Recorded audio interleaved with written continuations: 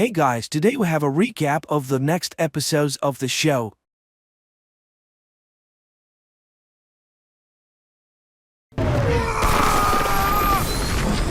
Magne and Vidar are lying unconscious on the pier when an ambulance pulls up. One of the paramedics rushes to Magne with a defibrillator and begins to administer aid. After receiving the shock, Magne instantly regains consciousness and emits a powerful wave that throws the man several meters away. While the second medic tries to help his buddy, Magne approaches Vidar's body. Vidar opens his eyes and whispers the words of a threat. Magne will die before the new moon comes. The lad runs away. At this time in the nursing home, one of the residents, Wotan Wagner, complains to the orderly Halvor about the broken wheelchair. Magne runs into the mountains. He is still shaken by the battle and turns to the bird flying above, blaming it for everything that has happened to him. Suddenly, Magne finds himself in the netherworld, and before him stands the ancient sorceress Volva, who takes the form of Isolde. She reminds him that he must now obtain weapons and find friends, for the other gods will surely come to his aid. Volva asks him not to come here because the giants might kill her too. Then she scoops up something from the glowing bowl and blows it in the guy's face. Magne is immediately alone on the mountain. Annoyed, Vidar rushes to his house and tells Ren and Saxa about the battle that took place. In the meantime, a group of young people are hanging out at a table in a street cafe when Magne comes running to them looking for the cashier. No one knows where she is, but everyone raves about Laurid's speech at the feast. Fjord then returns home and announces that he has not killed Gry. Not only that, he's going to leave home and live with the girl he loves. The boy does not want to take part in the coming battle. When he arrives at Gry's house, he announces his separation from his family. Magne reminds Lauritz of the stories of Ragnarok, but the brother does not take these ancient stories seriously. To prove his new identity, Magne bends a metal bat in front of his brother. Lauritz asks for time to think over what he has said.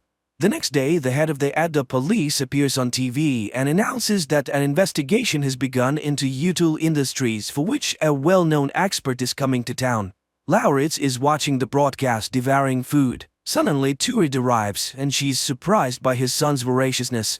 In his room, Magne observes an obvious change in his appearance. His muscles are getting bigger and he's getting even stronger. Later, Turid invites the boys to celebrate their father's birthday and shows them a photo of them together. The family goes to their father's grave, where Lauritz makes the statement that the father would obviously be proud of a son who looks like a woman and uses makeup. Here, Magne looks like his father, but Lauritz looks like he's from a different family. Turid smoothes over the unpleasant conversation. On their way home, they meet Erich, and he informs them that by the school board's decision, Magne can return to school. At that moment, Turid asks for help. The car won't start. So Magne pushes the car to the car repair shop, where they are greeted by Harry, the mechanic.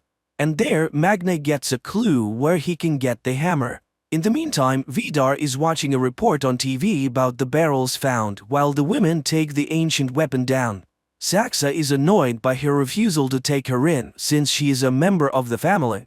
Agreeing to this, Vidar takes her to the factory and shows her the production when suddenly police arrive. Vidar acts arrogant and defiant. But the girl smooths over her father's behavior at a crucial moment, apologizing for the problems she has caused and promising to do everything she can to solve them. Her father has to admit that she's right. Meanwhile, Magne makes a drawing of Thor's hammer. Turid in the meantime comes to the store and apologizes to Venke for the words she spoke, and the woman asks her to inform his son that he will meet the god on the bridge, for which he must remember Volva's ancient prophecy.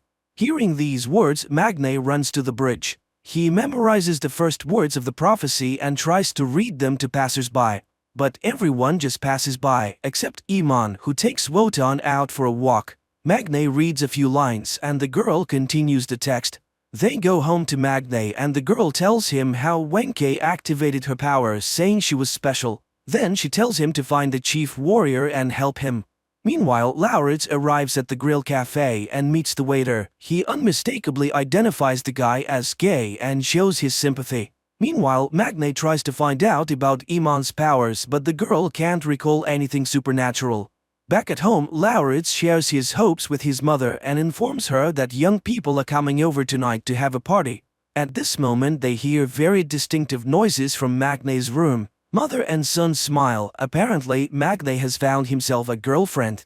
But it turns out that the boy, demonstrating his strength, has to put Iman on a chair and lift her up with one hand while she bangs on the ceiling and screams. In the evening, fun reigns in the turret house, to which Grai and Fuhr also come. And Iman finally finds her power. She can make anyone do what she wants. And she demonstrates it on one of the guys who, at her command, brings her a drink by moving on his knees. She seems to be the embodiment of the goddess of love and fertility, Freya. Laurit's new mate never arrives, and the distraught lad complains to his mother. He's just ugly. Tipsa reveals the truth to her son.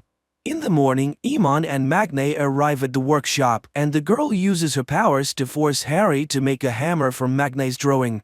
In the meantime, Turid goes to Vidar and confesses to him that on the one night they once spent together, she became pregnant. And now is the time when Lauritz needs a man's support very much. And Vidar, thanks to woman. In the evening, on his way home, Magne sees Vidar embracing Lauritz. At night, Turid tries to justify herself to Lauritz. She has never regretted giving birth to him, and she won't mind if the boy gets to know his real father better, which Magne dislikes very much. In Utelheim, Ran trains with her fighting bow, reminding Saxa of her spear. But the girl is completely immersed in the business of the factory. At this point, Vidar informs her of his newfound son, which causes Ran to object. Giants cannot have children by mortals, but Vidar cites fate. And Magne breaks the news to Iman. He then learns that the girl was born in Sri Lanka but grew up in a Norwegian family. She boasts that she can get anything she wants with her powers, which provokes Magne's condemnation. The powers were not given to get new clothes or cheat shopkeepers. At this point, Harry brings the hammer. Lauritz comes to Vidar and he offers to take a motorcycle ride. Meanwhile, Magne and Iman are going to test the hammer, for the real one must always return to Odin. But the hammer just takes off. Making a stop in the mountain, Vidar tries to ferret out something about Magne, but Lauritz gets it right away. Magne retrieves his hammer but cannot understand why it does not work. Meanwhile, Saxa continues to investigate the company's affairs and makes a statement to reporters. Meanwhile, a company of young people are sitting in a grill bar and watching the news. The guys are shocked by the admission that it's dangerous to drink tap water because that's what they were drinking. Fuhr hears Saxa's apology and leaves. One of the girls suggests protesting against the Utuls who have mucked up the fjord. Turid is writing a note to her sons to not drink the tap water when Lauritz and Vidar enter the house. The boy is thrilled. His father has given him a motorcycle. In the meantime, Ran is looking at the pictures in the family album and suddenly brushes away a tear. At this moment, Vidar enters the house and announces that he is ready to take in his new son, which prompts a harsh protest from Ran. Saxa is struck by the abundance of emotion, for Ran has never been jealous of her husband. In the evening, Magne goes to the grill bar and Saxa arrives there as well. Seeing her, the guy pulls out a knife, but the girl just provokes him. At the end of their conversation, they come to the conclusion that their families have lost their minds. Cisterns of drinking water arrive in Edda, and Fuhr receives an invitation from Ran to talk. The woman has arrived at Grai's house and is waiting outside. He listens to his mother's account about the changes in the family and refuses to call Ran his mother. They are merely feigning their relationship. He has no intention of going back and wants nothing to do with the firm. Angry, Ran sees the Sayer family and tries to run them over with her car. But Magne manages to react and pushes his loved ones away.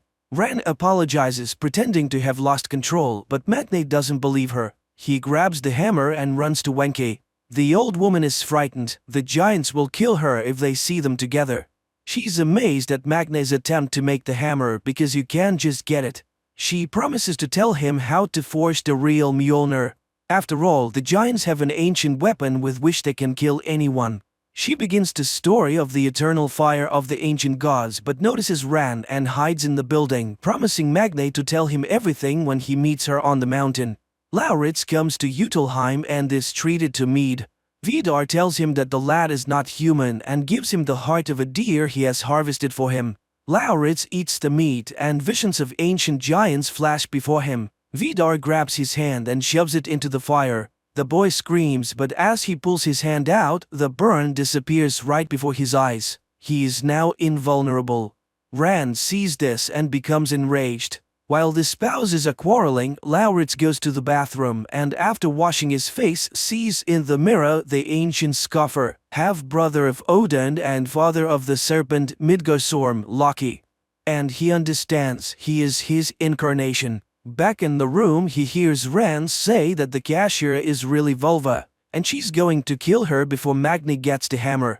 Meanwhile, Magni comes for Lauritz at Utelheim. He asks his brother to return home, and he reluctantly agrees and tells him of Rand's intentions. Magni runs to Wenki. Meanwhile, she closes up store and goes home.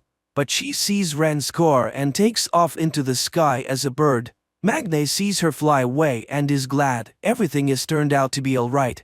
But suddenly Rand draws her bow and pierces the bird with her arrow.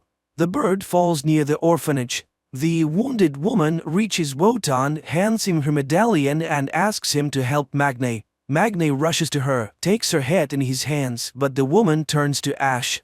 Magni cries over what was just his mentor, then runs to Rand's car and threatens to kill her. But the woman is very calm. She reassures the witnesses that the boy is simply sick. Iman pulls him away with difficulty. At night, Magni has a dream in which Isolde begs him not to give up.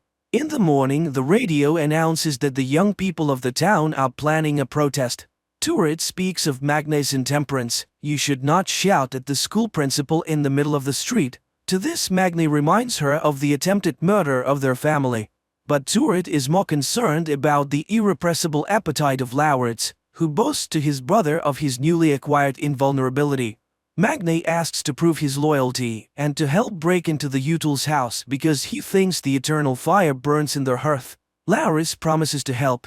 Posters and appeals are hung all over Edda to shut down the harmful Utel's production, while Fjord and Gry bring her father to the hospital. The girl is grateful to her boyfriend for his support and is delighted when the boy agrees to spend Saturday night with her family. Meanwhile, Wotan examines Wenki's locket and puts it on himself, and at that moment he is awakened to who he really is, the king of the gods, Odin, who sacrificed a night to know eternal wisdom and is able to see the present, past, and the future. He is Thor's father and Loki's twin. Wotan begins to behave intelligently and calls corpseman Halvor a dark elf, which puzzles the man. Meanwhile, Magni continues his training and studies Scandinavian myths, and then sends a message to Iman that he intends to go to Utelheim to forge a hammer there. In the meantime, Turid and Lauritz go to the store, and while Turid is shopping, the boy tortures the man he meets, Erich, with questions about Loki. He tells him that Loki was the father of the snake Midgardsorm, which leads him to believe that Loki was the world's first transgender man. Saxa and Vidar arrive at the square where people are getting clean water in canisters. The girl is convinced that they should show their closeness to the people and then everything will work out, especially since the youth protests are planned. That's where Turid and Lauritz meet them and the latter asks to see Vidar. Saxa goes to the factory to attend to business. When Turid arrives home, she tells them that Lauritz has gone to Utelheim, which angers Magni. They had a deal. Apparently his brother has chosen their side. Meanwhile, Lauritz watches Vidar cook and confesses that he would like to come here more often. When he returns home, he is not given a warm welcome by his brother. But Lauritz earns forgiveness by showing Magni the entrance key to Utelheim he received from Vidar. Meanwhile, there is a dinner party at Gry's house. The father makes a lot of jokes and thanks everyone for what they have been in his life. Gry does not understand what's going on but is glad for a good evening. In the evening, the brothers enter the Utel house when no one is there. Magni sticks his hammer into the burning hearth, with absolutely no idea what's going to happen. And when nothing happens, Vidar walks through the door. Tripping over the backpack left by Magni, Utel pulls out the hammer. Magni has to come out and admits it's his thing. Vidar realizes what they were up to and kicks the guys out. When they return home, they find Erich at the table, who tells them that Mjolnir was forged by stunted creatures that people called dwarfs. Loki became Odin's sibling by swearing on his blood, and when their blood mixed, he became half god, half giant. At night, Ren tries to persuade Vidar to forget about Laur's deception, and the latter promises to kill the boy. In the morning, Wotan gives blood and admits to Iman that he is Odin. The girl summons Magne, who at that moment is invited to the protest against the Utuls. Fjord, who is immediately present, refuses to go with everyone else. Magne arrives at the nursing home where Wotan greets him but addresses Lauritz rather sternly. He does not believe the boy and tells him to leave, despite Magne's attempt to convince him otherwise. Loki is a traitor by nature, he cannot be trusted. Lauritz is about to leave, but then he sees a table with the blood tests. He tricks the nurse, pulls out Wotan's blood, and injects a portion into his own vein. In the meantime, Fjord watches the protest taking place at the factory gate. Gry goes there with him and supports Magne, believing that it is to his credit. Saxa urges her father to respond, at which point Fjord joins the protesters. He steps forward and makes a speech acknowledging the Utul's guilt and promising to do whatever he can to rectify the situation. After all, we all share the same planet. Looking at this, Lauritz is on the fence. Should he go to Vidar or support his brother? At that moment, Gry receives a text message and the girl runs away. Fjord rushes after her, and Lauritz stops Vidar's car and tells him that he wants to go with him. He gets in his car and makes an indecent gesture to everyone. Gry and Fjord rush to the hospital where the girl's mother tells them about the father's suicide. The man swallowed all the sleeping pills and could not be saved. Vidar and Lauritz arrive at Utelheim. The father tells the boy about how the people used to worship them and carry gifts. He demonstrates to the boy that he can change his appearance. So when he supposedly grew old, the place was taken by his son. Vidar was willing to do anything for him, even making him invulnerable. The truth is, there is a weapon that will kill anyone. Giants do not forgive treachery. Suddenly, Magne bursts into the house. He will not let his brother be hurt. Armed with the axe, Vidar rushes at the lad. A fierce fight ensues, with the enemies exchanging blows. While delivering the next blow, Vidar drives the axe into the wall. Magne pushes the man away, and he lands on the edge of the axe sticking out of the wall. His body turns to ash, which terrifies Magne. Magne suffers deeply from all that has happened and feels guilty about Vidar's murder and the loss of Lauritz, but he cannot confess this to his mother, who is immersed in a relationship with Erich. But she is shaken by the news of Vidar's death. The mother sympathizes with her son and he casts hateful glances at his brother. Gry offers her condolences to Fjord, but the latter stuns the girl with a confession that he did not love his father. Meanwhile, Ran urges Saxa to take revenge, though the daughter is cautious about what has happened. They do not know exactly what has happened, they must be careful. But Ran is fixated on hating Lauritz and plans to take revenge on him specifically. But for now, they announce that Vidar died of a heart attack. The rules of Utul Industries state that the rights of ownership should pass to the eldest son, but Saxa intends to usurp the position. Exhausted, Magne goes to Fjord and confesses to the murder of his father. By the rules of the ancient world, he must give satisfaction to a relative of the deceased, but the younger Utul refuses to take revenge. Upon returning home, Magne discovers forbidding signs on the entrance to his brother's room. Lauritz accuses him of murder. His father was merely going to teach him a lesson. In the meantime, Wotan and Iman arrive at Harry's workshop for the old man's baby carriage, but he cannot do anything about the worn-out mechanism. Magne arrives there as well, and after hearing congratulations on his victory, sharply objects. He has killed a man, and he refuses to go to war. Distraught Lauritz tells the barman that the doctors have discovered a tapeworm parasite inside him, and he begins treatment. In the meantime, Gry and Fjord are eating ice cream on the porch of the barber shop, and the girl admits that her mother intends to move from Edda to the big city. Fjord decides to go with her. He's not going to attend Vidar's funeral. Turid and Magne are summoned to the school, where the boy is given permission to take his final exam and is assigned a topic: Scandinavian myths. After that, Iman tries to convince Magne to return to the battle group. After all, there is no war without casualties. Besides Vidar, there are still giants left, among them his brother. Hearing about Lauritz, Magne loses his temper, and his brother, watching the conversation from afar, sees lights sparking everywhere. Saxa takes on the firm's business with determination and one day talks to Turid, convincing her not to mix emotion and work. Satisfied, the woman thanks the girl for her understanding. Furious, Iman goes to the sports club, where she notices Harry. The girl challenges him to a fight. The guy dismisses it with a joke. Iman gives him a good kicking, but falling down and swallowing blood, the boy gets up again and again. He never gives up. Later, Iman leads him to the old man. She has found the fighter. Apparently his soul used to live in the body of Tyr, a god of war known for his courage and strength, who lost his arm in a battle with the wolf Fenrir, sacrificing himself to save his friends. Meanwhile, the youths discuss a protest against the util factories and invite Magne to participate, not noticing Saxa, who enters the cafe. The guy is uncomfortable in front of her, but he doesn't know how to stop the conversation. It is Saxa herself who does this. Magne apologizes for losing a father and the girl accepts the apology. At home, Lauritz takes his medicine and remembers Vidar bitterly. The mother tries to reconcile the brothers, and while Lauritz agrees to hug his brother, he is twisted in violent pain. The boy is taken to the hospital and the doctors are shocked to see the size of the parasite inside the man. He undergoes surgery but the worm survives. The doctors intend to examine it because they have never seen anything like it before, but Lauritz intends to keep it. That evening, Fjord and Saxa meet in a secluded spot to discuss the matter. Fjord speaks of Magne's guilt and of his intention to leave with Gry. His sister accuses him of cowardice and she leaves. The day of Vidar's funeral arrives. Magne announces that he's not going to the funeral, but his mother asks him to do so for Lauritz's sake. At this point, the boy leaves the room. He has changed his image again and now looks very much like his father. Magne runs away, unable to see his brother. He comes to the mountain and asks for his powers. He has killed the man and lost his brother. Receiving no answer, Magne goes to the church, where he's rebuked by Lauritz, who sits in the pew of the Util family. The inhabitants of Edda sing psalms, remembering Vidar, without noticing the storm that is coming upon the city. The priest reads a scripture recalling the son's duty to his father, and this is heard by Fjord, who does come to the funeral.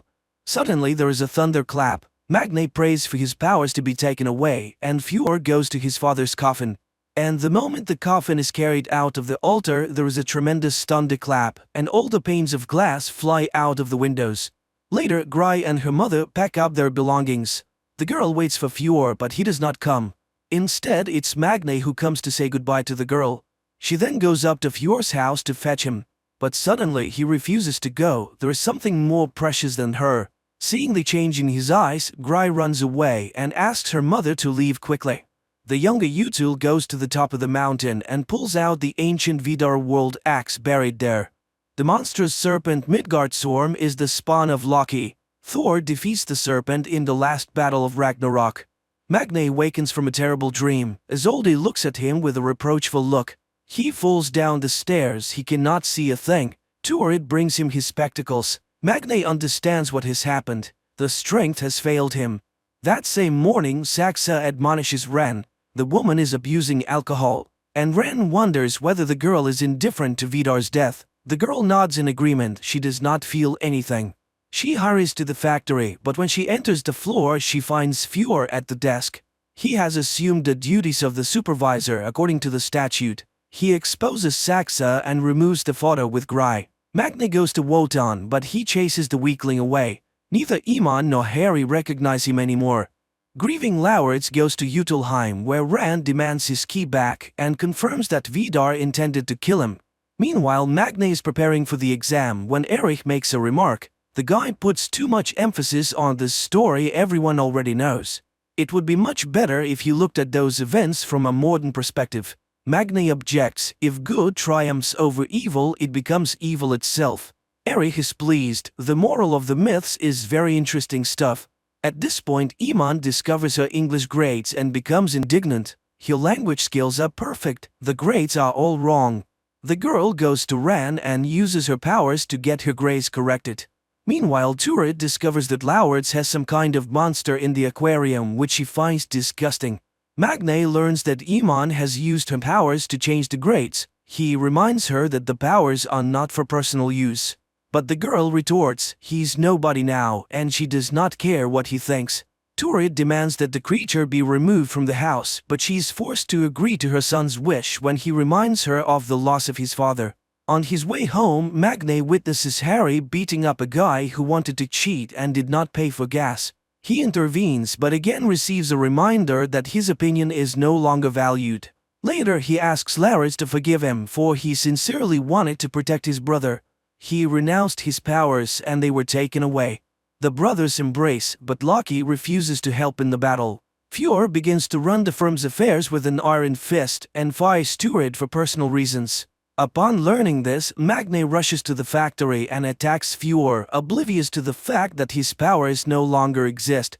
Utul ends up beating him and leaving him lying in the parking lot, telling him he doesn't even deserve to die. The battered lad goes to Wotan and asks for permission to rejoin the ranks of the fighters on the condition that he won't kill, but he's reminded that there is no other way of doing it. After Fjord's return, Ran takes his side, especially since Magne has lost his powers. Now the company is the first priority. Saxa is against the new policy, but nobody listens to her.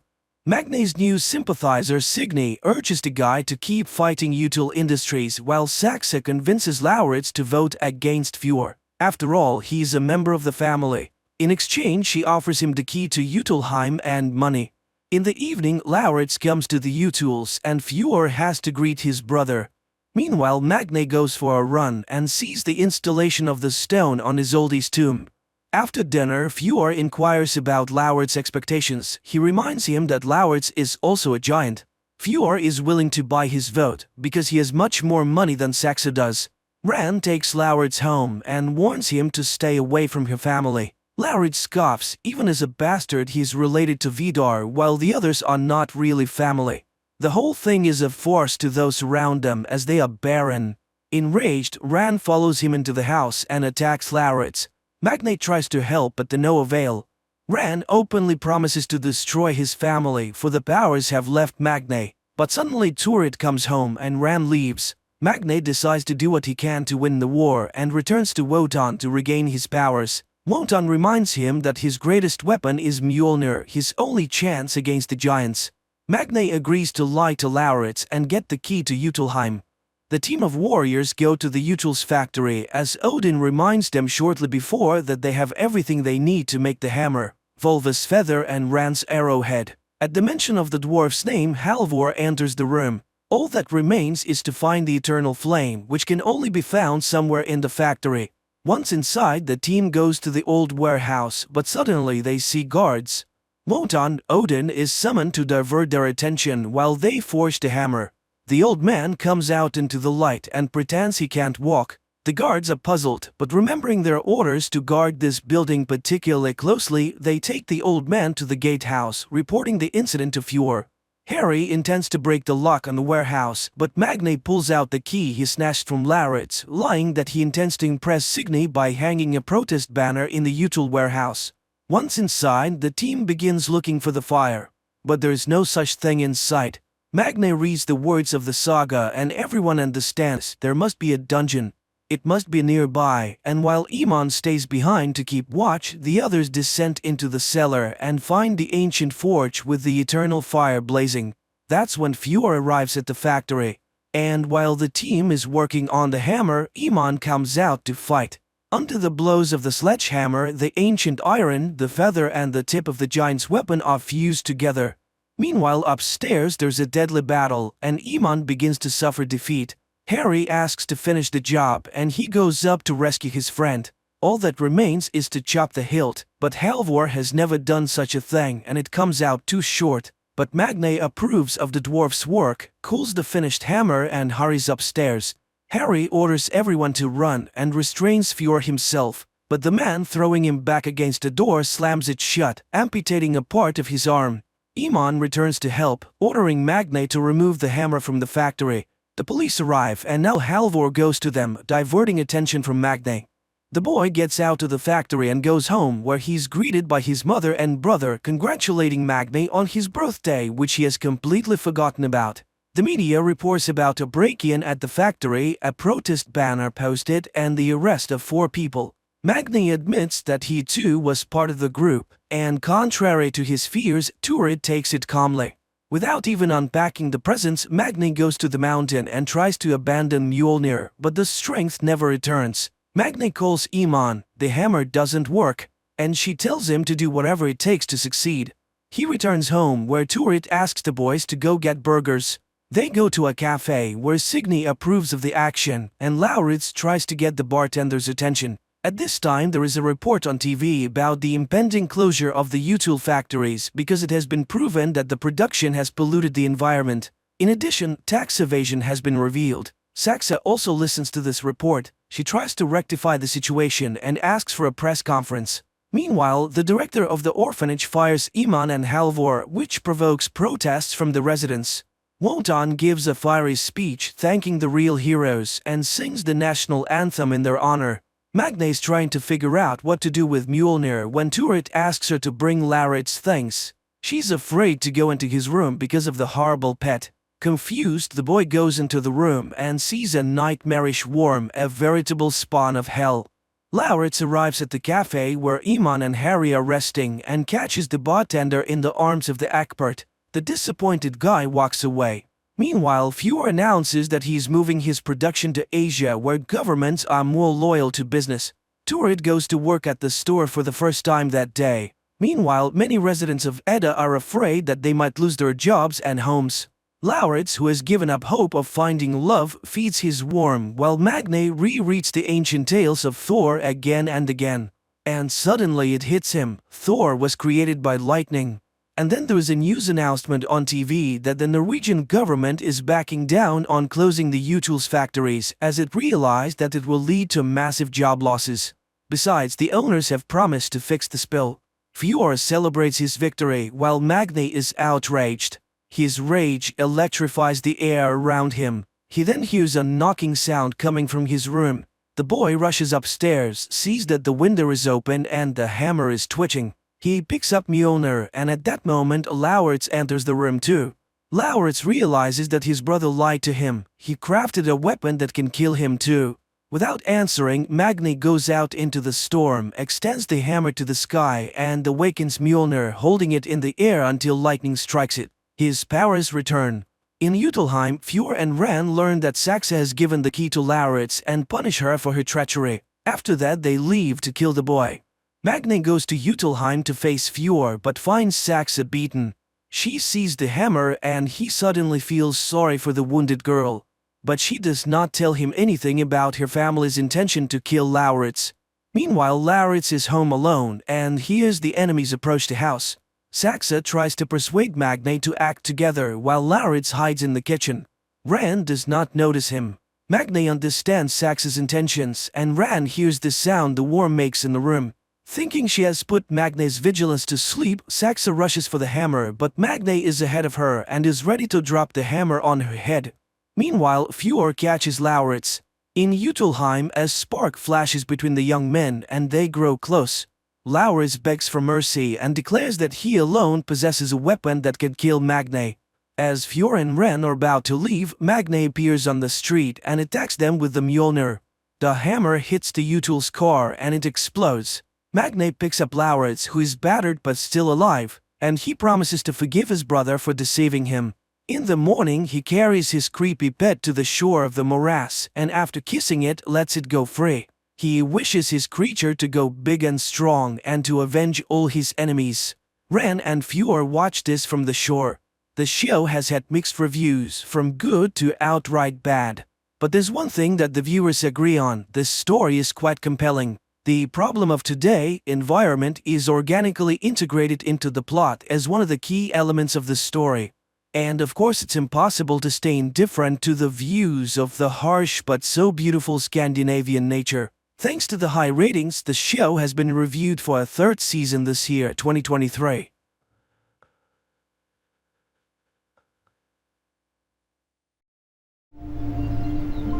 Okay. If it were a plague, where are all the bodies? American tourists, a young couple named Janai and Riley, arrive in Iceland to admire the magnificent nature and spend some time alone together. They check into a hotel and begin their sightseeing with a visit to a geothermal pool. Janai knows that Riley has spent all his savings on this trip and appreciates it. Though Riley doesn't think he did anything extraordinary, he just wanted to make his beloved happy. Janai notices that Riley brought his father's Rolleiflex camera and a lot of film. She is surprised that he prefers this outdated technology over a modern digital camera, but Riley explains that he dreams of capturing the imperfections of the moment rather than having a computer program automatically correct all the mistakes. He admits he's still learning, but he's striving for perfection and promises to take her portrait. One day they visit an old church, and a priest tells them its history. The man is convinced that life in pre-Christian times was simpler. It was an era of long journeys and discoveries. The couple tours the island's landmarks, goofing around and capturing everything on camera. Later, Janai tells Riley that her father is a preacher, although his church isn't as beautiful. She often visited there and, of course, believes in God. They then explore the waterfalls, and Janai is thrilled by the beauty. They are very happy and consider the trip wonderful. However, at night, Janai can't sleep. It's too bright outside. She looks out the window and sees strange flashes of light in the distance, mistaking them for an exceptionally bright aurora borealis. But exhaustion takes over, and she falls asleep. In the morning, Riley wakes Janai up at 10 a.m., not noticing the date that appeared on his digital watch, 2028. Janai, however, still lives in her own time and finds it hard to wake up. The constant daylight outside is also a challenge for her. Nevertheless, she somehow manages to get out of bed. The couple heads out for breakfast, but it turns out that no one has prepared it. In fact, there's a strange silence and emptiness all around. There's no sign of the staff, nor of other guests. Riley suggests they go to a cafe, and the couple steps outside, but here too the emptiness reigns. There isn't a single passerby, although the traffic lights work perfectly, and the signs above the establishments and shops are brightly lit. They are puzzled. Maybe there's an event in the city today, or a holiday? Riley remembers the solstice, an ancient celebration, and wonders if all the townspeople, young and old, have gone to it. The couple walks down an utterly deserted street, occasionally shouting, but there's no one around, no staff in the shops, and no one responds to their calls. Their personal phone calls also go unanswered.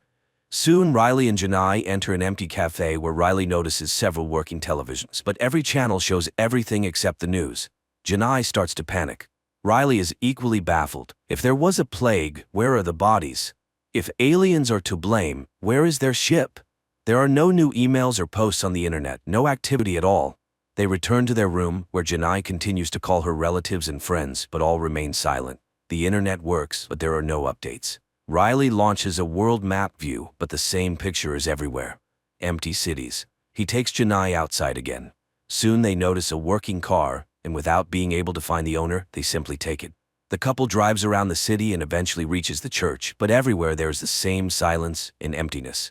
Then they drive out of the city, but it's the same there. Their parents do not answer the calls. Only answering machines are working everywhere. They continue to speculate about the causes of what happened. Riley suggests various theories, even the possibility of the second coming, but Janai is tired and wants to sleep, so they return to their room. In the morning, Riley suggests making breakfast, but Janai is completely drained and doesn't want to move. She dreams of leaving the island, but how can they do that? And she is also tormented by thoughts of being chosen. Maybe they were needed for something by God. After all, it's impossible to explain what happened otherwise. Riley, on the other hand, believes it's all about a virus, and it's quite possible that the entire population of the island simply fled. Riley tries to remain optimistic. He makes coffee for Janai and then takes her to the store. Filling the trunks of 2 SUVs with groceries, he drives Janai to a house they have chosen. Later, they go to a store and pick out new clothes for themselves. Riley explains that the electricity on the island is powered by geothermal energy, so most likely it will continue to function for a long time until the equipment breaks down.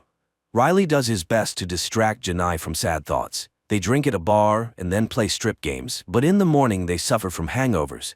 Janai again talks about being tested, but faith and religion are not the same, and who knows what God has planned. However, for now, this world belongs only to them. They continue to tour the island, and Riley takes pictures of Janai in all the scenic spots. One day they find a geothermal pool and enjoy a bath there. Then they make love and sleep right on the grass. When she wakes up, Janai admires the beauty of the island's nature, while Riley tirelessly photographs her. One day they go to get groceries, and while Janai punches cereal boxes, Riley, riding a shopping cart, falls and injures his arm. In the evening, he invites Janai to a romantic dinner. The couple dresses up and Janai applies makeup, but once they sit at the table, she immediately starts an unpleasant conversation because she can't stop thinking about what happened during the day and pressures Riley to promise not to put himself at risk again. After all, what would happen to her if something happened to him? They are completely alone here, and no one can help them. Janai sinks deeper into depression despite Riley's promise to take care of himself. She remembers her home and a book that is very dear to her. Her father once gave it to her, and she turned it into a kind of diary, writing down the events of her life on its blank pages. She even confessed her love for the first time there, and now she dreams of just holding it in her hands. Riley reminds her that they have each other, and they will be able to survive. After all of humanity's achievements are at their disposal. However, time passes, and the food in the stores starts to expire. Janai is very annoyed by Riley's habit of eating perishable foods out of order, as he doesn't think about tomorrow at all. Soon the electricity will run out, which means there will be no more meat. To this, Riley suggests they take up farming and hunting, which only makes Janai laugh. Well, he might shoot a cow, but what will he do with it then? Janai increasingly wanders around the area alone, and one day coming to the church, she asks the figures around it questions. Maybe it's only they who have been thrown out of life, while everyone else is now at home? Why did this happen to her? Seeing Janai's bad mood, Riley tries to cheer her up. They continue to explore the island, as he knows its history quite well and believes that the heart of the earth beats here. But unlike Riley, Janai doesn't feel the specialness of this place. One day he shows her the old remains of a plane he found while exploring the area. Riley calls it beautiful, but Janai sees it only as a reminder of the dead world they now inhabit. It's trash, just like them, and no one will come for them.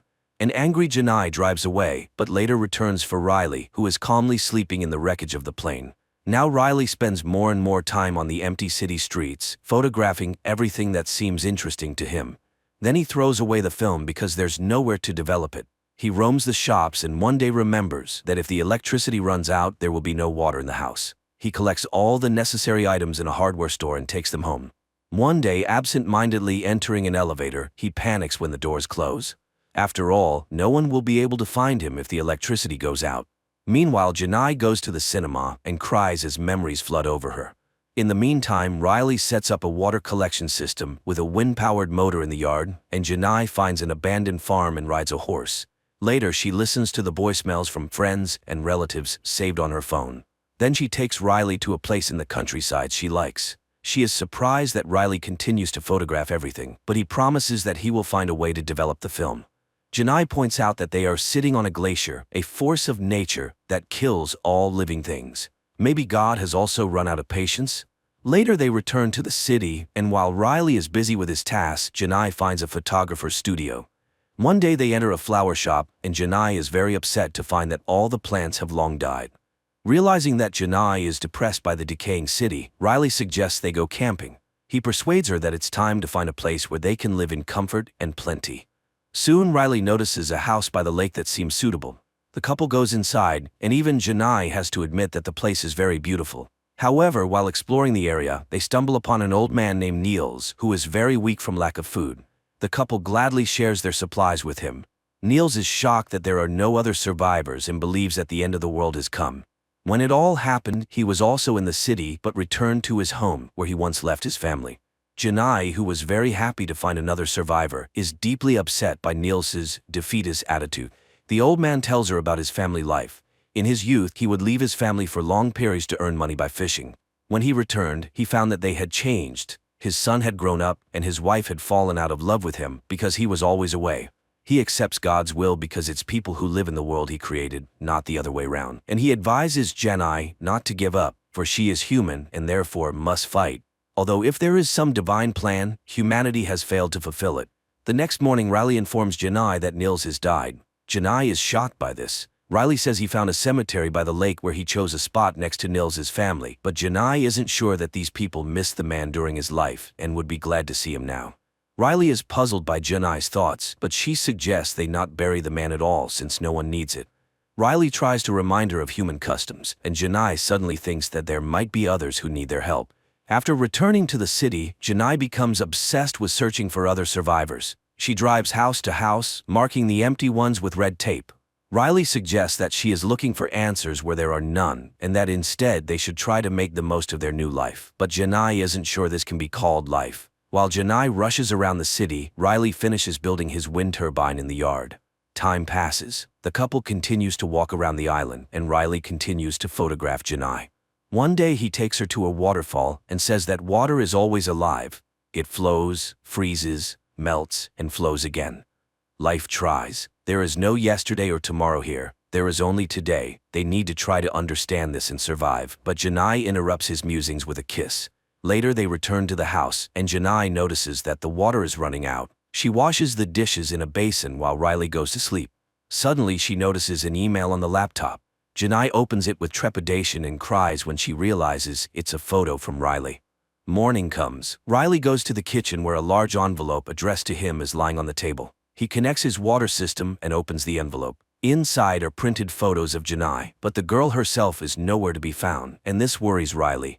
He rushes out to find her, visiting all the places they liked. Meanwhile, his system starts working, and water flows into the house without the need for electricity. Riley continues to drive around the island and finally finds Janai's body floating in a geothermal pool. Realizing that she did this voluntarily, he at first also wants to end his life and jumps into the water, but soon he resurfaces and climbs out. Riley cries as he sits by her body, then lays her on the grass, not knowing what to do now. Then he simply leaves, abandoning the girl by the pool. Riley gets into the car, drives onto the road, and drives for a long time without holding the wheel, but gradually his hands lower onto the steering wheel, and he firmly grips it as if deciding to keep living. The film is called bokeh, the blurred parts of a photograph that the photographer uses to highlight other parts of the image that they consider more significant. The director similarly highlights the main contrast, the two diametrically opposed positions of the last people on Earth. The man immediately accepts the situation as it is and intends to live on, while the woman falls into depression and begins to search for the meaning of what happened. So what chance does humanity have for rebirth under such circumstances?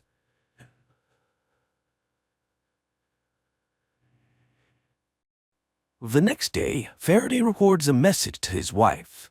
He explains that on Earth they would be called a family, and their children would be real children and not dolls. It seems as though he's beginning to understand what emotions are. Drones on Antea have no right to choose, but on Earth the range of choices is astounding. There can be dozens of varieties of just coffee. Even children can choose. Humans create rituals out of simple actions. For example, the ritual of family dining or talking to God. And during meals, people share their day's events. They also experience a sense of joy which Faraday wishes to experience with his wife. Each generation here produces a handful of great minds. Justin is one of them. The number of emotions experienced by people in a day is absurd. And everyone around Faraday lives in fear of some kind. The fear of failure leads Clay to meet with Finch. After a tough conversation, he still pleads for another week, as Faraday was almost done building the device. Faraday then continues to explain that on Earth, everyone has their own self, but on Antea, they are born either as knowers or drones, but here everyone creates themselves. And people also believe in something higher, that is, in God. One day, Josiah suddenly cuts off a conversation about synthesis and leaves the table, and this marks the beginning of his changes. Then a man plays a jazz record explaining what it is and how it originated.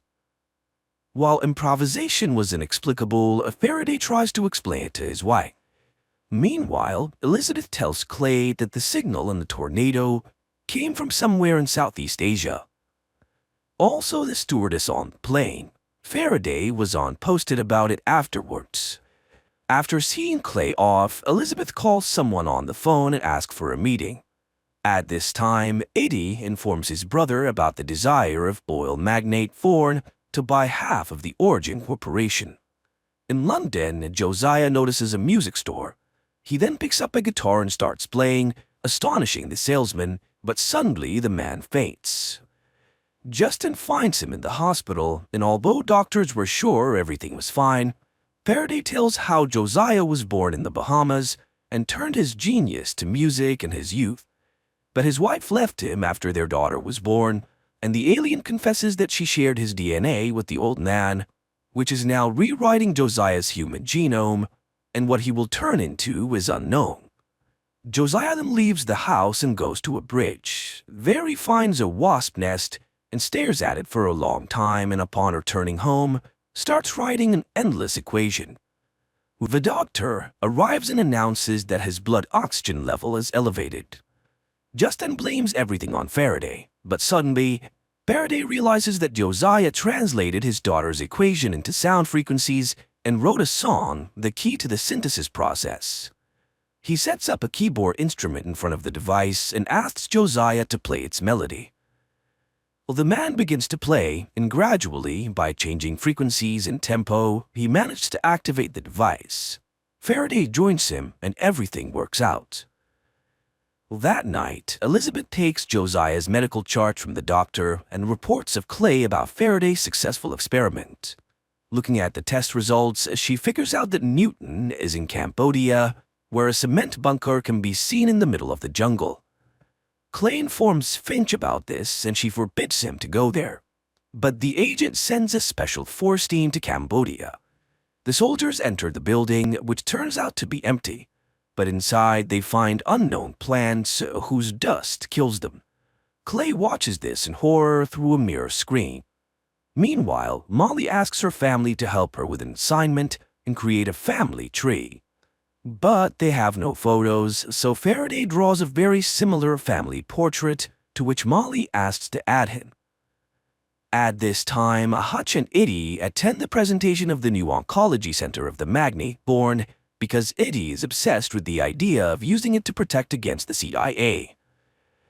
Clay's people try to understand what happened in the bunker of Cambodia, and Elizabeth finds power lines laid out of the bunker, but can't yet track exactly where.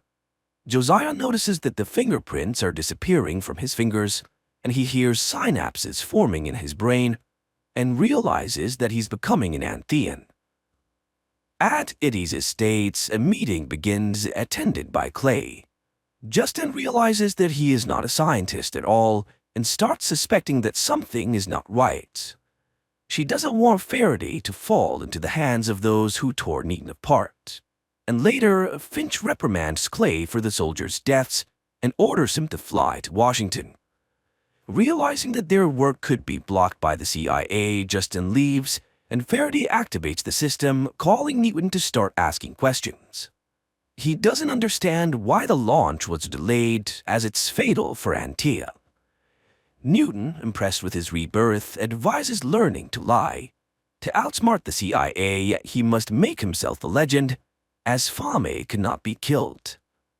Newton disconnects, and Elizabeth, rushing into the laboratory, fails to see anything. Thinking it over, Faraday suggests making their work public, as the CIA loves silence. Hutch arranges a meeting with a journalist friend, and Faraday talks about a new energy source and the CIA's threat to freeze the project. Eddie learns that a man named Clay emerged from a witness protection program. Clay at the moment tries to explain himself to a committee and shows an order signed by Finch and talks about the tape of Newton's interrogation. The woman is shocked as she did not expect much treachery from her protege. Clay gets a permission to continue the case. Elizabeth shows Justin camera footage from Cambodia, but Newton was not there, even though the bunker was sending a signal into space. Apparently, the alien was talking to his people and warns that Clay will never allow the machine to be taken unless they catch Newton. Justin tells Faraday about the soldiers' deaths, but he doesn't believe that Newton could have killed people.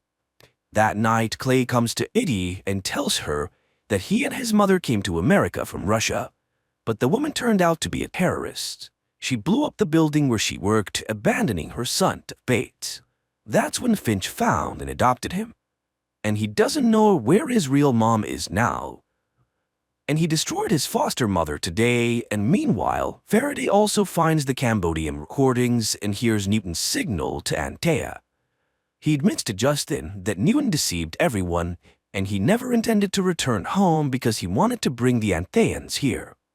But he, Faraday, promises to do everything to save Earth.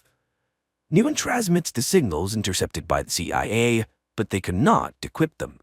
Justin is sure that the machine will still be taken, so she asks her friend to take Molly away. They then rush to the laboratory, and Elizabeth immediately reports this to Clay. Faraday dismantles the machine, gives the core to Justin, orders her and Josiah to leave, and stays in the laboratory. The pair barely manage to avoid Clay and his henchmen, and agents burst into the laboratory where they are met by Faraday. But after driving away, Justin decides to return for the alien, and in the laboratory, Faraday, seeing the agent, detonates a gas cylinder.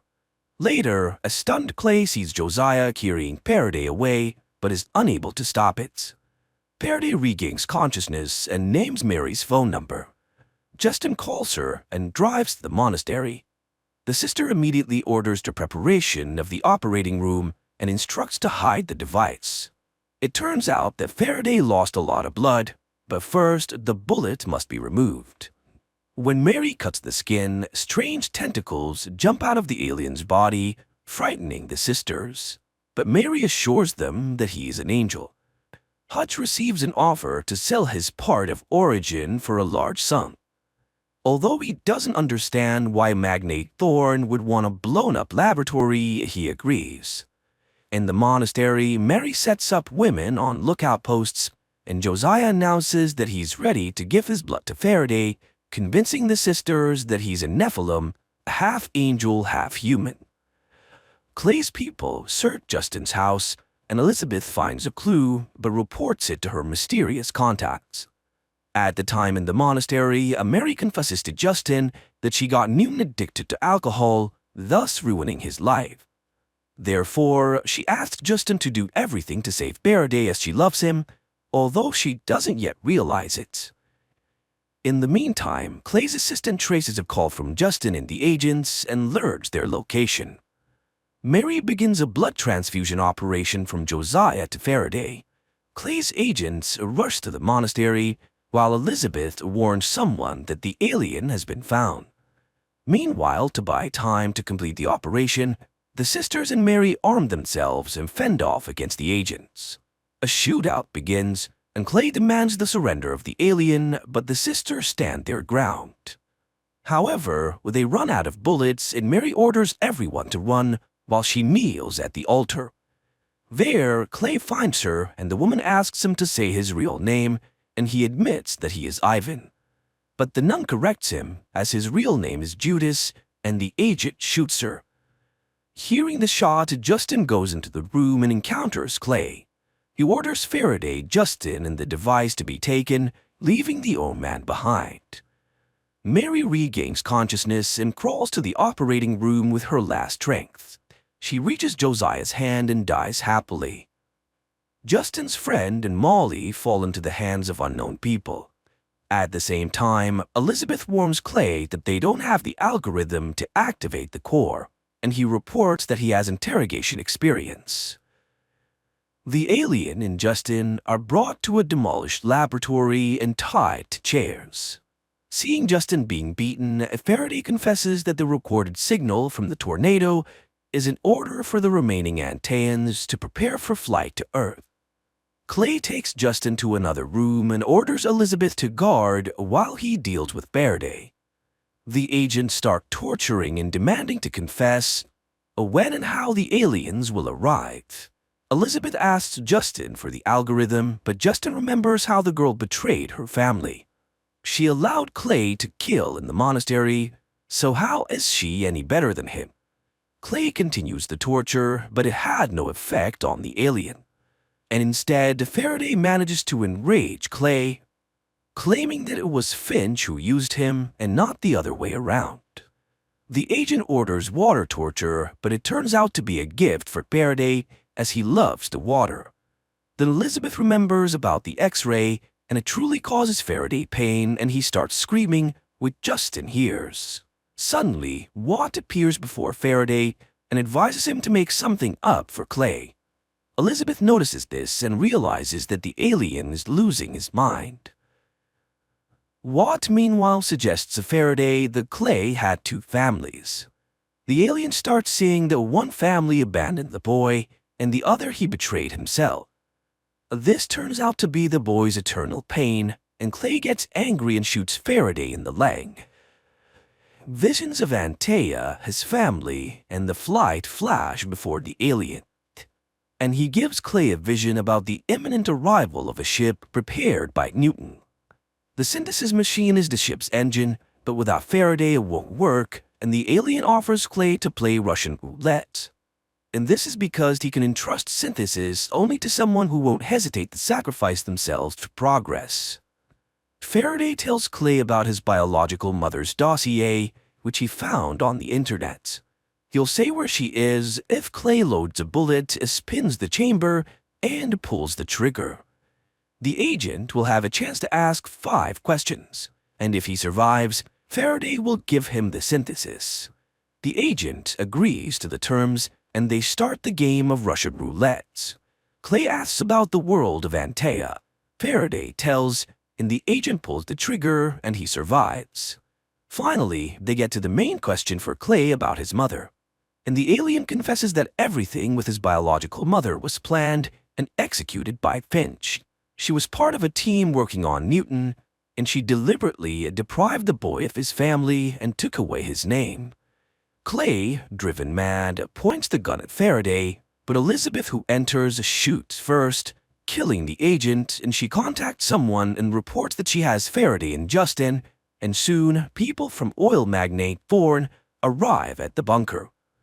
Molly has been with them for a long time and is safe, and Josiah is also alive, but his illness has returned. All of them are now under Thorne's protection as he sees the future in synthesis. The people are taken to meet the magnate, and in a vine-covered cave where Buddhist monks sit on the floor, they meet Newton. Faraday recalls how on Antea the knowers took seeds from him that was supposed to sprout on Earth. In the present, Faraday expresses outrage over his dissection, but Newton draws attention to the surrounding vegetation. He had given the monks Antea seeds in exchange for shelter and permission to observe their prayers. This area is a complete magnetic anomaly, which is why satellites see nothing and the CIA cannot find him. Therefore, no one could spot the huge spaceship that Newton built. He shows the ship to Faraday, who realizes that only the knowers should come to Earth. Faraday's shocked because it was the knowers who made all the decisions that led to Antea's demise, and the drones just followed their orders. But now it's the knowers who must perish. Justin also realizes that after the arrival of the knowers, humans will become drones, and after all, the reborn Josiah stopped experiencing emotions and began to prioritize efficiency over love. Newton insists that only the merging of races will give Earth a chance to survive, but Justin is adamantly against it. She refuses to unlock the device algorithm, which she altered before fleeing the laboratory. She leaves and Newton forces his student to learn the algorithm, as he's destined to be the one who will greet the aliens on Earth and prevent their killing. This is because he will become a legend after becoming the head of the Origin Corporation.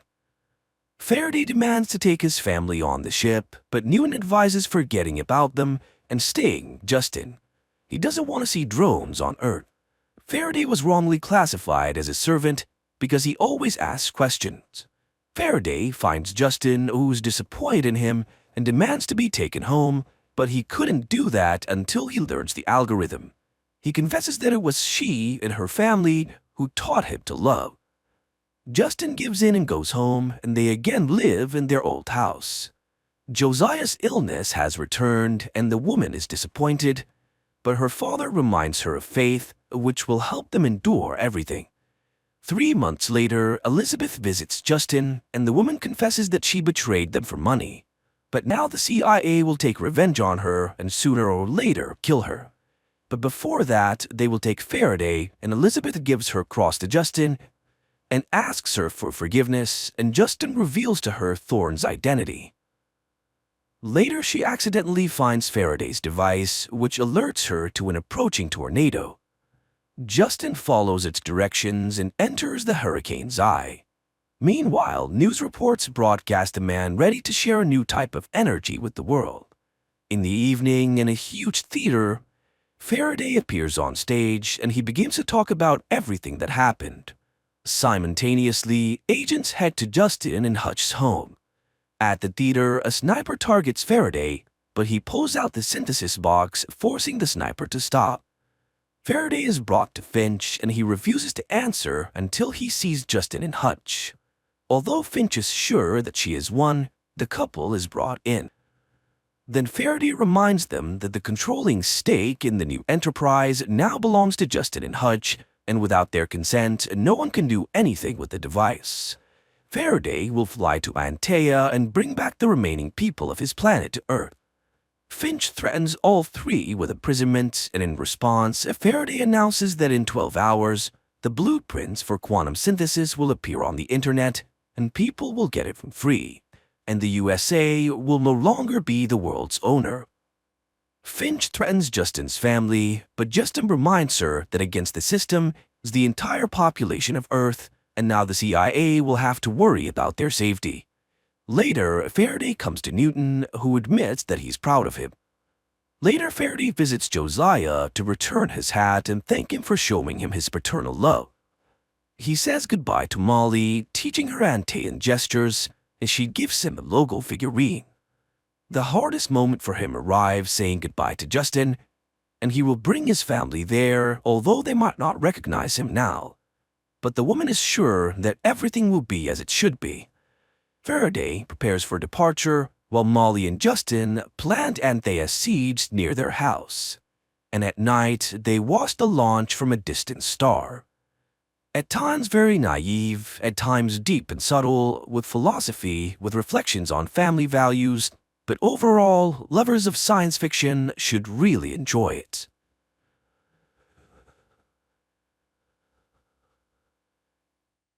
Choi, a young promising guy, goes for an interview at a large corporation. On the way, he contacts his fiancée, who wishes him good luck. And then, suddenly, right before his eyes, a man crossing the street gets hit by a car and flies right under Choi's feet. The guy tries to help him, but the poor man dies in Choi's arms. This shocks Choi so much that he can't even answer basic questions during the interview. And, naturally, he's turned down for the job.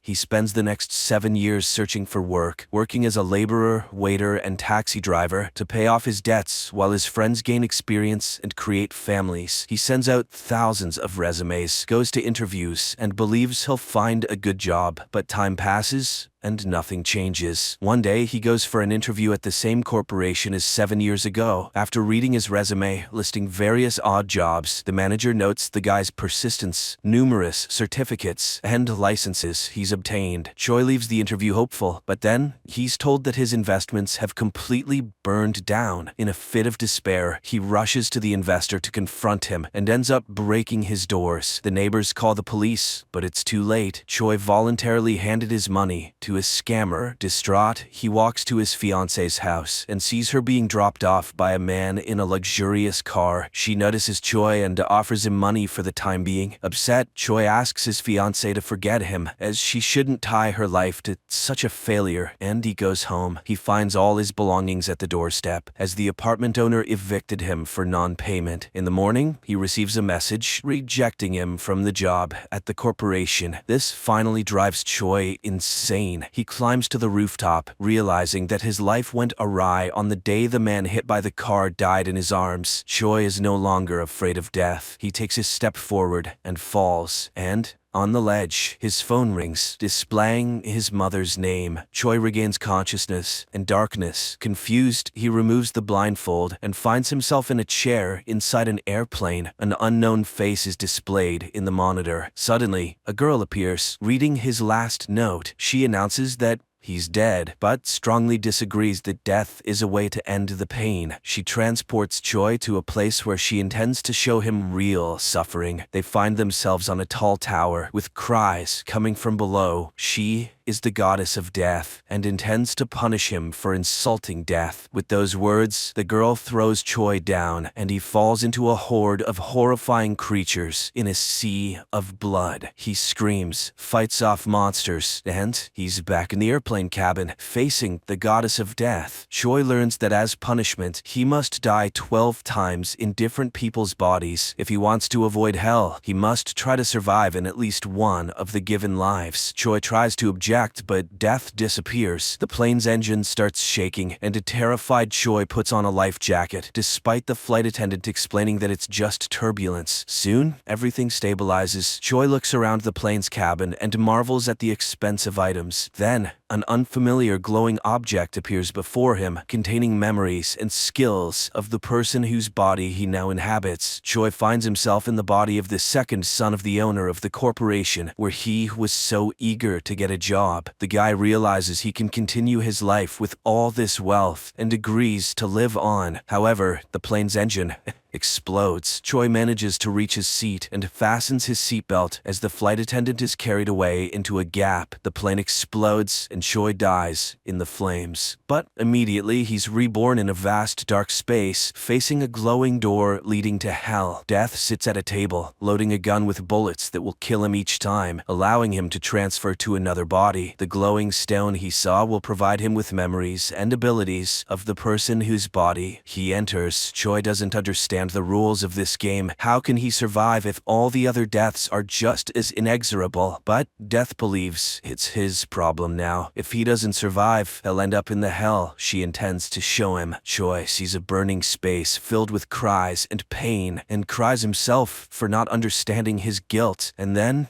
Death confesses his guilt is that he arrived at death before she came to him, but he still has a chance not to go to hell. Death shoots, and Choi finds himself falling from a great height as a man. At first he pleads for help, but then the glowing stone appears, and Choi realizes his new body is that of an extreme sportsman, agreed to make a parachuteless jump into a specially made net, televised worldwide. If he succeeds, the sponsor will pay him a huge sum. The glowing object penetrates Choi, and endows him with the abilities of an athlete. The guy is confident that he can do it all. However, he crashes right in front of the net, shocking viewers worldwide. Choi finds himself on the brink of hell once again. He's outraged. He didn't have the slightest chance to survive. Then the guy starts recounting that he was born into a poor family, couldn't find a job, and lost his fiancée. He had nothing to hold on to. Death mocks his enumerated problems and shoots him in the head. Choi finds himself in the body of a teenager this time. He then sees one of his classmates watching a video of the crashed athlete and laughing at his death. A glowing stone appears, and Choi learns that he lives with his mother because his father died. The woman works hard to support her son, but he hates school because the class leader bullies him, and one day, after another beating, he decided to jump from the roof, and that's when Choi enters his body. Choi realizes that if he survives, he won't go to hell and can start over, but the class leader immediately reminds him to bring him some milk. He needs some milk! An indignant Choi grabs a chair and attacks the leader to teach him a lesson, but the leader's friends come to his aid. One of them, a tall, strong guy, beats up Choi, and no one comes to his rescue. During classes, Choi reflects on his situation and concludes that he first needs to gain the support of the strong guy. He returns home and, looking at the poor apartment, remembers his mother. He also grew up in poverty with a single mother, who is now completely alone. Having dinner with another mother, he sees his own and cries from the pain of loss. In the evening, he receives a message demanding money from the class leader, who constantly bullies Choi. The next day, Choi meets with the strong guy, and he explains that the class leader is friends with the strongest 11th grader, and he allows his henchmen to do whatever they want. During lunch, the leader again bullies Choi, and in front of the whole school, Choi pours noodles over his head. Shocked by such audacity, the leader orders the strong guy to catch Choi, but he suddenly refuses because he doesn't want to miss lunch. Realizing that no one is going to protect the leader, the others laugh at the now former leader. The strong guy remembers how Choi asked him not to interfere with what's about to happen. The former leader rushes to the 11th grader, who leads his gang to settle the matter. But upon seeing who his help was needed against, he's puzzled. Can't a schoolboy handle a little classmate on his own? Then why is he in his gang? The embarrassed former leader tries to attack Choi, but the strong guy steps in. The power of the foolish schoolboy has come to an end, and even his girlfriend prefers someone else now. Choi starts running to get stronger because he needs to be strong, and then one evening, the former leader attacks him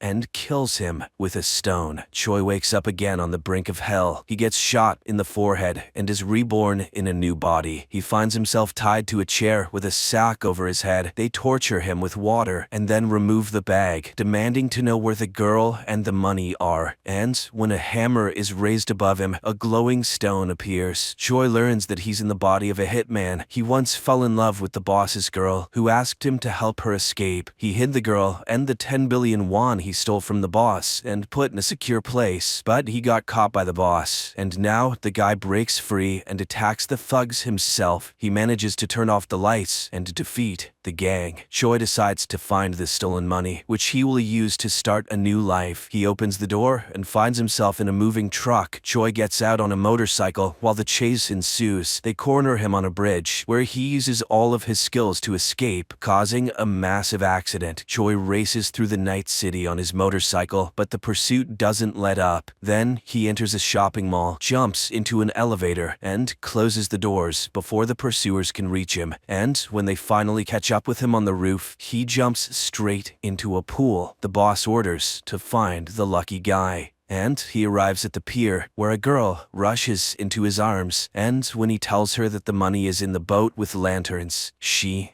shoots him. Choi finds himself at the gates of hell with a laughing death. But Choi is not so simple, because he didn't reveal the exact location of the money. In the next life, he hopes to find it. The guy dies and ends up in a prison cell. His friends warn him to behave well, or the murderer, a psychopath, will finish him off just 4 days before his release. Then, the psychopath enters this cell, and Choi recognizes him as the class leader who bullied classmates. Unable to contain himself, Choi attacks him. Other inmates drag him away, and then a glowing stone appears. Choi's new body is that of a guy who dreamed of becoming an MMA fighter, but his mother got into debt, and the guy agreed to commit a crime for someone else's money. The fighter was still a minor, so he got a suspended sentence for running over a pedestrian. However, during the trial, the victim died, and the guy received a real 2-year sentence. When the real culprit's lawyer came to him, the fighter threatened to expose him and demanded more money, and now Choi is trying to get the schoolboy to admit that he's not a scary psycho murderer, but a pathetic teenage killer. The inmates, outraged by such lies, beat up the murderer. One day, during work in the workshop, a tragic accident occurs. While the guards take away the injured, the others arm themselves and, stating that Choi won't leave the prison alive, attack him.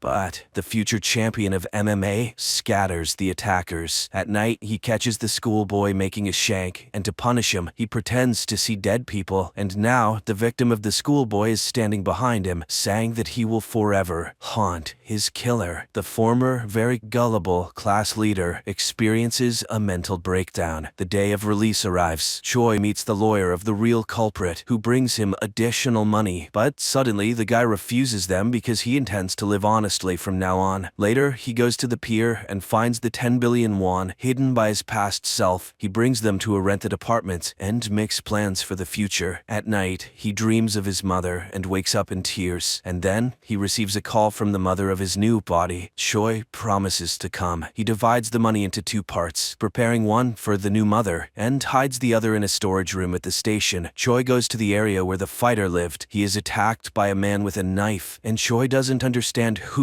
wounded him. The man reminds him that he ran over his daughter with a car. The guy apologizes and confesses that another person committed the hit and run, and he took the blame for the money. The perplexed man stops when footsteps are heard and flees. It turns out that Choi's prison buddy caught up with him, but suddenly he confesses that he went to prison to kill the fighter and is now glad to have found him first because there is a reward for his head. The guy stabs Choi, who dies, regretting the money, and the phone rings, displaying the name of the mother. Choi finds himself before death again, but this time he cries, remembering his mother. Death is disappointed with his new failure, and he asks to be shot. In the next life, he finds himself in the body of a young guy, not far from the train station. Choi runs to the storage room and manages to retrieve the bag with the money at the very last moment. Then he sees a guy on a poster, and the appearing stone informs that the guy works as a model. Choi goes home and admires the expensive furniture. Then a call comes in, and a friend of the model reminds him of a party. Choi goes goes to the party and realizes that he can't handle alcohol because he gets drunk quick. Suddenly, the CEO of the corporation where he tried to get a job several times at appears, and Choi tries to get to know him, but then he completely indulges in the fun. He wakes up when his older brother wakes him up. It turns out they have a whole cafe to take care of, and when his brother leaves, Choi has to take responsibility for it, and on this day, he needs to work as a waiter. And then, at the cafe, enters his fiancée from his previous life, Ji-sil. The guy is completely speechless. He remembers how they met when the girl lost several pages of her first book, and he picked them up, and how he suggested they break up because he considered himself unworthy of her. And now, a new meeting. Choi's brother, noticing his awkwardness, informs him that the girl is a famous writer. Choi immediately Googles and learns that the girl's novel recently won a contest. It was dedicated to her favorite guy. Choi remembers the night before he jumped from the roof. Apparently, in that envelope was her prize money. Upset, the guy leaves to find the girl's book. As he reads it, he realizes that it was based on their shared experiences and events. He told her that no one would cherish her more than he did, and he promised never to let her go. Now, in the cafe, he remembers that he promised to give her a fountain pen after the publication of her book because, according to her, every true writer should have one. That evening, he secretly bought the pen and asked for it to be engraved, but he never gave it to her. Then, the man who he saw in front of her house that day approaches Ji-sil, but now he is with his family and calls the girl his sister. Choi realizes his mistake. The next day, he meets the girl with her favorite tea and asks for permission to tell her the idea of a new book. He tells the story of a person experiencing a series of deaths. The girl is amazed because he narrates everything so realistically. She asks for the hero's name, but instead, Choi asks for her autograph, and suddenly he sees the same pen in the girl's hands, which, it turns out, was given to her by Choi's mother. From that day on, he meets with her daily and told her what his supposed hero was going through. The girl was astonished because everything sounded so realistic, as if he were talking about a real person. One day, he gave the girl a red umbrella because it was raining outside. He returned to the cafe, where a waitress broke a glass, and he helped her clean up the shards and cut his hand. Then, police sirens sounded in the distance, and the girls who entered the cafe began talking about the accident victim. Choi rushed to the scene of the tragedy and saw the broken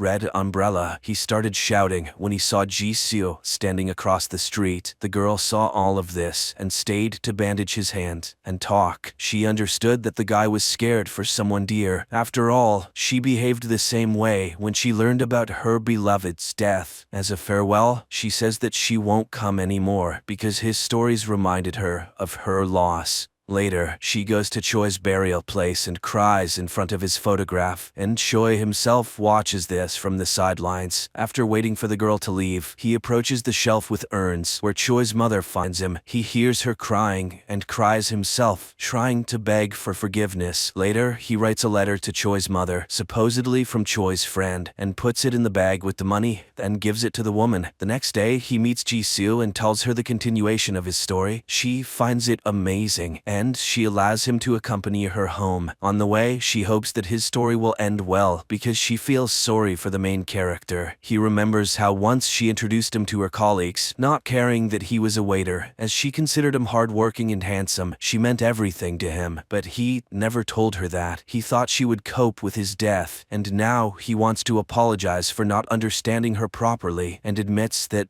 he will only ever love her. He blames himself for not realizing that there are people around who will cry and laugh with him in moments of disappointment and joy. He understands that nothing can be changed, but everything he told her happened to him. He got into this body by the will of the goddess of death, and he calls himself by his real name, Choi. But then, a car runs into them. With fading eyesight, he sees the director of the same corporation stepping out of the car, who is upset, with a broken bumper, and he remembers that in their lives, he had encountered this man more than once. It was he who was responsible for the airplane crash, eliminating his brother as a competitor in that way, and for running over the girl, and now he calmly kills Choi. Later, the police and doctors remove the consequences of the accident, and Choi comes to his senses on the brink of hell and promises to himself to destroy this scoundrel. And then, he grabs a gun and shoots the goddess of death. An amazing idea, excellent special effects, and a very deep meaning. And not in vain, according to many film critics, this series has become a real breakthrough in Korean cinema. Friends, I highly recommend watching it. At the moment, only 4 episodes have been released, and I'm eagerly awaiting the continuation.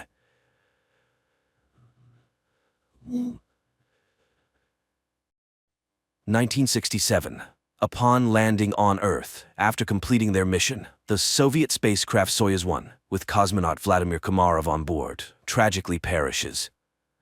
Many years later, under the leadership of the Swedish billionaire Meyer, an expedition to Mars is being prepared. After 10 months, the crew of the spaceship Ulysses reaches the Red Planet. The captain informs the team that they have received permission to land and asks the ship's AI, named Irene, to verify everything required for a soft landing. At this time, Meyer reveals that he spent 4 years preparing for this journey, sacrificing almost all his money for it. However, the American company Zillion beat them to it by landing 2 weeks ago. The problem is that Earth has received no news from the American crew, except for one video in which they ask not to come to Mars. A dispute arises among the crew members, but the captain declares that the landing will occur in any case, and people disperse to their cabins. With 30 minutes left until landing, AI Irene begins preparations. However, an unforeseen event occurs. The ship does not detach from the carrier system, posing a threat to the entire crew. The only way out is to perform the separation manually. The commander ventures into space and struggles to free the attachments, but at that moment, the shuttle enters Mars's atmosphere, throwing the captain into open space. The shuttle almost crashes onto Mars as a system error causes a power outage. Now, they can only rely on manual landing. AI Irene goes into sleep mode, and the astronauts still manage to land on Mars. They succeeded, but their fuel is depleted, and Irene does not restart. Without the onboard computer and life support system, they have only a day to survive. Alessandra mourns her deceased husband when she sees a figure in a spacesuit through the window. After diagnosing the ship, it becomes apparent that too much fuel was consumed during the landing, and now the ship cannot return to orbit. The only option is to wait for the solar panels to power the generators, but there's a storm on the surface, and it will take 2 days, time they don't have. At this point, Simon mentions the American ship, Zeta 1, which beat them by 2 weeks. It likely crashed, but there are probably batteries left. The rover sets out on a journey while those remaining on the ship try to restart the system. Engineer Basil recalls that the AI has an energy-saving function. He initiates a reboot, but Irene doesn't start. At this time, the rover finds the wreckage of the American spacecraft and one surviving solar panel, but there is no sign of the American crew. The astronauts head back but spot an unconscious person in a spacesuit. Despite their ship running low on oxygen, Jana insists on transporting the person. Nearby, they find the black box from the American spacecraft. The team arrives at the ship, but Jan refuses to let them inside, stating that 4 survivors are better than 8 corpses, so he won't open the doors. Alessandra tries to persuade the man when the discovered astronaut wakes up, and at that moment, AI Irene activates and opens the doors. Upon examination, the found astronaut knows nothing about the American crew, as he is Vladimir Komarov, a Soviet cosmonaut born in 1927 in Moscow, carrying out the orders of the USSR government. He doesn't know how he ended up here but is not willing to reveal any secrets. Komarov confidently answers questions that are consistent with his time, raising the suspicion that he may have post-traumatic stress disorder.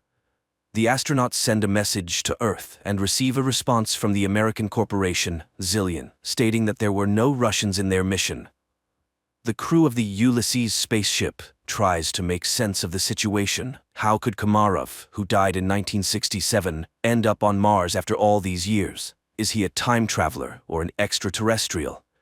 The psychologist is tasked with questioning Komarov first, and he confesses that he is hungry. Jana goes to get food while the others try to understand what has actually happened. Basil suggests the idea that Komarov was waiting for them. Meanwhile, Vladimir is eating the food brought by Jana when the woman confesses that he died 50 years ago and his family buried him long ago. Komarov takes this news rather calmly. In the meantime, the state of the ship, although it has reached stability, remains unreliable because the engines do not work and there is no fuel. So, leaving is impossible. The crew continues to keep an eye on Komarov, but he behaves calmly until he suddenly disappears. Simon searches the ship, but it yields no results. That's when the people discover that his spacesuit is missing. A part of the crew follows the heat trail tracked by Irene. The group, led by Simon, leaves the rover and continues on foot when Alessandro reports that Komarov's DNA analysis showed the presence of a third strand. He is not human.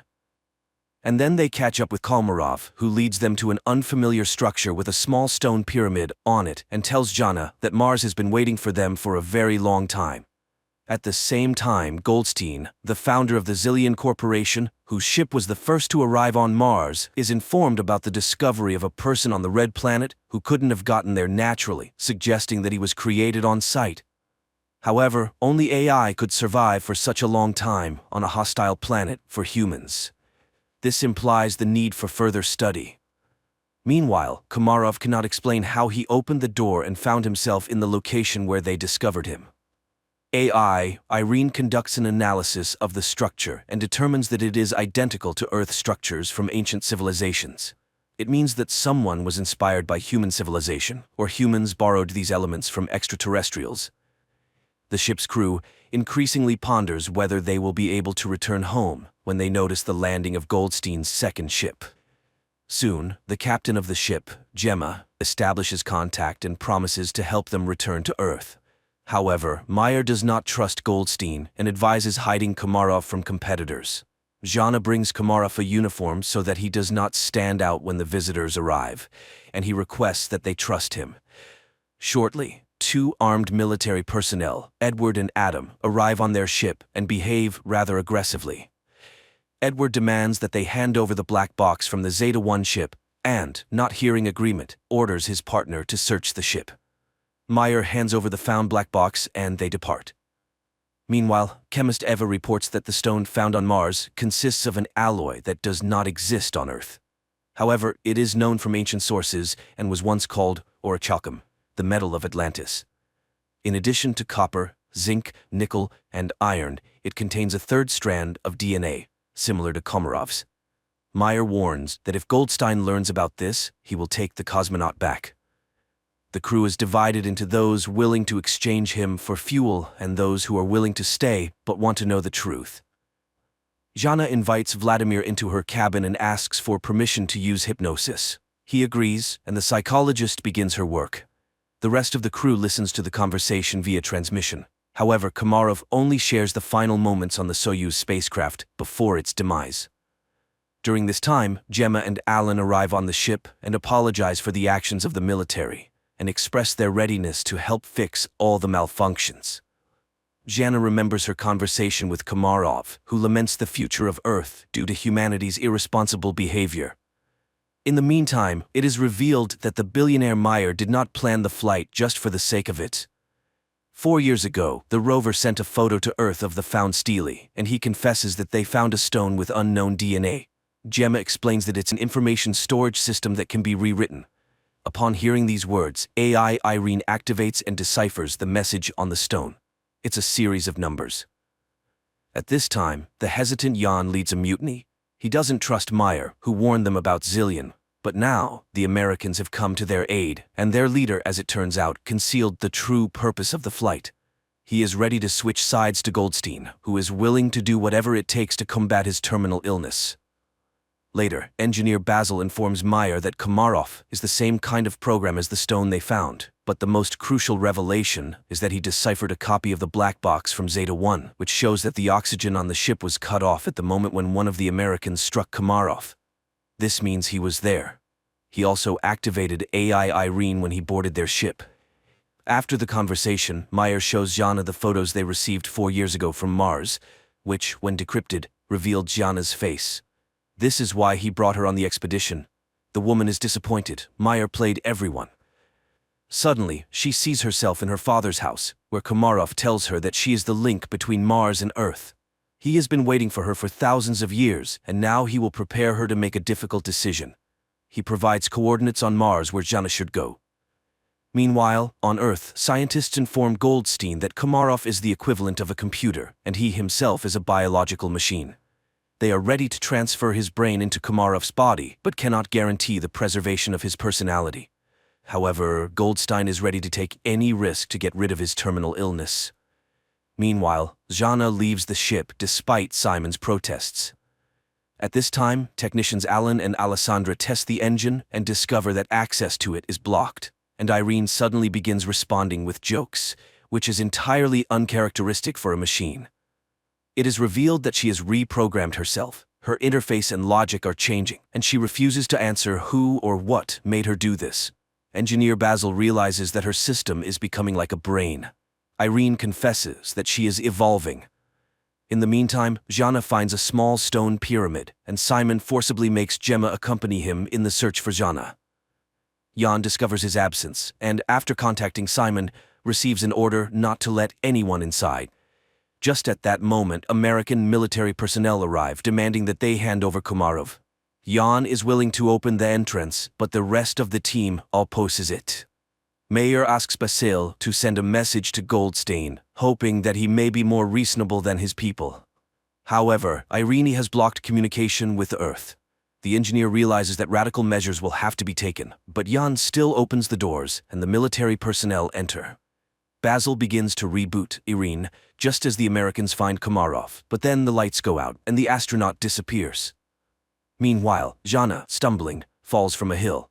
She regains consciousness but discovers that her leg is trapped between rocks, and she cannot free herself. At this moment, the enraged military officer demands that the crew explain where Komarov went. He begins to beat people, demanding to summon the captain.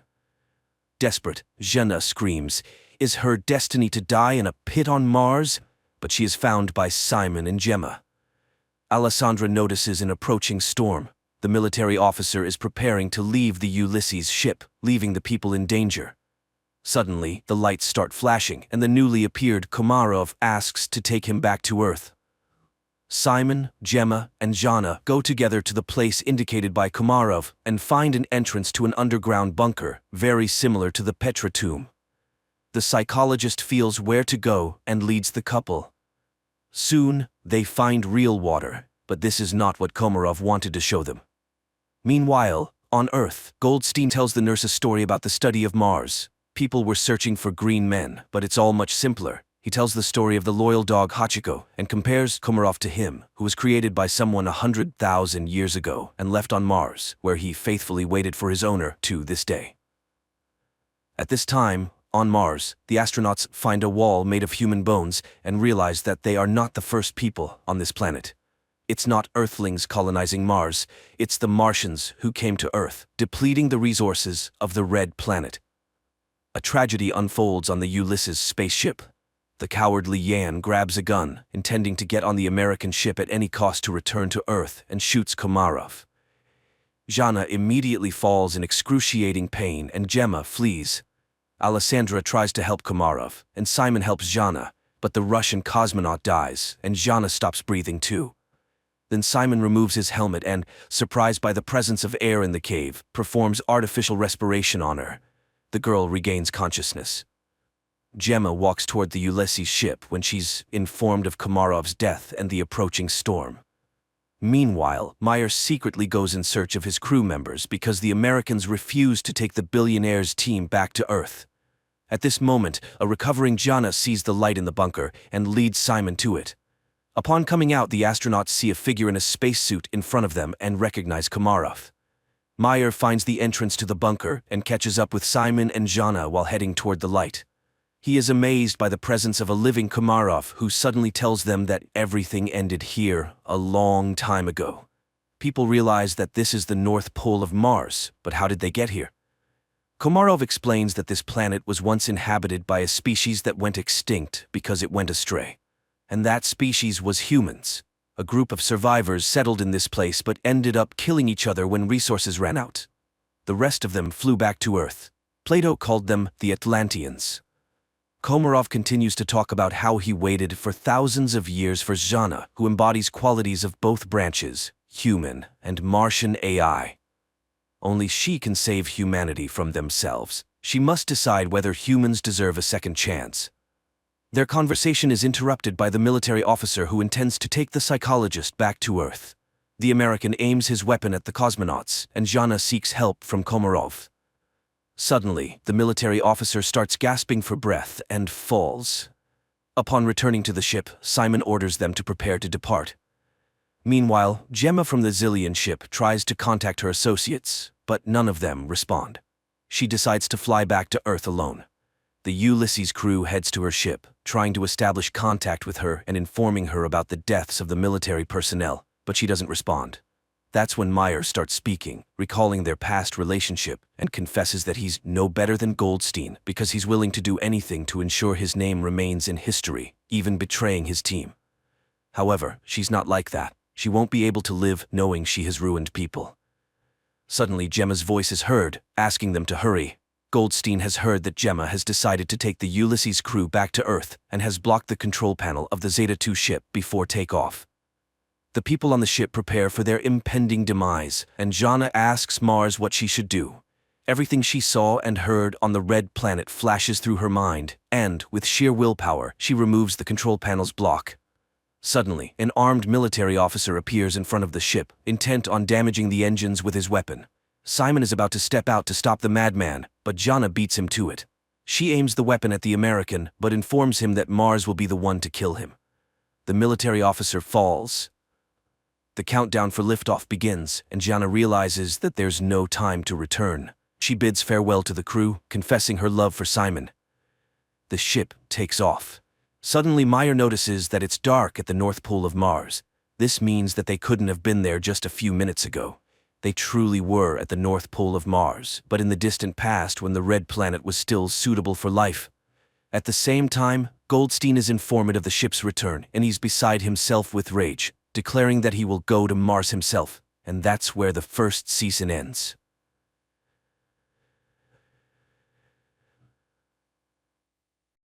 In a small provincial town in Pennsylvania, life flows peacefully and calmly. Milton Robinson, a 79-year-old widower and one of its citizens, leads the life of a simple retiree. He regularly attends town council meetings where he always raises the same issues about changing the town's slogan and installing an additional pedestrian crosswalk near his home. One summer morning after presenting his proposals, as usual, Milton heads home. He spends his day with his daily chores, has dinner, and goes to bed. In the morning, he waters his azaleas and feeds the birds. Later, his adult daughter Denise comes to help him with his monthly bills. There's no news from his elder son Tim, as he lives far away and rarely calls. After finishing their business, Denise goes to the restroom and finds a jar of peas there. She's concerned about her father's well-being, and even though Milton assures her he's fine, she suggests he see a neurologist for a checkup. After all, the man is quite old, and forgetfulness could be a sign of approaching dementia.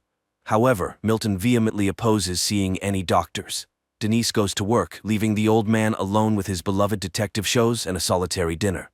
One night he suddenly hears a commotion in his backyard, and going outside, he sees a flying saucer that has landed awkwardly. Milton calls the rescue service, but they remind him that joking with such a serious organization is a matter for the authorities. They no longer answer his calls, so he dials Denise's number, but she is unavailable. After a restless night, he heads to the town council meeting, where as always he talks about the slogan and the crosswalk. At night, the old man hears strange sounds from the backyard, goes out to see what else has happened, and finds an injured extraterrestrial being in his patio. Once again, he tries to reach his daughter, but Denise, as always, is unreachable. He leaves a voicemail and waits for a call, but it's all in vain.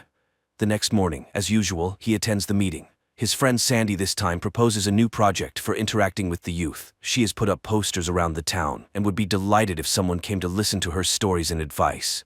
She is eager to be part of the lives of lonely young people who need friends. When it's Milton's turn, he starts with the town's motto and the crosswalk as usual, but after that he talks about the UFO that ruined his flowers and broke the bird feeder. However, nobody believes him, considering it the ramblings of an elderly man. Two active retirees, Sandy and Joyce, advise Milton not to bring up this topic at the meeting anymore, or else no one will take the suggestions of the elderly townspeople seriously.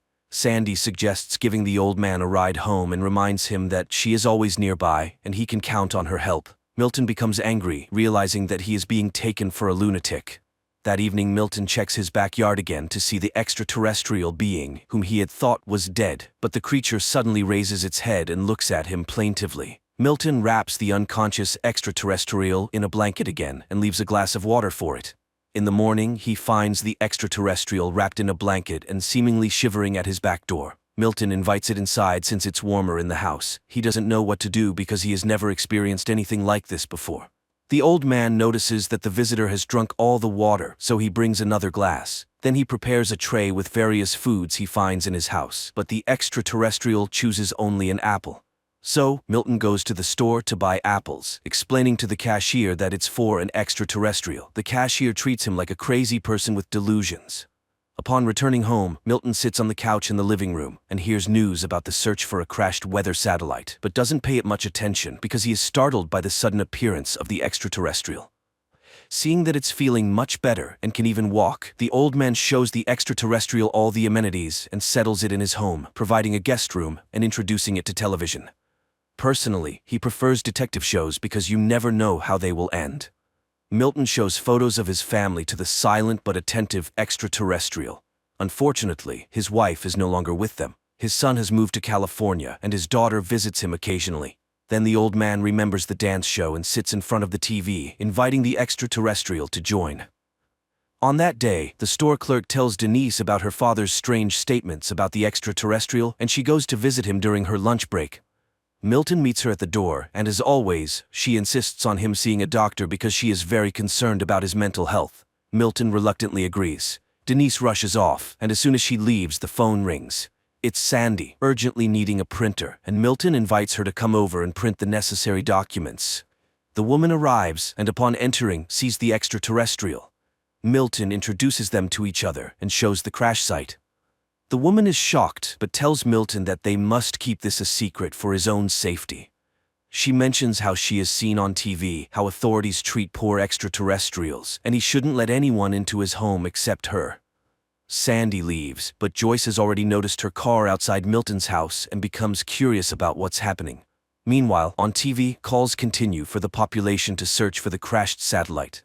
Time passes, and the extraterrestrial continues to stay in Milton's house, watching his favorite shows together. One morning, it brings Milton a piece of paper with a drawing of a cat on it. This touches Milton's heart, as the little one has drawn him a picture. He finds the extraterrestrial working on repairing its spaceship, apparently having fully recovered and getting ready to go back home. Soon, Milton visits a neurologist and undergoes tests, making some frustrating mistakes in some of them. During this time, Sandy stays with the extraterrestrial and complains to it about her daughter, who moved to the West Coast and lives with her friend. She is very upset that her daughter doesn't visit and doesn't bring her only grandchild. Meanwhile, the doctor, upon learning about Milton's forgetfulness and his stories about extraterrestrials, concludes that his abilities are deteriorating rapidly and suggests considering outside assistance for him. This greatly upsets Milton, and he angrily leaves after shouting at his daughter. Sandy, setting aside the children's book she was reading to the extraterrestrial, tries to ask questions, but the old man goes to his room. Later, he finds the extraterrestrial by its spaceship and complains about his daughter, who wants to put him in a nursing home. He hasn't been in touch with his son, and it seems he was a bad father. The extraterrestrial listens very attentively to the old man, putting down its tools. After this, Milton leaves a voicemail for his son, telling him about his life and Denise's affairs, hoping that he will find it interesting. The next day, Sandy brings a t-shirt for the extraterrestrial as she thinks it's uncomfortable for it to be naked. She also suggests giving it a name, Jules. Milton gets irritated by what he considers silly suggestions but eventually agrees with his friend. Meanwhile, Joyce, upon hearing about the government's offer of a reward for information about the crashed satellite, goes to Milton's house and looking through the window, sees the extraterrestrial. Now she is also in on Milton's secret and suggests naming the extraterrestrial Harry. Sandy suggests to Milton that he should acknowledge the fact that Joyce is joining their group, even though he's ready to kill the overly curious lady. Then she shows pictures of cats that Jules has drawn for him. Joyce speculates that Jules is trying to communicate something to the old man since all the drawings are of cats. However, Milton refuses to believe it. Meanwhile, the government receives numerous calls about various anomalies. One day, a woman complains about a man who spends hours staring at his rocket in the yard. FBI agents go to the given address but find a homemade rocket and a happy man next to it. At the same time, Joyce visits Milton to spend time with the extraterrestrial. She also gives it a t-shirt and offers it apples. During this time, Sandy receives a call from a young man who was interested in her posters. He comes to her house and the joyful woman invites him for tea. while Joyce talks to the extraterrestrial about her life in the big city, where she even performed in concerts because she sang well. Sandy engages in conversation with the guest, and Joyce suggests singing for the extraterrestrial. While she does that, the young man asks for permission to use Sandy's restroom, but when she follows him upstairs, she sees him stealing her jewelry. After she threatens to call the police, the man attacks her and tries to strangle her. However, the extraterrestrial has a vision of the events and telepathically makes the man's head explode. This raises suspicions at the FBI, who are conducting the search for the crashed spaceship. Responding to police questions, Sandy suddenly realizes who saved her from certain death and rushes to Milton's house. She hugs Jules and tearfully thanks him for saving her life. The retirees discuss the potential danger of the extraterrestrial, but conclude that it's only dangerous to bad people. Meanwhile, the FBI agents can't understand how and from what the head of the criminal could have burst, so they decide to keep an eye on Sandy. On this day, Denise meets the elderly folks at the store and again brings up the topic of the apples Milton bought. However, Milton avoids the conversation. Later, the group has lunch at Milton's house when Sandy notices a strange smell. When they go outside, they discover a dead cat that Jules apparently brought there. Connecting all the facts, the retirees realize that the extraterrestrial needs cats for some reason, and now there are not 7, as in the picture, but 6. Milton calls Denise, hoping to find out where she disposes of the deceased cats in her clinic, which frightens her completely. Not receiving a clear answer, Milton and Sandy decide to drive around the streets of the town, since cats often meet their fate under car wheels. On the road, Milton inquires about Sandy's husband's illness, which eventually led to his passing, and she talks about being left alone. She starts asking questions, reassuring that life must go on. However, at this point, Milton asks her to stop the car, and the FBI agents become witnesses as the elderly couple loads a deceased cat into the trunk. That day, they find 2 more cats, and Joyce promises to find the rest. Meanwhile, FBI agents eavesdrop on the private conversations of Milton's close ones and hear Denise telling her brother about her father's eccentricities. At this moment, Joyce brings 3 more cats she found in different parts of the town. Only one is missing. Just then, agents knock on the door, but the elderly folks hide and don't open it. The men eventually leave, and the people realize they need to act quickly. And then, Milton remembers Joyce's deaf, blind, and non-mobile cat. Offended, she leaves, but Sandy catches up with her and apologizes for Milton's bluntness. Joyce admits that he's right. It's long past time to end the suffering of the cat. She brings the animal, and the extraterrestrial puts it to eternal sleep. Then it covers the remains with some material, and they start to merge into a single object. In the end, a glowing object appears in front of the group, which serves as fuel for Jules's spaceship. The saucer lifts off into the air and moves to the center of the yard, which is instantly detected by the FBI's instruments.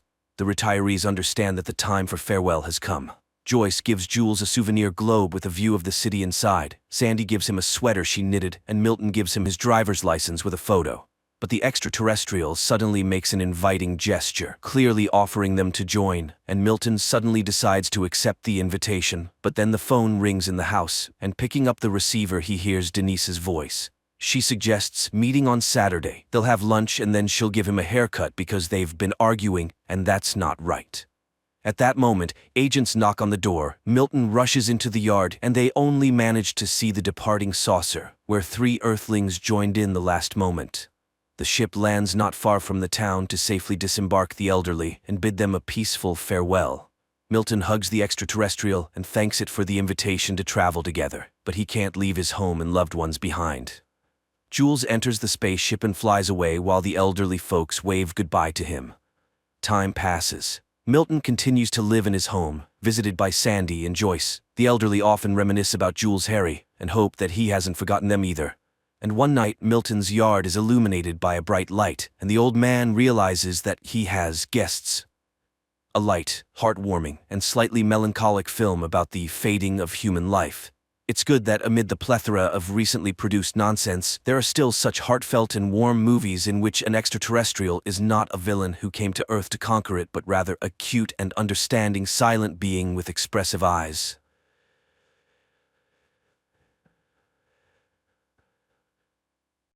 The day comes when scientists in one of the biotechnology laboratories begin to clone famous personalities for very large fees, of course. In fact, many rich people would like to have a child of a genius like Vivaldi, Galileo, or Michelangelo. Soon, however, people decide to take a swing at something far more valuable: God himself. After Lucifer rebelled against the power of God in heaven, he was defeated by the archangel Michael, and flaming meteor was thrown into the underworld, where he had to remain in chains and punishing flames. Michael himself chained him to a rock and cried out to return as a humble angel, to which Lucifer replied that he would rather reign in hell than serve in paradise, and he threatened that he would return as ruler of the world. Over time, Lucifer was joined by numerous demons as he craved revenge. Meanwhile, on earth, Lucifer's disciples set up a temple at the site of his fall into the abyss, and they believe that one day he will return to rule on earth. Our time. Laura Milton, an American student, is trying to persuade her professor to accept her thesis on the theme that there are no evil or good spirits, but he refuses, offering to discuss the subject in an intimate setting. But now the girl refuses. At the same time, a rare exhibition begins at the museum, the Shroud of Turin, which contains the DNA of Jesus and is a record of the fact of his resurrection. Everything is on display. Laura enters the museum after receiving a pass, a badge from a priest she knows. Marconi explains that Christ was wrapped in the shroud the day he died, but that when he rose from the dead, his body shone so brightly that his imprint remained on the cloth. Thus, the shroud is a picture of Jesus. The priest then escorts Laura to the statue of the Archangel Michael, who has been brought to the museum to guard the shroud. The War of the Angels was the first war and the first evil, but Laura disagrees. Evil is not an external mystical force, it is a personality, and when trouble happens to loved ones, it is foolish to blame the devil. But Marconi is sure that only Michael stands between the devil and men. There are many prophecies that Lucifer will return, but the father hopes that he will not find a way out. The priest leaves to go about his business, and Laura gets comfortable and begins to draw. Suddenly, she hears her name, but no one is around. She calms down and continues to work. It's evening and the gallery is about to close. The last group of tourists enters the museum, and while the guard is distracted for a moment, a figure in a black cloak separates from the group and makes his way through a side door. Despite the late hour, Laura is still working when she thinks Lucifer's head on the statue is moving, followed by the cry of a raven. The girl walks to the window without noticing the sinister figure behind her, who pulls a sword from Michael's hand and walks away. Laura closes the window and gathers her things. The guard is ready to escort her out, but she refuses. She still has to see Padre Marconi. She goes to the chapel and sees a figure in black slaying the guard with a sword. The girl runs away in terror and hides in the confessional, watching as the woman with the sword breaks the glass over the shroud. Padre Marconi arrives at the noise and, in the name of Saint Michael, demands that the sacrilege cease, but the woman throws him aside and pierces him with her sword.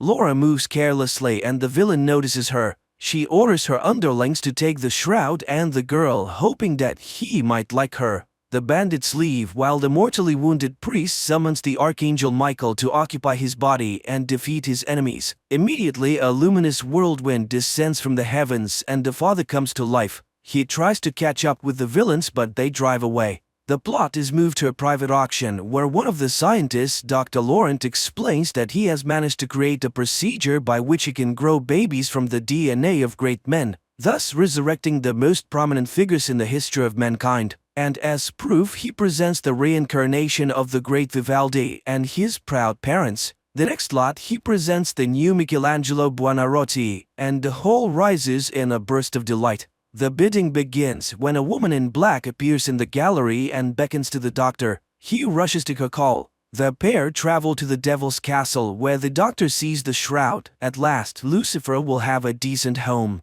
Meanwhile, Laura is dragged into some room where several girls are already sitting in chains. All of them are horrified by what is happening and do not understand why they are there. A few men enter, take a blood test and photograph Laura, while Father Marconi, or rather the Archangel Michael in his body, makes his way to the guard room where two monks are watching the murder videos. Seeing the one who was murdered in front of them alive, they are astonished as he finds out where the keepers of the shroud were and how could they have allowed this to happen. It is explained to him that the cardinal responsible for everything is not himself at the moment. He sees secret cults and the devil's minions. And now he is in the asylum of St. Michael. Archangel takes the car keys and drives to the cardinal's house, while the doctor isolates DNA from the blood traces on the shroud. The old cardinal meets Michael with a gun and upon learning of what has happened becomes enraged. He warned them, but looking into the man's eyes he realizes he is not Marconi. The cardinal shows Michael Lucifer's castle and suggests that his minions intend to revive him.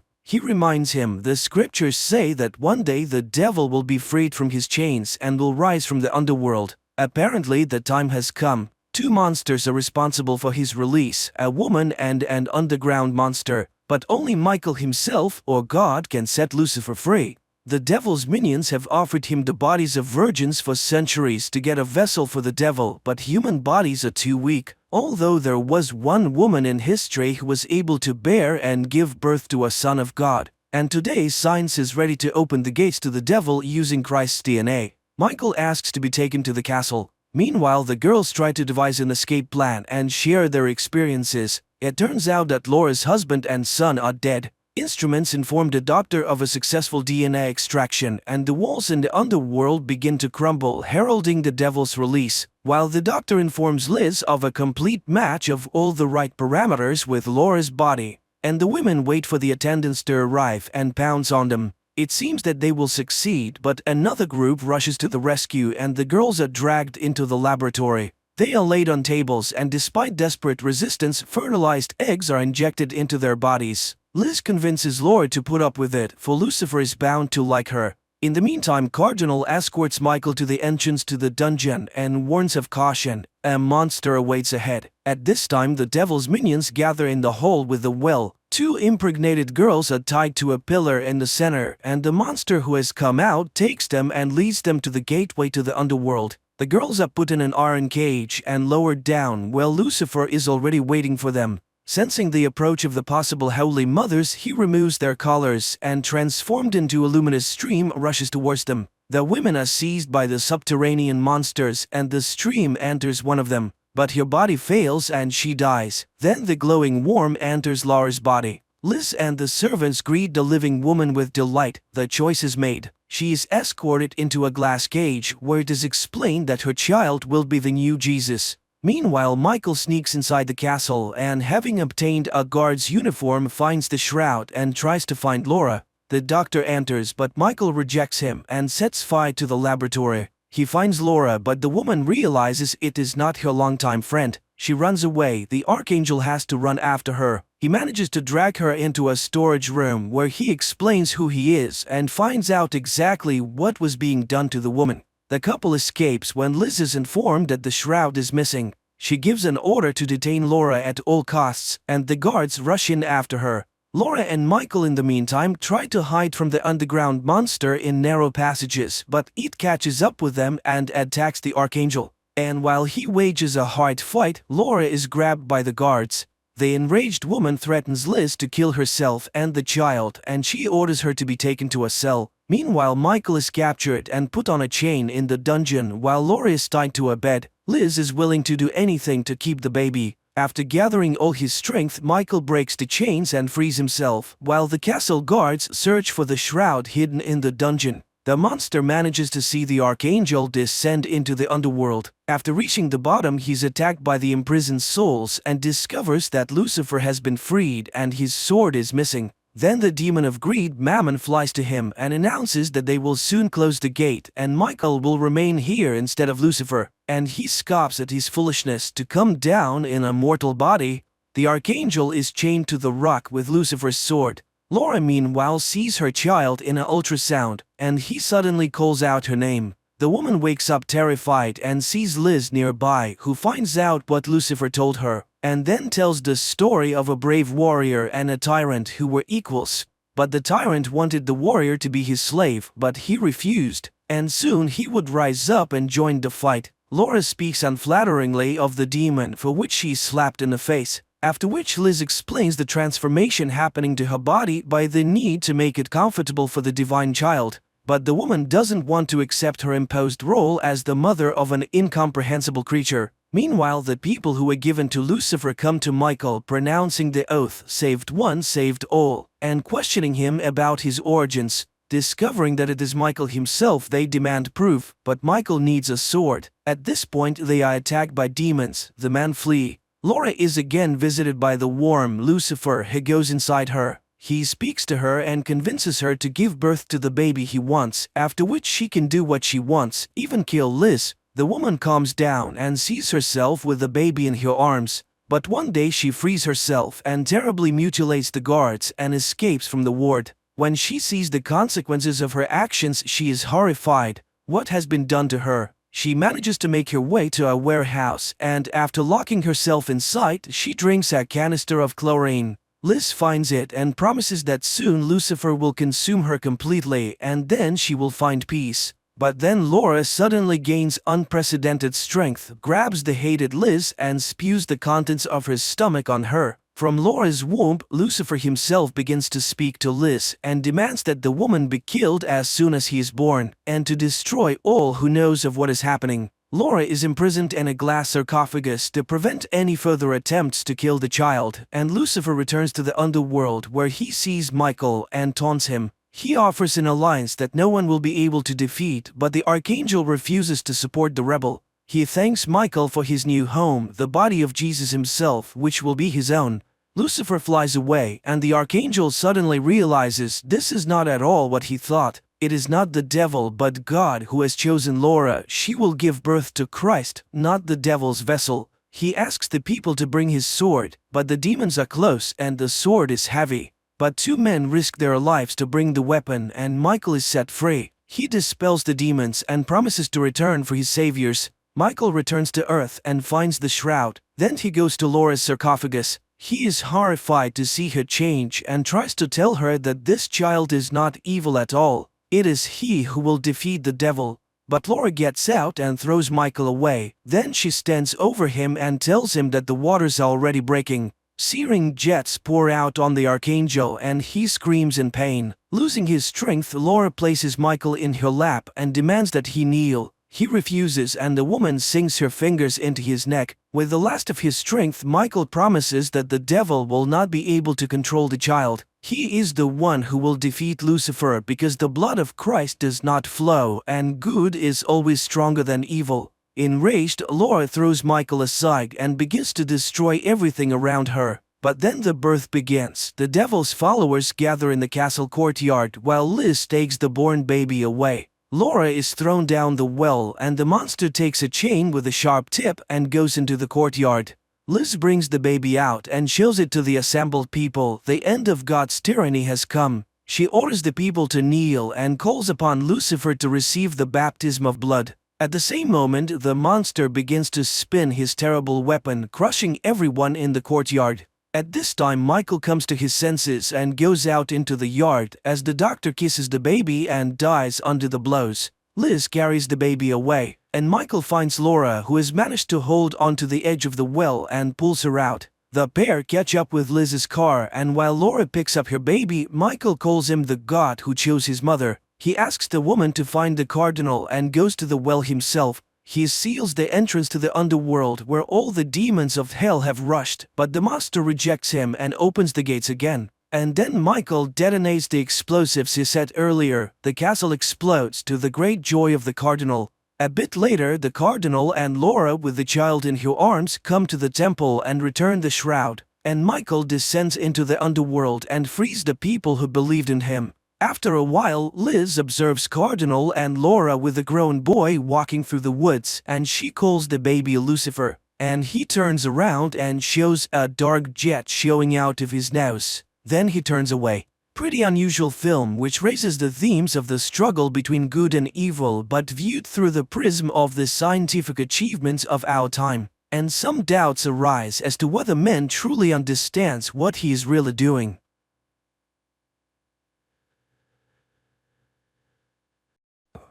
Aliens arriving on Earth first kill an entire small town and then bring half of its population back to life, although it's hard to call it life.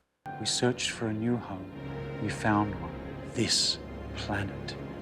Somewhere in Pennsylvania, in the small town of Berridge, a family sits down for dinner. Suddenly there is a loud bang outside, the lights go out and people briefly come to their senses before dying. Later on, exobiologist Lawrence Stone hears news reports on TV about a powerful explosion and barrage that killed the entire population of the town, 1,300 people. The air in the settlement is poisoned by some toxic substance, and the theory that the explosion occurred at the local chemical plant becomes increasingly popular. Lauren takes a bath and remembers herself, her father, and a field she used to run through. Her memories are interrupted by the arrival of the military, although Lauren does not quite understand how she can help with the investigation. Colonel Emmerich introduces her to astrobiologist Santiago. Geologists confirmed that the accident was the result of a meteorite impact which released a deadly gas. That's why they were invited to the crash site. The military will be grateful for any evidence they find that can shed light on the nature of the incident.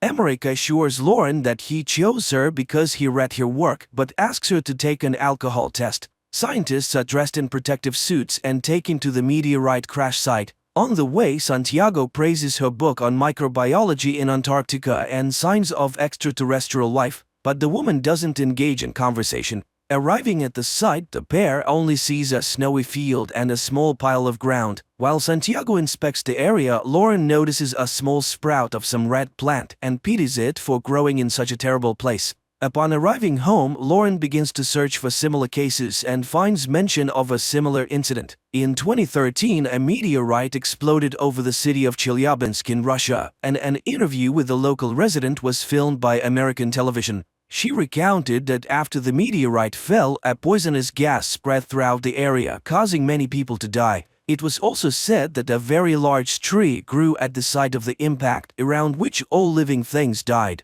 The tree was cut down and information about the incident was kept secret. In the postscript to the interview, journalists reported that the woman was killed almost immediately after it. The next day, doctors begin to perform an autopsy on the man who died in Burij, and at first everything looks completely normal. But when the doctor makes an incision, a strange blue liquid begins to seep out, which then returns to the body after a short time and the wound heals. But even more surprising is the resurrection of the man who suddenly sits up on the table and silently looks down, not reacting to the voices of those around him.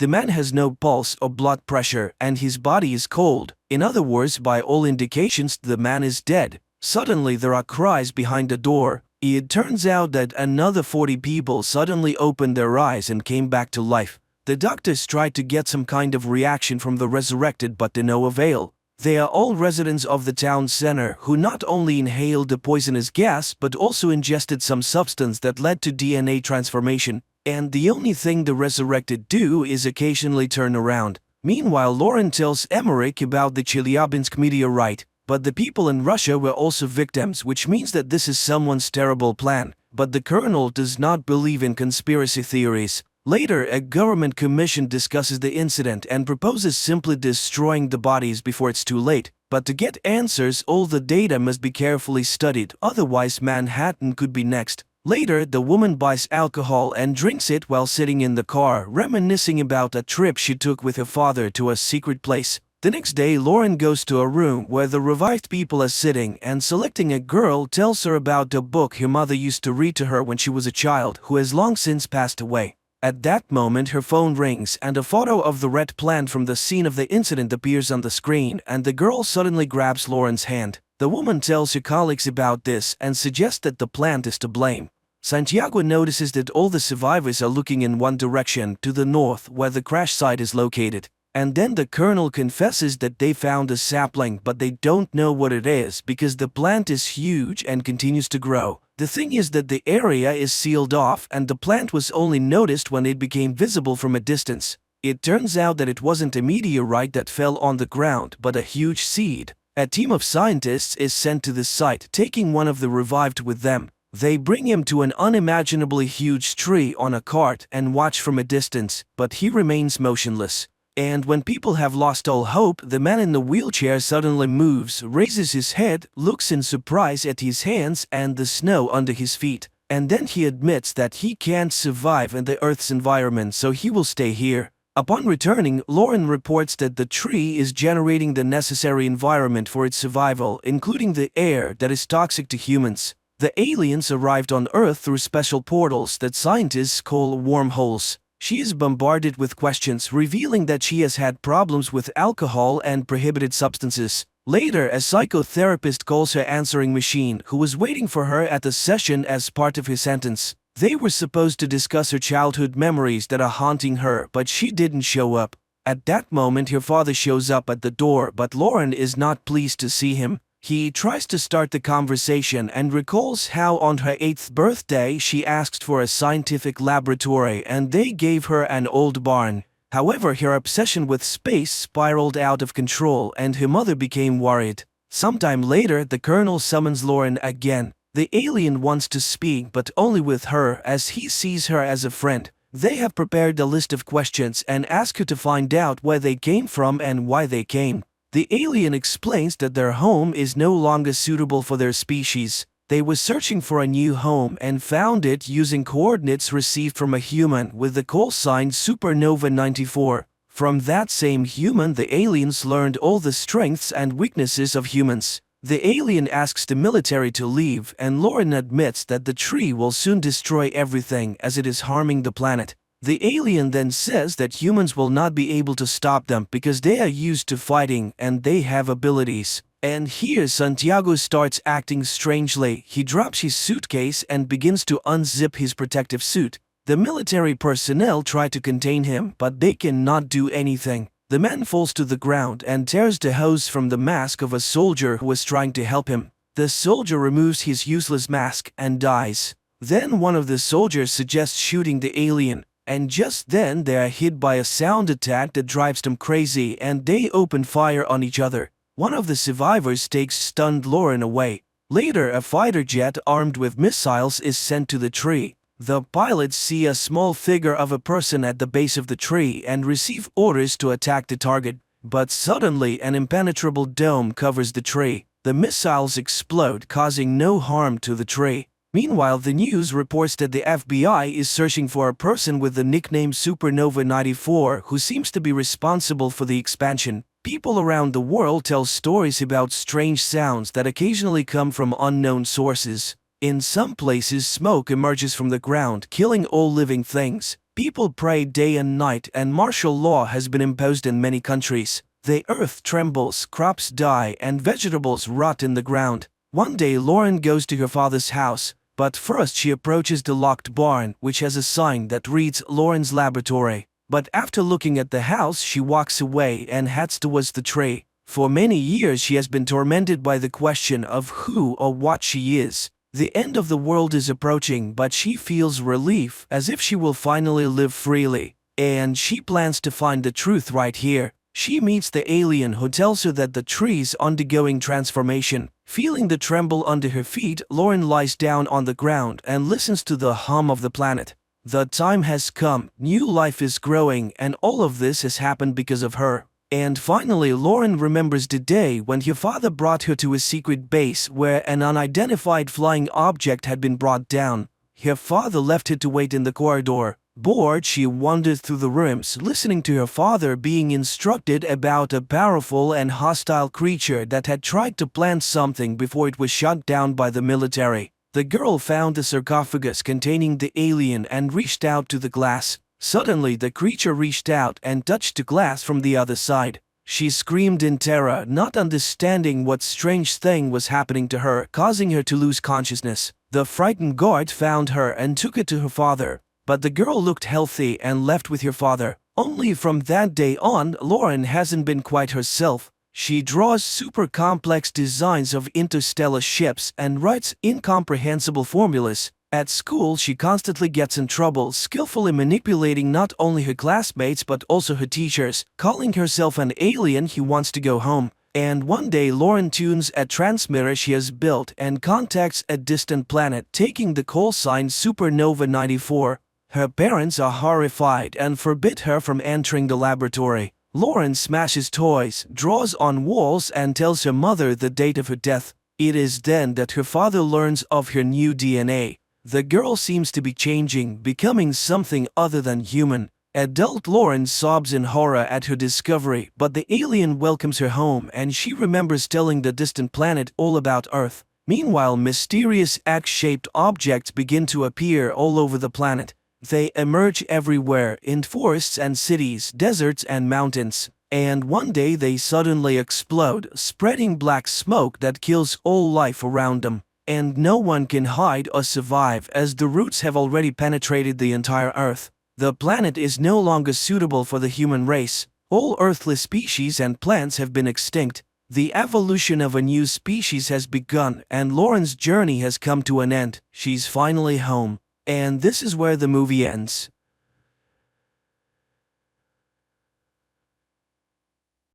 Helly wakes up lying on a table in front of a speaker, from which an unknown voice persistently asks her name.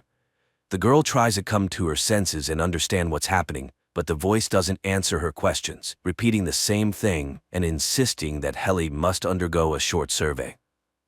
Realizing she can't leave the room, she agrees to the testing but immediately realizes she knows none of the answers. She can't remember her own name, the state she was born in, or even what her mother looks like. Confused, Helly sits down on the floor, and at that moment, the door to the room opens. In the doorway, she sees the silhouette of a man. Shortly before this, sitting in his car, Mark Scout is having a breakdown, unable to stop crying. Finally, he composes himself, wipes his face and steps outside, then heads to work at the large Lumon Company building as if nothing happened. In the locker room, Scout changes his shoes, watch, and pass, swapping his name tag for a blue square with the company's logo. At the entrance, a guard searches him with a device resembling a metal detector, after which the clerk enters an elevator where he experiences slight dizziness that completely alters his state of mind. Easily navigating the maze of long, pristine corridors, Mark reaches his office designed for 4 clerks, labeled as the Macro Data Refinement Department. Each employee, sitting at their personal computer, selects random numbers from a multitude displayed on the screen. After a few minutes of work, Scout realizes that only 2 of his colleagues are present today. Pity, his partner and best friend, unexpectedly didn't come to work without notifying anyone. Milchick, the deputy director with a smile, enters the office and invites Mark to come with him. The men arrive at the office of Harmony Coble, the department head, who talks to the employee as if all her words are memorized in advance. She places a speaker in front of her, through which the board of directors participates in the meeting, but Mark hears nothing but strange hissing. Coble informs the clerk that Pity no longer works at the company, which greatly surprises and upsets Mark. No explanation for the news follows, but Mark is appointed the new team lead, replacing his good friend. Immediately after the appointment, Milchick leads Mark to a room with a microphone and monitors, where he will greet a new company employee for the first time. Thus, Mark becomes the voice and silhouette that Helly first encountered. When Scout enters the room with the frightened girl, he calmly starts explaining to her that she is now a Lumen employee. Ignoring Helly's questions and objections, Mark begins to read her important information about the importance of separating work and personal life, until the girl finally loses it, throwing the speaker at the head of the boring man. But Helly fails to leave again and obediently sits down to listen to Mark, who seems to be about to clarify the situation. Unable to bear it any longer, Mark, breaking all instructions, hints to Helly that she needs to ask to leave 3 times, and after that, he finally leads her out of the room, also guiding her through the numerous white corridors. Eventually, the pair arrive at an exit, which states that separated passage is prohibited, and Mark tells the girl she can leave the building. However, when Helly steps out the door, she finds herself in the same place she just left. Mark takes Helly to Harmony's office, who welcomes the new employee and gives her a disc, which should finally clarify everything. On it, the girl sees herself addressing herself, saying that she voluntarily participates in a program to separate consciousness into work and personal, where in each reality she will not remember another one. At 5 p.m., the workday in the offices ends, and the employees leave the building. Coming out of the elevator, none of them remembers where and how they worked, their colleagues, or anything from the day. When Mark almost hits Helly with his car, he doesn't recognize her, just as she doesn't recognize him. On the windshield of the car, the man finds an envelope from the company, stating he accidentally fell at work, and as an apology, the company gifts him a certificate to a nice restaurant. Naturally, he also doesn't remember that the bruise on his forehead appeared after interacting with Helly. Returning home, Mark confronts his strange neighbor, Mrs. Selvig, after which he plans to spend the evening as usual in front of the TV. But his pregnant sister Devon arrives and drags him to a dinner party with friends to shake up her relative who, in this reality, cannot get over his wife's death, which led him to agree to the severance procedure to sometimes forget his pain. The company gathers at the table of the strange hosts, who announce a dinner without food, serving only a glass of water. Reckon, Devon's husband, raises the topic of Mark being separated, which causes debates at the table. Devon convinces her brother to stay overnight, and the young people talk late into the night, reminiscing about their childhood in parents. Waking up at night to drink water, Mark Scout sees a strange man in the yard, hiding behind a tree and watching him. The next day, Mark decides to use his certificate and goes to the restaurant, where this same man joins him at the table and demands he hang up the phone during a conversation with his neighbor. The man turns out to be Mark's best friend, his partner Pitty, whom he doesn't remember in this reality. He hands his colleague an envelope with an address where he can be found and short explanations that he managed to remember everything despite the severance operation. Mrs. Selvig waits for her neighbor and apologizes to him for the constant conflicts over the trash bins. The woman caringly asks the man to sleep more and take care of himself. Looking at her, Mark doesn't recognize his boss Harmony Coble, and it's hard to tell if the boss knows they are also neighbors or if she also lives in two personalities. Helly continues her training at Lumen, but the girl still can't grasp what happened, despite Milchick explaining the severance operation to her in detail several times. A new workday begins. Mark tidies up the office, drinks coffee, and while wiping his desk, he focuses on a group photo featuring himself and his colleagues, including Pitty. He gathers identical pictures from all 4 desks and hides them in a closet to avoid being upset over his missing friend. When all the employees gather in the office, Mark explains to Helly what their job entails. She doesn't quite understand the purpose of searching for numbers, but she sits down and stares at the monitor along with the others. During the workday, the girl learns that her other version, the one living outside Lumen, is called an extra, but there's no way to communicate with her as the guard at the entrance checks for any text codes. Milchick gathers the team for a regular game where each participant talks about everything they remember and know, as well as their feelings and emotions. At the meeting, Mark shares his concerns about Pitty, saying he doesn't know if his friend is even alive. Milchick abruptly stops such conversations, reminding everyone that there are no deceased at Lumen as the company takes care of its employees. The team's fun ends with a new group photo, but Helly suddenly announces that she doesn't want to work there and plans to leave. Eventually, the girl realizes that this version of her can't leave the Lumen building at all. Moreover, the rebel ends up in the hands of Mr. Reiner, the head of security, but Mark manages to save his friend, preventing the boss from taking her to the break room. Returning home, Mark plans to read the postcard left by Pitty, but a knock at the door distracts him. Mrs. Selvig decides to visit her neighbor and offer him homemade cookies as an apology. After seeing off the guest, the man falls asleep and only remembers the letter the next morning.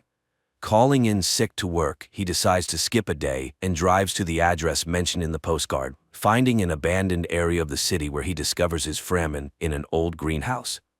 One of Mark's colleagues, elderly Irving, falls asleep at his desk and gets a reprimand from the management before being sent to the staff psychologist.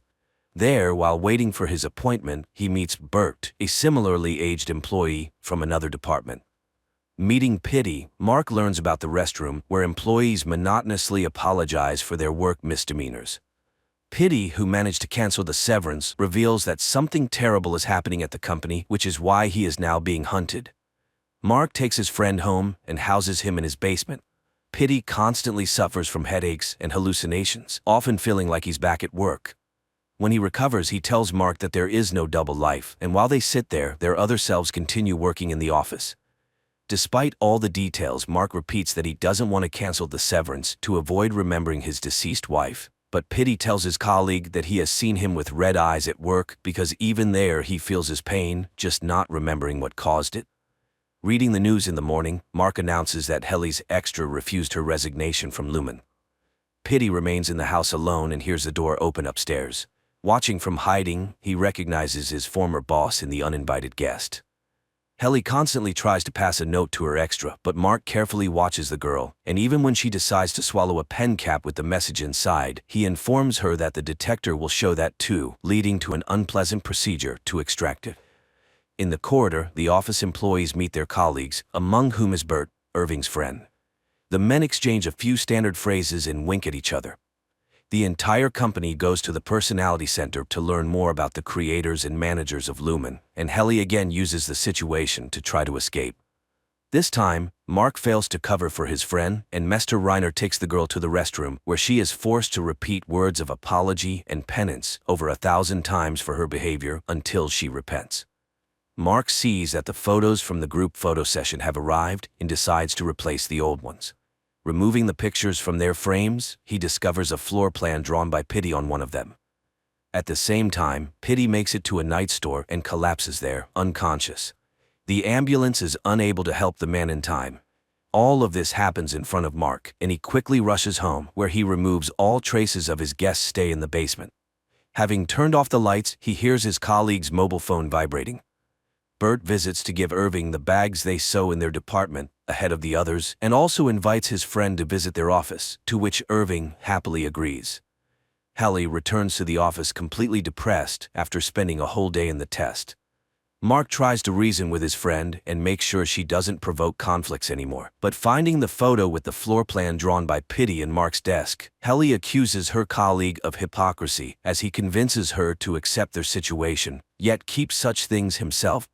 Bert shows Irving paintings in his department and at one point touches his friend's hand, after which Irving embarrassedly runs back to his workstation. Devon's husband leaves a gift on Mark's doorstep, his own book about the meaning of life without severance. However, when Harmony broke into her neighbor's house, she took the book and brought it to work. Returning to the office, Irving noticed the bright cover, but besides the book itself, he was surprised by something else. The first page had a dedication stating the book was intended for Mark Scout. Irving brought his colleague to explain what this all meant, but naturally Mark could not remember his relative or anything from his external life. Not wanting to give up, Helly found a paper cutter in the office and, threatening to harm herself, demanded permission to record a message for her extra. Receiving a response, she realized that it was not so much about the company as about herself. The response from Helly in the outside world was such that she should obediently continue her work at Lumen. Pitty's hidden phone in the basement keeps vibrating, but seeing an unknown number on the screen, Mark hesitates to answer the call. Mark goes to the funeral home to say goodbye to his friend and is surprised to see his neighbor Mrs. Selvig there, who also did not expect to meet him. Both lie to each other about the reason for their visit, but the woman keeps an eye on her neighbor. At the ceremony, Mark meets the deceased friend's ex-wife and daughter, and they immediately guess where the man knew their family head from. Waiting for everyone to be occupied with saying goodbye, Harmony sneaks up to the body and extracts the severance chip from his head. Arriving home, Mark changes his mind about going in and drives to the place where his wife once died. Harmony brings the chip to work and entrusts Milchick to check it in the laboratory to find out how the man managed to cancel the severance.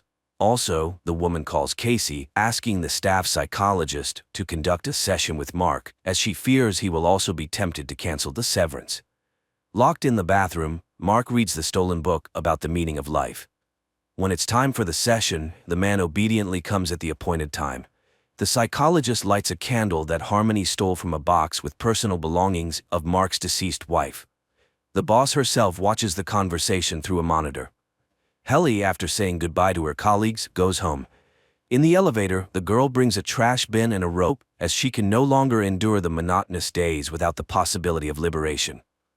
Tying the rope to the elevator ceiling, the girl knocks the trash bin from under her feet.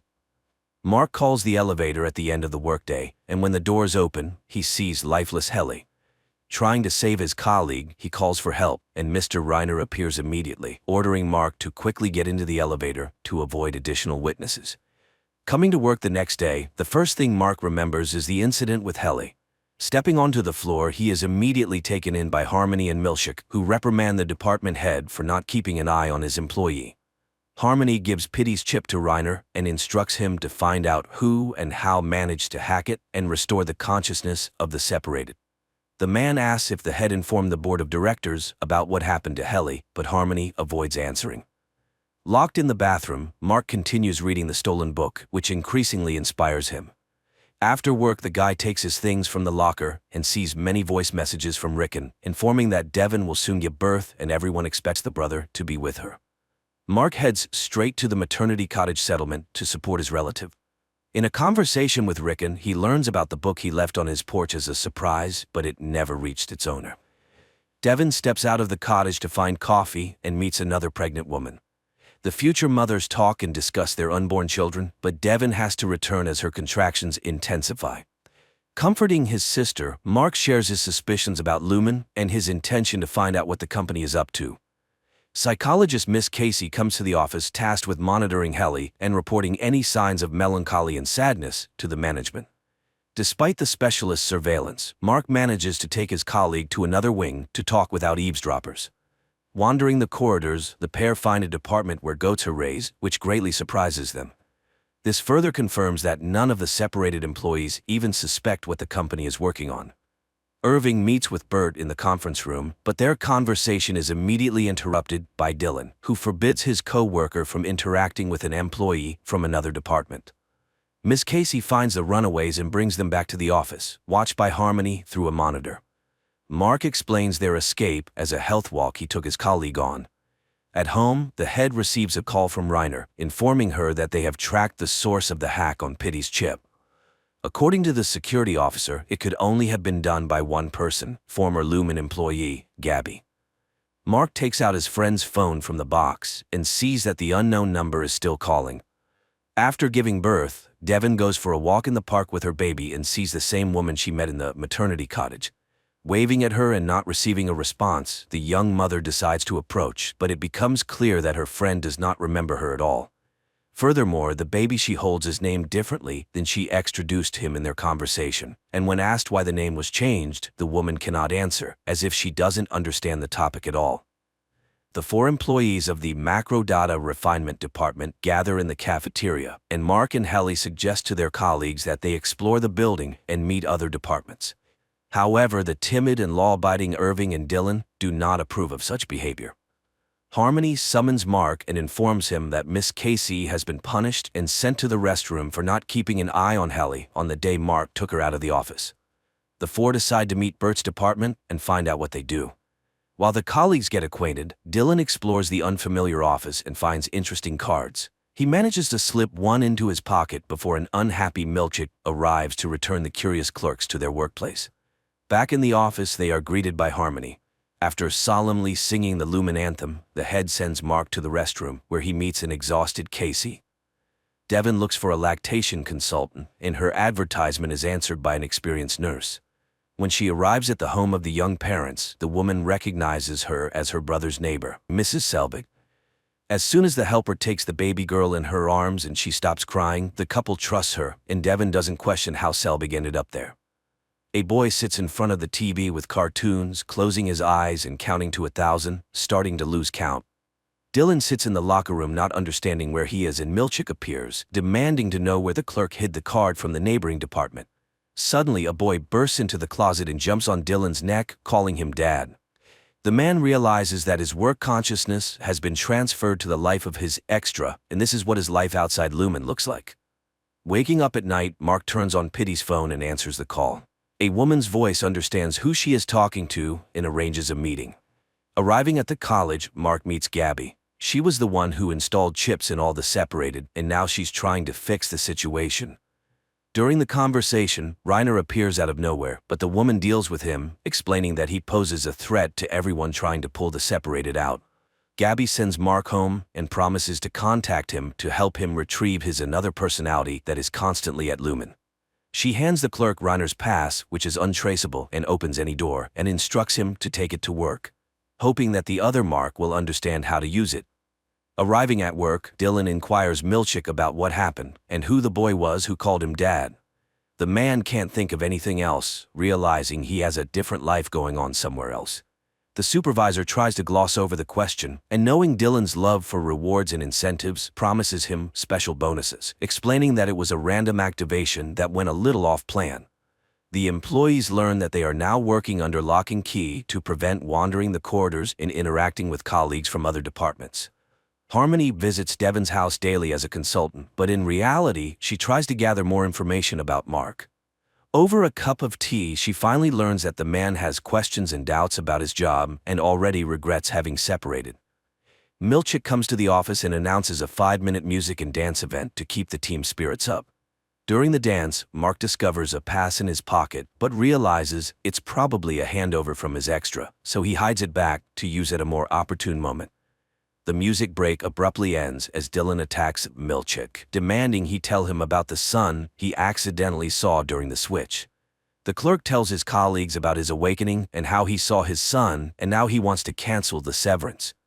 Helly realizes there is some way to awaken and only needs to find out the details to return to normal life.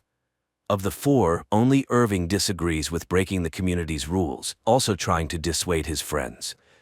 Using Reiner's card, the group exits into the corridor, but Irving leaves his friends and heads to the neighboring department to find out what happened to his friend Bert. Mark and Helly decide not to waste time and find the control point, which can manage all Lumen employees. Taking the manual with them, the pair returns to the office to avoid being caught by Harmony.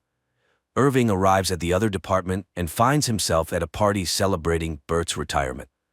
Horrified, he realizes he will never see his friend again and tries to explain that the only way to leave Lumen is for one reason, but everyone pretends not to hear his arguments. Dylan studies the instructions, and the employees find out that not everyone can switch.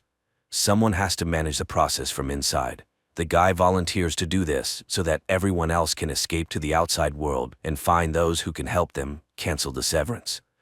Returning to his department, Irving tells his friends that he will look for a way out with them, wishing to erase Lumen from existence. Irving's extra sits on a bench in the park with his pet. Returning home, the man approaches the easel and paints a picture using only black colors. Dozens of absolutely identical black paintings already stand against the walls. Harmony calls Mark and schedules his last session with Mrs. Casey, supposedly to close the quarter. In the office, the man learns that the psychologist is working her last day and is being replaced by another specialist. The employees await Dylan's waffle party, planning to use this time for the switch. Trying to act as calm as possible, they rehearse their escape plan. The board of directors learns about the incident with Helly in the elevator and suspends Harmony from managing the company. Using the stolen pass, Mark sends his friends outside one by one, leaving himself for last.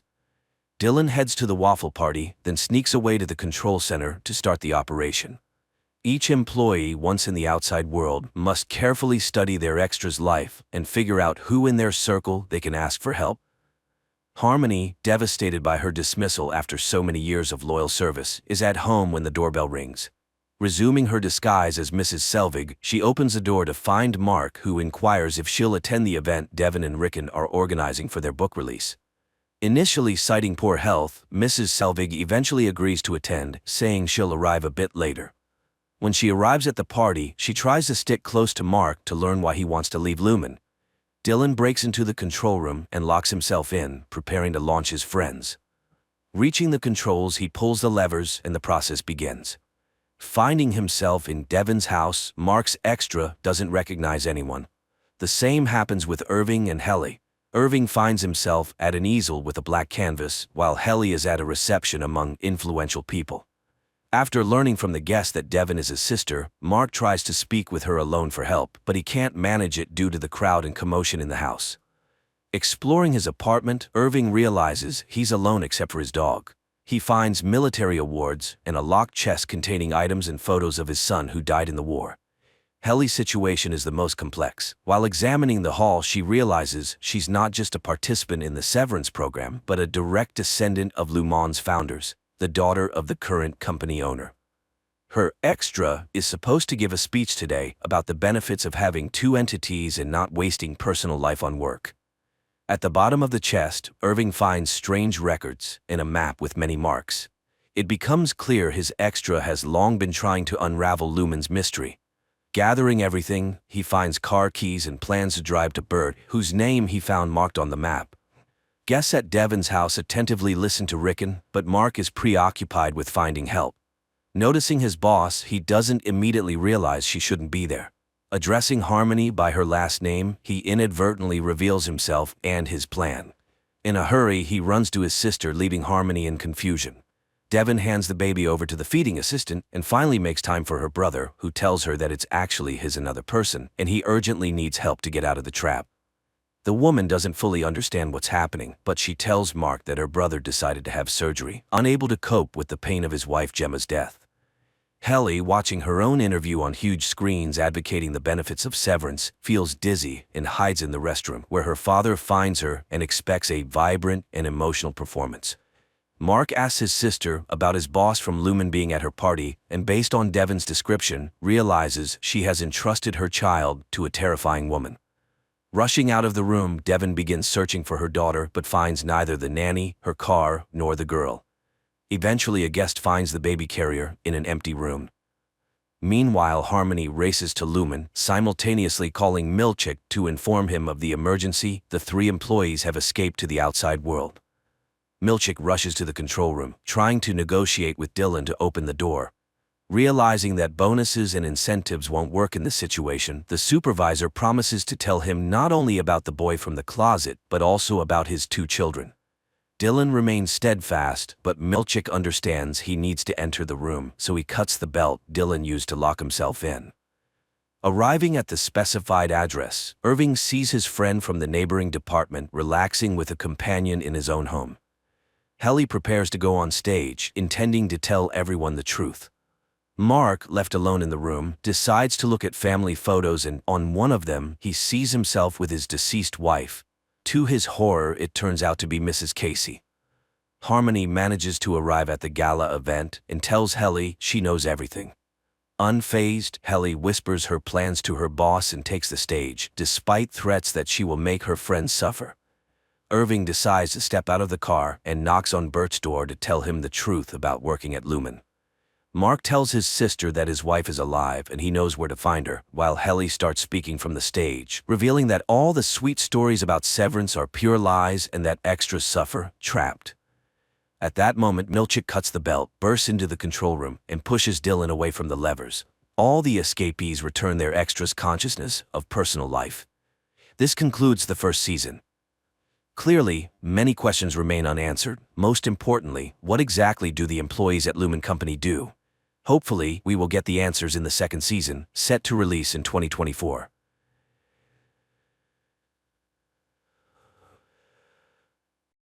The movie begins by introducing us to the young protagonist, Vesper, who lives in a dystopian world sharply divided between the privileged elites and the struggling masses. The elite reside in secure, enclosed cities known as citadels, while the rest of humanity faces the challenges of survival in harsh conditions. In this world, the key to sustenance is unique seeds provided by the citadels. These seeds are genetically coded to yield just a single harvest, ensuring a constant dependency on the citadels for more. Vesper, amidst her struggle for survival in this harsh environment, shares her existence with her paralyzed father, Darius, a former army serviceman. Ingeniously, Darius's consciousness has been transferred into a drone, enabling him to accompany and communicate with his daughter as she navigates their dangerous world. Vesper is not only resourceful and brave, venturing out daily to forage, but she also possesses a keen understanding of biology and biohacking.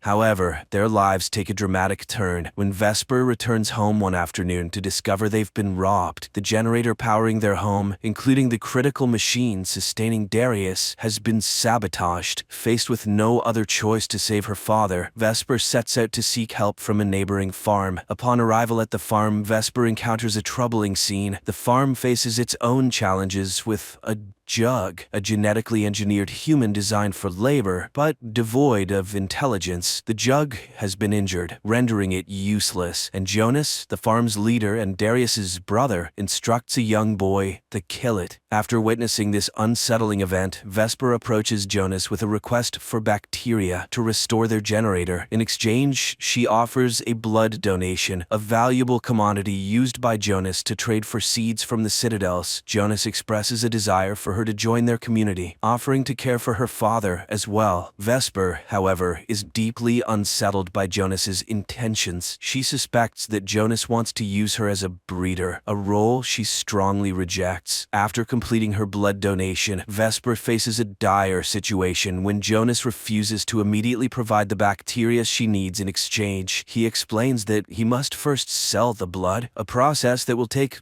several days, time her father Darius does not have. In desperation and anger, Vesper attempts to reclaim her blood, only to be caught and forcefully expelled from the farm by Jonas. Undeterred, Vesper returns to the farm, exploiting a secret entry point known only to her. Vesper stealthily enters Jonas's lab and retrieves the bacteria she is owed. While there, she also manages to take some seeds acquired from the Citadel. As Vesper heads home, she promptly repairs the generator and begins experimenting with the stolen seeds, hoping to unlock their fertility. In the forest, Vesper stumbles upon Camellia, a woman from the Citadel, lying unconscious yet alive, with plants feeding off of her. Vesper acts quickly, clearing the plants and bringing Camellia back to their home, where she treats her wounds. Camellia then reveals that she was in the crashed glider Vesper had seen and is now desperately searching for her father, who is with her. Although not fully recovered, Camellia promises a reward for their help. Vesper agrees to assist in the search, despite Darius's objections. The following morning, Vesper sets out on her mission and soon locates the crashed glider, finding Camellia's father Elias inside. However, she's not alone in this discovery. Jonas and a group of survivalists also converge on the crash site. Jonas, cold and indifferent to Elias's pleas, decides to end his life simply because he is from the Citadel. When Vesper attempts to intervene, Jonas dismissively shoves her aside. He also uncovers a woman's scarf in the glider, deducing that another passenger, Camellia, needs to be found. Back home, Darius suggests informing the Citadel of the situation before Camellia takes any drastic action or Jonas finds her. However, the only way to communicate with the Citadel is through a transceiver located at Jonas's house. Vesper reluctantly agrees to the plan, lying to Camellia that her search was fruitless, but promising to continue the next day. After a while, Camellia earns Vesper's trust. Vesper then decides to reveal her secret greenhouse. This greenhouse is a testament to Vesper's ingenuity, housing a variety of bioengineered plants, each with unique abilities and characteristics. Vesper takes pride in her creations, but still hopes to develop a plant capable of producing edible seeds. While Vesper tends to her plants, Darius quietly confides in Camellia. He admits he knows they can never gain access to a Citadel, but implores her to be kind, as Vesper's dream of reaching the Citadel means everything to her. Later, Vesper questions why they are excluded from the Citadel, to which Camellia explains the leadership's fear of resource scarcity. Vesper suggests they could take on the worst jobs, but Camellia points out the Citadel's preference for control. Unlike humans, the genetically engineered laborers, or jugs, don't resist. That evening, they share a musical moment, with Vesper singing while Camellia plays her mother's old instrument. The next day, Vesper once again sneaks into Jonas's house to use the transceiver. This time, however, Jonas spots Darius's drone and seizes it. While pretending to repair the drone, Jonas confronts Vesper about the missing seeds and the unidentified passenger, expressing his hatred for liars, especially within his own family. Vesper, refusing to admit anything, snatches the drone and flees, only to find it can't fly and crashes. In her attempt to recover the drone, Vesper stumbles upon a grim sight: the body of Jonas's assistant, who helped here before, left to die under a tree. Before she can process whether he was killed for aiding her, Jonas's followers apprehend her. They forcefully mark her hand with a seal, symbolizing her as Jonas's property. Distraught and overwhelmed, Vesper returns home, where Camellia immediately offers comfort. Guilt-ridden by her own deceit, Vesper breaks down and confesses to Camellia that Elias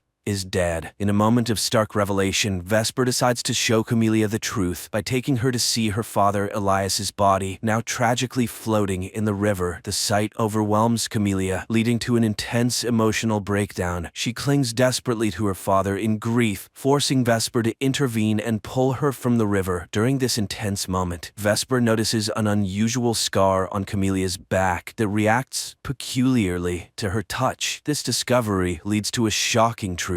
Camellia is not a human, but a highly advanced jug, a creation of Elias, who was expelled from the Citadel for creating an intelligent slave. Camellia confesses her deception. She had been on the run and never had the capability to get Vesper and Darius into the Citadel. Angered by this betrayal, Vesper confronts Camellia physically before they return home. Once there, Vesper coldly tells Camellia to leave. After she cleans up. Meanwhile, Vesper repairs the drone and shares the day's events with Darius. Darius, understanding the complex situation, urges Vesper to be more compassionate towards Camellia, explaining that jugs are bound to their programming and have no real choice in their actions. At the same time, Camellia, grappling with her lost purpose and fearing capture by the Citadel, contemplates ending her life. However, Vesper, influenced by her father's words, intervenes just in time. Realizing Camellia's potential contribution to her research, Vesper proposes to use a sample of Camellia's cells. The process proves challenging, as Camellia's cells are secured just like the Citadel's seeds. In an attempt to ease Vesper's frustration, Camellia plays music. Miraculously, the music unlocks Camellia's cells, allowing Vesper to modify the Citadel's seeds successfully, creating a sustainable food source. And all it took was a little nickelback. Needing more supplies for further research, Vesper briefly leaves for the old lab with the drone. During her absence, Camellia stays to watch over Darius, which leads to a dangerous encounter when Jonas arrives. Initially, Camellia tries to feign innocence, but Jonas sees through her act and threatens Darius's life. Camellia agrees to go with Jonas without resistance. However, Jonas soon discovers the mark on her back, identifying her as a jug, and attempts to reprogram her to obey him. Vesper returns just in time, and a fierce struggle ensues, with Vesper, the drone, and Camellia fighting against Jonas. They manage to overpower him, but Vesper refuses to kill him. Instead, she strikes a deal. She will share the secret of the fertile seeds with Jonas if he agrees not to alert the Citadel. Despite Jonas's apparent agreement, he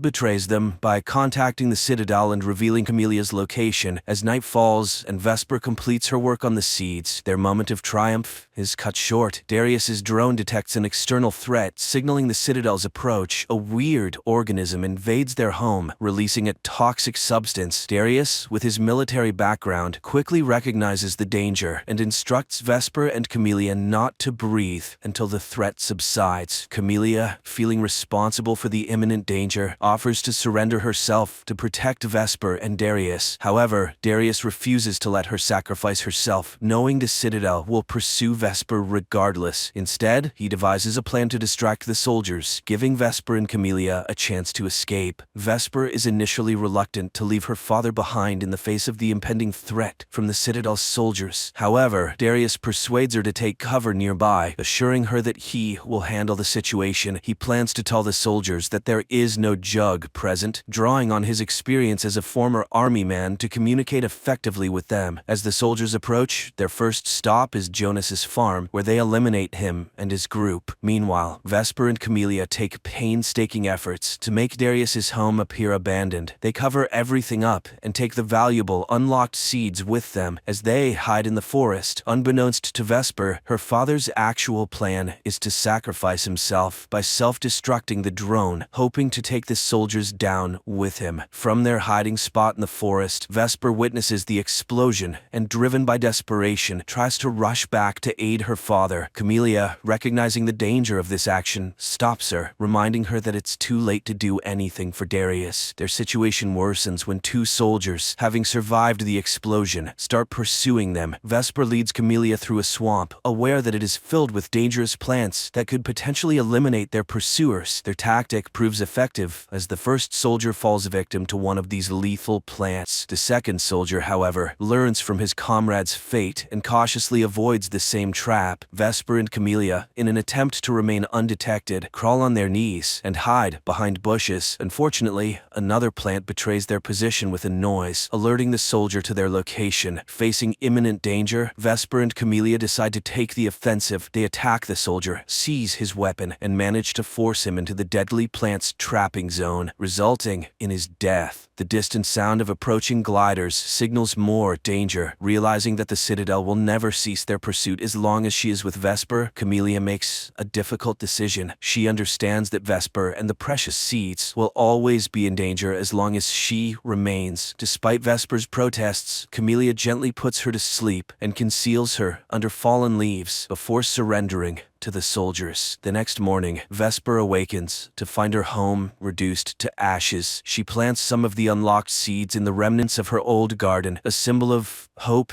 and renewal. In the aftermath, she encounters a group of children who survived the attack on Jonas's farm. Together, they decide to follow the mysterious people that wander around, seeking to uncover their destination. Their journey leads them to a towering structure constructed by these people. Driven by a sense of purpose, Vesper climbs to the top of the tower. There, she releases the seeds from her hand, allowing the wind to carry them to various corners of the land. This symbolic act represents her hope that the seeds will grow and multiply, providing sustenance for all. The movie concludes on this note, leaving a lasting impression of resilience and the enduring power of hope.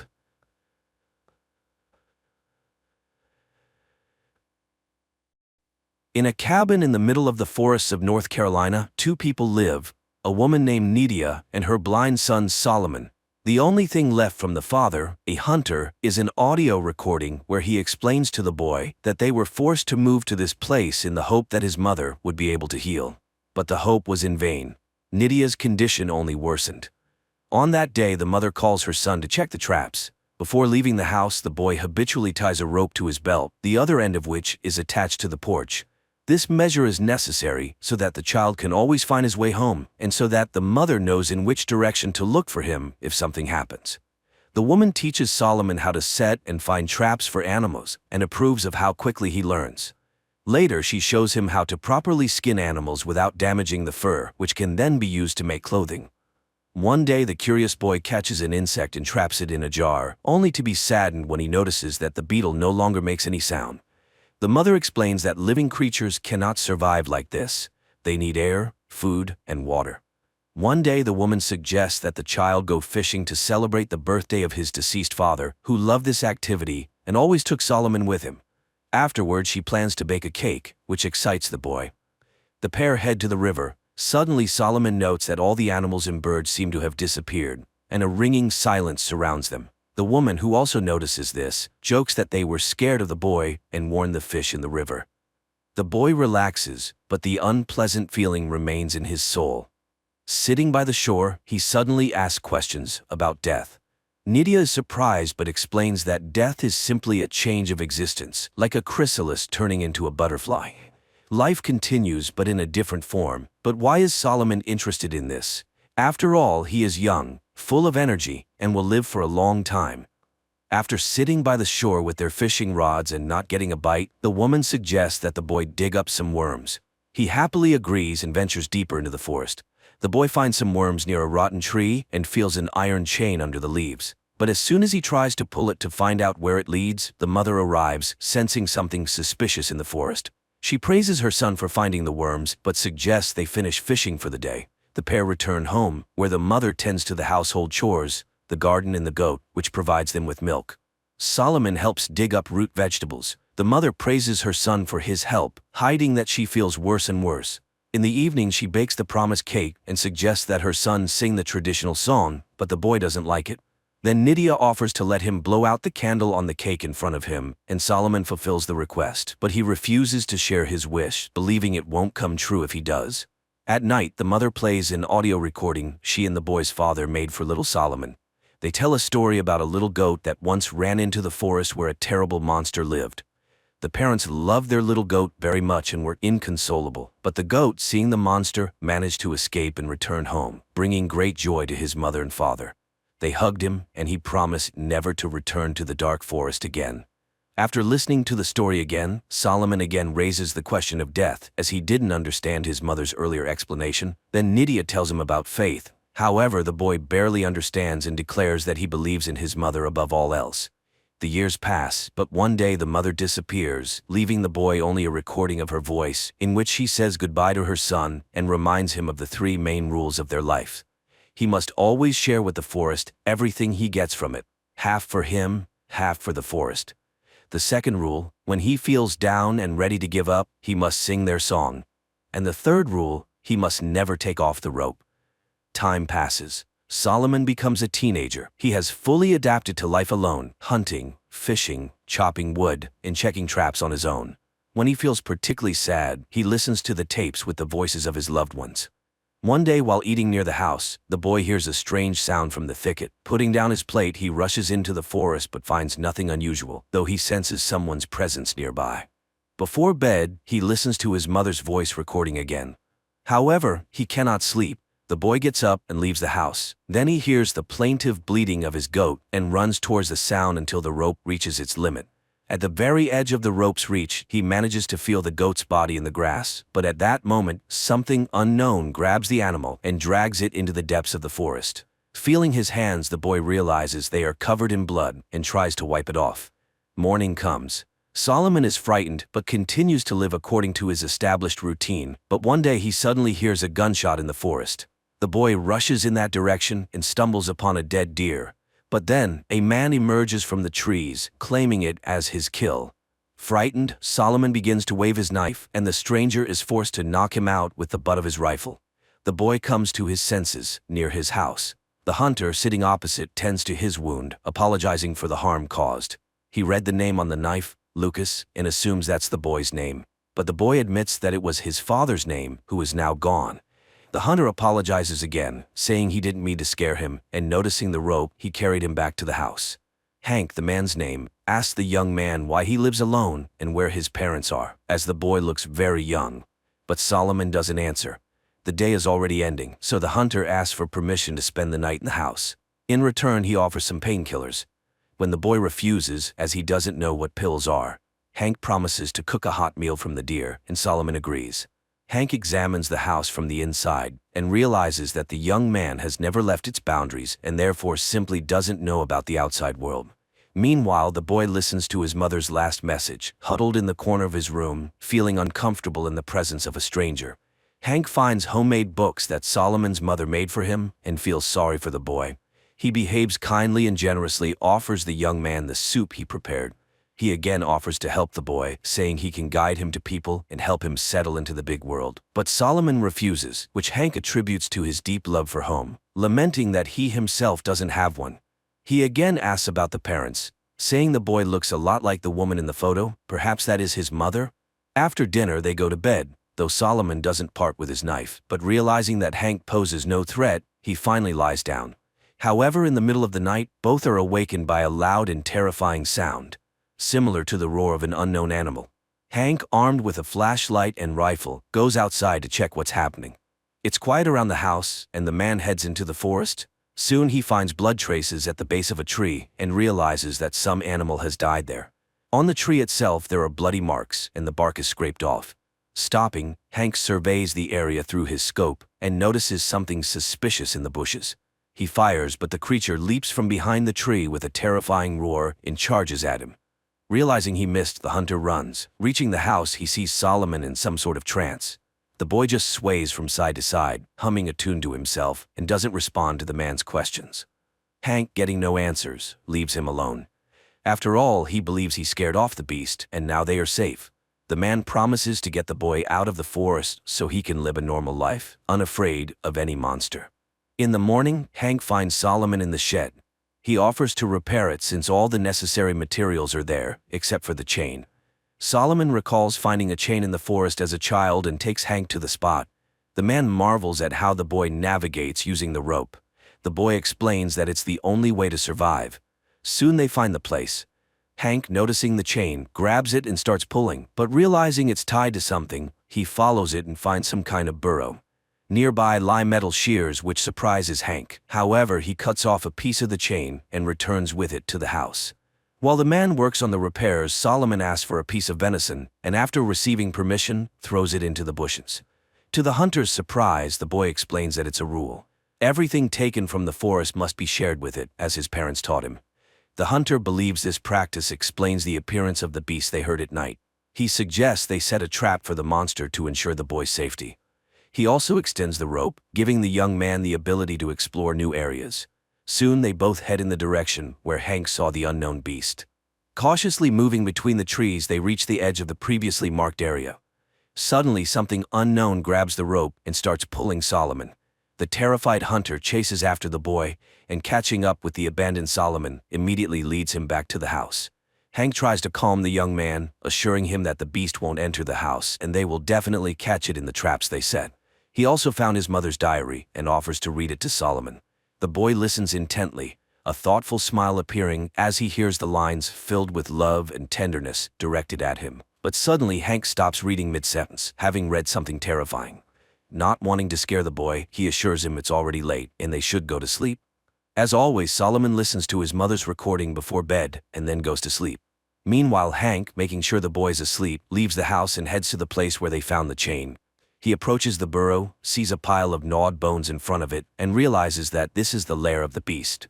Meanwhile, Solomon wakes up and begins to search for his new friend, and Hank, with his rifle ready, approaches the burrow and suddenly sees a notebook similar to the one in Solomon's house. But this one is scribbled with simple doodles. Deciding that the find has no value, the man puts it back. Meanwhile, realizing that Hank is not around, Solomon sits on the porch and turns on the tape recorder, listening to his mother's voice. But at that moment, he hears a gunshot in the forest. Finding the rope, Solomon runs into the forest, where he suddenly stumbles over Hank's backpack and realizes that the man is somewhere nearby. At that moment, the rope's length ends. For the first time in his life, Solomon breaks the rule and takes it off to find his friend. He crawls around and finds Hank's lifeless body. Solomon mourns his loss when he hears someone standing before him. The terrifying, disheveled creature turns out to be Solomon's mother. Making inhuman sounds, she charges at him, but the chain restrains her. To drive away his fear, Solomon begins to hum the childhood melody. This makes the woman stop, and when she begins to hum along, the boy recognizes her. He cautiously approaches her, and when she lunges at him, she impales herself on a knife and dies. Her eyes, with strange vertical pupils, go still. The young man, coughing heavily, leans against a tree. Trying to recover from everything he's been through, he suddenly hears a crow cawing and looks up at the sky. And then, in his milky eyes, vertical pupils appear, meaning that along with his sight, he has inherited his mother's illness, becoming the new forest beast. A depressingly dull film that exudes hopelessness, cold, and a sense of inevitable futility. But the metaphor with the rope is very apt. A person should never lose their connection to home.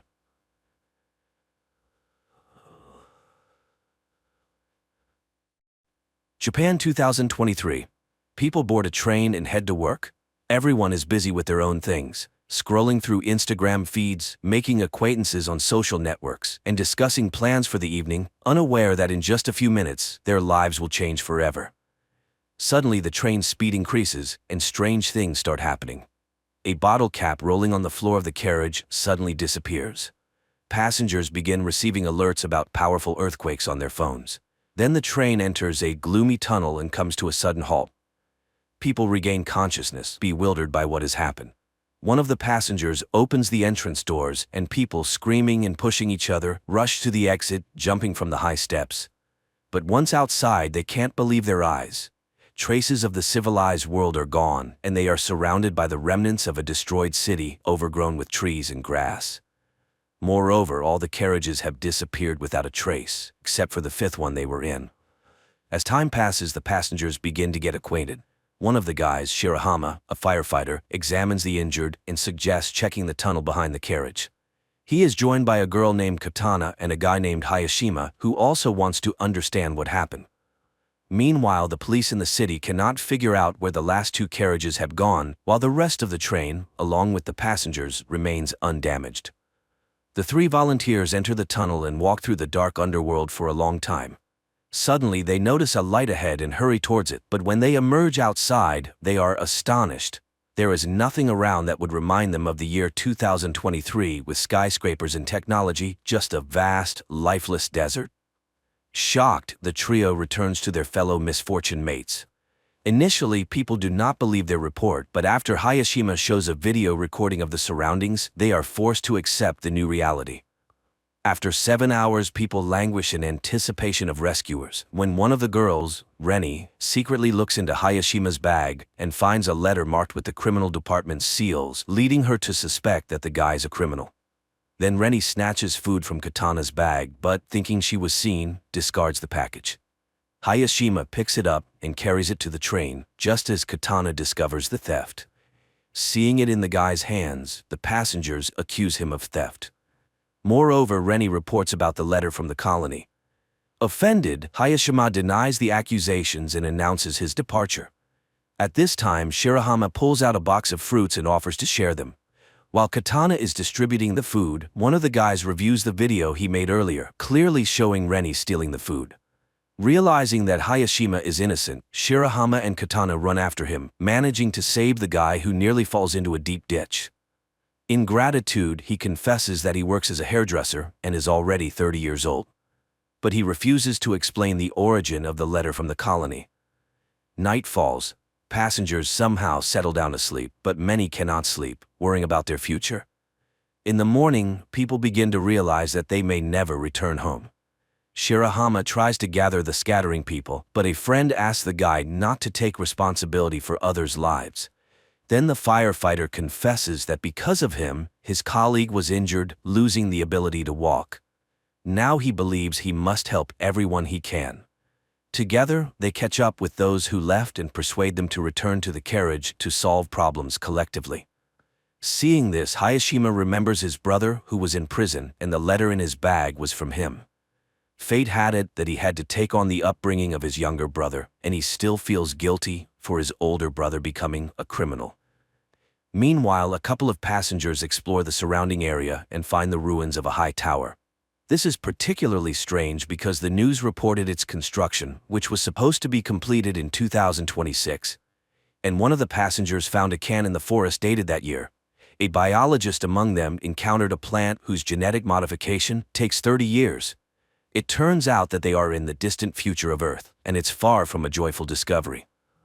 At the same time in 2023, all channels are broadcasting messages about the disappearance of 2 carriages, which had at least 100 passengers. Night approaches and many fall into despair, while Katana and Shirahama place plastic containers on the roof of the carriage, hoping for rain. In the morning, the biologist draws the others' attention to the dense greenery, which means there must be a body of water nearby. A group of youth sets out to explore the forest. Along the way, Hayashima confesses that his parents are criminals, and then the guy spots a frog. This means water is very close, but ahead are impassable cliffs, which can only be climbed with the help of ropes. The group returns to the train and cutting wires heads back to the cliffs.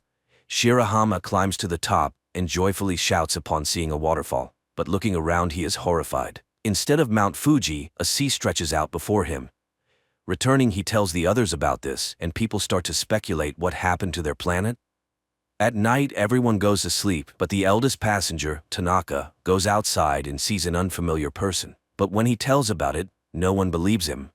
Then it starts to rain, helping people to collect water and even bathe. Meanwhile, the biologist continues to study the surrounding fauna, finds several edible plants, and shows them to the others. And still, Katana manages to eat a poisonous berry, but fortunately, her poisoning is not fatal. The news that the girl has recovered has a sobering effect on the passengers. They finally realize that sitting still, they won't survive. People get to work and even make utensils from bamboo. Bank cards turn out to be decent knives. The group of youths brings water from the waterfall, and they prepare a soup from plants. But after dinner, some feel sick and the biologist discovers a couple of poisonous berries in the common pot. Someone remembers seeing Tanaka near the pot, who is not among them. Shirahama sets out to look for him, but stumbles, falls, and loses his torch. After a while, Shirahama returns without Tanaka, but with Hayashima's previously lost barber tools, which he had sorely missed. In the morning, the biologist announces to the people that he is going to look for a river, which should be nearby. His friends go with him. But in the forest, they encounter a stranger who injures the biologist and runs away. The guys carry him back to the train, where fortunately there is a medical student who provides the injured with first aid. The others help as much as they can and pray for the guy. Later, Tanaka unexpectedly returns from the forest. It turns out he worked for a security company and can show how to make traps around the camp. Reni asks Hayashima to fix her hair, and soon there's a queue for the guy. Meanwhile, Shirahama and Katana notice a teenager caught in one of the traps, but the youngster gets out on his own and runs away. The friends hurry after him and soon find themselves by the river, but the boy asks them to wait for him at the spot and disappears into the forest. Hayashima, noticing their disappearance, catches up with the pair. At this time, the teenager returns and leads the friends to carriage number 6, which mysteriously ended up several kilometers away from the 5th carriage. The passengers from the 5th carriage are welcomed by the leader of the group from the 6th carriage, Yumamoto. Their carriage was lucky to be near the river, where there was plenty of fresh water and fish. Moreover, among them was a builder who, under his guidance, they were able to quickly set up a camp and even build a kitchen and a toilet. The newcomers find the one who injured their biologist. He confesses that he did it out of fear, thinking they were going to attack him. He bows deeply, apologizing for his action. And Yumamoto admits that he believes a return to the past is possible. The man told them that in the early days they found a small boat on the river where he managed to fix the radio and catch a signal, apparently from Canada, where the year 2060 was mentioned. From what he heard, the man understood that in 2026 a disaster occurred. A huge asteroid fell to Earth, causing powerful earthquakes and tsunamis worldwide, instantly taking billions of lives. The dust thrown into the atmosphere blocked sunlight, leading to the extinction of the remaining species. But the main thing is that the asteroid didn't fall by chance. It was space debris, as besides state corporations, satellites began to be launched by anyone who fancied. One of the probes collided with a satellite, which in turn fell onto an asteroid, leading to a deviation of its orbit. So it was a man-made disaster. That's why it's so important to return to their year and change the future. Inspired by the example of the sixth carriage, the passengers decided to make a bath by the river. Meanwhile, Tanaka continues to deteriorate, making himself a doll from branches and talking to it. In the morning, the bath is ready. For the first time in many days, people bathe in hot water and wash their clothes. And the guys find a strange stone on the riverbank, which Yumamoto learns about. He sends his people to find it, but Rennie notices strangers, and one of the guys lets slip that according to their leader, this stone might help them return home. The girls argue about the need to return, and Rennie pushes Katana away. She falls and accidentally shifts a layer of soil, under which a dead body is discovered. Meanwhile, Tanaka reads in a newspaper an announcement about the search for a murderer in his description. At that time, Rennie and Katana are attacked by guys from the sixth carriage, but Rennie breaks free and runs to her own, where she tells about the found corpse, while Katana escapes from the guys through the forest. The fifth carriage decides to make weapons, while Shirahama and Hayashima run to the neighbors. But the girl is not there, and Katana meanwhile makes it to the boat. Yumamoto is forced to confess to the guys that he killed one of the passengers, who suddenly became aggressive and started attacking people with a knife. That's why he was recognized as a leader. The guys go home, hoping that Katana has returned, but she's not there, and the rest urge to go to the sixth carriage and punish the guilty. And the guys go again to look for the girl. Katana hides in the boat when Yumamoto comes in. He pretends to be calling an unknown station, but the girl sees that the wires are cut. The man discovers her and confesses that he doesn't want to return to the past because he intends to create a new society here. After that, he ties up Katana and locks her in the cabin, where her screams cannot be heard. In the morning, the passengers of the fifth carriage are just about to attack the neighbors when one of the women suggests backing up and looking for a building where they could hide. At this time, guys from the sixth carriage go to the neighbors to scavenge something, but they fall into traps. A fight starts when the rest of the sixth carriage's passengers arrive, and there are more men among them. The fight escalates into a real battle, which is stopped by the appearance of the escaped Katana, who accuses Yumamoto of lying. He is forced to admit to the deception, but he just wanted to keep people's spirits up. However, the passengers decide to exile the former leader. Before leaving, the man hands over a journal from the ship, which contains information about the tower that could help them return to the past. Meanwhile, those who went to search for the building reach the tower and find glowing asteroid fragments there. And in 2023, scientist Ray, after reviewing the video surveillance camera recordings, discovers that a wormhole appeared in the tunnel at the moment of the disappearance of two carriages, which apparently was the result of a distortion in the space-time continuum. The passengers study the journal found by Yumamoto and learn the exact date of the disaster. Moreover, they have an asteroid fragment that possesses a phenomenal magnetic charge. One of the passengers remembers how on the day of their departure, he saw something in the sky resembling a falling star. In the past, Ray, analyzing the same event, concludes that it was the flare from a supernova explosion. In the future, there's also an expert who explains that supernovas occur in space when a star reaches the end of its life cycle and explodes, releasing a massive amount of energy. Apparently, this created the temporal rift into which both carriages fell. It means they need to open this wormhole again. In the evening, a strong storm begins, forcing people to seek more reliable shelter than the carriage. Tanaka opens the rear doors leading into the tunnel. Unexpectedly, a strong gust snatches his doll and sucks it into the wormhole caused by the hurricane. But as soon as the storm subsides, the wormhole disappears. And in 2023, scientists find Tanaka's doll. Passengers in the future conclude that to summon the wormhole, they need a powerful energy source, for which they start looking for remnants of power lines. Digging up each post, the passengers find an electrical substation where somehow working equipment is preserved. They redirect enough electricity into the tunnel to stabilize the wormhole with the onset of the next storm, enough to return to the past.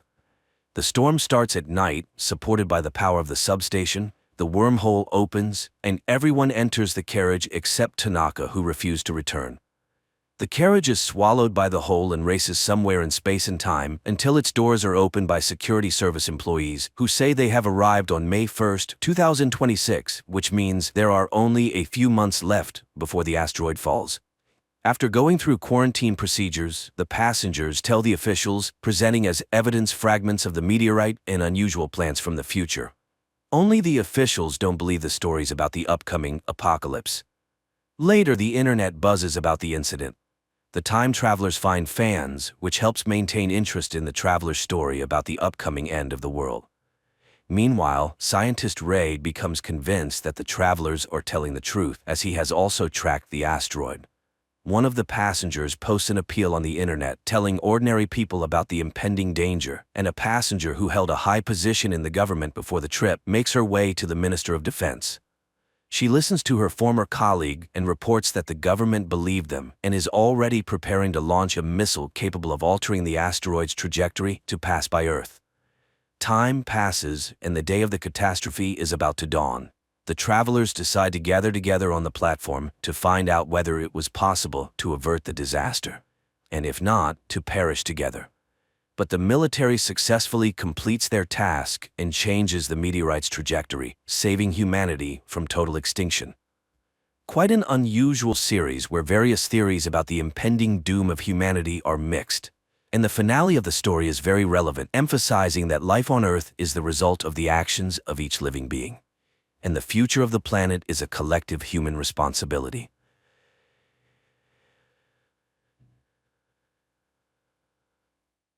Czech astrophysicist Jakub wakes up in his ship thousands of miles from Earth. His day starts with a call from the flight curator and close friend Peter. Today, the people of Earth want to communicate with the hero.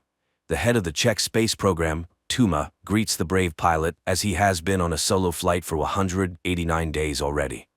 The thing is, for 4 years, a mysterious cosmic phenomenon, which has been named Chopra's cloud, has been observed from Earth.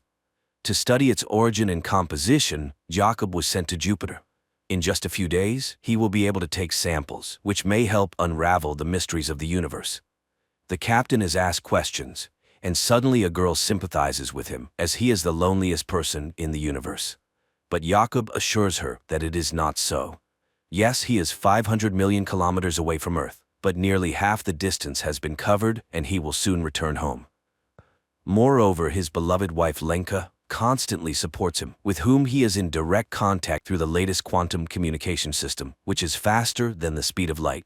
So Jakub does not suffer from loneliness. TV takes a commercial break where a cheerful Jakub praises the products of a generous sponsor.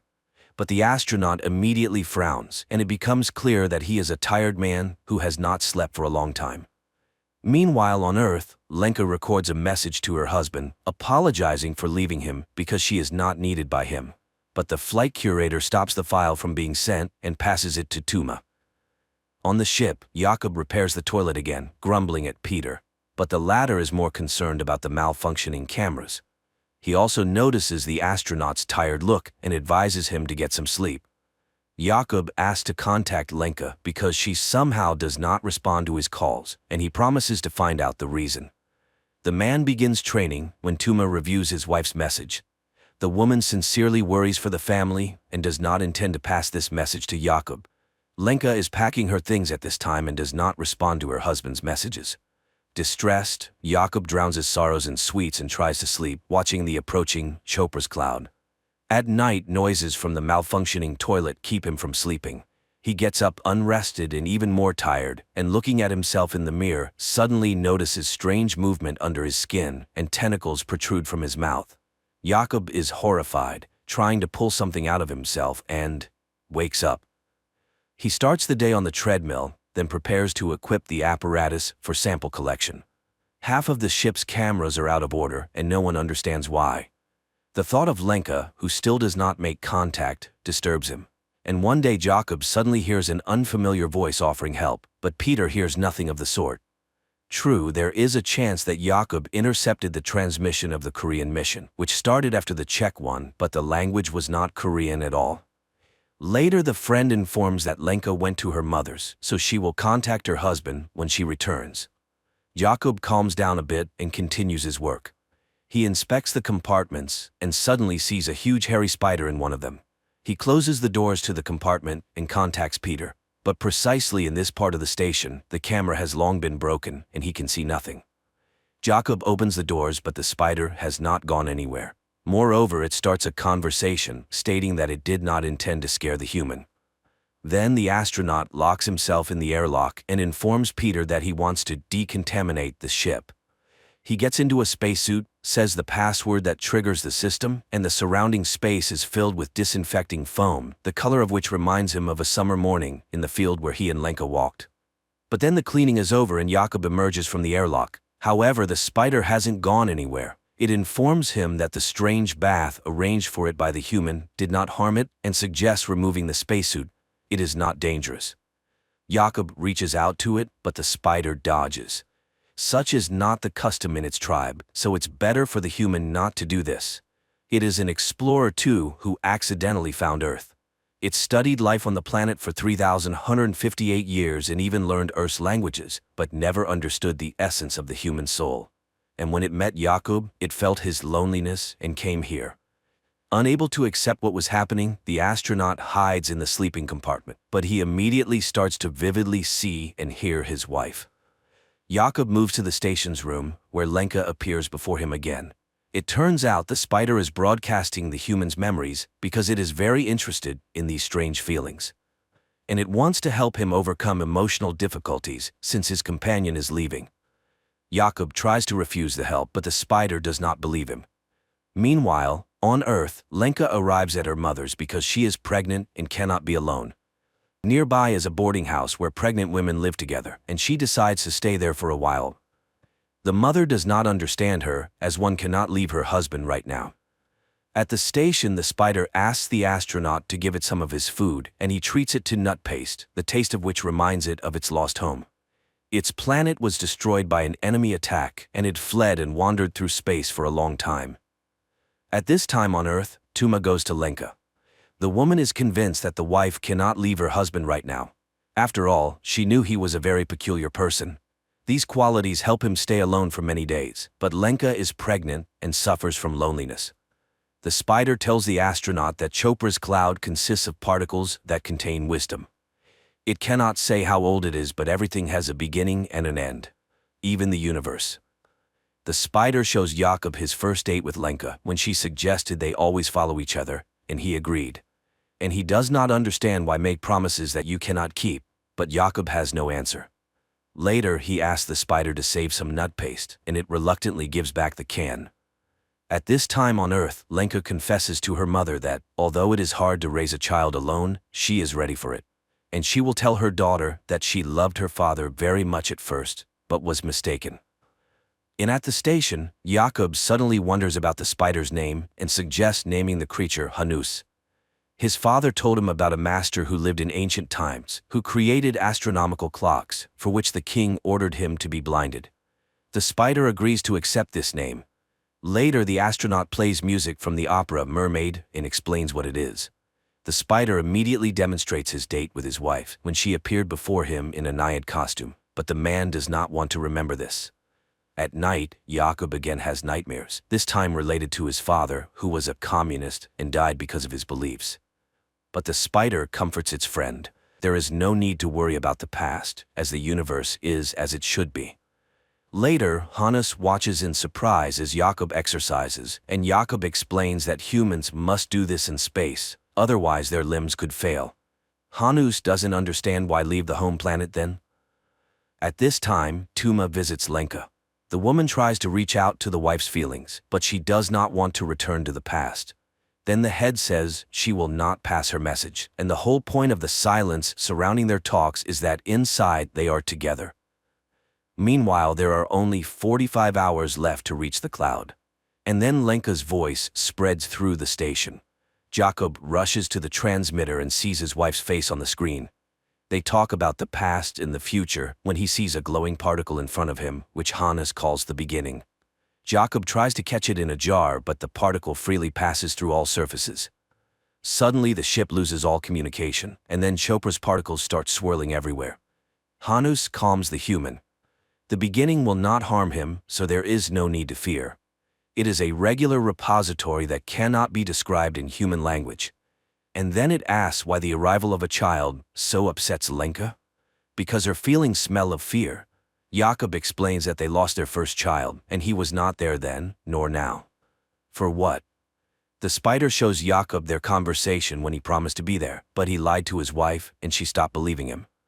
Later, Jakob finally gets through to Peter on the quantum phone, but Hannes again turns on the man's memories, where he and his wife discuss his journey. He was so confident that he didn't even try to understand his wife. The spider realized that Jakob is selfish, and he is to blame for his loneliness. So it lost interest in him and wants to leave. This causes a panic attack in the astronaut, who no longer wants to be alone. Jakob tries to grab the spider, but it itself presses the man's body to the bulkhead and reminds him that it preferred to communicate without touching. The spider lets the human go and flies to the other end of the station. Jakob desperately follows it, promising to change, and again sees Lenka in the guise of a naiad. He floats in zero gravity, remembering his wife and crying from the sense of realizing the loss. Then he calls Peter and asks him to visit the woman. The friend goes to the boarding house and hands her the quantum phone. Jakob talks about how he loves her and asks for forgiveness for his selfishness. Now he doesn't understand why he neglected the most precious. He wasted his life on nonsense and is not worthy of her. Immediately after the conversation, he hears Hannes's voice again, asking him to rest because he has atoned for his guilt. Jakob asks not to leave him, and the spider admits that it too fears loneliness. But suddenly the man notices that the spider is not feeling well, and it admits that although it escaped from the enemy, it was already too late. They had taken over his body, and suddenly it hugs the astronaut. For the first time in a long time, Jakob falls asleep deeply, and the spider has to wake him up because a great discovery awaits him. It even brings him a tube of hot coffee to bed, after which the astronaut makes the final preparations. He contacts the Czech Space Authority and reports that his mission is dedicated to all the people of Earth, but especially to Lenka. Afterward, he reduces speed and begins collecting samples using special equipment. But then the spider becomes very ill. Jakob abandons his task and tries to help his friend. The equipment gives an error, and Earth commands to cancel the sample collection. But Jakob hears nothing because he sees Hannes in open space. The ship's systems fail one after another, and the control center orders to end the mission and return. But Jakob puts on a spacesuit, takes a bomb, and goes outside.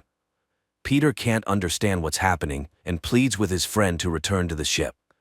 However, using the explosion to catch up with the spider, Jakob holds it. Hannes thanks him, but it's all in vain. Soon the enemies will consume him. And Jakob, looking at the surrounding space, remembers the day he almost drowned. Then his father saved him, and now he forgives all his father's sins, and forgives himself. Hannes pulls him to the center of the cloud, where everything is gathered, the beginning and the end, the fluctuation of all times, his past and future, him, his Lenka, and his father. Every promise and punishment, everything is unchangeable and impermanent, but such is the truth of nature. The universe is as it should be. Before the man, Lenka appears again, and Jakob admits that their meeting is a miracle. Just like the meeting with the spider. Jakob hands his friend a can of nut paste he saved for him. The latter thanks him and asks to listen to the silence, after which it disintegrates into millions of particles, consumed by worm-like creatures that destroyed his race. and Lenka on Earth suddenly sees a glowing purple particle in the grass. Night turns into day. Jakob in a spacesuit wades through a transparent stream, above which, on a log, sits Lenka in a mermaid costume asking him to kiss her. Her face becomes the last thing he sees, at least for a moment, because at that time, he sees the lights of a South Korean ship which saves Jakob. Later he calls his wife Lenka, apologizes, and confesses that if he had known everything earlier, he would never have left, and she would kiss him once more. A fantastic, yet lifelike film. A work-absorbed astronaut had to be millions of kilometers away from his wife and hear a sermon from an extraterrestrial being to understand that family is the most important thing in his life, and one can only hope that he will manage to regain his sense of purpose.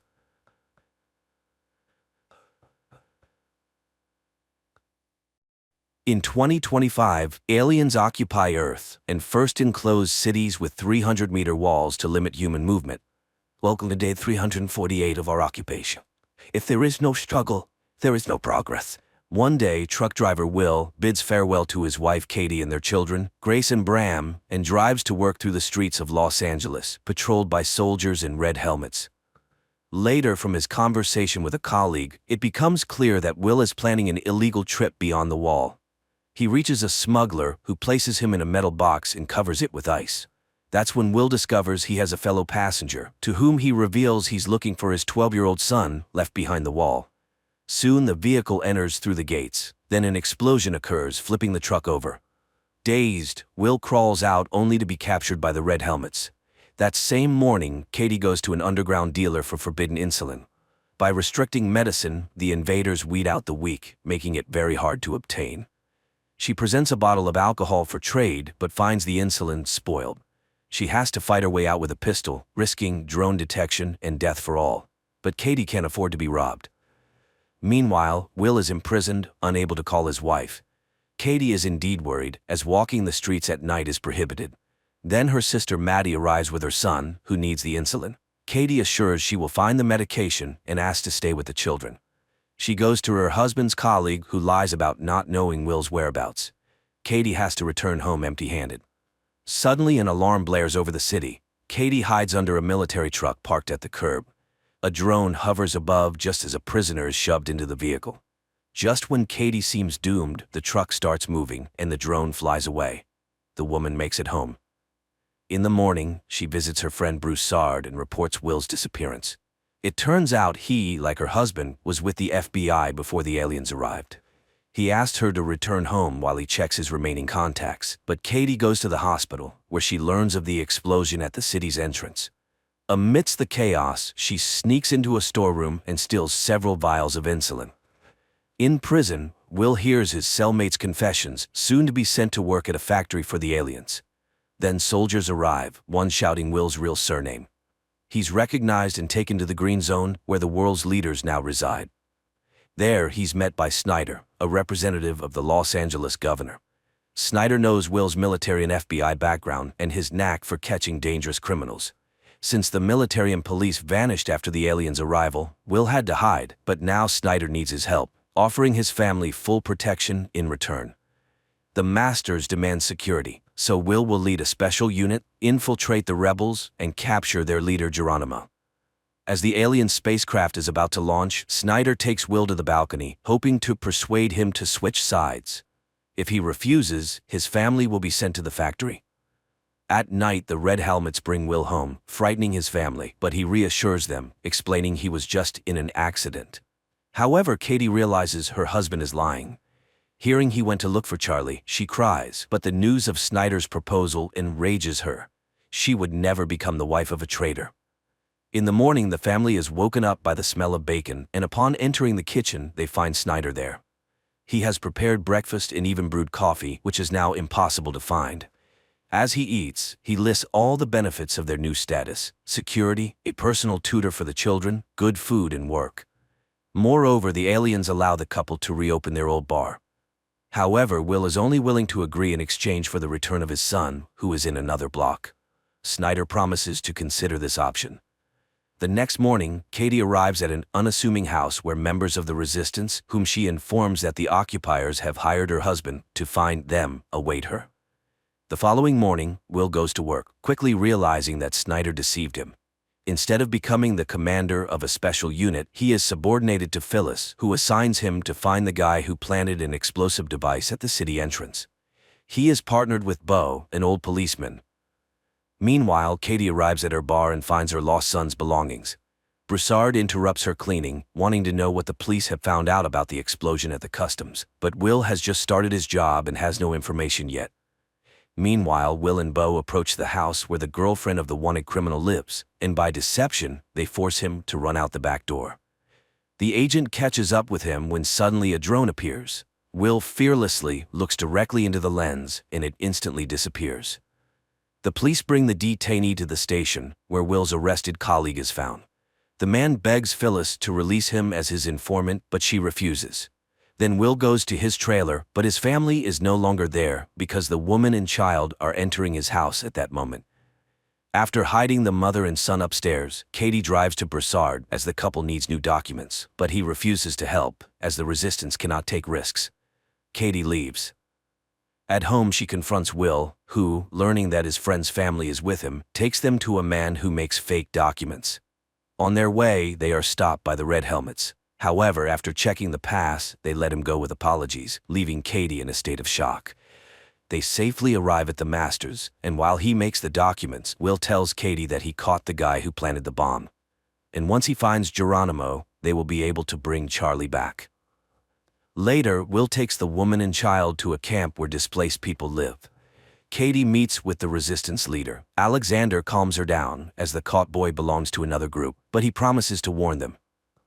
At the station, Will discovers that a group of prisoners is being prepared for shipment to the factory.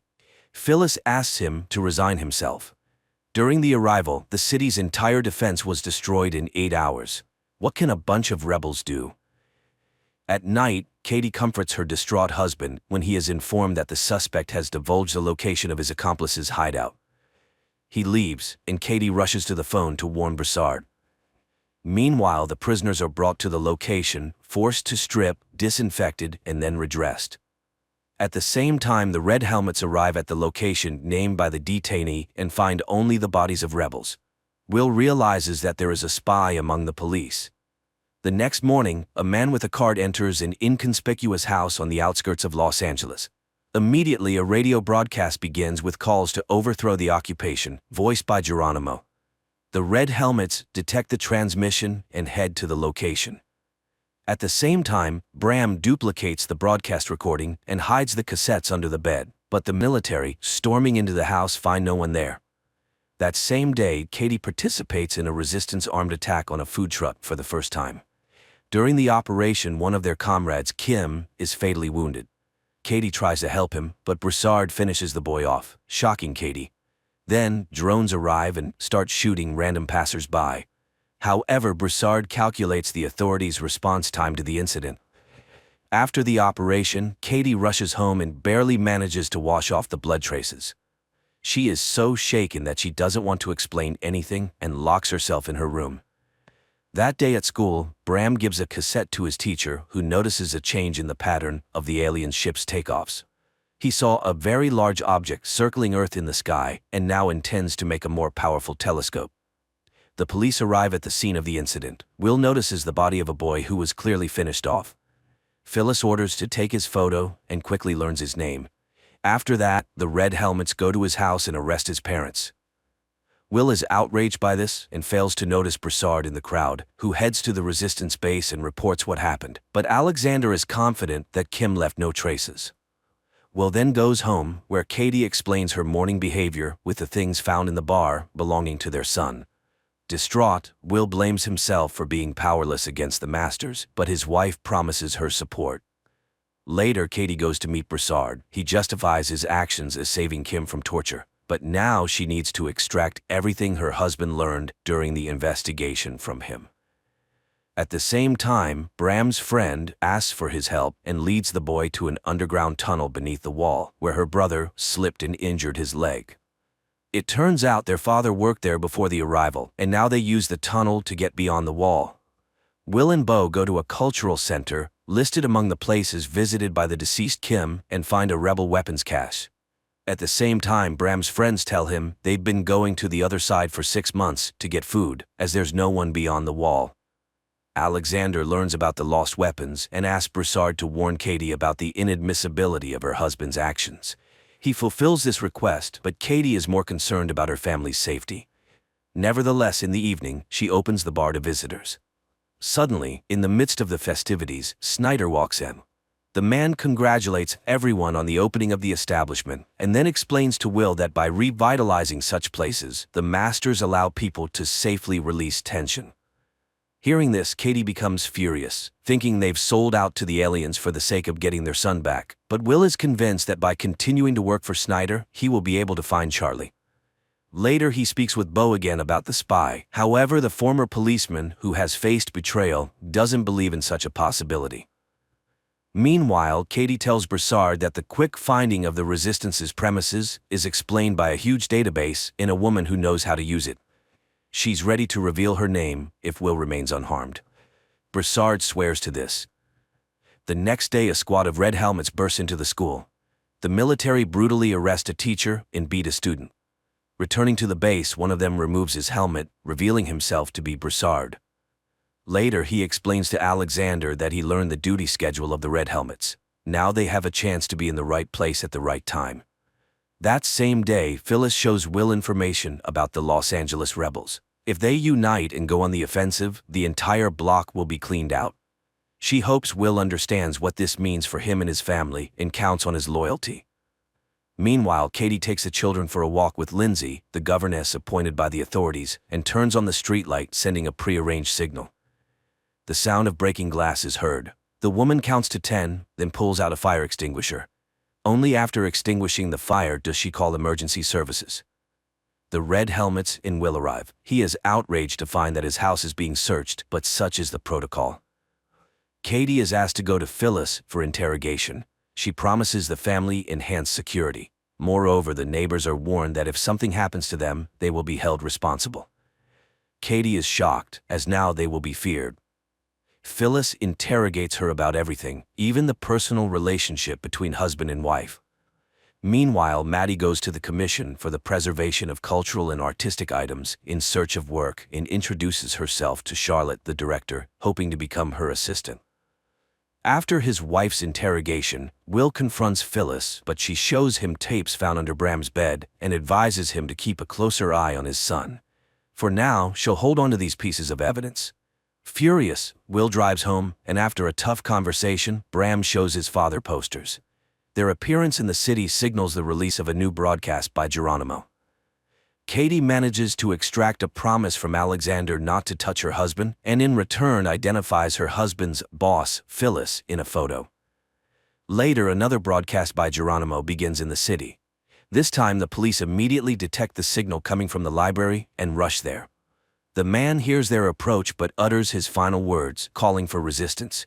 He is arrested, although Will is sure it's not Geronimo, greatly disappointing Snyder, who had already informed the masters of their victory. That same day, Maddie witnesses Charlotte's anger, who needs a painting by a specific artist. Maddie reports she knows who had collections in the city, as she worked as an art historian. Meanwhile, the arrested man confesses during interrogation that he found the text for the broadcast in a pipe. The police go to the site and verify that the indicated pipe leads to the green zone. Charlotte's workers find art items in the house Maddie mentioned. In gratitude, the owner takes her on board and promises to help with insulin.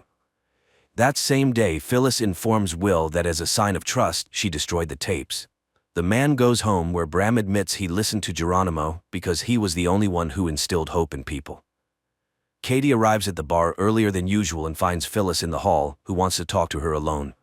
Phyllis talks about her husband and draws parallels with Will, who loves his wife so much that he doesn't see who she really is. She shows surveillance photos from the truck attack site and warns Katie that she's gotten involved with the wrong people. If Katie wants to survive, she will now work for her.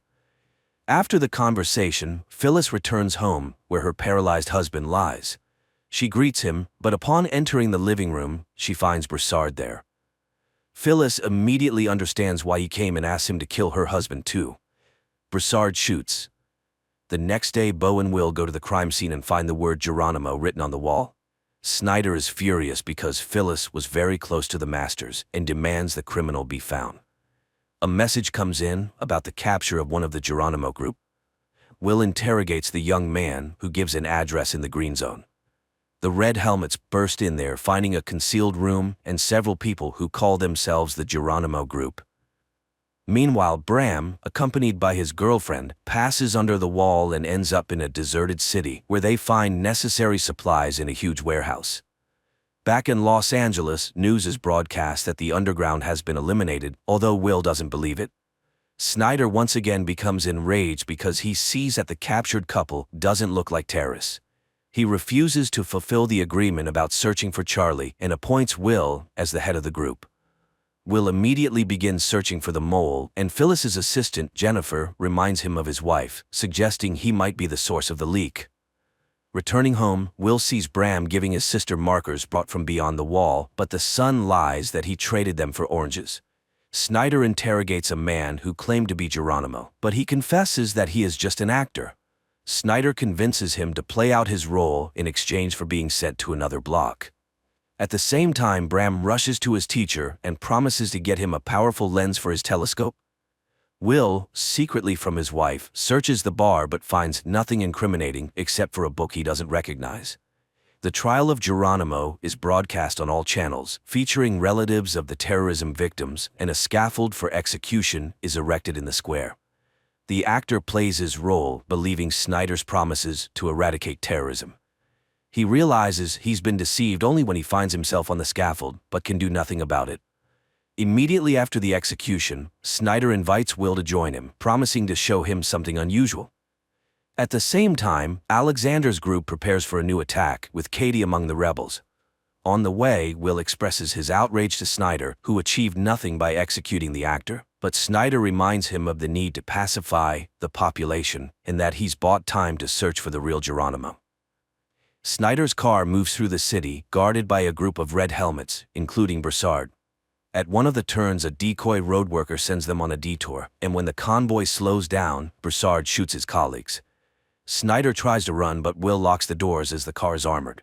Rebels, disguised in red helmets uniforms, shoot at the car and manage to pull the door off, but Will shoots from inside and still gets Snyder out of the fire. Drones appear, but the rebels manage to escape. Will leads Snyder into the bar where Katie arrives at the same time. Snyder is hysterical, but Will cannot guarantee protection by his own means. Katie asks Will in private not to risk himself for such a worthless person, but Will cannot leave a person without help. Realizing that the phone doesn't work, he goes outside to a payphone to call for backup. Meanwhile, Alexander, learning about Will's role in saving Snyder, is furious, but then Katie communicates via radio that the traitor is in the bar. She returns to Snyder and keeps the conversation going to lower his guard. He boasts about being a professor of economics, which earned him a high position. He mentions there are 7 more colonies, but he doesn't know what happens beyond them. Will returns, announcing that he has managed to call for reinforcement and it's on its way. Katie bandages Will's wound, and he confesses that Geronimo is a collective image, not one person. Katie asks not to interfere with Snyder's killing, but Will reminds her that another will take his place. Then, Snyder reveals that his people have found their son, and he is currently negotiating Charlie's return. Suddenly, there's a knock on the door. They hide Snyder in the bathroom. Broussard enters in a red helmet's uniform and searches the place. Katie leads him to the basement, asking to ensure Will's safety, but he can't guarantee anything as her husband is always diving into the fray. Broussard eventually leaves, but Will is sure he is a member of the resistance and will return with backup. They barricade the doors with Snyder, who again mentions Charlie, infuriating Katie as she's tired of his blackmail. Meanwhile, the rebels try to break into the bar, but fail. A frightened Snyder tells Will that the masters have tested virtually every person, thus filtering out those they don't need, but he has never seen the aliens himself. As the rebels continue to press, Will orders Katie to hide, readying himself to defend Snyder. Then a smoke grenade is thrown in, the militants storm in. Will opens fire. When one of the rebels finds Will, Katie shoots him, but Broussard aims at her and her husband forces her to drop the weapon. The rebel herds them into the basement and leaves. However, Will finds a machine gun and chases after him, but by the time he gets upstairs, everyone is gone. Then, the real Red Helmets arrive and pull Snyder from the closet where Will had hidden him. In the evening, Will tries to reassure Katie, explaining that Snyder's tribunal was just a farce. There is no people's hero, and those who attacked them have no relation to Geronimo. Meanwhile, Alexander concludes that Katie is a double agent, simply leading them on. Meanwhile, Maddie starts a relationship with Charlotte's husband, Nolan, who is the leader of the New Age preacher church. At the same time, Will identifies Broussard by photo, having seen him among the attackers, and receives an order to find and arrest him. The Red Helmets head to his address, but when they begin to storm the house, it explodes. Will questions Broussard's squadmates, and one mentions a distinctive feature, a tattoo on the chest, which Will recognizes as a Special Forces sign. Broussard infiltrates a restricted area, where he steals the corpse of a dark-skinned man of similar age and build. Along with Alexander, they place it in a car and burn it. Throughout, the leader convinces Broussard of Katie's betrayal. Later, the police find a burnt car with a charred body inside, matching the description of the bar attacker, but Will once again doubts everything. Katie tries to contact the underground, but can't manage to do so. Finally, she finds an encrypted message with the name of a meeting place, where a car with Broussard at the wheel awaits her. Meanwhile, Will's assistant Jennifer finds in the database 14 people with Broussard's face, and he realizes that Broussard is not just a military man, but a former FBI agent. Broussard takes Kate out of the city and asks her difficult questions, as she shot one of her own, but Katie reminds him that she laid out one main condition from the start: her family must be untouchable. She joined the fight and served the cause faithfully. He doubts her loyalty. She leaves, unwilling to continue the conversation. Broussard goes to one of the resistance members, Rachel, and tells her about Alexander's order to eliminate Katie and how he couldn't go through with it. Will arrives at Snyder's in the Green Zone and reports that Broussard is called something entirely different, and he's very skilled in his field, but he'll definitely find him. In response, Snyder gives him an envelope containing a recent photo of Charlie. Will brings it to Katie, and through tears she asks her husband to rid themselves of Snyder's control. He promises to do so when he is ready. Meanwhile, Charlotte learns about Maddie and Nolan's relationship and threatens to fire her. Nolan decides to remind his wife of her place and offers Maddie to become his assistant. The police receive new information, with which Will goes home. He shows his wife a photo of Broussard and tells her that his fingerprints were found in their bar. This means he was there before. Katie says she doesn't know him, but Will shows her photos of his victims, and she recalls that he indeed visited them and said he lived in his mother's house and was fixing it. Jennifer immediately finds Broussard's mother's house through receipts from construction stores. Rachel comes to Katie, confessing that Broussard indeed killed many, but it's part of the resistance. Katie reminds her that she almost became one of his victims, but Rachel reminds her that Broussard didn't carry out that order. Then Katie calls Broussard and warns him that Will has figured him out. The Red Helmets go to Broussard's mother's house, but it's empty. The abandoned tools make it clear he received a warning. Will calls out to a neighbor who turns out to be Alexander, and he says he hasn't seen his neighbor. Will leaves but then stops. On Broussard's table lies the same book as in his wife's bar. Will's partner ends up at a factory where people often get sick and die. It turns out the factories are built on the moon. Will shows his children a photo of Charlie and admits he only started working for the government to get him back. That morning, the governor of the Los Angeles block arrives at Snyder's to inform him that the chief minister of the Pacific region is coming for an inspection. He assures everything is going well, but the woman is very doubtful. Katie goes to Rachel and learns that her underage sons are also in the resistance. She is stunned by the woman's courage, but still announces her departure from the group, fearing for her family. Rachel promises her support. Alexander calls Will and declares that his wife is the mole leaking information to the rebels. He sets up a meeting place. Will goes there. He immediately recognizes Broussard's neighbor, who confesses that he is the head of the cell and is willing to betray everyone for the right to leave the block. Meanwhile, Broussard meets with the leader of the youth cell of the rebels, from whom he receives information about the arrival of an important person. Will returns to Beau and tells him everything. Later, he goes to Snyder and conveys Alexander's conditions. Snyder demands a personal meeting. In the evening, Katie returns to the topic of Charlie. If Snyder knows where he is, why can't he bring him back? But the conversation shifts to the meeting with Alexander. He reveals he is ready to betray the entire cell, and Katie immediately leaves for the bar, signaling Broussard along the way. Bram and his teacher observe the moon and notice changes in its surface. It seems that's where the alien mines and warehouses are located. That evening, Broussard comes to the bar, where Katie tells him about the leader's betrayal. He immediately goes to Alexander and starts asking questions, but Alexander demands he stop all communication with Katie and prepares for a new operation. The next day, Will takes Snyder to the meeting place with Alexander, who confesses he just wants to survive. He needs a universal pass to travel between blocks. In exchange, he gives a list of the group led by Broussard and admits they are planning an operation to eliminate the minister. He will set up a meeting for Broussard where the police will arrest him.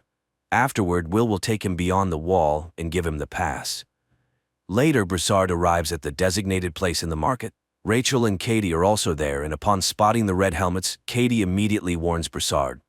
A rebel throws firecrackers, causing panic, and people scatter as the military opens fire. Rachel dies, and Broussard escapes. Will goes to Alexander's house, which is under police guard, and announces the cancellation of the deal with Snyder.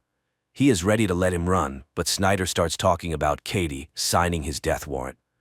Will shoots the traitor and blames it all on Broussard. At night, people see Rachel's hanged family, and Katie promises Broussard her support. Will lets his wife know he's aware of her participation in the resistance. The following night, a spontaneous uprising occurs during which several red helmets die. Bo asserts that people's patience has run out. Will informs Snyder that he has information about a new rebel cell located beyond the wall. Apparently, there exists an unknown passage to the authorities. He asks for permission to let them go beyond the wall and check. Snyder agrees but assigns them a guard. Meanwhile, Broussard and Katie go to the leader of the youth cell, who proposed a joint attack on the minister. Everything is to happen in the subway, now used only by the masters. Will and Bo, having gone beyond the wall, climb a skyscraper and survey the entire city. They then simulate an attack on themselves. While their guard tries to figure out what happened, their commander finds a map supposedly lost by the attackers. Later, Will points out to Snyder the marks on the map, indicating the rebels' attack points. Snyder reports the found tunnel under the wall. Members of the youth cell show Katie a micro-drone, shaped like a bee, capable of flying anywhere and gathering any information. The rebels finalize the attack plan. Broussard teaches Katie how to shoot. At that time, red helmets led by Snyder come to Nolan's house, accusing Charlotte of hiding valuable paintings from the masters and arresting her. That evening, Katie finds a book about the benefit of the arrival, given to her daughter by Lindsay. She immediately calls Will and tells him about how the new church is indoctrinating children. Will then informs her that they will move to Bo's house, located beyond the wall, accusing her of spying on him, but Katie can no longer bear it. They constantly lie to each other, and it's killing their family, and hiding, even beyond the wall, is impossible. Will asks Bo to run alone. Katie and Broussard, killing guards, descend into the subway, open a backup entrance, and the group infiltrates inside. The rebels cause an explosion, derailing the train. Searching the wrecked wagons, people find an alien's body. Will learns about this and heads to the station, where the governor soon arrives, announcing the kidnapping of a master. There was already an incident when 2 aliens died, leading to Dallas's destruction, so people must understand what awaits Los Angeles if they don't find the missing master. At the same time, a group of rebels transports the alien to a secret location, blocking signals with metallic foil. Will rushes home and asks Maddie to hide the children. She suggests taking them to the green zone. He tries to find Katie, and Bram gives him a secret number his mother received the day before. While the rebels try to move the alien to another location, a curfew is declared in the middle of the day. Maddie and the children end up in a huge queue, and as they try to break through, Bram runs away. Meanwhile, the rebels hijack a red helmet's car and load the alien into it. At the same time, the police receive subway camera footage. Will recognizes Katie but doesn't show it. Bram runs to his teacher and leads him to the tunnel. Meanwhile, the group that kidnapped the alien moves through the city in a police car and witnesses a house being shot to intimidate residents. Snyder is removed from his position, but the governor can do nothing. Meanwhile, the alien is brought to a laboratory, shielded from any observation methods, and they attempt to open his suit. Will gives the rebel codebook to Jennifer. Together, they review the operation footage from Broussard's arrest attempt and identify the U-Cell leader, who is also in the database. The rebels figure out how to activate the communicator on the alien's wrist when Will knocks on the door. He asks to hand over the kidnapped and run, or he won't be able to save them, but Katie refuses to open the door, instead breaking the isolation, forcing the rebels to flee through a secret passage. At that moment, drones converge on the house. Katie opens the door, and Will calls the police. The alien is taken away. Snyder thanks him and gives him a universal pass beyond the wall. Simultaneously, Bram and the teacher descend into the tunnel and are caught by the police. Snyder is taken away by the patrol. Will goes beyond the wall to find his son, and Katie returns to an empty house. This concludes the first season.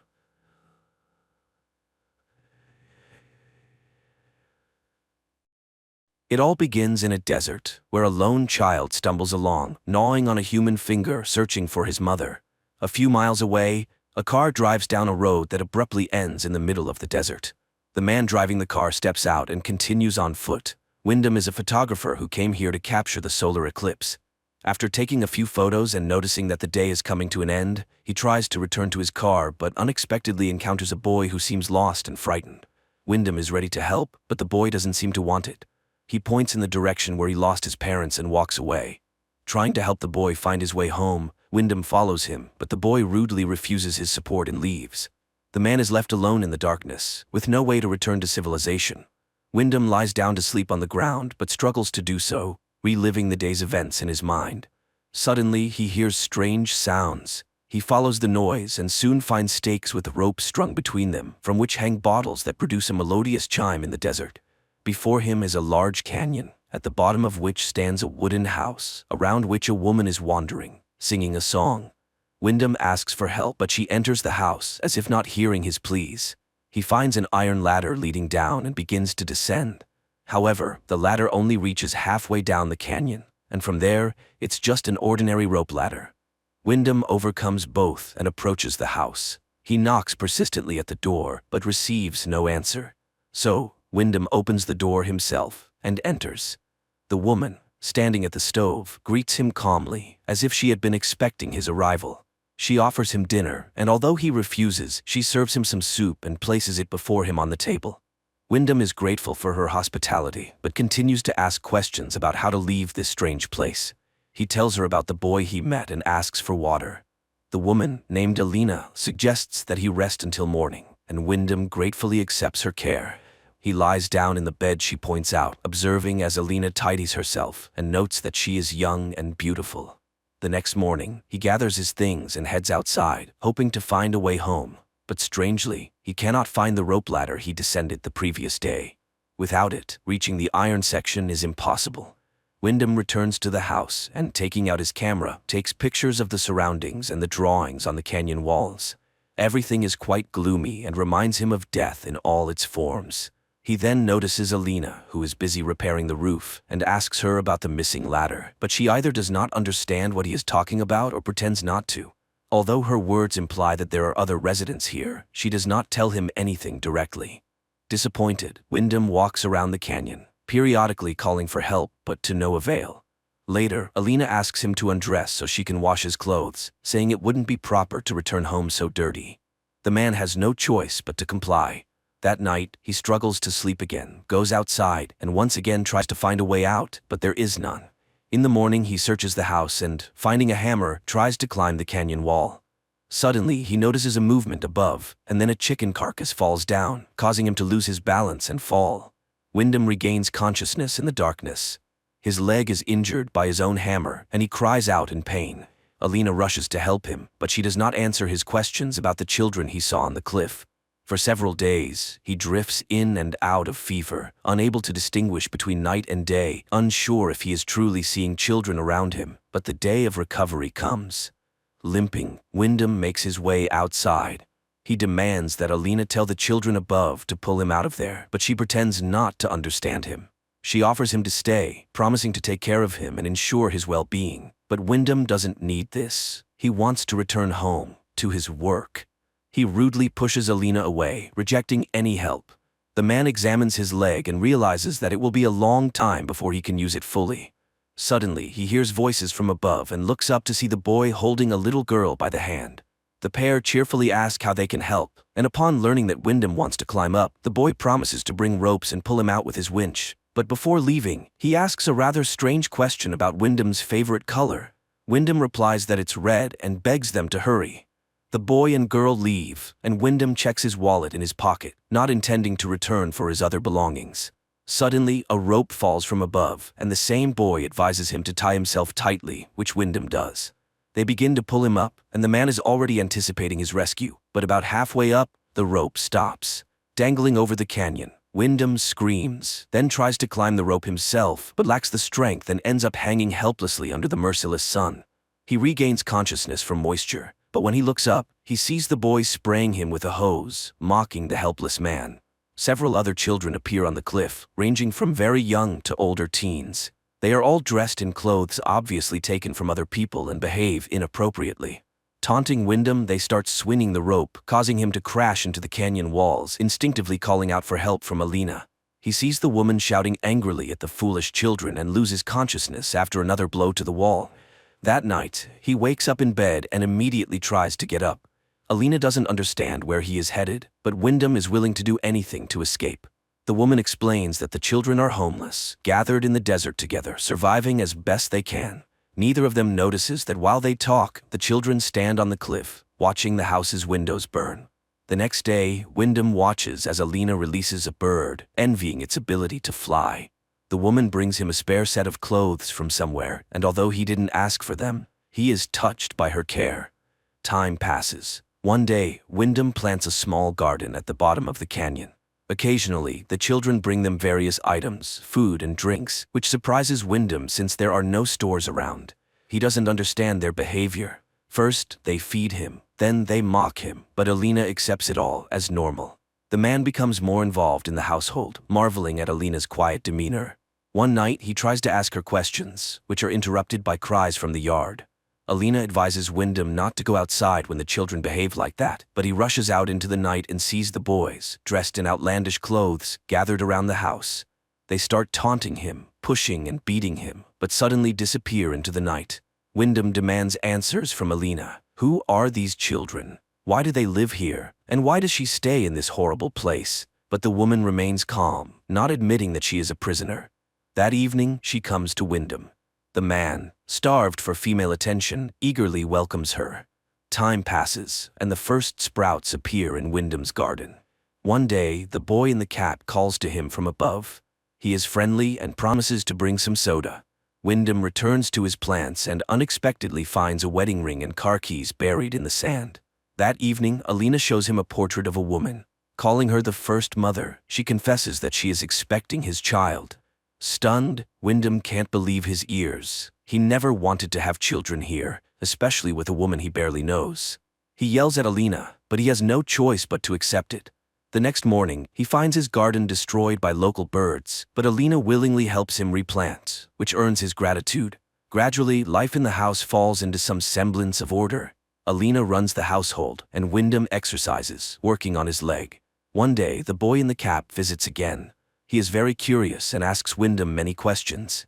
Wyndham asks him to help Alina, as she is going to have a child, and they will need a doctor. The man asks the boy to bring some rope and something heavy to use as a counterweight. He plans to climb out and take them to the city, where he can take care of the woman and the boy. The boy promises to do everything when everyone is asleep or gone, but then one of the older boys appears and takes him away. Later, Wyndham tells Alina that the boy wants to study, that he is smart, different from the others, and wants to live differently. The man wants to help him, and help her too, but Alina reacts strangely. She tries to find out exactly what Wyndham is missing here. When he mentions freedom, Alina is puzzled. After all, no one forbids him from doing anything here. Isn't that freedom? Then the man tells her about the outside world, remembering the ocean and a cheeseburger. Alina doesn't know what that is, so Wyndham explains what the dish consists of. The woman admits that her mother used to say that mirages live outside. But here, in the desert, everything is real. Wyndham takes out his camera and shows her the photos he took on the day he ended up here. But what impresses the woman is not the solar eclipse, but a random shot in the car with music playing in the background. At night, he has nightmares about the terrifying faces of the children mocking someone. In the morning, he hears Alina's terrible scream from the yard, and rushing outside, he sees the boy in the cap crucified over the canyon on wires. The savages stand on the cliff, laughing. The woman suddenly declares that brothers wouldn't do such a thing.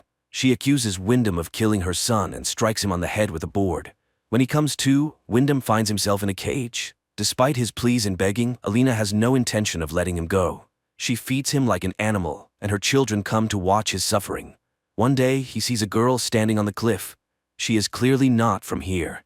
Wyndham catches her attention, though he is terrified to shout, fearing to wake Alina. Whispering, he begs the girl to call for help. She understands him, promises to do everything necessary, and leaves, assuring him she will return soon. Wyndham waits in hiding, watching the heavily pregnant Alina as she goes about her chores. Suddenly, he hears screams and sees the savages catching the girl. They drag her to the cliff and dramatically kill her before his eyes. Time passes. Wyndham remains in the cage. He involuntarily witnesses unnatural rituals performed by Alina, her children, and her brothers. One day, he suddenly tells Alina that he wants to stay here forever, to raise his child and love Alina, who will become his queen.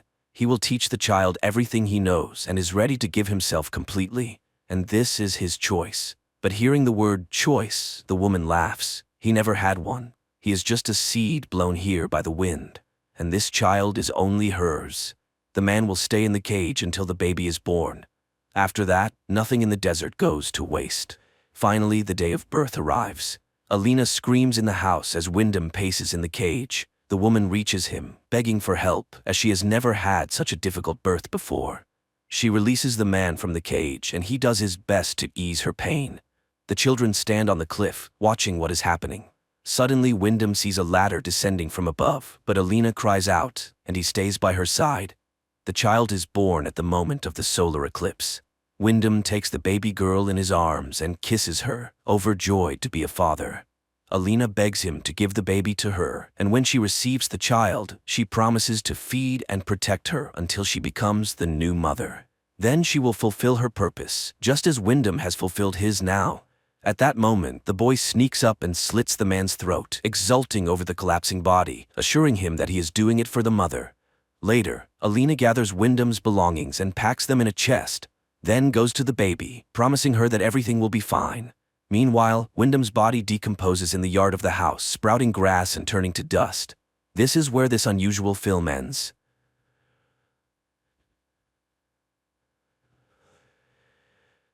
Choi, a young promising guy, goes for an interview at a large corporation. On the way, he contacts his fiancée, who wishes him good luck. And then, suddenly, right before his eyes, a man crossing the street gets hit by a car and flies right under Choi's feet. The guy tries to help him, but the poor man dies in Choi's arms. This shocks Choi so much that he can't even answer basic questions during the interview, and naturally, he's turned down for the job. He spends the next 7 years searching for work, working as a laborer, waiter, and taxi driver to pay off his debts while his friends gain experience and create families. He sends out thousands of resumes, goes to interviews, and believes he'll find a good job. But time passes, and nothing changes. One day, he goes for an interview at the same corporation as 7 years ago. After reading his resume, listing various odd jobs, the manager notes the guy's persistence, numerous certificates, and licenses he's obtained. Choi leaves the interview hopeful, but then he's told that his investments have completely burned down. In a fit of despair, he rushes to the investor to confront him and ends up breaking his doors. The neighbors call the police, but it's too late. Choi voluntarily handed his money to a scammer. Distraught, he walks to his fiancée's house and sees her being dropped off by a man in a luxurious car. She notices Choi and offers him money for the time being. Upset, Choi asks his fiancée to forget him, as she shouldn't tie her life to such a failure, and he goes home. He finds all his belongings at the doorstep, as the apartment owner evicted him for non-payment. In the morning, he receives a message rejecting him from the job at the corporation. This finally drives Choi insane. He climbs to the rooftop, realizing that his life went awry on the day the man hit by the car died in his arms. Choi is no longer afraid of death. He takes a step forward and falls, and On the ledge, his phone rings, displaying his mother's name. Choi regains consciousness and darkness. Confused, he removes the blindfold and finds himself in a chair inside an airplane. An unknown face is displayed in the monitor. Suddenly, a girl appears, reading his last note. She announces that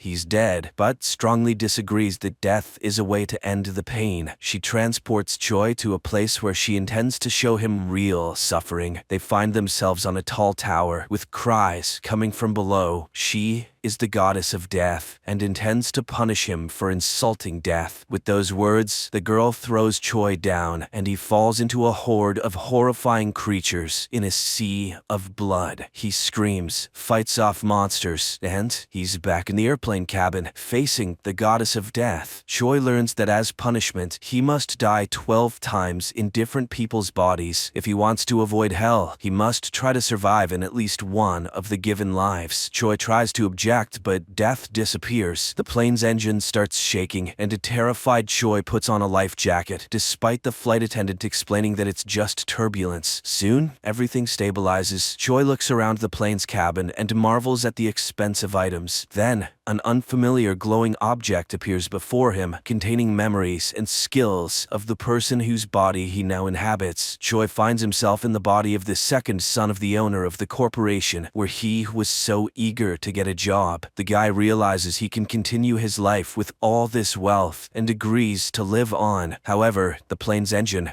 explodes. Choi manages to reach his seat and fastens his seatbelt as the flight attendant is carried away into a gap. The plane explodes and Choi dies in the flames. But immediately he's reborn in a vast dark space, facing a glowing door leading to hell. Death sits at a table, loading a gun with bullets that will kill him each time, allowing him to transfer to another body. The glowing stone he saw will provide him with memories and abilities of the person whose body he enters. Choi doesn't understand the rules of this game. How can he survive if all the other deaths are just as inexorable? But Death believes it's his problem now. If he doesn't survive, he'll end up in the hell she intends to show him. Choi sees a burning space filled with cries and pain, and cries himself for not understanding his guilt. And then Death confesses his guilt is that he arrived at death before she came to him, but he still has a chance not to go to hell. Death shoots, and Choi finds himself falling from a great height as a man. At first, he pleads for help, but then the glowing stone appears, and Choi realizes his new body is that of an extreme sportsman, agreed to make a parachuteless jump into a specially made net, televised worldwide. If he succeeds, the sponsor will pay him a huge sum. The glowing object penetrates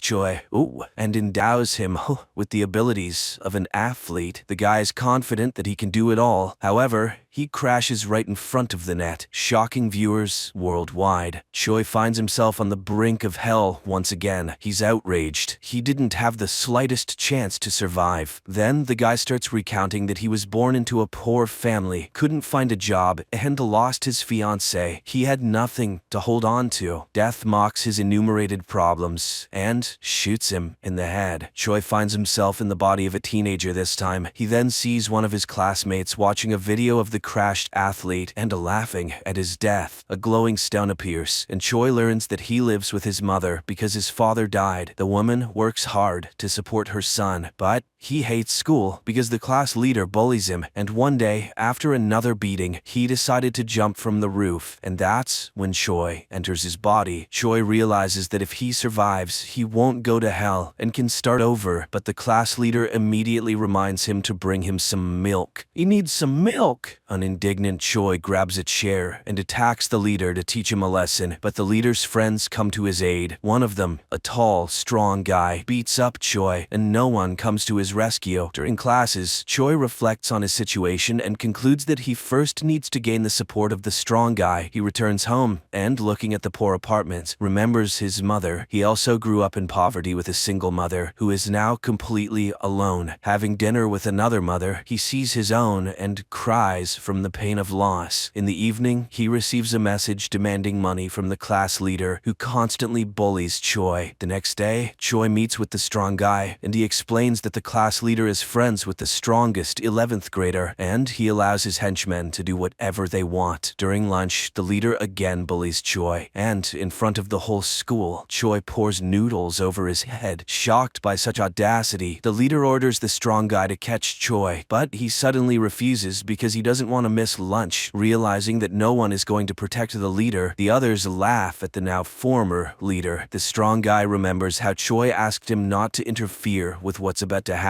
The former leader rushes to the 11th grader, who leads his gang to settle the matter. But upon seeing who his help was needed against, he's puzzled. Can't a schoolboy handle a little classmate on his own? Then why is he in his gang? The embarrassed former leader tries to attack Choi, but the strong guy steps in. The power of the foolish schoolboy has come to an end, and even his girlfriend prefers someone else now. Choi starts running to get stronger because he needs to be strong. And then, one evening, the former leader attacks him and kills him with a stone. Choi wakes up again on the brink of hell. He gets shot in the forehead and is reborn in a new body. He finds himself tied to a chair with a sack over his head. They torture him with water and then remove the bag, demanding to know where the girl and the money are. And when a hammer is raised above him, a glowing stone appears. Choi learns that he's in the body of a hitman. He once fell in love with the boss's girl, who asked him to help her escape. He hid the girl and the 10 billion won he stole from the boss and put in a secure place, but he got caught by the boss, and now the guy breaks free and attacks the thugs himself. He manages to turn off the lights and defeat the gang. Choi decides to find the stolen money, which he will use to start a new life. He opens the door and finds himself in a moving truck. Choi gets out on a motorcycle while the chase ensues. They corner him on a bridge, where he uses all of his skills to escape, causing a massive accident. Choi races through the night city on his motorcycle, but the pursuit doesn't let up. Then he enters a shopping mall, jumps into an elevator, and closes the doors before the pursuers can reach him. And when they finally catch up with him on the roof, he jumps straight into a pool. The boss orders to find the lucky guy. And he arrives at the pier, where a girl rushes into his arms, and when he tells her that the money is in the boat with lanterns, she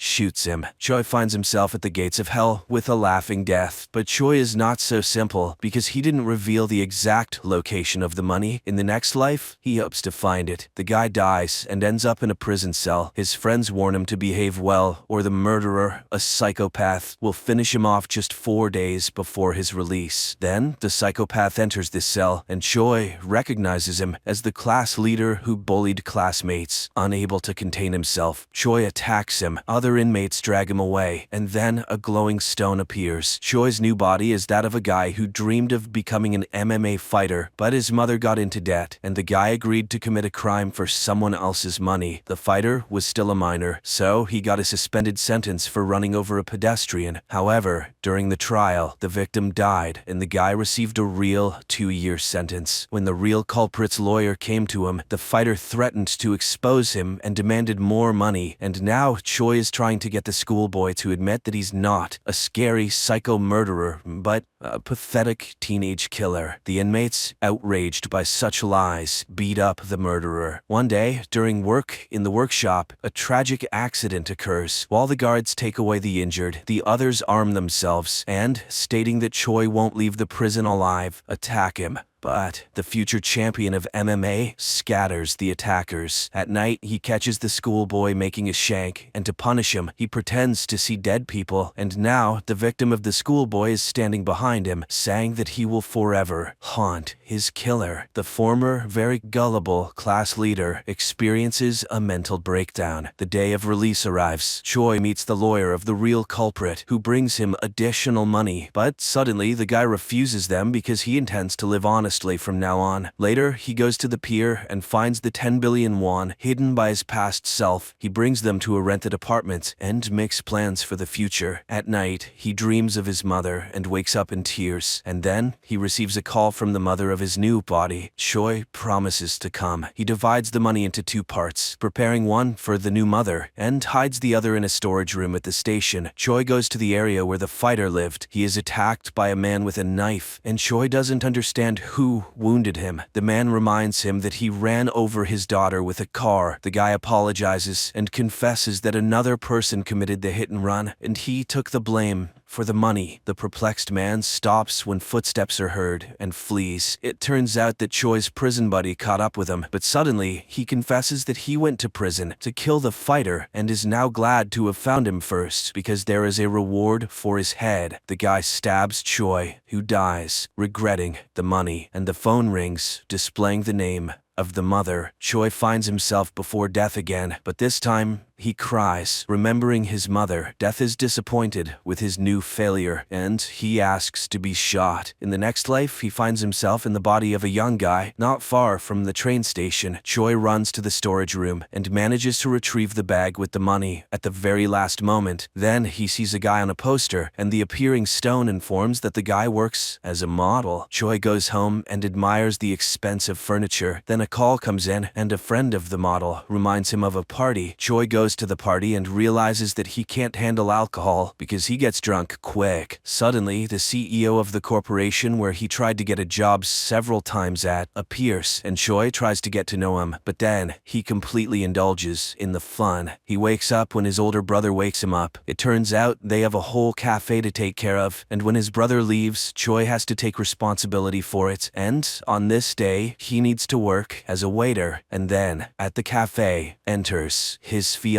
from his previous life, Ji-sil. The guy is completely speechless. He remembers how they met when the girl lost several pages of her first book, and he picked them up, and how he suggested they break up because he considered himself unworthy of her. And now, a new meeting. Choi's brother, noticing his awkwardness, informs him that the girl is a famous writer. Choi immediately Googles and learns that the girl's novel recently won a contest. It was dedicated to her favorite guy. Choi remembers the night before he jumped from the roof. Apparently, in that envelope was her prize money. Upset, the guy leaves to find the girl's book. As he reads it, he realizes that it was based on their shared experiences and events. He told her that no one would cherish her more than he did, and he promised never to let her go. Now, in the cafe, he remembers that he promised to give her a fountain pen after the publication of her book because, according to her, every true writer should have one. That evening, he secretly bought the pen and asked for it to be engraved, but he never gave it to her. Then, the man who he saw in front of her house that day approaches Ji-sil, but now he is with his family and calls the girl his sister. Choi realizes his mistake. The next day, he meets the girl with her favorite tea and asks for permission to tell her the idea of a new book. He tells the story of a person experiencing a series of deaths. The girl is amazed because he narrates everything so realistically. She asks for the hero's name, but instead, Choi asks for her autograph, and suddenly he sees the same pen in the girl's hands, which, it turns out, was given to her by Choi's mother. From that day on, he meets with her daily and told her what his supposed hero was going through. The girl was astonished because everything sounded so realistic, as if he were talking about a real person. One day, he gave the girl a red umbrella because it was raining outside. He returned to the cafe, where a waitress broke a glass, and he helped her clean up the shards and cut his hand. Then, police sirens sounded in the distance, and the girls who entered the cafe began talking about the accident victim. Choi rushed to the scene of the tragedy and saw the broken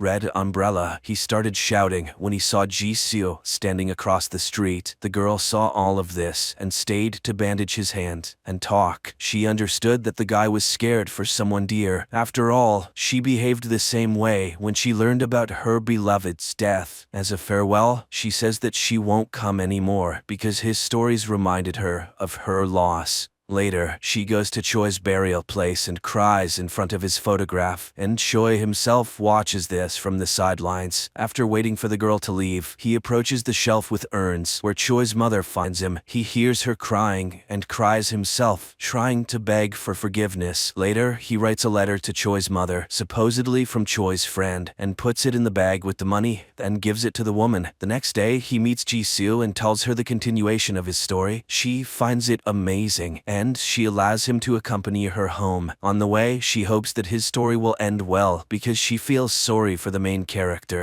He remembers how once she introduced him to her colleagues, not caring that he was a waiter, as she considered him hardworking and handsome. She meant everything to him, but he never told her that. He thought she would cope with his death, and now he wants to apologize for not understanding her properly and admits that he will only ever love her. He blames himself for not realizing that there are people around who will cry and laugh with him in moments of disappointment and joy. He understands that nothing can be changed, but everything he told her happened to him. He got into this body by the will of the goddess of death, and he calls himself by his real name, Choi. But then, a car runs into them. With fading eyesight, he sees the director of the same corporation stepping out of the car, who is upset, with a broken bumper, and he remembers that in their lives he had encountered this man more than once. It was he who was responsible for the airplane crash, eliminating his brother as a competitor in that way, and for running over the girl, and now he calmly kills Choi. Later, the police and doctors remove the consequences of the accident, and Choi comes to his senses on the brink of hell and promises to himself to destroy this scoundrel, and then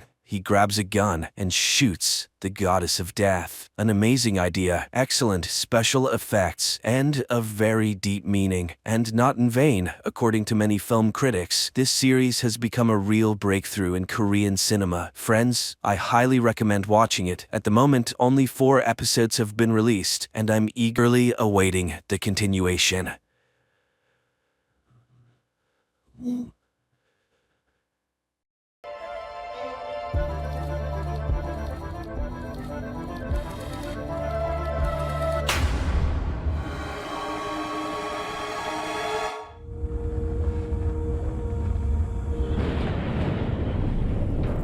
One day, the ruler of the Murakami province receives a warning from a neighboring feudal lord who has decided to seize a mountain to build a castle there. However, Lord Murakami orders the messenger to be killed and prepares to defend the village. Sometime later, the mountain is besieged by the neighbor's army, confident in victory and mocking the lord, whose face is hidden behind a mask. He sends his soldiers into battle, but the small group led by the Lord standing before them extends their hands forward, and the entire army falls, destroyed by an unknown weapon that literally pierces their bodies.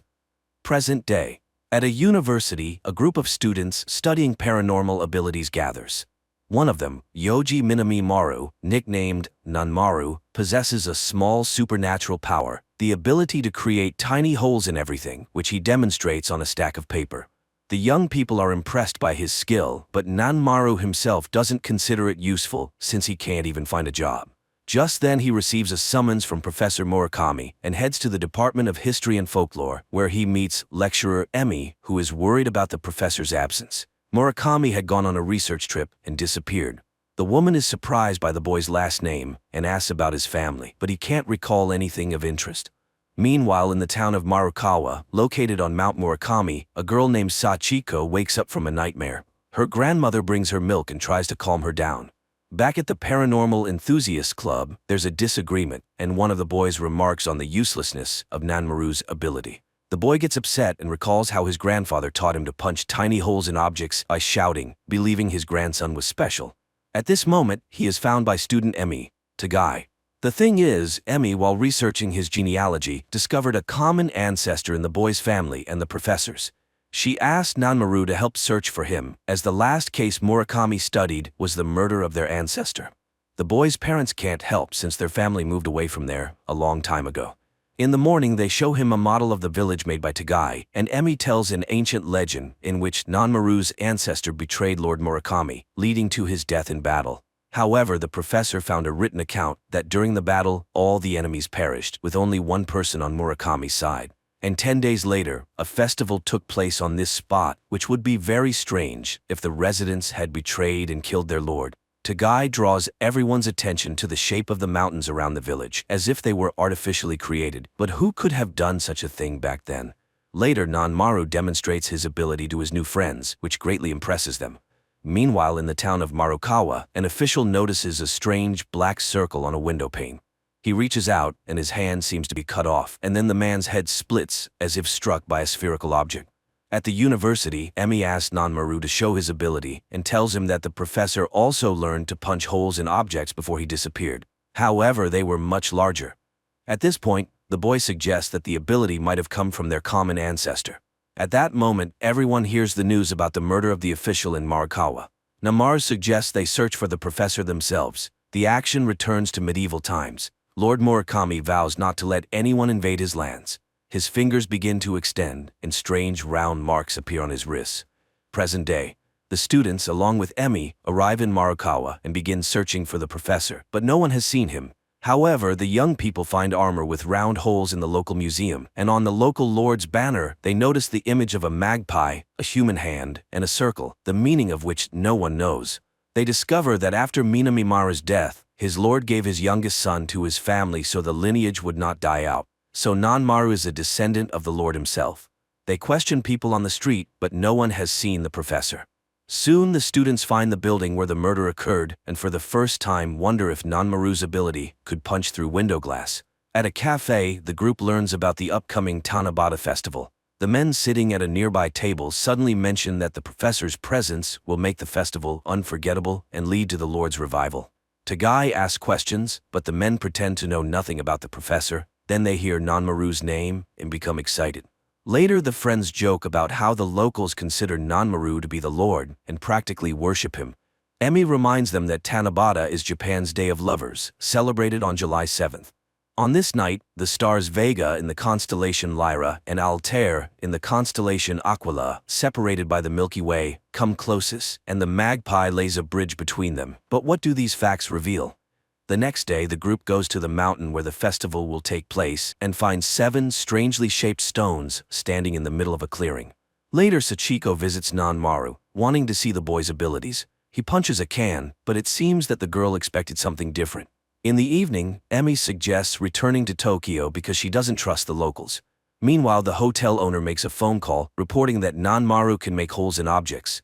The next day, a young man whom Sachiko calls her brother and clearly fears enters her home, but the grandmother asks him to leave and never return. Nanmaru meanwhile goes to the cafe, and the owner reminds him that this village is his real home. The boy asks Sachiko to explain her comment about the man who can achieve, and she arranges to meet him. In the evening, the girl explains that in the town, 2 types of people with superpowers are born: achievers and window openers. There are only 5 of the former, including Nanmaru, but the latter are those worthy of becoming priests of Mount Murakami. The boy doesn't understand what's so exciting about this since the hole is so small, but the girl abruptly cuts him off. She just wants to live a normal life. After all, she is a window opener. Meanwhile, Sachiko's brother Takashi is walking among people and encounters some local guys. Emi notices a strange glow over the mountain. She and Tagai head there and see a group of people in white robes, dancing with torches in a clearing, summoning someone. Meanwhile, the guys beat Takashi and, pulling off his hat, see a stone embedded in his forehead. They leave him on the road. Emi and Tagai sneak closer to the dancers and see a masked man performing some kind of ritual. After the people leave, the pair approach the stones and realize there are only 6. It means that each day of the festival, 1 stone will disappear. At this moment, Takashi raises his hands and his attackers lose their legs.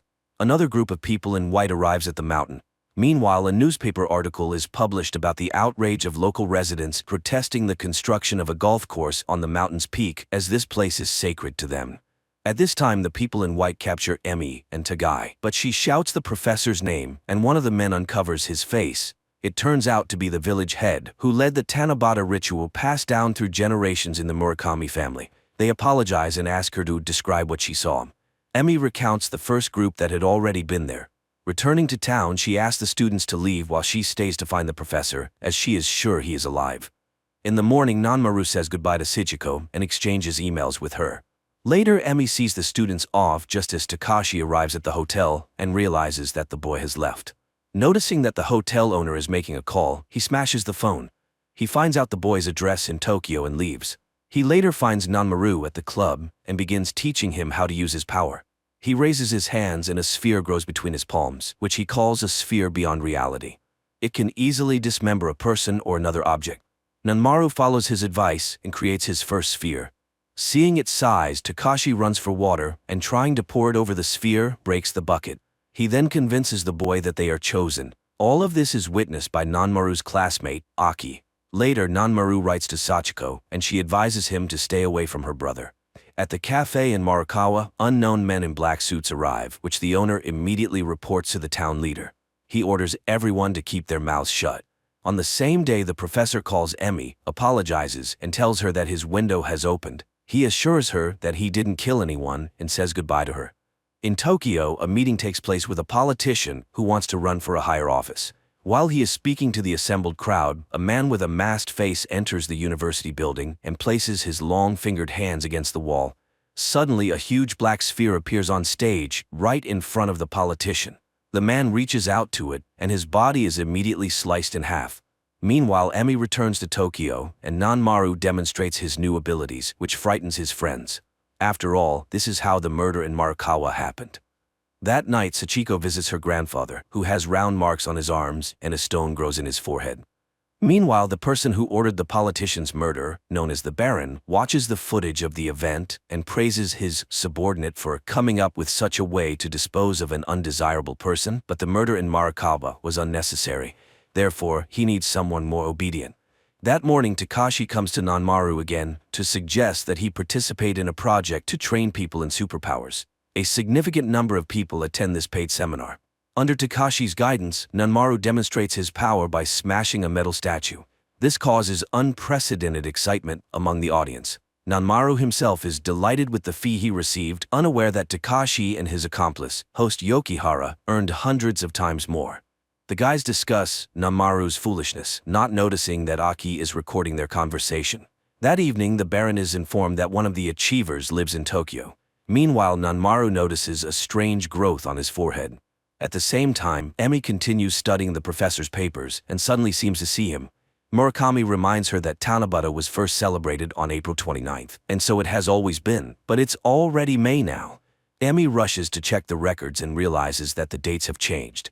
In the Western Gregorian calendar, they coincide, including the very first, but this calendar was only introduced in 1582. And only in Catholic countries, but how could it have appeared in Marakawa? Meanwhile, Nanmaru continues participating in seminars, supposedly teaching people superpowers. The boy tries to explain that not everyone can do this, but no one believes him. Then Aki lets him listen to the recording she made. Nanmaru refuses to participate in the seminars, explaining that his power is not meant for deceit. Meanwhile, in Marakawa, Sachiko meets a masked man at her mother's grave, whom she calls Lord Yoriyuki Murakami. At the evening gathering, the town leader reports to Sachiko's grandfather about a group of outsiders looking for achievers in their town. He reminds them of the rules. No one should know the village's secret. The next day, Yoriyuki is brought to the Baron. The achiever demands that the village be left alone, but the Baron claps his hands and 4 armed men run out of the neighboring rooms. However, Yoriyuki is much faster, and all fall with pierced heads. He agrees to work temporarily for the Baron and removes the mask from his face. The Baron is horrified to see a completely inhuman face. Meanwhile, Nanmaru continues to look for a job where he could properly use his power. Suddenly, he hears calls for help. Passers-by have found a child in a locked car. They locate the mother, but she has lost her keys and cannot open the vehicle. Seeing the boy losing consciousness from the heat, Nanmaru uses his powers to smash the car's window. People are impressed, and the mother thanks the savior. Later, he sees a news report about the incident, but these same shots catch the attention of Takashi and Yokihara. They begin vandalizing the signs of establishments with problems. TV reports about them start to appear, raising social issues. Everyone discusses the unknown boy, whom they nicknamed Chisel. The police start an investigation. The Baron is displeased with the commotion, but Yoriyuki assures him that he knows who is responsible. Meanwhile, in Marakawa, people believe that Takashi is behind all this. Sachiko's grandfather and the professor ask the girl to go to Tokyo. Following his friend's advice, Nanmaru decides to become a janitor, thinking he could simply destroy the trash. However, the group soon notices that the mark on his forehead grows with each use of his power. One day, Sachiko arrives in Tokyo. She confesses to Emi that the town lied. The professor was there all along. Now he hands his assistant a letter of apology through Sachiko. She explains that all the town's residents have been having nightmares. Their conversation is interrupted by Nanmaru's arrival. The girl notices the mark on his forehead, but the boy doesn't understand her hints. He points out the place where Takashi might be. At another seminar where Takashi continues to deceive people, a delegation from the town arrives and demands that these activities stop. Takashi, pointing at Nanmaru, accuses the boy of wanting to monopolize the gift, and no matter how much Nanmaru yells trying to explain the truth, people don't listen. Then Sachiko steps forward. She accuses her brother of lying and calls him a killer. Takashi raises his hands as if preparing to create a sphere, but at that moment a loud pop is heard and a huge hole appears in the window. Yoriyuki, standing below, calls Takashi to him and the latter runs down. He orders Takashi to stop deceiving people, but the seminar attendees don't want that, so Yoriyuki instantly creates a massive sphere and blows off part of the roof. He explains that no one can develop this gift, even after thousands of years of training, and shows his hands. But upon noticing Nanmaru, he suddenly declares that the boy must be erased. Sachiko shields him with her body, and the blow strikes the ground. Later, the townspeople explain to Nanmaru that Yoriyuki Murakami would have been the ruler of the settlement in ancient times. Now he eliminates disobedient telekinetics. That's why he took Takashi away. Uncontrolled power is a threat to the village's existence. Nanmaru doesn't understand. Hasn't anyone ever used the gift for good? But he is abruptly cut off. Later, Sachiko and Nanmaru have dinner together, and he shows her Tokyo at night. Nanmaru receives his first job order for trash removal. That night, Sachiko asks for permission to stay with him. She explains that the village residents fear the dark side of the gift and shows Nanmaru her back, scarred and disfigured. The girl also shows him a family photo that includes Yoriyuki, who once looked like a normal person and loved her mother. However, according to village customs, the girl was married off to another. Her father couldn't accept that his children exhibited a weak power, constantly harassing his son and forcing him to train. Her mother, tired of the constant strife, asked Yoriyuki, who had become the mountain's priest, for help. He began training Takashi, who eventually created his first sphere. The boy started visiting the priest frequently, which didn't please his father. After gaining his gift, Takashi became aggressive and took out his anger on his little sister. When everyone was on the verge of breaking down, Sachiko began having dreams. One day she overheard an argument between her father and Takashi in the garden and caught her brother standing over her father's bloodied body. Takashi insisted he didn't do it, but their mother expelled him from the house. The grandfather and the village residents covered up the incident. One day her mother went to the mountain, asking the girl to bring Yoriyuki, who had already lost his human form. On the way she talked about her nightmares, but he confessed that everyone saw them. They reached the mountain, where her mother left this world. Afterward, Yoriyuki left the village, only returning when he learned that a developer wanted to desecrate the mountain. Takashi wouldn't have been able to do it, being too small-minded and self-centered. She's glad that Nanmaru sees the gift in a positive light. Meanwhile, the police start investigating the disappearance of their officers. One detective constantly recalls the incident on stage and meets Aki, who insists that the spatial sphere is no mere trick. Suddenly, Nanmaru suggests to his friends that they shut down the project, believing the gift is too great for mere trash removal. Later he goes to see Emmi, who tells him that she found a few strange phrases about the solar years in the professor's letter. She compared the facts and realized that the village used a solar, not a Gregorian, calendar.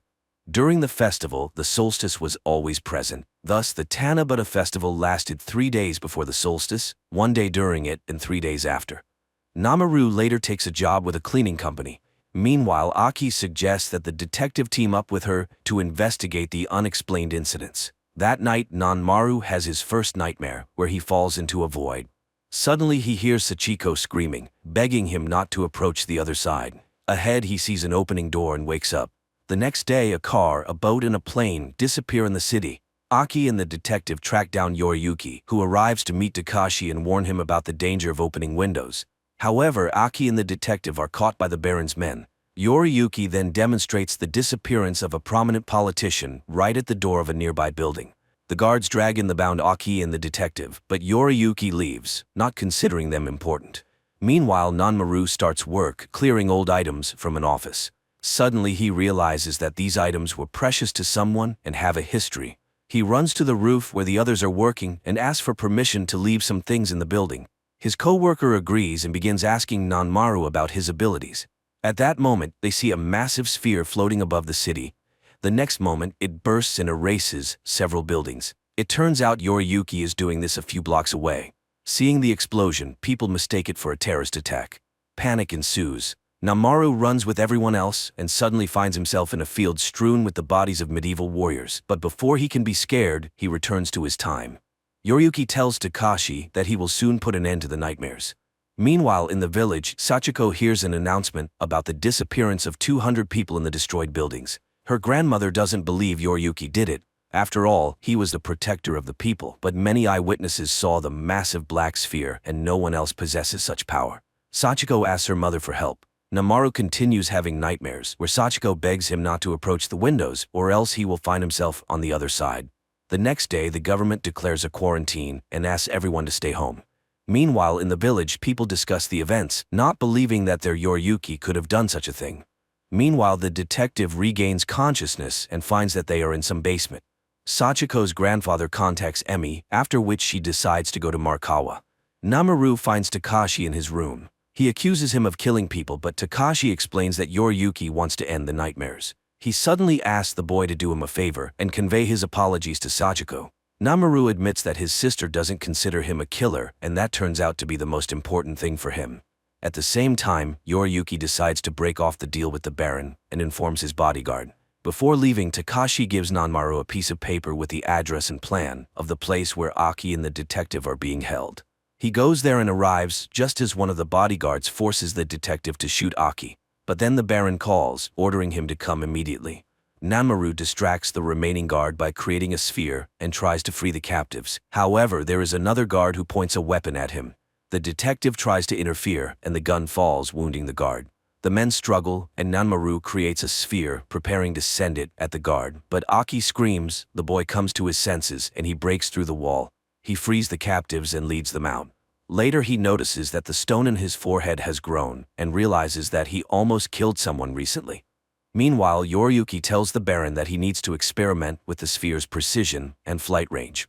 After he leaves, the Baron realizes the danger of the monster and plans to go to the Prime Minister. But at that moment, the city center is engulfed by a giant sphere, and a massive hole in the ground appears where the building stood.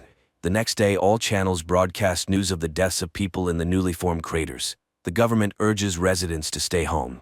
However, Namaru goes to meet his friends, who are joined by Aki. Namaru recalls Yoriyuki's words about getting rid of the nightmare and promises to go all the way to find out what he meant. Gathering together, the group heads to Markawa, where they are met by Sachiko and a delegation of locals. Namaru recounts Yoriyuki's words about the nightmares, but none of the locals hurry to explain. Emi then sternly urges them to avoid another incident with the loss of lives. She wants to know what the windows are, why the Tanabata festival is needed, and what the role of the mountain priest is. However, the villagers admit that they don't understand Yoriyuki's plan. Namaru loses his temper. He respects the town's customs, but the power of the mountain kills. And Yoriyuki is a killer. The town leader promises to introduce the group to the master, Sachiko's grandfather. He also plans to invite Professor Murakami to the meeting. In the morning, Yoriyuki and Takashi arrive at the master's estate. The maid greets the guests and rushes to warn the master of the unexpected visitors. The old man immediately accuses Yoriyuki of killing the official, but Yoriyuki reminds him that the man wanted to destroy the sacred mountain by turning it into a golf course. Yoriyuki has found answers to his questions and is ready to break the rules. The pair are about to leave, but suddenly the visitor stops. He senses armed men hiding in the yard and prepares to fight. The Baron's men open fire, but the bullets don't touch Yoriyuki. The maid rushes to her master. Meanwhile, Nanmaru's group walks along the road leading to the estate. Sachiko tells Nanmaru that the locals fear him. Deep down, they are vassals. The town leader thanks Tagai for the model of their area, saying the professor told him it helped solve the problem. At this time, in the master's house, Yoriyuki distributes the exits to attack the enemy from different sides. Meanwhile, soldiers burst into the master's bedroom and open fire. Yoriyuki tears them apart with a sphere. Namaru's friends hear the shots and run to the estate. The Baron's assistant brings in reserve troops and orders the estate to be surrounded. Yoriyuki and Takashi are caught in a circle. They stand back to back, grow spheres, and kill the soldiers.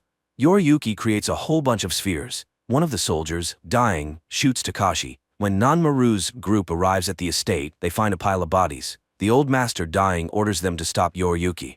Namaru and Sachiko step into the yard as the Baron's men leave the estate. Yoriyuki is leading the wounded Takashi along the forest path, but the boy is getting worse. Eventually, he falls and dies. Namaru and Sachiko also find the forest path and soon see Takashi's body. Sachiko takes her brother's death hard.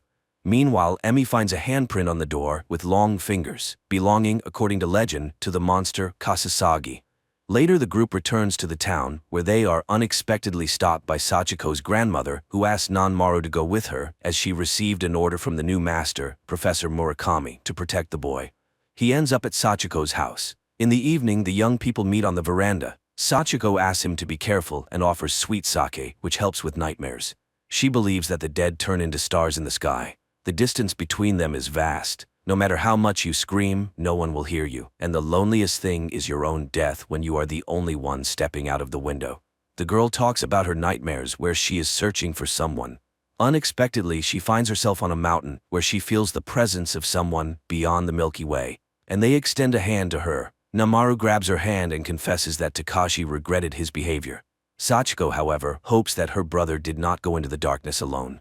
That night, Emi struggles to sleep, replaying everything that happened in her mind. The next day, despite the police's order to stay indoors, the men of Marakawa arrange a meeting, not noticing that Aki is recording their conversation, which he later shows to Emi. The friends discover that there are no news reports anywhere about the massacre in the town and decide to go to the meeting. Meanwhile, the police knock on Sachiko's grandmother's door, searching for Nanmaru, but the girl leads him out through the back door. However, Nanmaru is convinced that the police are looking for Yoriyuki. In the evening, the residents on their way to the meeting are stopped by the police. A confrontation ensues, which Emi and her students observe. Then the Baron's men arrive, also seeking to capture Yoriyuki, but the residents refuse to hand over their priest. The Baron's assistant fires a shot over their heads, claiming that Yoriyuki possesses a terrifying power that could destroy the planet. At this point, Nanmaru intervenes, suggesting they meet with Yoriyuki first to let him explain his actions. When people start shouting again, he creates a sphere. Nanmaru admits that he doesn't know why he has such abilities, but there can be no talk of betrayal by the town. Then Professor Murakami steps out from the crowd. Emi is horrified to see the enormous stone in his forehead and faints.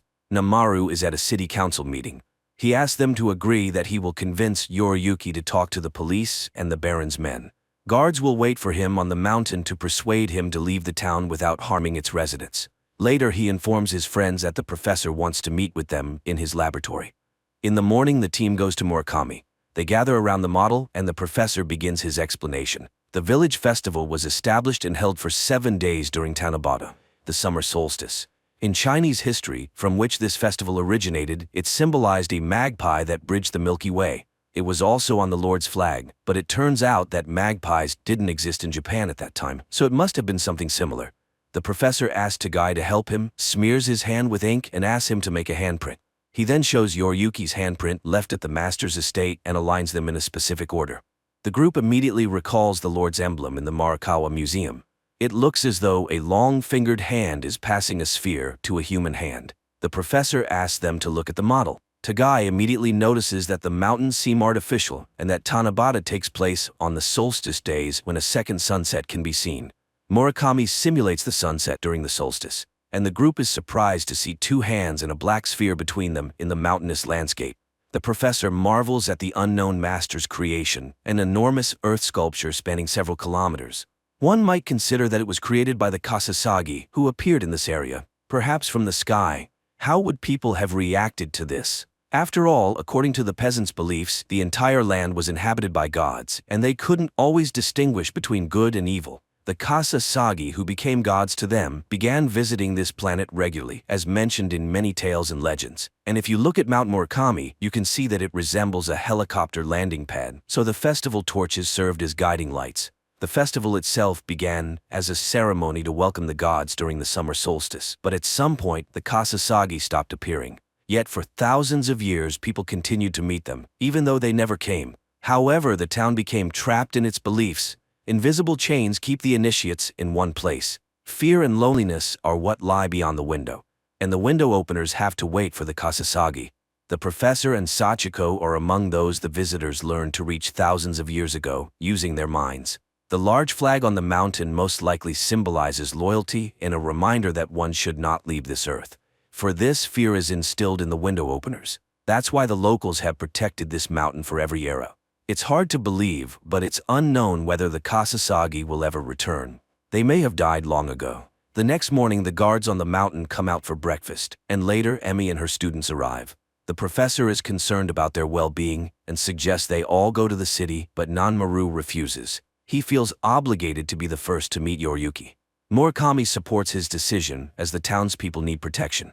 Each generation of priests has ingrained the sacred duty into their minds, but the professor is the only one who thought to create a model and can now visually show people what is really happening here. They light bonfires to show Yoriyuki that there are people here. After all, he most likely wants to destroy the mountain. That would end everything, but the people are becoming hostages.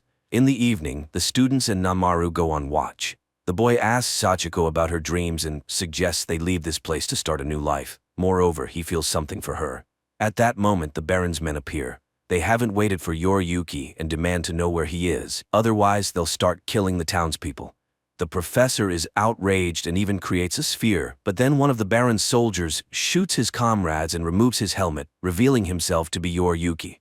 Those who haven't seen his form before scream in fear. The Baron's assistant tries to shoot him and immediately dies from a sphere. Yoriyuki admits that he always imagined the black sphere as a trash chute. He simply pushed those who posed a threat to the village into it. But now, he doubts that. The ancestors, the Kasasagi, might have contacted their descendants many times, but most of them didn't develop the ability to leave with them unharmed. He believes that his ancestors were from other stars. They possessed knowledge and logic foreign to Earthlings. But what if it's not a window but a gate? And by entering the sphere, you can be transported to the ancestors' planet? That's why he changed his plans. At that moment, people see a huge black sphere above their heads. Yoriyuki announces that he intends to leave with the Kasasagi. Sachiko suddenly asks him to take her with him. The dark world is calling to her, and she wants to find peace. Nanmaru reminds her of her dreams. The girl reaches out, and through the darkness, she sees an inhuman hand beckoning her from another reality. But just as she is about to grasp it, Nanmaru grabs her wrist. Yoriyuki shakes his head. Nanmaru will never understand the feelings of the window openers. The boy agrees, but he doesn't like that the girl is ready to go into the afterlife without experiencing even a small part of this vast world. Here there is wisdom, mistakes, and attempts to start over. The world is thousands of years old, and compared to that, all superpowers are insignificant. He doesn't want her to leave and asks her to stay. The girl agrees. She remembers how her mother once left for the sphere. Yoriyuki also recalls that moment and promises to wait for her. The sphere begins to grow, and Nanmaru orders everyone to run. The people rush down the mountain while Yoriyuki stands under the sphere, waiting for it to consume him.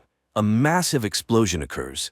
Nanmaru's team manages to take cover in the forest, and the town's electricity goes out. Time passes. Tagai enrolls in graduate school. Emi and Murakami resign from the department and now live together in Marikawa. Aki has become an independent internet journalist and now lives with the former policeman. The people of Marikawa quickly reconstructed the area where the mountain once stood. Namaru has opened a company where people exchange items without using money. It's strange but highly successful. He no longer uses his abilities, which means his appearance will remain unchanged. One day he goes to Marikawa, where a festival is scheduled to take place in the evening. After all, the festival continues in the hope that someone will come from the Milky Way, and Sachiko lives in her house, always waiting for Nanmaru. The series is based on the manga by Hitoshi Iwaki, the author of the famous Parasite. While the middle of the plot may drag a bit, the finale ties everything together and thoroughly explains the events on screen, which is a rare feat in modern cinema.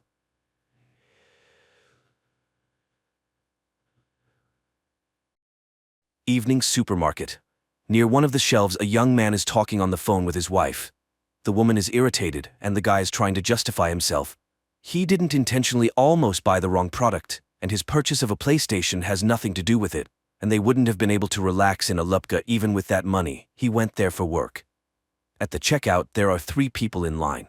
The first is a man who looks a bit homeless. The cashier announces the total, and the man is short of 10 rubles. He tries to persuade the cashier, but she remains firm.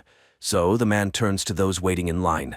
If they care about the fate of a person, they should lend him the missing amount. He asks them to think that they are all preparing for a terrible judgment. And what will they be able to tell when facing the Almighty? While the man delivers this speech, people react differently. One person leaves the line altogether.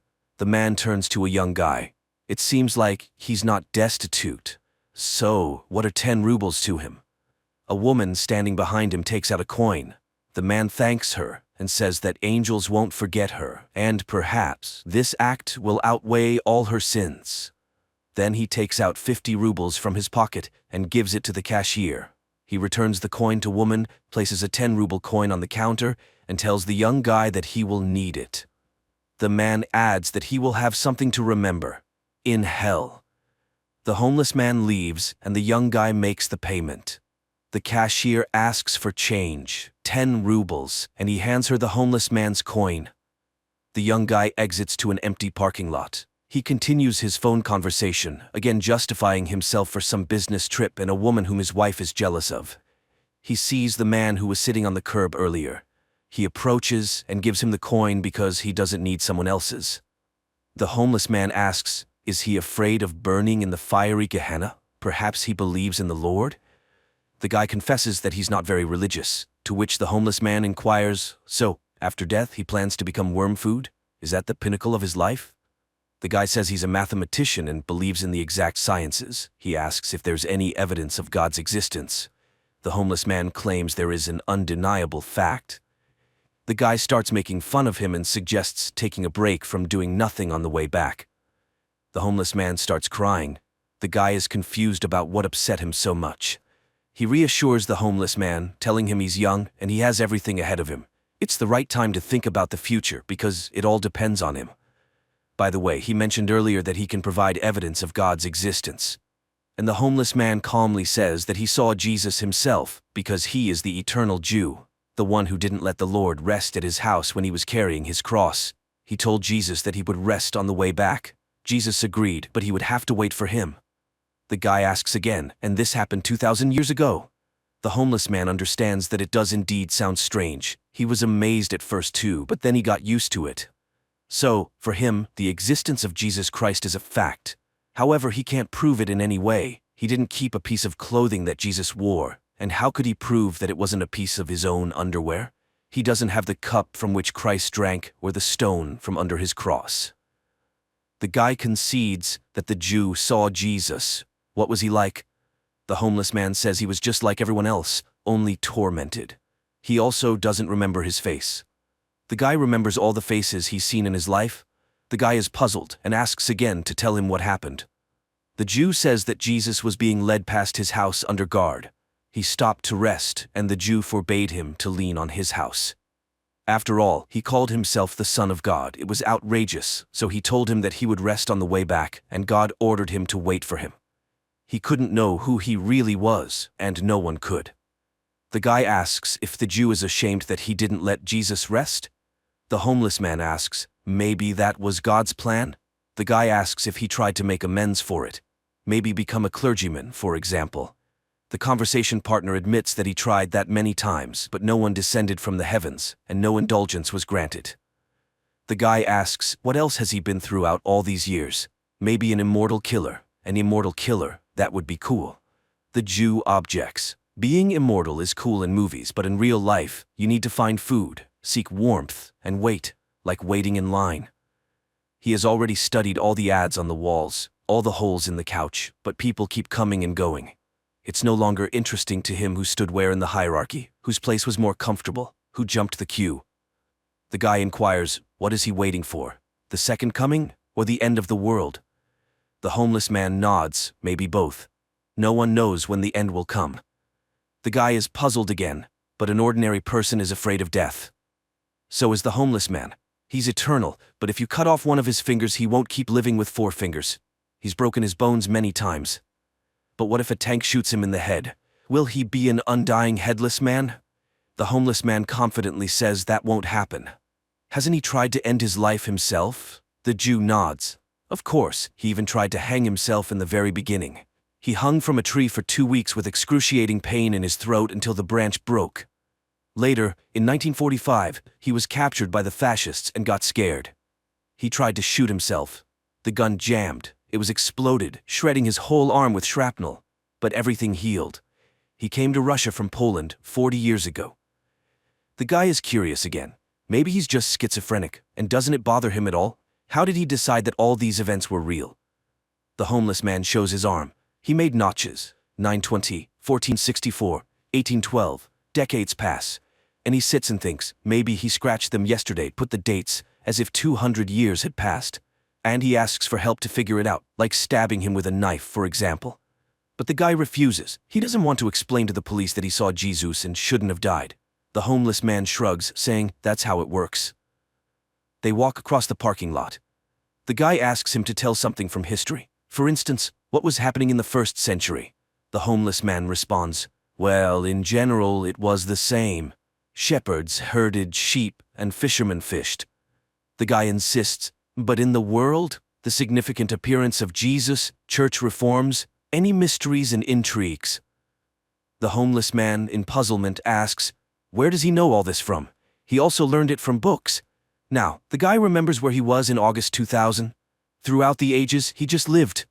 He was in different countries. It's just that the body requires a warm place and a piece of bread. As for how neighbors reacted to him being eternally alive and forever young, they didn't pay much attention to him, and he didn't stay in one place for long. Does he know ancient languages? He does, but now they are considered dead, and who can verify them?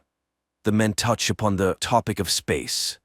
The homeless man has seen many strange things, but he hasn't encountered extraterrestrials. The most pressing question, can it really be that in all this diversity of worlds, there are no other forms of life? The guy comments that it's all too profound for a homeless, possibly heavy-drinking man. The homeless man leaves, and the guy locks his car and follows him. He asks, why did Jesus punish him? Shouldn't he be all-forgiving? The Jew says that it wasn't Jesus who punished him at all. He cursed himself with his own words, and the Lord simply fulfilled his own wish. The biggest curse is not that he's been waiting for 1,000 years, but that he, like a dull shepherd, remained the same. A person who creates, lives a spiritually enriched life. The guy doesn't believe it. It just can't be. After all, he's been living for so long. He knows much more than others. Surely he met great people like Michelangelo or Nietzsche. To this, the homeless man retorts, how can you understand what they'll say about this specific person after death, that he was a genius? The guy asks how people lived, what they thought and what they believed in 1,000 years ago. The homeless man responds, they believed the earth was flat, that God sat in the sky above the clouds and watched every step. But if he is simply looking through our own eyes, then he is just an observer, and he can't judge us for our actions, right? It means he is concerned about our actions only as much as they concern us. And if God is in everyone, then so is the devil. The guy teases him. Those are some profound words for a weird man. The homeless man smiles. In a certain sense, a person always has a choice. And fate exists. The fate of a person is determined by their choice. But at any moment they can stop choosing that fate and start choosing another. So why, even in the modern world, are people willing to kill those who don't share their faith? You just need to make an effort to keep your opinion about someone else's religion to yourself. A person finds something sacred for themselves, and it gives their life meaning, but then they start comparing their primary gender characteristics. They try to prove that their meaning is more significant and more important than another person's. Of course, it leads to conflict. His wife calls again. The guy apologizes and says he hasn't finished yet. He met an interesting person and got engrossed in conversation. She says she'll come over now. He goes back to the homeless man and sits down next to him. The guy asks, why is he homeless if he's so intelligent? And why doesn't he want to change anything? The homeless man says he's living like he's preparing for a big exam, postponing the transformation of his life for later. The conversation partner says he's living somewhat similarly, but he doesn't want to think about death. He's still very young after all. The Jew reassures him, you won't even notice how it passes. No matter what a person does, middle age arrives, and then old age. And deep down, every old man feels like a little boy. The guy says he doesn't want to think about old age and death. Probably that's why people invented religion, to make it seem like there's something after death. Then he smiles and says that he's been clearly fooled. His conversation partner hasn't lived for 2,000 years. He doesn't seem crazy, but maybe he has a special organism. Cells divide more frequently, the body constantly regenerates, unique genetics perhaps. Probably they can make medicine from his blood. It can't be that he hasn't done anything remarkable throughout his life. He was in Poland during World War II. Did he hide Jews? The Jew laughs. He is a Jew himself. It was a Polish family that hid him, and then they were discovered and taken as prisoners. That's when he tried to shoot himself. The guy laments, well, yes, times were tough. The homeless man disagrees. Times are always the same. The conversation partner is astonished, but how can that be? Everything has changed in the world. If you trace history from the Middle Ages to the present day, a lot has changed. The Jew says that everything changes if you pay attention to those changes every day, just like a river flows, rages, and is never the same. However, the way that river flowed 100 years ago is the same way it flows today, in the same channel. The guy becomes more animated and asks the homeless man what he thinks about the paradox of faith. Can God create a stone that he can't lift? The homeless man explains, it's a paradox of the mind. If he's a scientific atheist, he'd agree that all information about the surrounding world enters the mind through the senses. The idea of God is in his mind, so the problem is in his mind. God in your mind can't create a stone in your mind that he's about to lift in your own mind. The guy is puzzled, but if he can't lift it, then he's not all-powerful. The homeless man advises him not to overcomplicate things in his mind. The conversation partner sighs. He would like to get some answers. The homeless man says he would like to get some answers too. For example, he wants to know what our purpose is, or what happens after death, or what one needs to accomplish in life. Then he asks the guy what he personally would do if he lived for 1,000 years. Seeing the guy pondering, he concludes, he would simply live and nothing else. On the first day, he'd jump for joy. And then? The guy is puzzled. How can one realize oneself as an immortal person then? After all, if humans are God's creations, why did he create them? There must be some meaning to it, right? The homeless man agrees. There must be, but he doesn't know it. And he doesn't know a single person who has realized themselves. Even those who entered history feel like something is missing. Take Hitler, for example. Even if one imagines that he genuinely believed in the ideas he propagated and wanted to change the course of history, did he realize himself? No. He spent his entire life becoming and embodying the caricature of a villain with a mustache. Did he realize the spark inside him, the one that made people stand up and follow him? He doesn't know if one can realize themselves within the framework of our world. So how can a person get to heaven if there's a devil inside them? The homeless man says that all human emotions are manifestations of fear. The part of a person that lives in that fear experiences eternal torment in hell, but the other part of them is love. Even in the Bible, it's written that God is love. To get to heaven, one must choose God within themselves. The guy asks, "Are you God?" The homeless man laughs. He's unpredictable. Sometimes he calls him a homeless man, and sometimes God. He's a human being, but in him, just like in everyone else, there's a bit of God, a bit of love. But surely God must have had a purpose for him. He can't just have left him to live forever and await the end of the world for no reason. There must be meaning in all of this. And the Jew retells Plato's words. Horses are born and die, but they're just embodiments of the idea of a horse, which lives forever. Likewise, people are born and die, but they're just embodiments of the idea of a human, which lives forever. It will live until the end of humanity. Their meeting has no symbolism. He can consider that he just met the idea of a human, which he's always met, even in the mirror. All of them are embodiments of the idea of a human. Tall, short, sad, happy, lazy, successful, full, gloomy, and open. They all think they are unique, but new ones come to replace them. Year after year, century after century, they were children yesterday, and today they are already old. But even so, new ones come to take their place, running, jumping, munching, and leaving in just the same way. A phone notification rings. A woman walks around his car in the parking lot. The guy introduces the homeless man, saying he's the one who has seen Jesus himself. The woman thinks he's mocking her. She drove across the entire city, and he's here with a vagabond. The guy tries to explain. Then a man with the same face as the homeless man approaches and yells at him. He's been looking for him for over an hour. Bags won't carry themselves. The homeless man leaves with him. The guy is bewildered. They are identical. The woman says he's gone mad and gets into her car, driving away. The guy gets into his car and looks in the mirror. The eyes of Ahasverus are looking at him.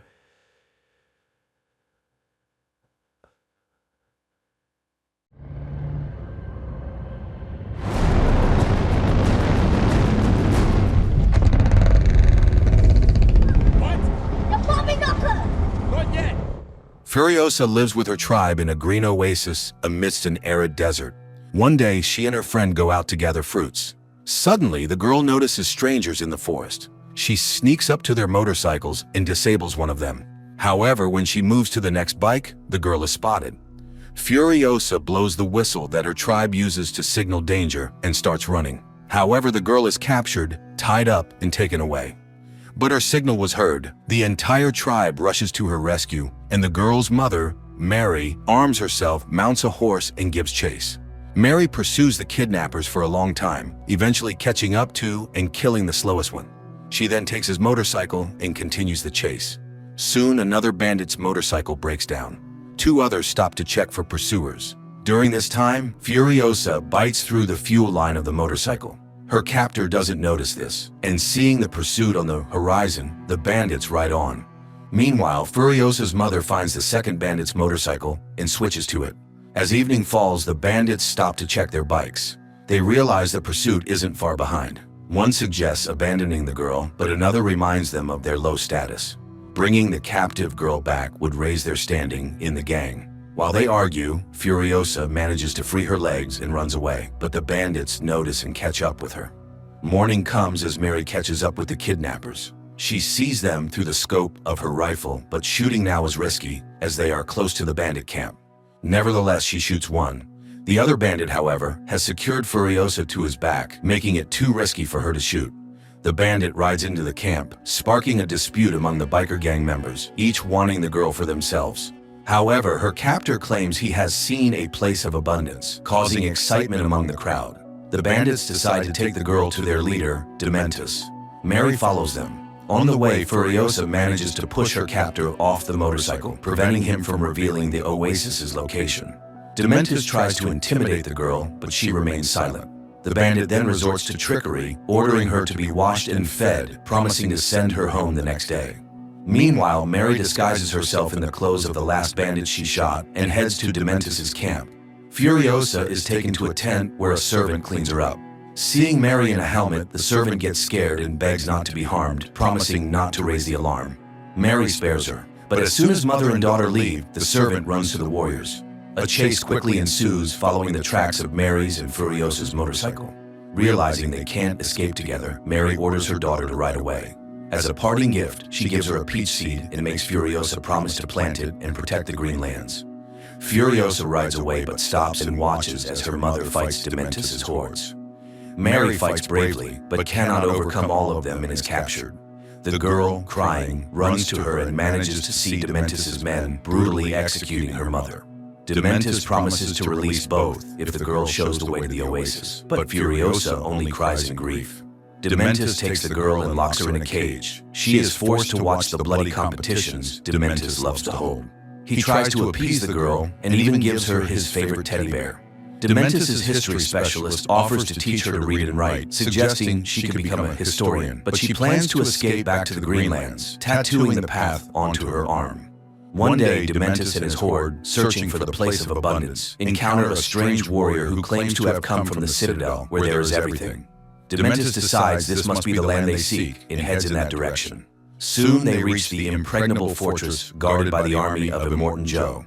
Dementus delivers a fiery speech, trying to rally the common people to his side. However, the Citadel's leader offers to choose one of his warriors to begin the battle. Dementus's servant points to one of Immortan Joe's soldiers. The soldier takes up his weapon, says goodbye, and jumps into the midst of the biker warriors, where he detonates himself, taking many enemies with him. But Dementus cannot retreat.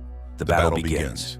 Immortan Joe's men skillfully capture Dementus's motorcycles and cars with hooked chains, lifting them into the air. They do this with Furiosa's cage as well, but the history specialist manages to latch onto the cage, and Dementus himself comes to help. They free the girl from the cage and flee. Sometime later, Dementus rebuilds his horde and plans to capture one of Immortan Joe's military bases, Gastown. First, he stops a fuel tanker headed for the town and forces his people to disguise themselves as Citadel warriors. Disguised as Joe's men, they head to the town, whose guards, at the last moment, open the gates for the suspicious convoy. Dementus's men capture Gastown and now can dictate terms to Immortan Joe. Learning of this, the Citadel leader agrees to negotiations where the bikers demand tribute in the form of supplies. Dementus's people display the head of Gastown's leader, threatening to impale it with an iron spike if Immortan Joe does not meet the bikers' demands. Realizing he cannot defeat the bikers outright, Joe agrees to consider their demands, but he notices Furiosa in the crowd. Seeing his interest, Dementus claims the girl is his daughter, but for the first time in a long while, Furiosa speaks and accuses Dementus of killing her mother.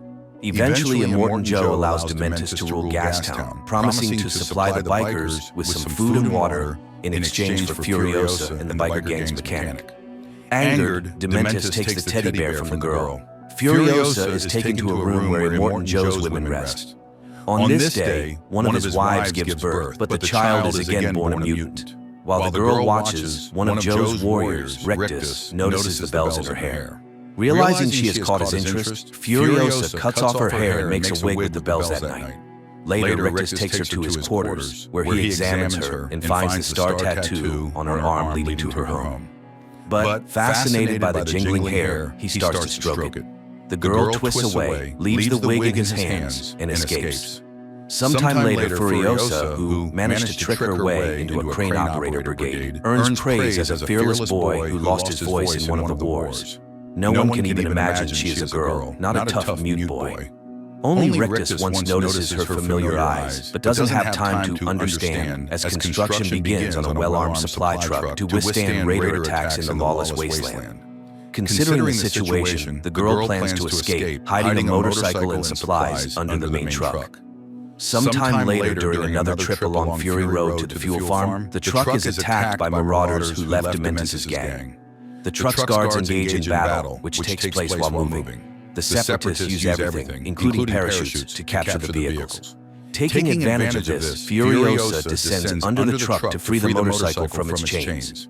During this time, a technician descends to replace a part of the damaged hose but falls, managing to pass Furiosa a spare part. One of the attackers approaches the truck and attaches explosives to its underside. Furiosa saves the truck and, risking her life, fixes the breakdown. The Separatists don't relent, and the driver does everything to shake off the pursuers, but they are persistent, and almost all the guards are killed. Furiosa climbs onto the truck's hood, her helmet is knocked off, and the driver, Praetorian Jack, realizes she is a girl. Furiosa climbs into the cab, and together with Jack, they fend off the remaining Separatists. In the end, all the military guards are killed, leaving only Jack in the truck, Furiosa, and a mutant who, at her command, releases spiked balls, destroying the flying vehicle, but dying himself. The girl returns to the cab and tries to kill Jack, but he throws her off the truck and leaves her on the road. However, he later returns and offers to create a new convoy with her, respecting her bravery. Furiosa becomes Jack's deputy and receives the title of Praetorian. Meanwhile, Dementus, with his inability to manage, practically destroys Gastown's infrastructure, leading to worker dissatisfaction. Realizing no better opportunity will come, Jack proposes they flee, providing Furiosa with everything needed.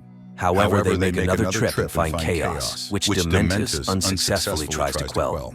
Realizing he cannot succeed, Dementus calls a council at the Citadel and orders the truck to leave, leaving supplies behind. Learning of this, Immortan Joe becomes enraged and orders Furiosa and Jack to collect weapons and ammunition in Leadtown. That evening, Jack confesses to Furiosa that he wants to help her because he still remembers his parents. The girl shows him the star map on her arm and offers to leave with her. During their last trip, Jack orders the crew to load the tanker with everything necessary and has Furiosa drive the escort vehicle.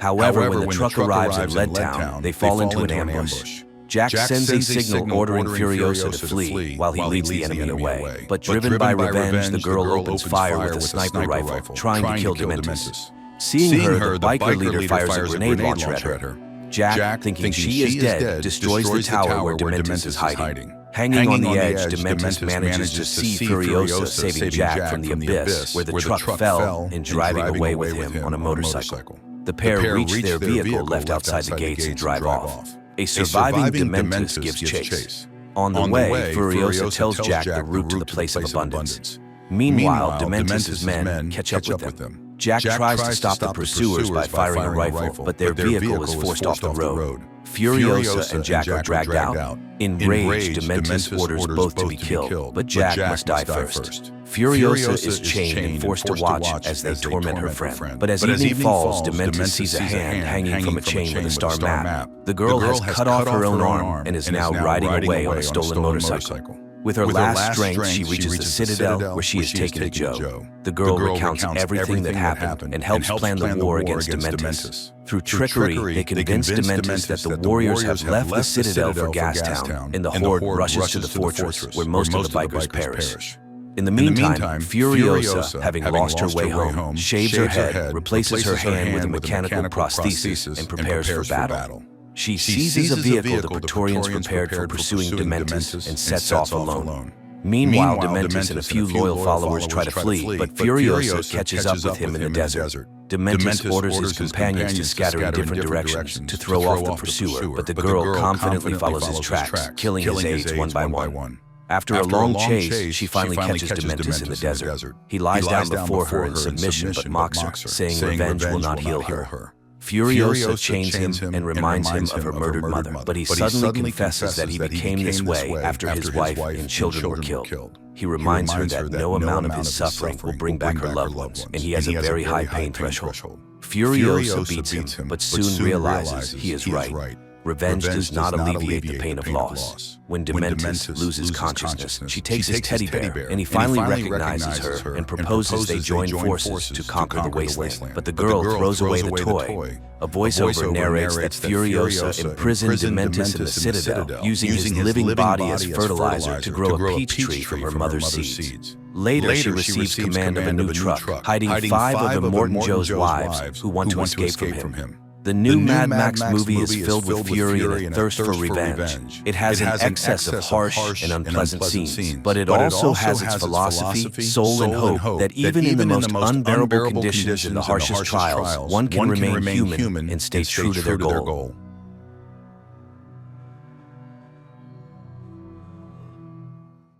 Sunny Atlanta. The 13th day of quarantine in the city is on the brink of extinction. Panic and horror surround those who have managed to survive. No one understands how it will all end, but how did it all begin? 2 weeks before the current events. An ordinary day in Atlanta does not portend anything unusual. The city is bustling with life. Elementary school teacher, Caddy Frank, brings her students on a field trip to the local hospital. At the same time, on one of the floors of the clinic, Dr. Sanders finds herself in quarantine due to an unknown illness. The woman remembers that shortly before the first symptoms appeared, she had contact with a patient from Syria who was sick. In another part of the city, Jenna also feels unwell, but not because of the virus. She is anxious about moving in with her boyfriend Alex. At the last moment, Jenna backs out and confesses to a cop that she is not ready to rush. Alex is unable to sort things out with his girlfriend because he is called to the department. There, a major meeting is being planned, where the police are asked to prepare for a difficult situation in the city. There is a suspicion that the Syrian brought an unknown virus to Atlanta, and quarantine may need to be declared. Dr. Sabina Lomers speaks to the police officers. She also talks about the threat of an epidemic, but assures the audience that nothing serious is happening. Another main character who will face difficult trials is Teresa. The pregnant woman visits her mother's shop, where her mother reminds her that she is expected at the adoption agency, which is looking for parents for her daughter. The reminder upsets Teresa, but her boyfriend reassures her and assures her that he has everything under control. They will run away tonight, and no one will be able to take their child. Caddy's students perform for the patients, but the teacher is concerned about why Dr. Sanders did not meet them. The doctor on duty pretends not to know about the colleague's fate and does not tell the teacher about the infected doctor's condition. Caddy begins to suspect something strange is happening soon. When they were about to leave, the doctors announce that the children will have to stay a little longer. The hospital is under quarantine and everyone must undergo a thorough check.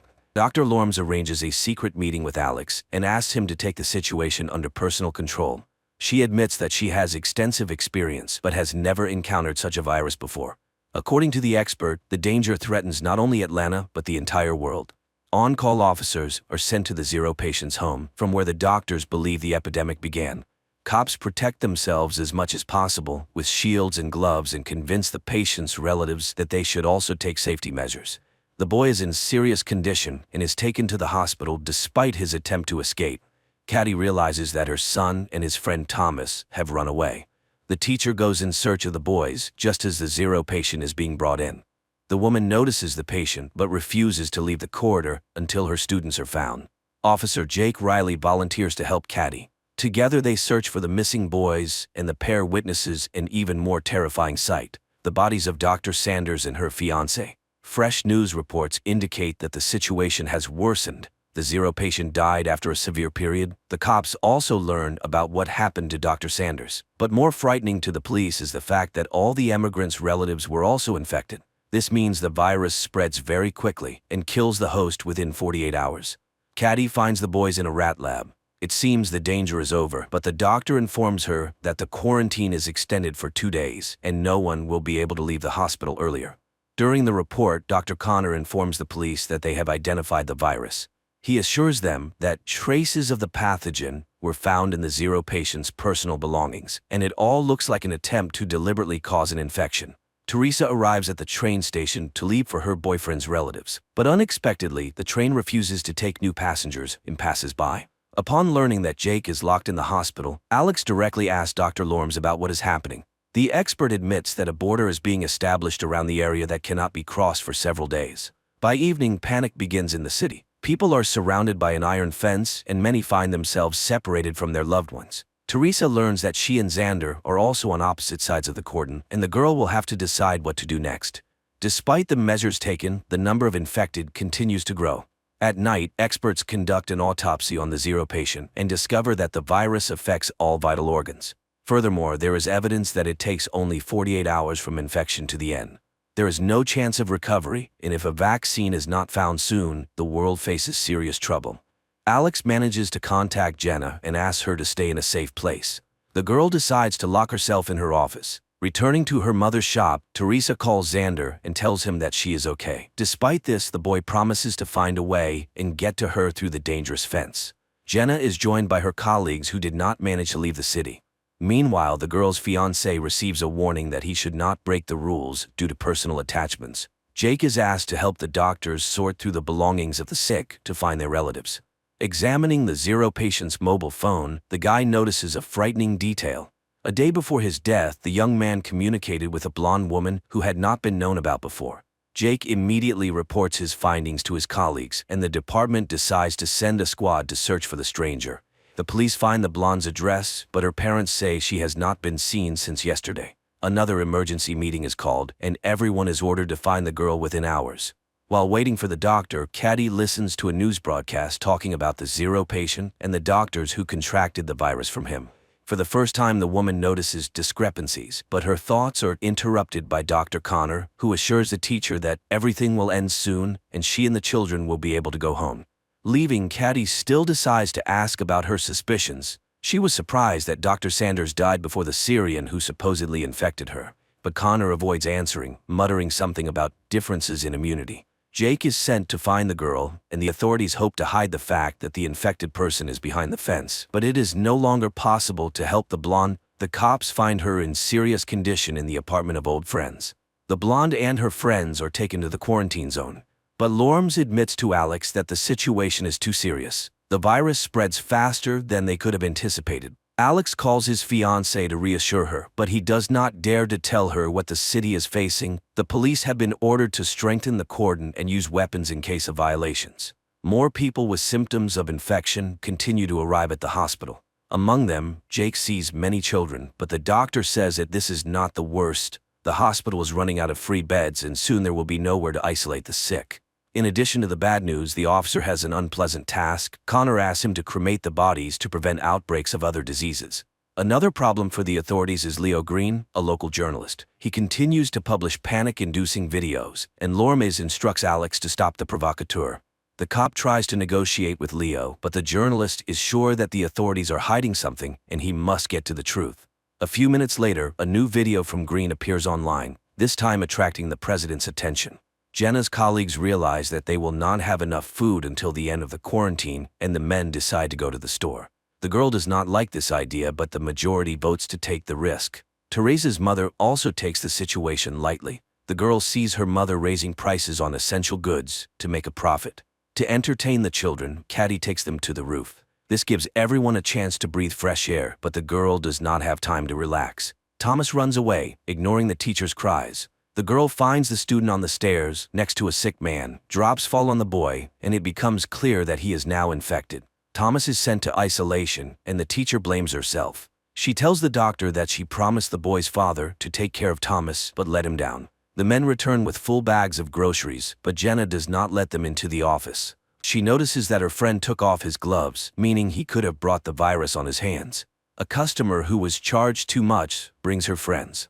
They raid the store, but Teresa's mother is saved by Jake's appearance, who received orders to patrol the city. Caddy finds Thomas's ward empty. She catches up with the boy at the hospital exit, and his father refuses to leave his son in the quarantine zone. The doctors have no choice but to let the patient go. Alex's pleas have no effect on Leo, and in pursuit of a hot story, he allows his colleagues to leave the closed area. He is not even frightened by the fact that one of the girls has symptoms of the disease. Alex and Jake manage to meet secretly on neutral territory. Both guys are nervous, but they have to work together. Leo Green tells the whole world how to leave the closed area. The police have to hold back the crowd while workers cut the ladder. This leads to serious riots, and the cops have to open fire to kill. To prevent such incidents, the government shuts down the internet and phone communication, depriving everyone of the only joy, talking to each other. Caddy accidentally enters a closed room and learns the truth about the number of victims, among them or her students. At the same time, Jenna also tries to get to the truth, and she assembles a radio phone to call Alex. The girl has to climb to the roof to get the antenna, where she meets Sam, a technician who hid on the roof to avoid infection. Alex changes partners and goes on night duty. In the middle of the night, he notices an intruder and asks him to stop. The criminal turns out to be Xander, who is trying to enter the danger zone to his fiancée, but the cop does not let him do it and pulls the trigger. The bullet turns out to be rubber, and Xander is simply taken to the hospital. The officer visits him and apologizes, but warns that he will do the same thing next time. Leo decides to take advantage of this. He is preparing a scandalous report about the abuse of power. The store is visited by robbers again, but this time Teresa is also in danger. However, unexpectedly, the women are saved by another gang planning to profit from the quarantine. By the end of the day, Xander's ward is empty. The nurse says he left with Leo Green, but Alex does not have time to stop them. The duty officer reports that the guy has entered the infection zone. Dr. Connor shows Jake the rats that were injected with the medicine. Unfortunately, right before the cop's eyes, the animal passes out, and the hope for a quick rescue disappears. Jenna manages to call Alex, but the call lasts only a few seconds. The girl does not have time to learn anything. Leo accidentally learns about the call. He again hints to the officer that he has taken the wrong side and should think about what is happening. In gratitude for his help, Leo asks Xander to visit his friends and record a video message with them. The guy completes the task and throws the flash drive over the wall, but on it, the journalist finds evidence that his friends are no longer alive. After this, Xander finally finds his fiancée, but raiders block his way. The general panic is compounded by a new problem: hunger. People's food supplies begin to run out, and the government is forced to find a solution. Walking down the corridor with her son, Caddy meets an old man who supplies the hospital with lab rats. The woman notices another inconsistency. She saw Bert with the rodents before the quarantine, but he assures her that this is not the case. Lammers asks Alex to organize food delivery to the danger zone. The policeman asks for time to prepare, but is refused. He must do it by tomorrow without explanation. Alex has to ask Jake for help. The guy is also not thrilled with the idea, but they have no other choice. Early in the morning, the loading begins, and hundreds of people come to get their rations. The gang from the store also gathers for the distribution, and the leader orders Xander to go with them to stay clean. Jenna goes outside for the first time in many days to get some food. She approaches the distribution center, but a gangster car passes by, making her uneasy. Jake recognizes his friend and gives her a ration without a cue. He also hands her Alex's keys and asks her to hold on, as everything should end soon. Constantly thinking about the epidemic and inconsistencies, Caddy again turns to the doctor with questions, but he is clearly not willing to talk about it. The doctor assures the teacher that he knows no more about the virus than she does. The humanitarian point is surrounded by the store gang. There are many more bandits, and they take the food boxes to sell them to hungry people later. Alex is furious that the leadership did not listen to him, and the products fell into the hands of bandits. But Lammers does not see this as a problem. She believes that residents still have a chance to buy food and satisfy their hunger. Jake's partner turns out to be infected, and the officer offers him help, but the officer refuses to go to the hospital. He knows that no one can help him, and decides to solve the problem on his own. Returning to the shelter, Jenna falls into the hands of other bandits who also try to take the box. The woman is saved by Sam, whom she recently refused to let into the office, but the friends remember Jenna's recent act and, despite everything, do not let her or Sam into the clean zone. Alex and Jake meet again, and the senior partner admits that he no longer trusts the leadership. He tells his friend that, due to the robbery, he had to leave his subordinate in the danger zone. At this moment, this very subordinate calls Chief Besser and reports that their plan worked. Jake tells Caddy that she was right. Something is being hidden from them. Dr. Sanders and her boyfriend had no personal belongings, but the conversation has to be postponed. Thomas's sister is admitted to the hospital, asking the teacher to find the boy. Their father died, and Thomas is left alone. Alex also begins to doubt the leadership's honesty, and he goes to Leo's house to hear his version. He finds the journalist drunk, but the guy comes to his senses and promises to help in the search for answers. Despite Jacob's persuasion, Caddy goes in search of Thomas. The gang is joined by the very cop sent by the police chief. He promises the bandits a radio phone in exchange for being accepted into the group. Thomas is not at home, but Caddy discovers her son, who secretly followed her. Quentin tells his mother that he knows where to look for his friend, and the company heads to the baseball field. The search for the truth has to be postponed. Alex is tasked with removing a man from an empty house who is preventing it from being demolished. The cop has to spend a lot of time talking about the happy past the city has lost. Teresa's mother helps the lovers escape. She gives the couple a bag of baby things and tells them to wait for her in a safe place. The company finds Thomas's things, but they are surrounded by a crowd of crazy racers. Jake has to open fire, and only then do the young people continue to search for the boy. Caddy finds her son and his friend, but they are near an infected man. The teacher is frightened, but Thomas assures her that he cannot get infected. Xander and Teresa come to Jenna's office and ask for shelter. One of the girl's friends is against the couple entering, but Jenna lets the guests in without his approval. Thomas is placed in isolation, but Caddy has hope that the boy indeed has immunity and can save everyone. During the meeting, Alex hands Jake a flash drive with a damaged file. If it can be restored, they will learn the truth, but only Jenna can do it. In return, the officer also receives a memory card with a message for the old man from the empty house. When he delivers the message, the stubborn man cannot hold back his tears. Teresa sorts through the baby things and finds the radio phone her mother stole. At that moment, the phone's owners appear at the door, holding a gun to the girl's mother's head. The company has to open the door, but the bandit refuses to take the phone and leave. He demands that Teresa and her boyfriend go with him. Unexpectedly, Jake comes to the rescue. He convinces the gangster to leave and leave the office alone. Alex sees hundreds of people moving in an unknown direction, but no one can say where they will be placed. Jenna tries to open the file, but it is severely damaged. The girl does not have time to do anything with it. New guests appear in the office, a gang wanting access to prohibited drugs. The company begins to strengthen their shelter, but the intruders find weak spots through which they manage to penetrate inside. Tony decides to take a risk. He goes down to negotiate with the criminals, but the negotiations fail. The elevator returns Tony with an axe in his back. In addition to the deceased guy, one of the attackers enters the office, but he does not have time to harm anyone. The guy is infected and collapses at the entrance to the room.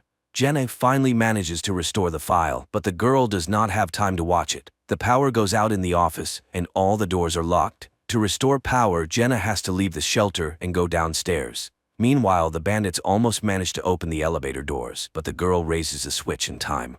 On the way back, Jenna takes the radio phone and calls Alex. Talking to his fiancée, the officer hears her being attacked. The girl manages to break free and return to the office, but the intruders do not retreat and try to cut through the door. The company has no choice but to come up with the craziest plan. Alex tries to penetrate the closed zone to help his fiancée, but he is caught by the National Guard soldiers. Jenna orders everyone to take cover, and when the psychos burst into the office, Jake activates an explosive device. A fire starts, but all the attackers are unconscious. Unexpectedly, one of them jumps up and attacks Teresa's mother. The men manage to neutralize him, but the woman is infected. Alex is arrested, but unaware of this, Jenna asks Jake to call her fiancé and calm him down. She also mentions that the phone the bandits had has a government military number and they need to figure out how it ended up in the infection zone. Teresa's mother leaves. As a farewell, she asks her daughter for forgiveness for not wanting to accept her child. More than 48 hours have passed since Thomas's contact with the infected, and the boy continues to look healthy. His DNA is implanted in rats to try to create a vaccine. Connor reports his observations to the leadership, but the boss tells the guy that they don't have time for experiments. Caddy and Jake review footage from surveillance cameras and find out that the zero patient was not the immigrant boy, but a certain Henry Burns. He came every morning to secretly meet with Dr. Sanders, and judging by the man's behavior, he knew about his illness. Dr. Connor allows Thomas to leave and informs everyone that the boy does not just have immunity, his body defeated the virus. This means that based on his DNA, they will be able to make a cure for the unknown virus. Jenna leads her friends to a church under which there are ancient tunnels. The girl plans to lead the group out of the cordon through them to safety. Alex tells Leo everything he learned from Jake, but the journalist cannot find any trace of Henry Burns. The men get the impression that the zero patient was deliberately sent to the hospital. Lammers returns Alex's badge and authority, but in return she demands that the cop take Thomas out of the infected zone and hand him over for experiments in her unit. Dr. Connor disagrees with Lammers' decision, but she rejects all objections and insists that only her laboratory can find the cure. Everyone has hope for a quick return to peace and normal life. It seems not everyone will live to see this happy moment, but some decide not to waste time and enjoy the moment, using all possible safety measures. Leo finds out that 2 days before the epidemic started, Burns received a package with the virus. Now he wants to know who the sender was, but Alex asks him to postpone the investigation so he can carry out the order. All night the company breaks through the exit to the tunnel, and in the morning they finally go underground.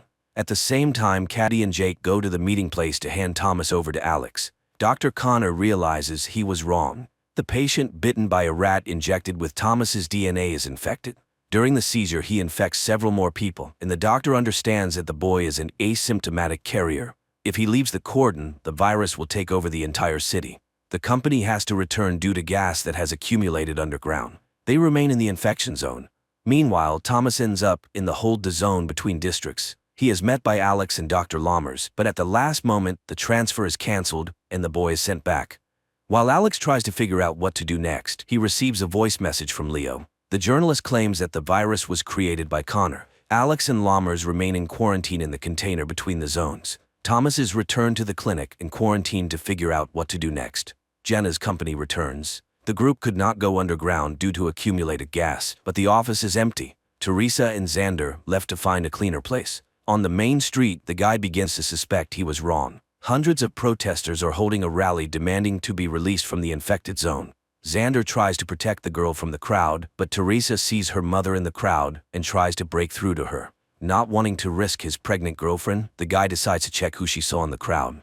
Jake arranges a date for Caddy and the couple has a great time until a frightened Quentin runs into the room.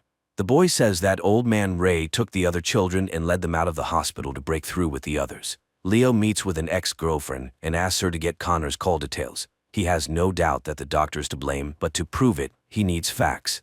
Xander realizes that Teresa was mistaken, but as a result, he encounters an infected person. The boy manages to escape. Unlike Bert, the old man has his box of medicine taken from him and falls to the ground. The street riots intensify and a squad is sent to the danger zone.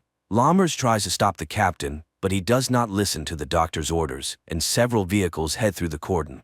Jake finds Ray, but the girl he took with him is not there. The old man abandoned her because of virus symptoms. Caddy spots Mary before Jake can tell her about the infection, and the woman takes the child into her arms despite the blood. The crazed crowd pushes Teresa to the ground. Xander runs to her but is afraid to touch his girlfriend for fear of infecting her. When Jake finds his friend, it becomes clear that she is now also sick. Caddy realizes this from her boyfriend's look and upon returning to the hospital, tries to wash off all traces of the infection. Leo gets the information he needs, but it does not match his assumptions. Moreover, his friend tells the journalist that Burns called someone on an encrypted phone that only high-ranking officials can have that day. Susie, Jenna's friend, confesses that she is expecting a baby. Going for a test to check this, Jenna meets Xander and Teresa, who stayed on the street after the riot. Caddy ends up in isolation, and Jake tries to support her, but the girl's nerves can no longer withstand it. After 48 hours, Dr. Lammers and Alex are released from the container. There are only 8 hours left until the end of Caddy's quarantine. At the same time, Teresa's baby is about to be born. Alex visits Leo and finds out that on the day of the infection, Burns did not call Connor, but Lammers. There is no doubt that she started the epidemic for some personal purpose. Dr. Connor conducts his first round after leaving isolation. When he reaches Caddy, he admits that he cannot release her. The onset of symptoms has increased and 48 hours is no longer a guarantee of health. The soldiers who participated in stopping the riot were infected. Lammers reports this to the journalists, but she promises to find a cure and save the country. At Alex's request, Jake inspects the apartment of Leo's friends, who were also investigating. There he finds ashes, all that remains of the documents and evidence. When friends meet to discuss this, Alex realizes that Lammers and the police chief are involved. Dennis, the father of Susan's child, returns to the office, but the man shows signs of infection on his face, and the company refuses to let him in. To make it easier for the man, Susan tells him that there was a mistake. She is not pregnant, and he has nothing to blame himself for. Alex meets with the chief and says he knows the truth, but it turns out that Besser did not know that Lammers released the virus into the masses. Jenna and Susan fail to ease Teresa's pain, but as usual, Jake appears at the right time. The guy calms the young mother and helps her daughter be born. Alex asks Leo not to publish material against Lammers until they have substantial evidence. An argument begins between the men, and the journalist agrees to wait no more than 2 hours. Not wanting to waste time, Alex goes directly to the doctor and asks her to resign. Lammers tries to intimidate the officer, but when she realizes he is not joking, the woman promises to hold a conference and leave her post. Teresa shows Xander their daughter, and the baby is placed in a crib made of boxes. Jake tells Caddy about this joyful event, but the girl's delight is overshadowed by a cough with traces of blood. Lammers gives a press conference, but does not admit her guilt. She claims that Dr. Connor accidentally released the virus. Still unaware of this, Connor conducts experiments and tries to find a cure. Jake asks him to try to save Caddy, and the doctor agrees to give her a trial dose of serum from Thomas's blood. Old man Bert regains consciousness and discovers that his leg is broken. Despite this, he finds the box of medicine and tries to get home, where his wife has been waiting for him all this time. Connor learns what Lammers did. He does not understand why his colleague did this to him, but despite this, the doctor does not give up trying to save Caddy. Giving her the injection, Connor tells the girl how the virus penetrated their clinic. Jenna meets Bert and gives him her water. She also gives the old man a cart so he can finally reach his wife. After the injection, Caddy gets worse. She is tormented by nightmares and barely waits until morning. To support his friend, Jake brings a TV and invites her to the movies. The couple spends the whole day together, but Caddy gets worse again, and she decides to confess her love to her boyfriend, fearing that there may not be another chance. Jenna tells her friend about her conversation with the gangsters. Trader Miz offered her a route to the healthy zone, but it is very expensive. Sam agrees to contribute his share, but only if Jenna agrees to leave the others and go with him. Alex goes to Leo's apartment, which turns out to be empty. After losing, the journalist refused to fight Lammers, but later the cop receives a pizza from a friend in which Leo left him a note with an address and a key. Caddy gets worse by the minute, and Jake prepares to say goodbye to his friend. He asks the doctor to help him put on a protective suit, and when the girl falls to the floor, the boyfriend takes her hand to ease her suffering. The doctor tells Jake that he can say goodbye to Caddy's body, which is waiting for cremation. For the first time since their acquaintance, the guy manages to touch his friend's face without gloves. Jenna tells her friends about the opportunity to leave and suggests finding the money. But Teresa refuses to go. She wants her daughter to grow up a little. Arriving at the address Leo sent him, Alex finds evidence that will help him punish Lammers. Teresa, Xander, and their newborn daughter reach Bert's house, Teresa's grandfather. The young mother plans to stay at her relative's house until the end of quarantine, but seeing the empty shelves, Xander insists that they must run. Alex learns about a certain Catherine Hops, whose son was connected with Lammers. From her, the man learns the address of the laboratory and heads there. While Dr. Connor tries to create a cure, news about him spreads throughout the zone. A gang breaks into the clinic wanting to punish the doctor, but Jake convinces them that he needs to be protected to be the first to get the vaccine. This is the last thing Jake can do before leaving. He decides to run through the cordon to save Quentin. Alex inspects the abandoned lab and finds solid evidence of Lammers' guilt. He accuses her and names a true zero patient who fell ill several years ago. This time, Lammers does not argue. She admits she created the virus and believes it is needed for the country's safety. But now she asks Alex to postpone the battle and focus on fighting the virus, which has now crossed the cordon. An attack occurs in the hospital, and one of the gangsters becomes infected. Dr. Connor has to give him the test drug. It is his only chance not to become a victim of the bandits. Jake prepares Quentin to cross into the healthy zone and promises to find him as soon as it is all over. Jenna's company also prepares to go underground to cross the cordon. At the same time, the body of the boy who tried to take the risk is examined, and an army is assembled so that no one else can cross the border. To prevent illegal crossings, the tunnels are mined and blown up. Alex tries to stop it, understanding that there may be people there, but the captain refuses to make concessions. Unaware of the government's plans, Miz orders the fugitives to prepare to descend into the tunnel.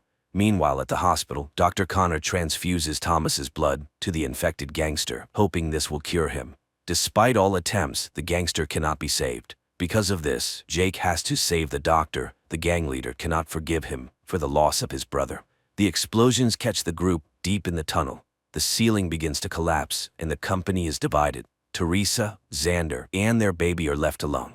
Connor finds a way to make the medicine, but for this he needs people with the same blood as Thomas. Jake tries to find volunteers, but no one wants to participate in the dangerous experiment. Then the guy prepares a speech in which he names all the dead. For their sake, Jake asks people to get tested and, in case of a match, become donors. Miz leads the group to a dead end, but the guide does not give up and looks for new exits. Alex learns about this and asks Lammers to stop the explosions and bring people to the surface. As an exception, Lammers promises the officer 1 hour. After that, all tunnels will be destroyed. Jake's words convince people and they gather to get tested. Xander takes his family to Teresa's mother's store and the girl decides to stay there until the end. The doctor finds blood with antibodies. A local priest can be a donor for the medicine.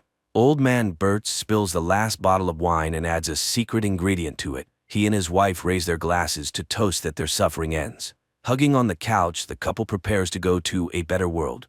Alex finds the fugitives, among whom he sees Jenna. The girl assures her fiancé will let them into the clean zone, but Alex does not know what to do. His time is running out.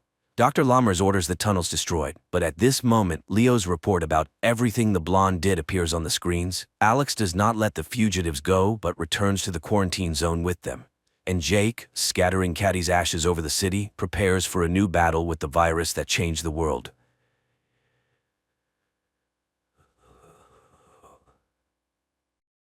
Evening supermarket. Near one of the shelves, a young man is talking on the phone with his wife. The woman is irritated, and the guy is trying to justify himself.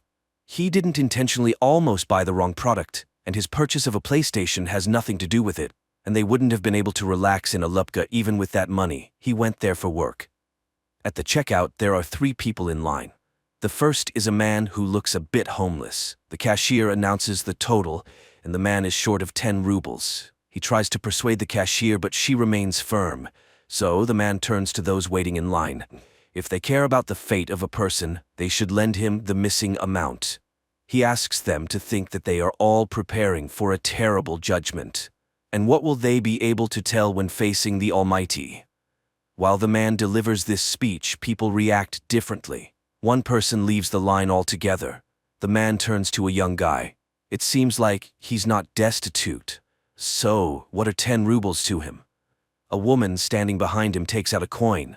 The man thanks her and says that angels won't forget her, and perhaps this act will outweigh all her sins. Then he takes out 50 rubles from his pocket and gives it to the cashier.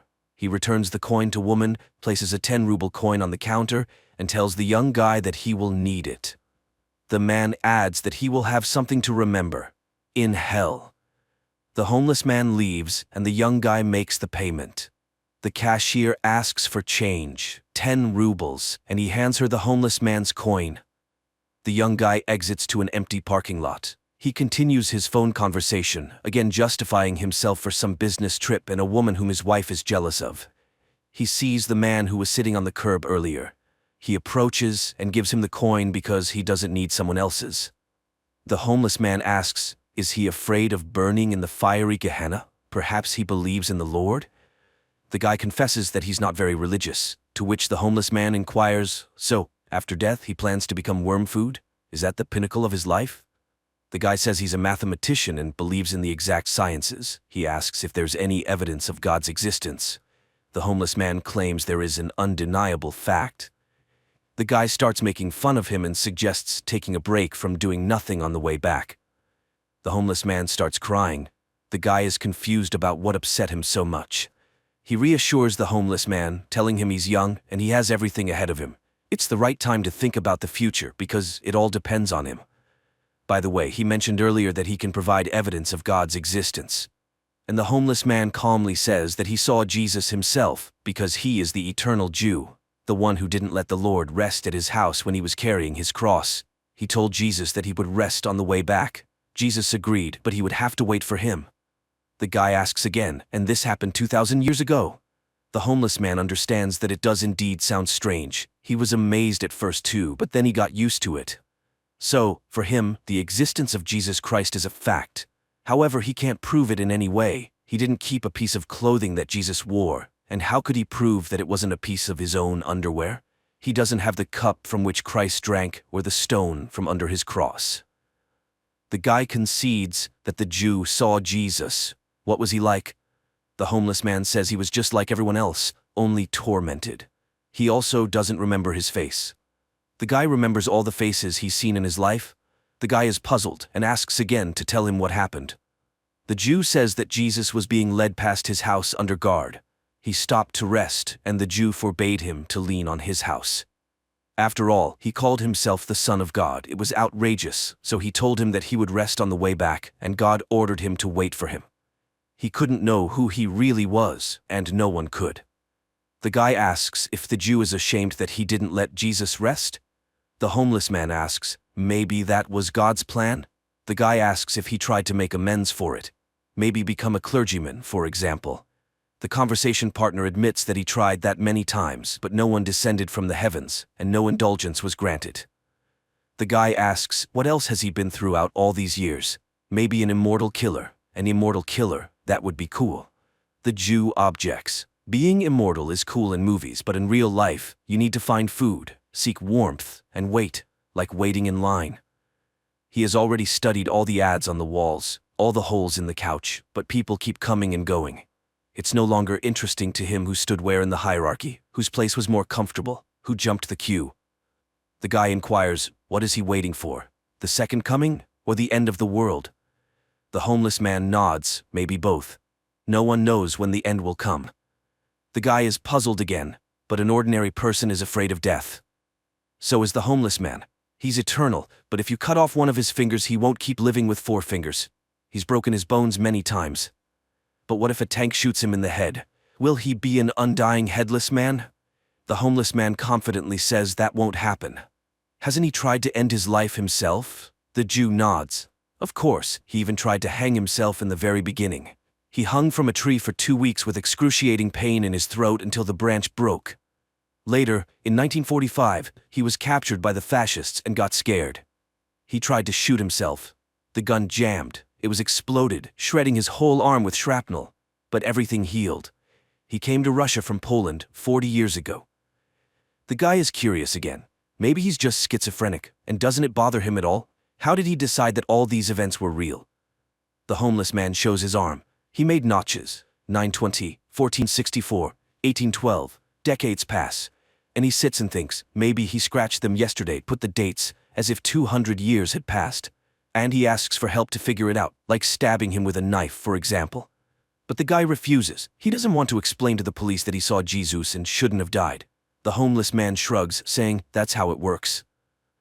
They walk across the parking lot. The guy asks him to tell something from history. For instance, what was happening in the 1st century? The homeless man responds, well, in general, it was the same. Shepherds herded sheep and fishermen fished. The guy insists, but in the world, the significant appearance of Jesus, church reforms, any mysteries and intrigues? The homeless man, in puzzlement, asks, where does he know all this from? He also learned it from books. Now, the guy remembers where he was in August 2000. Throughout the ages, he just lived. He was in different countries. It's just that the body requires a warm place and a piece of bread. As for how neighbors reacted to him being eternally alive and forever young, they didn't pay much attention to him, and he didn't stay in one place for long. Does he know ancient languages? He does, but now they are considered dead, and who can verify them? The men touch upon the topic of space. The homeless man has seen many strange things, but he hasn't encountered extraterrestrials. The most pressing question, can it really be that in all this diversity of worlds, there are no other forms of life? The guy comments that it's all too profound for a homeless, possibly heavy-drinking man. The homeless man leaves, and the guy locks his car and follows him. He asks, why did Jesus punish him? Shouldn't he be all-forgiving? The Jew says that it wasn't Jesus who punished him at all. He cursed himself with his own words, and the Lord simply fulfilled his own wish. The biggest curse is not that he's been waiting for 1,000 years, but that he, like a dull shepherd, remained the same. A person who creates, lives a spiritually enriched life. The guy doesn't believe it. It just can't be. After all, he's been living for so long. He knows much more than others. Surely he met great people like Michelangelo or Nietzsche. To this, the homeless man retorts, how can you understand what they'll say about this specific person after death, that he was a genius? The guy asks how people lived, what they thought and what they believed in 1,000 years ago. The homeless man responds, they believed the earth was flat, that God sat in the sky above the clouds and watched every step. But if he is simply looking through our own eyes, then he is just an observer, and he can't judge us for our actions, right? It means he is concerned about our actions only as much as they concern us. And if God is in everyone, then so is the devil. The guy teases him. Those are some profound words for a weird man. The homeless man smiles. In a certain sense, a person always has a choice. And fate exists. The fate of a person is determined by their choice. But at any moment they can stop choosing that fate and start choosing another. So why, even in the modern world, are people willing to kill those who don't share their faith? You just need to make an effort to keep your opinion about someone else's religion to yourself. A person finds something sacred for themselves, and it gives their life meaning, but then they start comparing their primary gender characteristics. They try to prove that their meaning is more significant and more important than another person's. Of course, it leads to conflict. His wife calls again. The guy apologizes and says he hasn't finished yet. He met an interesting person and got engrossed in conversation. She says she'll come over now. He goes back to the homeless man and sits down next to him. The guy asks, why is he homeless if he's so intelligent? And why doesn't he want to change anything? The homeless man says he's living like he's preparing for a big exam, postponing the transformation of his life for later. The conversation partner says he's living somewhat similarly, but he doesn't want to think about death. He's still very young after all. The Jew reassures him, you won't even notice how it passes. No matter what a person does, middle age arrives, and then old age. And deep down, every old man feels like a little boy. The guy says he doesn't want to think about old age and death. Probably that's why people invented religion, to make it seem like there's something after death. Then he smiles and says that he's been clearly fooled. His conversation partner hasn't lived for 2,000 years. He doesn't seem crazy, but maybe he has a special organism. Cells divide more frequently, the body constantly regenerates, unique genetics perhaps. Probably they can make medicine from his blood. It can't be that he hasn't done anything remarkable throughout his life. He was in Poland during World War II. Did he hide Jews? The Jew laughs. He is a Jew himself. It was a Polish family that hid him, and then they were discovered and taken as prisoners. That's when he tried to shoot himself. The guy laments, well, yes, times were tough. The homeless man disagrees. Times are always the same. The conversation partner is astonished, but how can that be? Everything has changed in the world. If you trace history from the Middle Ages to the present day, a lot has changed. The Jew says that everything changes if you pay attention to those changes every day, just like a river flows, rages, and is never the same. However, the way that river flowed 100 years ago is the same way it flows today, in the same channel. The guy becomes more animated and asks the homeless man what he thinks about the paradox of faith. Can God create a stone that he can't lift? The homeless man explains, it's a paradox of the mind. If he's a scientific atheist, he'd agree that all information about the surrounding world enters the mind through the senses.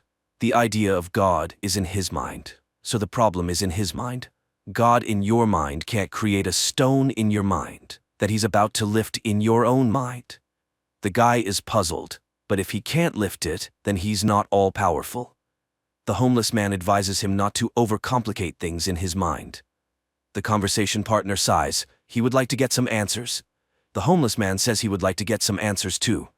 For example, he wants to know what our purpose is, or what happens after death, or what one needs to accomplish in life. Then he asks the guy what he personally would do if he lived for 1,000 years. Seeing the guy pondering, he concludes, he would simply live and nothing else. On the first day, he'd jump for joy. And then? The guy is puzzled. How can one realize oneself as an immortal person then? After all, if humans are God's creations, why did he create them? There must be some meaning to it, right?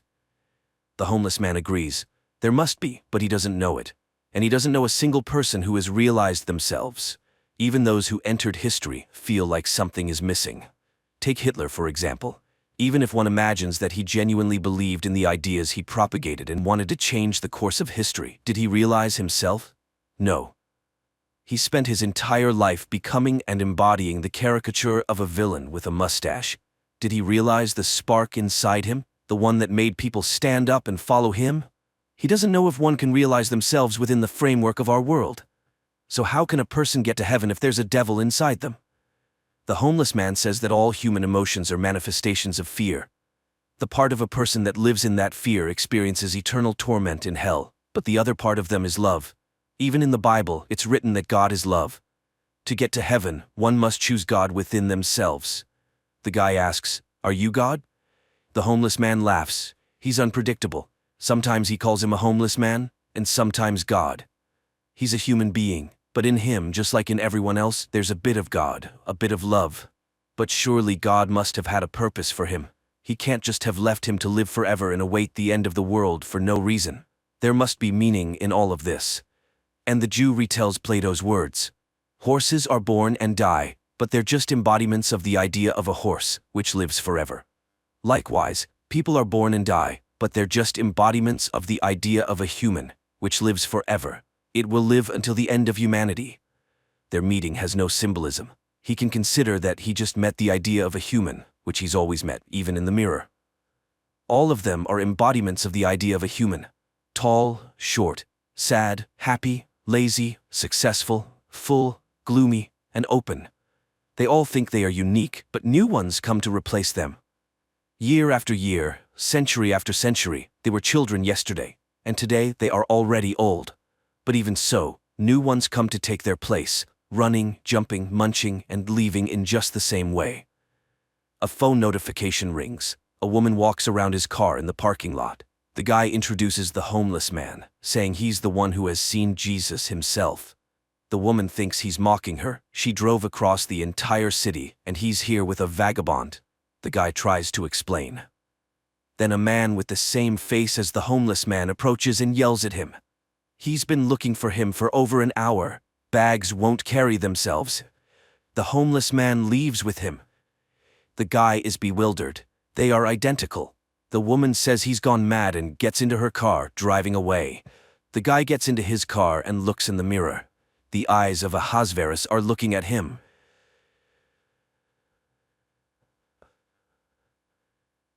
In the future, a time comes when women are offered a unique opportunity to conceive and give birth to a child using mobile artificial wombs in the form of eggs. Don't say a bob. Say a baby. You're completely tuned to the odd. Near future scenario.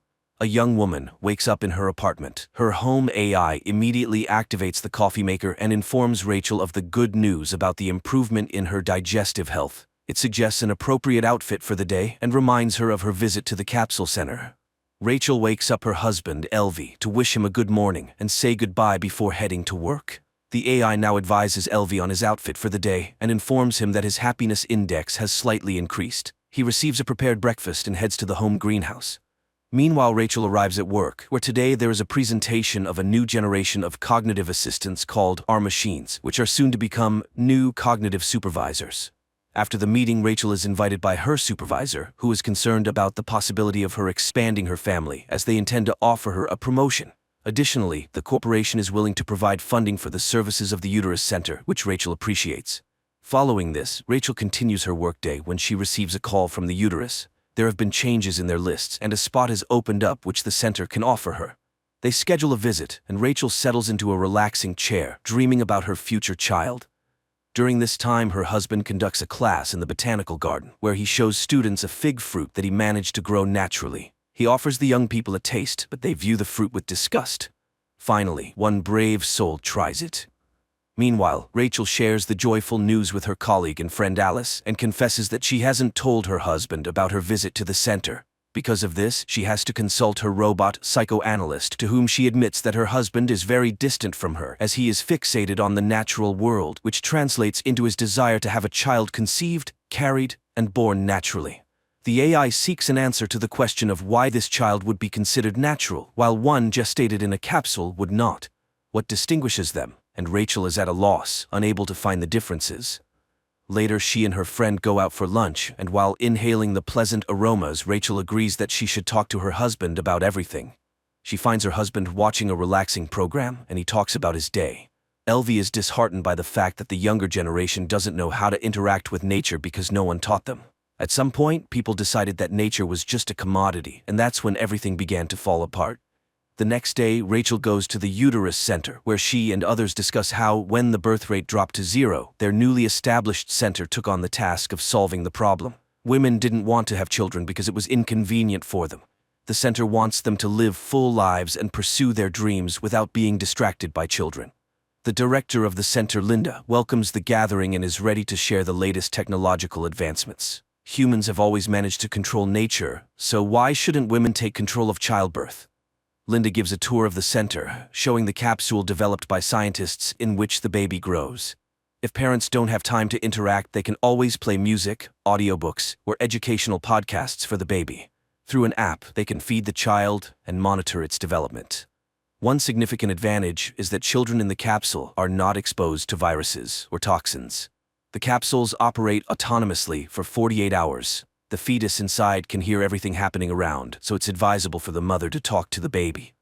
After the discussion, Linda reminds Rachel of the need to make a deposit, but Rachel intends to talk to her husband first. Upon returning home, she confesses her intention to Elvie to have a child with the help of the uterus center, which upsets him. Not only did she make such an important decision on her own, but she also went to the center without him. Rachel apologizes, and the couple reconciles. Rachel suggests to Elvie that they talk to Alice and her husband, and the family goes to visit them. Alice enthusiastically discusses the opportunity for women to have a child without experiencing pain, suffering, or body changes.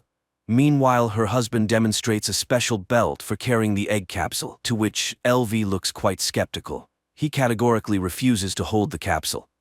At home, he can't shake the feeling that the egg is made of plastic. Rachel assures him that the child will perceive it as a real maternal womb, but Elvie remains unwavering. It's hard for him to accept that the child will be packaged in plastic. The wife suggests that he visit her robot psychotherapist. Although he initially takes offense at this advice, he eventually decides to go. However, after listening to the AI's advice, the man realizes that they completely misunderstand each other. Upon returning home and discussing the evolution that led humanity to grow children in capsules, he agrees to his wife's proposal because he understands how important it is to her. The next day they go to the center, and although now a child can be made from any material, Rachel announces that Elvie will be the biological father. She allows nature to determine the child's gender. Linda leads them to a room where on a large screen, future parents can witness the moment of conception. Later, they are brought a container with a fertilized zygote so they can admire it. The couple later informs Rachel's parents about the upcoming event. Rachel's father suggests that Elvie sell his countryside house since they never go there, but the man vehemently opposes the idea. While the capsule remains at the center, the future parents continue their usual lives.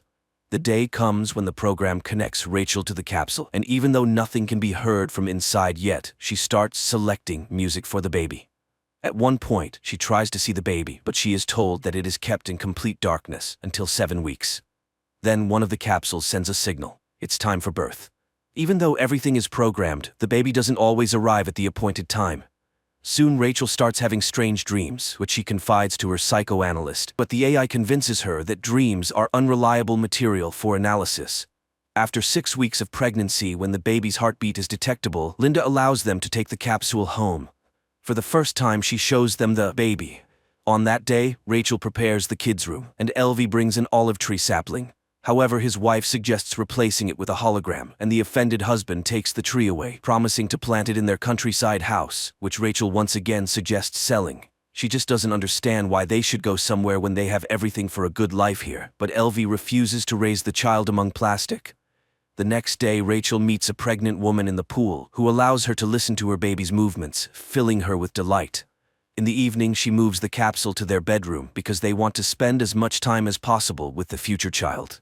However, Elvie feels uncomfortable with intimacy while the baby is present, so they move the capsule to baby's room. It immediately signals hunger, and the parents rush to feed their offspring. Sometime later, they go on a tour to the center to prepare for parenting. Linda shows prospective parents the play areas where children play and answers their questions. The government no longer funds education, but the center teaches programming and logic to the little ones. In one of the rooms, children engage in creative activities, or rather, a computer does the work, and the children provide feedback. One of the parents asked about the dreams the children have, but Linda reassures him. Dreams are excluded from the fetal development program because they do not carry any useful information. One day, Elvie is in his greenhouse when he hears the capsule's signal. He feeds the baby, but then decides to communicate with it, while Rachel receives a warning about her declining productivity. Her husband is trying on the capsule holder and takes pride in his success. Now he carries the capsule with him, reading books to the baby, posing riddles, showing his plants, and falling asleep beside it. At work, he suggests to the visitors to hug a tree and experience its calming effect on the human mind. His supervisor congratulates him on the upcoming joyful event and suggests replacing the live plants in the greenhouse with holographic images, as growing real trees is too expensive, but Elvie becomes furious and rejects the proposal. At home, the family watches a movie about penguins, and the man starts crying when he learns about the dedication of the birds. Worried Rachel suggests returning the capsule to the center, as other parents do. That's when Elvie reveals that he brought the capsule to work. Rachel shares this with her colleagues. She is concerned about her husband's close interaction with the egg. However, the women encourage her to be happy about it. After all, the father is immediately bonding with the future child. Rachel continues to have strange dreams, and her pregnant friend reassures her that it's normal for expectant mothers. One day, Rachel dreams of herself with a baby bump, and she enjoys it. The woman also begins to devote all her attention to the capsule, especially after Elvie's mother sent them an old book about the benefits of parental closeness. But this starts to worry Rachel, and the couple goes to a psychoanalyst. Finding a balance is challenging because everything revolves around the child. Rachel is jealous of Elvie because he spends more time with the baby than she does. After all, she is the mother and should feel the baby. After listening to their argument, the AI asks for permission to connect to the capsule because it cannot take sides. The next day, Rachel takes the capsule to work. However, she behaves distractedly, giving the baby too much attention. Alice suggests placing the egg in a specially designated area where other future mothers' capsules are stored because Rachel is becoming a distracting mother. Alice's capsule is kept at the center because it's more convenient for her. In the evening, Rachel, taking the capsule, hurries to the center for a parenting seminar, after which Linda suggests leaving the baby in the incubation area. The family reluctantly complies with the demand. The house becomes empty, and both the husband and wife miss their capsule. One day, Rachel dreams of a seaside where she walks with the baby in her arms. She wakes up in tears and moves Elvie's little tree to the kids' room, surprising her husband. Meanwhile, at work, her boss is not entirely satisfied with her productivity, but Rachel assures her that everything is fine. Later, Linda informs them that the delivery day will be next Wednesday, as deliveries now occur on the 39th week. They can't afford babies being born earlier or later, as the capsules are in high demand. Parents must receive oxytocin, the love hormone, to prepare for the baby's arrival. However, the family shocks the director with a request to allow them to take the capsule home before delivery, even though it goes against the rules. Moreover, important personality development seminars are held every day. Linda suggests they take special tablets to regulate the baby's sleep, which greatly helps parents. The couple leaves, passing through protesting women against the capsules. Suddenly, Elvie returns and, taking advantage of the midwife being occupied with another patient, retrieves his capsule without permission. That night, Rachel dreams that she is buying her baby at a store, and they offer her a deal, 2 for the price of 1. Upon waking up, she wakes her husband and asks him to take her to their countryside home to give birth in nature. Elvie rushes to the center and informs Linda that they intend to give birth at home. However, the director is strongly against it. The capsule is very expensive and they cannot take risks, so they must return the egg as soon as possible. Nevertheless, the family leaves for their coastal home. Rachel enjoys the surrounding nature, starting to understand her husband. They walk in the forest together and plant an olive tree. They often sit by the sea with the capsule until one night it turns off. In a panic, Rachel suggests calling the center, but her husband reminds her that they still have 48 hours, and they must trust the child. They are awakened by the onset of labor, requiring a code to be entered, but they can't figure it out. So Elvie grabs a hammer. He opens the capsule and retrieves a beautiful, healthy baby. The happy parents embrace him. Early in the morning, Rachel puts the capsule in a box, takes it to the post office, and sends it back to the center. She then returns home where her husband and son are sleeping on the bed. The creators of the film portrayed the absurdity of a possible social evolution quite delicately. Nothing terrible happened. People just became so lazy that they forgot about the joys of life. Why go out of town when you can visit a capsule garden where you lie down and inhale the scents of the forest? And why go through the process of pregnancy and subject your body to stress? After all, there's the capsule.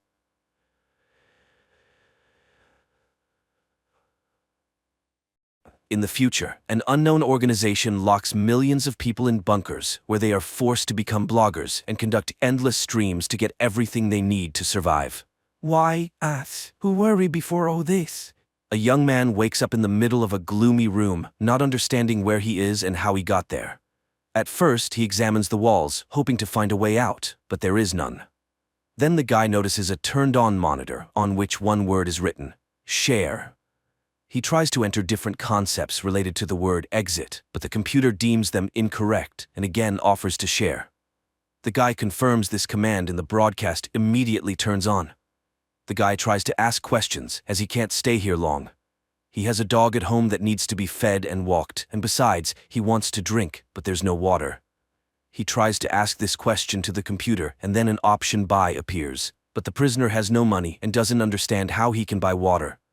Soon the guy realizes that real people are watching his broadcasts, but so far he does not quite understand what he can show the viewers, so he starts to grimace but falls and groans in pain, asking for help.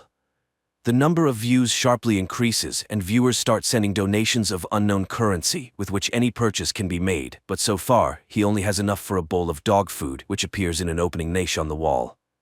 He expresses his indignation and tries to return the bowl, but there is no such function. And then the guy starts eating, occasionally making dog barks. This brings a new wave of views and donations, and the guy allows himself to buy clothes. However, they turn out to be women's.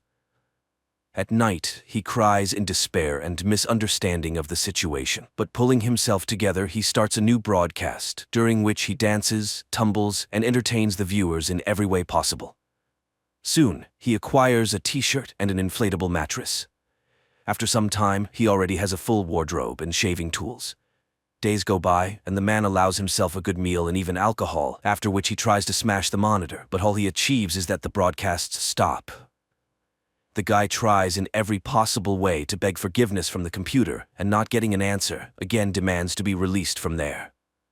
And then he just cries, begging for one more chance, and when the degree of despair reaches its limit, the guy lies down on the floor to wait for the end. The monitor turns on.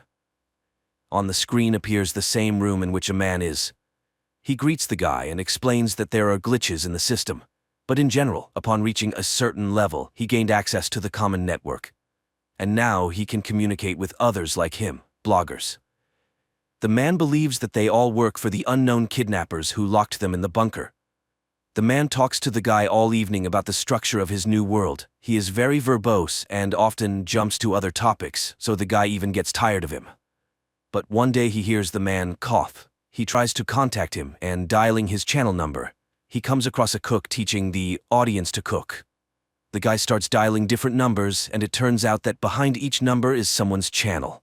The trapped people teach viewers how to feed cats, apply makeup, and take care of themselves. One of these girls, an athlete, captivates the guy's attention for a long time. Eventually, he connects with a man who is broadcasting about near-death experiences that day. Meanwhile, the young man continues his acrobatic etudes, for which he receives small donations. After one such unsuccessful somersault, he lies on his mattress, and the adult man asks him to buy food, as his time is worth money. After the young man fulfills his request, the man draws attention to their numbers. The young man is under number 14, while the man is 6395873. Does the young man really think he appeared here before him?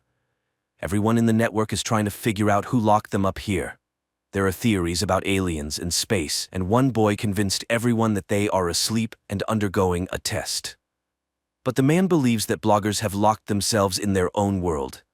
He himself was once married to a star who the young man also liked. They reminisce about her songs and sing them as a duet. At night, the young man again connects to the channel of the girl who does yoga, and after admiring her, sends her a donation. In the morning, the young man buys furniture for himself and again talks to the man, who continues to enlighten him. You can't stay at one level here, because then the viewers will stop loving you and won't pay. So, you need to grow and spread your content. The young man begins to try himself in new genres. He tests stand-up comedy, physical exercises, cooking, singing, and magic tricks. And all this brings a new audience and more donations. At night, he now does gymnastics with the girl he likes. And then he buys medicine for the man. But trying to make the purchase, he makes some mistake and ends up in the room of a woman who is showering at that moment. She is outraged by such a bold intrusion and considers him a kidnapper. The young man struggles to explain that he is also a prisoner. She suggests setting rules, and the man joins their conversation. The woman asks him about the time he has spent in the bunker and hopes that someone tried to escape. The young man remembers how he hit the monitor, and this clearly did not please their owners. The woman thinks that they need to analyze these cases and find a vulnerability in the system. The young man says something about escape and is immediately deducted donations, indicating the existence of security. The woman does not understand the purpose of what is happening. If they wanted to punish them, they would just lock them somewhere and leave them to die without food and water. But they are fed and even provided with comfort. Apparently, the key question is, why them? Who were they before all this? But the young man admits that he wasn't someone important. But here, he got the opportunity to live much better.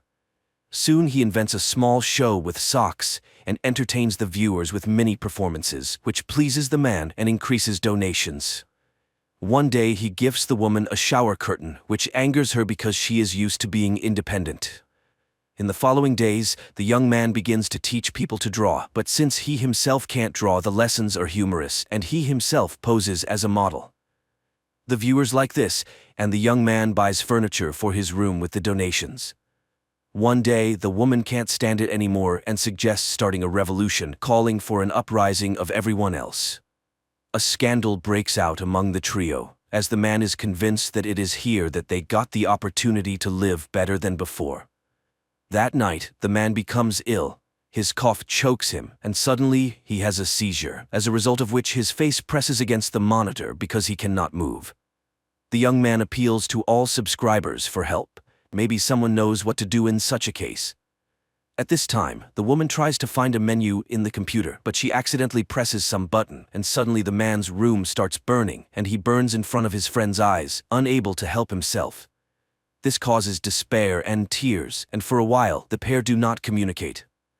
But one night, the young man contacts her, trying to convince her that she is not to blame for what happened. He performs a show for her.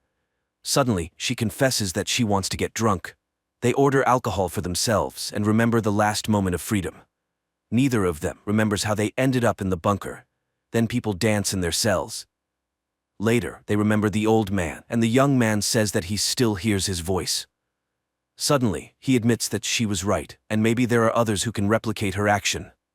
Find a function visible only to them. If they all act together, maybe they can break free. The young man goes live and tells the audience about what happened. He points out oddities in the system where unknown functions sometimes appear, and if they can use these functions to hack, maybe the bunker will open?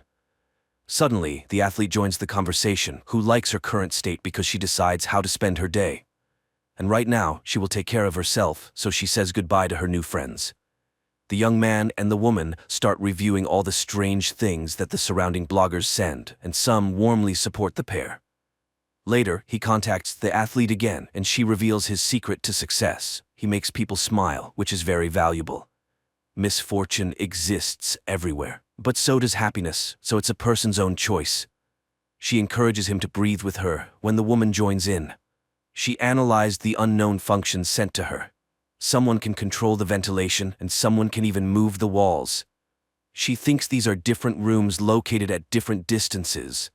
Therefore, a map of connections needs to be built to break them. Although some do not want to destroy this world, the young man asks not to rush things. Suddenly, the woman takes scissors and cuts her hair, explaining it as a distraction for the bunker creators. If they don't react to their dangerous conversation, then they can be distracted by some actions. Later, the young man starts dealing all the numbers in a row and finds a novice like he once was. And at night, he joins the athlete, who calls on everyone to be happy here and now and not try to destroy reality. A dispute starts between the women, where the athlete accuses the woman of violence against others, and she expresses the thought that the athlete is their kidnapper. The young man fears that if nothing works out, he will be left without an audience, and what will he do then? But later, he still goes live and asks to show how many people are with him now. The number of votes rises to several million, causing his delight. The athlete is outraged. The young man surpassed her in channel reputation and demands to stop all this. A real conflict starts between the women. The athlete demands that others stop influencing the system while the woman asks to increase their efforts. And suddenly, the woman's room ignites and a downpour falls on her rival's room. The young man watches as both of his friends perish and can do nothing. He cries when a door opens behind him to a bright sunny day. Not believing his eyes, he approaches the threshold, but then his monitor comes to life and the young man begins to doubt. He returns to the screen and shouts into it that they managed to do it. There is nothing that cannot be done together. But while he rejoices, the door closes. Thinking, he starts playing his role again, while the number of votes and donations on his monitor rapidly increases. Through the characters, one can observe the stages of a person's immersion in online existence when a gadget becomes a mediator between the personality and others. It can be said that this is a story of life, with many good intentions and talents, but trivially spent on the pursuit of likes.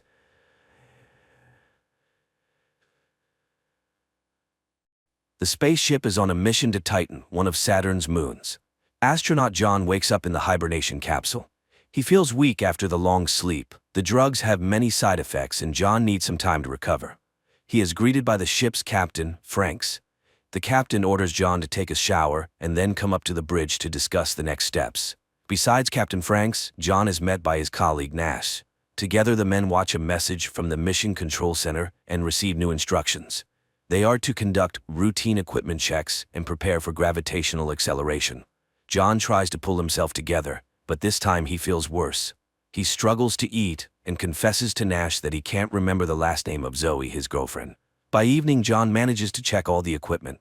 He records a response message to Mission Control, reports the situation, and prepares for another hibernation cycle, which will last 3 more months. A special substance is injected into the astronaut's bloodstream, and his eyes slowly close. Memories from the past wash over him, and for the next 3 months, he is deep in sleep. The awakening process is routine, with John experiencing the usual symptoms as he waits for his body to recover. After a hearty meal, the astronaut spends some time on the exercise bike, preparing for work, but unexpectedly he hears a familiar voice. It seems like Zoe's voice came from somewhere nearby. John steps into the corridor and walks through the empty spaceship. No one else has woken up from deep sleep yet, and John feels uneasy. His fear intensifies when part of the ship's hull above him starts to come loose. John tries to figure out what's wrong, but a piece of metal breaks off and knocks him unconscious. Captain Franks and Nash lay their injured colleague down and provide medical assistance. As soon as John feels better, the captain orders him to go to the technical compartment and figure out what caused the malfunction. Under the hull, John finds significant damage and a strange giant dent, but the footage Nash reviews from the cameras provides no answers. No objects approached the ship in the past few hours. Moreover, the dent hasn't caused any serious problems. All systems are still functioning normally. Captain Franks leaves his subordinates and orders them to report the situation to Earth. He himself heads to the site of the damage for another inspection. Nash tries to convince the captain to abort the mission and return to Earth, but Franks refuses to break protocol. There's no serious reason to do so, as all systems are still operating smoothly. The astronauts gather to make a joint decision, but the conflict only escalates. Nash starts panicking, insisting that continuing the mission is too dangerous, but the captain remains firm. Unless new orders come from Mission Control, they will continue toward Titan. Nash then tries to persuade John to act together. He's convinced the system will eventually fail, and by then, they won't have the chance to save themselves and return to Earth. Their conversation is interrupted by the captain, who calls them to the bridge. He admits that he overheard everything Nash said and doesn't appreciate his attempts to stir up panic. Franks tries to calm Nash down, reminding him of the consequences they'll face for disobeying orders and advising them to focus on their duties. Despite the captain's orders, Nash continues to urge John. He asks him to set the hibernation cycle for 89 days instead of 90 so they can wake up earlier than the captain and reverse course back to Earth. John doesn't like his friend's idea and doesn't want to be part of a mutiny, but when Nash tells him about another ship destroyed by poor leadership decisions, John agrees to think it over and give an answer after they wake up. John falls asleep again, recalling happy moments with Zoe, but this time the cycle is much shorter than usual. Nash demands an answer from his friends so they can quickly turn the ship around and head for Earth, but John remains uncertain. He realizes that his mind is clouded, and making important decisions in this state isn't wise. Jupiter appears outside the window, strengthening John's doubts. They are so close to their destination. This drives Nash over the edge, and a loud argument breaks out between the men. Captain Franks watches the whole scene. Having learned of his subordinates' plans, he also altered his sleep schedule and woke up earlier to prevent the mutineers from disrupting the mission. Frank sends Nash to check the systems again to make sure everything is in order. While the saboteur is gone, the captain invites John for a drink to gauge the astronaut's mood.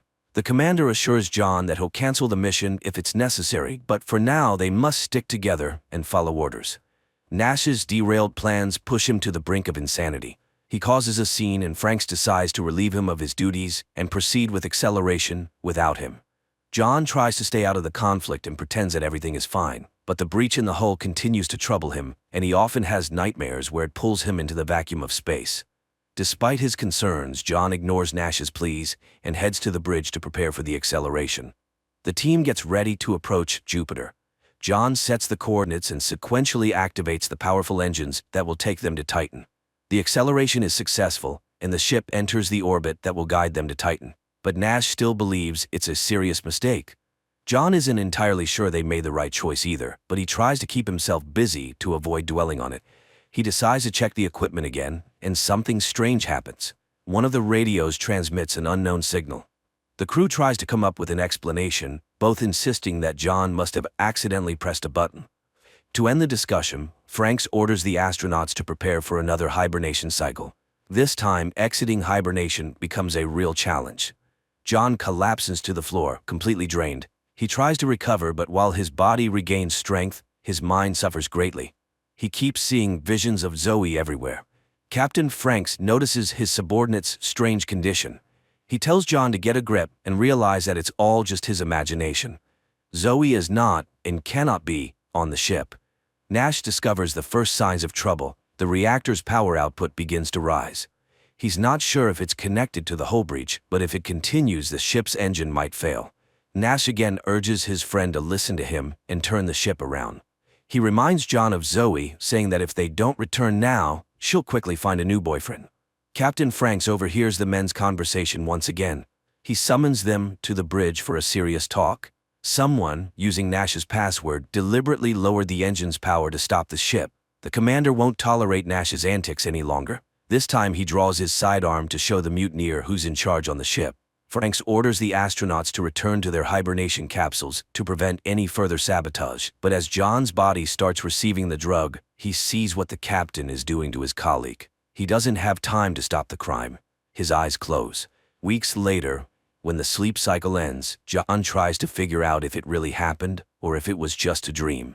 He steps into the corridor, but none of his colleagues are around. Franks appears suddenly. He assures John that Nash is fine but will remain in hibernation until the mission is over. The captain asks John not to complicate things and behave normally. They need to complete the mission and reach Titan, but if necessary, he'll use his sidearm to prevent further insubordination. To help John relax, Franks tells him the truth about the other ships Nash mentioned. He swears the madman distorted the facts, and in that case the captain wasn't at fault. The crew harmed themselves. John reluctantly admits he was wrong and agrees to continue working together. The captain tasks him with inspecting the equipment and re-establishing contact with mission control on Earth. While working, John's arm goes numb, and he tries to examine it himself, but for a moment it seems like the limb swells and turns into a monstrous hand. As soon as the vision disappears, John hears Zoe's voice again, but he realizes this is also a hallucination and doesn't respond to the call. Instead, John decides to discuss the future plans with the captain, but Franks unexpectedly starts talking about John's relationship with his girlfriend. The commander assures him that their romance wasn't real. It was orchestrated to convince John to join the mission. The unpleasant conversation unsettles John, and he heads to the workshop to focus on his tasks. Unpleasant thoughts and memories prevent John from concentrating, but suddenly the radio crackles, and he hears the dispatcher's voice. The astronaut tries to report what's happening, but the connection keeps cutting out and he can't hear a response. Franks summons John to the bridge. He demands to know what John was doing, and upon hearing about the conversation with Houston, the captain insists it was another hallucination. The captain orders John to return to his capsule and go back to sleep, but this time John's nerves snap. He demands that Franks wake Nash up and prove that his friend is okay. Taking advantage of a moment, Franks attacks John and tries to force him into the capsule, but John manages to break free. A fight breaks out between the two men. John is stronger, but he can't win the battle with his mind as easily as with the captain. John reaches the central computer to find out which chamber Nash is in and if he's alive. While entering the request, he has to fend off Franks, but finally, the computer starts searching for the astronaut. The answer John receives leaves him in shock. The program confirms that Nash is alive and on the bridge, just like John and Franks, because all three names belong to the same person, Captain John Franks Nash. John realizes that he's been alone on the ship the entire time. His companions were figments of his imagination caused by the repeated use of hibernation drugs. John loses his last bit of strength and doesn't know what to do next. He returns to the workshop holding the service pistol. The astronaut tries to contact mission control again, but for a long time the radios remain silent. Finally, one of the radios turns on, and John hears Zoe's voice. She says she's at the ground control center and was invited to speak to him. Zoe confirms John's version.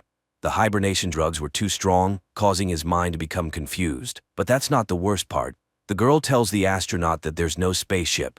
All this time he's been part of a different experiment in deep underground. The planets and stars he saw through the window were just a simulation, as was the sensation of flying. But the impact was real. An earthquake hit the surface, partially collapsing the tunnel. Zoe asks her fiancé to gather his strength and help them rescue him. To do that, John needs to depressurize the cargo bay and leave the ship. She assures him that outside, there's an underground corridor leading to the surface. Captain Franks reappears behind John, trying to stop him. He claims that Zoe's voice is just another hallucination, and the story about underground tunnels and earthquakes is a fantasy his mind made up to explain the situation. Franks tells John that if he depressurizes the cargo bay, all that awaits outside is the vacuum of space, which will pull him out and end his life. John hesitates briefly, but Zoe's voice gives him strength. He doesn't listen to the captain and opens the airlock. At first it seems like Zoe was right. John finds himself in a shaft and hears her voice nearby. He walks toward the light, hoping to soon reach the surface. But space engulfs the astronaut's body and carries him into the infinite void. Or was that a hallucination too? That's how the movie ends.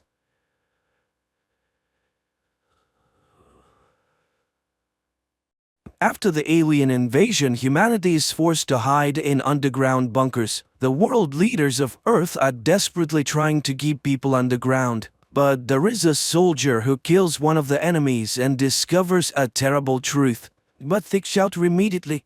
The nonsense could attack at any moment. 50 years after the attack of something, all of humanity lives underground, although there are those who refuse to descend into the bunkers. An ordinary person can return to the surface only by becoming a soldier and serving the standard term, 100 days. One day, a soldier with the call sign Sum-1 completes his required training and boards a tank to travel to the outpost Cerberus, where he must serve his shift. On the way, the military encounters people running towards the shelter, which is called Exilium. The soldiers disembark one by one as they reach their assigned posts. Finally, it's someone's turn. However, the soldier cannot immediately enter the bunker as the door is jammed, so he climbs the watchtower to contact the command. The soldier undergoes DNA identification and the system congratulates him on the start of his 100-day service. He will have to monitor the territory, track something, and send those who stray into the shelter. The protective ring is in order, there are no breaches, all cameras are functioning, and the power supply is stable. But upon arrival at the post, the soldier does not find the person he was supposed to replace, which is a breach of protocol. The commander reassures Sum-1. The former watchman with the call sign VAC-7 was evacuated for medical reasons. He was called up from the reserves and now he must strictly adhere to all the rules. He must not leave his zone and must be very vigilant because his vigilance is a condition for survival of humanity. They provide him with a daily access code and instruct him on how to enter the bunker through a secret passage, allowing him to go outside for this purpose. Sum-1 begins to settle in. Finally inside, he discovers that the room is neglected and empty. Sum-1 arranges his rations, lights a cigarette, and polishes a glass, listening to the system's reminders to think about the safety of himself and his family. At night, he dreams of laughing children, but the daily alarm clock reminds him of how many days are left until the end of his active service, and Sum-1 begins his daily routine. Exercises, showers, territory check, and food from his rations.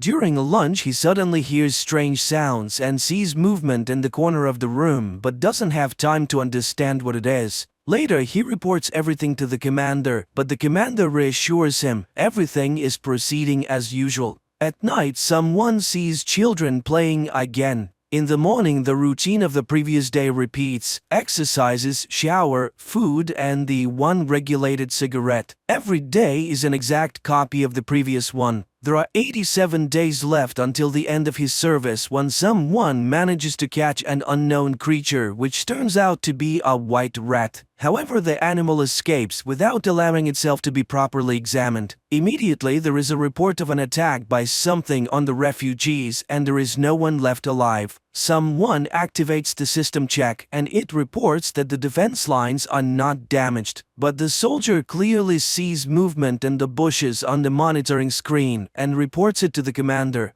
The commander dismisses any intrusion and asks not to worry. There are 71 days left until the end of the term. The rat that someone named Doctor is no longer afraid of humans, and he feeds it. One day there is an alert about a malfunction in one of the cameras, and the soldier goes outside to perform technical maintenance on the security system. He surveys the outpost's territory, fixes the camera, and finds a dead bird hanging from a tree with a token bearing his predecessor's number. Right away, the system alerts him to toxic emissions, and the soldier heads towards the bunker. Upon returning to the bunker, he reports everything that happened at the post, including the discovery of the token, to the commander. But all his concerns are quickly dismissed. The commander assures him that Vax 7 simply fell ill and is now in the bunker, recovering. The commander's overly cheerful tone makes him doubt even more. There are 65 days left. The United Nations warns of danger, urging people not to stay on the surface as resistance against something is futile. One day, someone goes out onto the territory once again, and after a warning about toxic emissions, he notices an unfamiliar creature in the depths of the forest that quickly escapes from him. He reports it again, but the defense ring is intact and there is no cause for alarm.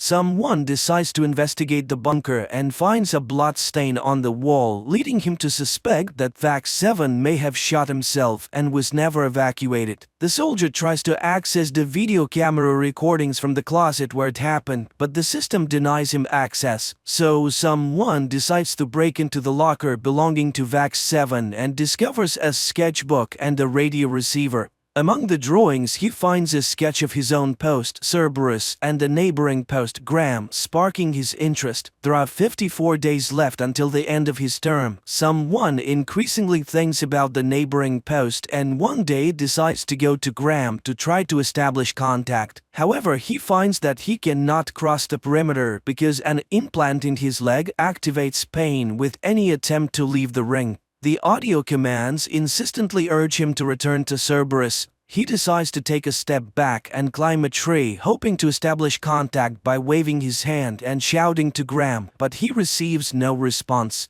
Returning to his post, he reviews the archive files, and suddenly he discovers some creature on the internal camera, and the electricity goes out. Behind him, the soldier distinctly feels someone's movement, even though the equipment insists that there is no intrusion. Someone rushes outside and even shoots at the bushes, scaring off a bird. He reports the malfunction to the commander, who promises to send a repairman and reminds him of his duty, especially with only 40 days left. Someone tries once again to access the archive but finds it impossible as the data has been lost due to an electrical surge. The next day starts as usual, but suddenly the soldier feels unwell. He takes medication and accidentally cuts his finger when he suddenly hears a cheerful children's song coming from the predecessor's closet. It turns out that Vax 7's radio is turned on and the neighbor from Graham Post is calling out to his old acquaintance. He quickly realizes that it's a different person and cuts the conversation short, despite pleas to talk to him. The electricity surges again and the soldier reminds about the specialist. The commander then tells him about an attack on a post where no one survived, so reaching distant outposts is very risky.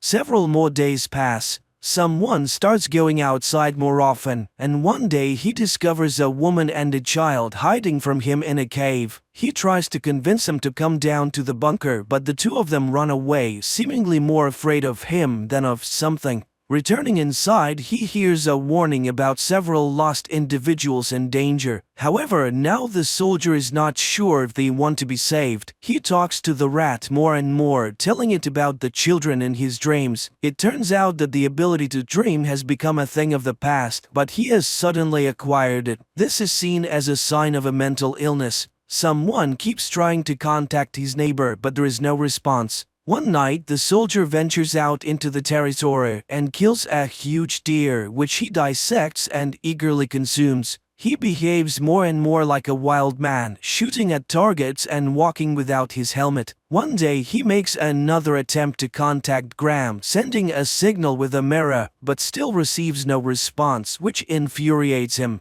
On his way back, he enters a zone of toxic emissions and almost loses consciousness. In a semi-delirious state, he sees the strange creature again, which runs away from him. Regaining his senses, he tries to convey to his neighbor his belief that Vax 7 is likely being held in the forest, but Graham remains silent. There are 14 days left until the end of his shift when a repairman finally arrives at the post. He reports on a recent attack and the deaths of many people. The man is displeased, sensing the presence of the rat. He explains that the soldier's predecessor was friends with the rat, considering it the height of foolishness. The technician dispels someone's fears, explaining that the shadow on the wall is himself due to a system glitch. Strangely, the cameras in the defense ring are turned off, even though the soldier checked them just now. Then the rat climbs onto the table, and upon seeing it, the repairman forcefully shoves it away. The soldier rushes to the motionless rat and pleads with it not to die, which infuriates the repairman even further.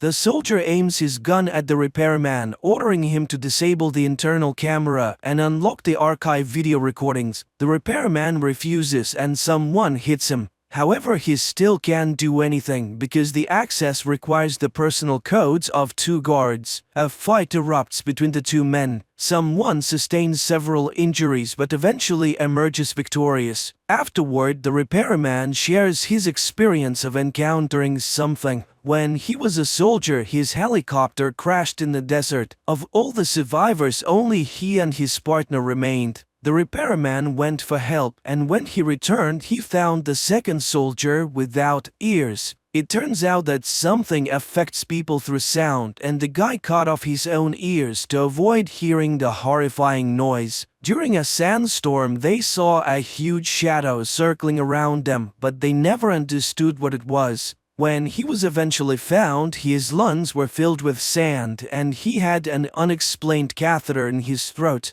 The soldier locks the repairman in the bunker, tends to his wounds, and reports to the commander that everything is in order. Afterward, he figures out that he can access his predecessor's information through his radio. Finally, he manages to open the archive footage, which makes it clear that Vax 7 did indeed go insane due to exhaustion and stress. Someone shares this information with his neighbor. The soldier is overwhelmed with conspiracy theories. He is convinced that the leadership is deceiving the common people by inventing something, as no one has actually seen it. The mission to send people underground is a ploy to restrict the consumption of dwindling natural resources while the rich and powerful enjoy the leftovers. He requests a meeting with his neighbor, who reluctantly agrees. There are 7 days left when, upon hearing another system announcement about something attacking, someone flies into a rage and smashes the alarm with the jar into which the rat has just climbed.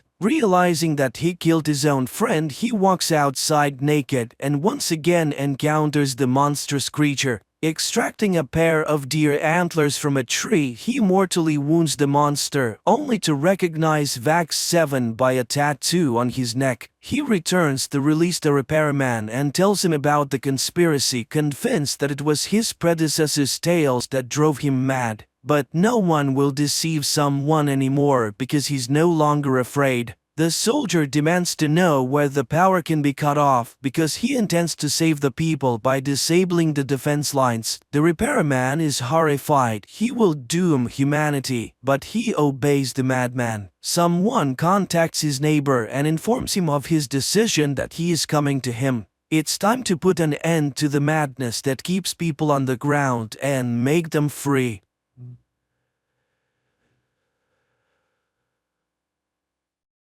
(1967) Upon landing on Earth, after completing their mission, the Soviet spacecraft Soyuz 1, with cosmonaut Vladimir Komarov on board, tragically perishes. Many years later, under the leadership of the Swedish billionaire Meyer, an expedition to Mars is being prepared. After 10 months, the crew of the spaceship Ulysses reaches the Red Planet. The captain informs the team that they have received permission to land and asks the ship's AI, named Irene, to verify everything required for a soft landing. At this time, Meyer reveals that he spent 4 years preparing for this journey, sacrificing almost all his money for it. However, the American company Zillion beat them to it by landing 2 weeks ago. The problem is that Earth has received no news from the American crew, except for one video in which they ask not to come to Mars.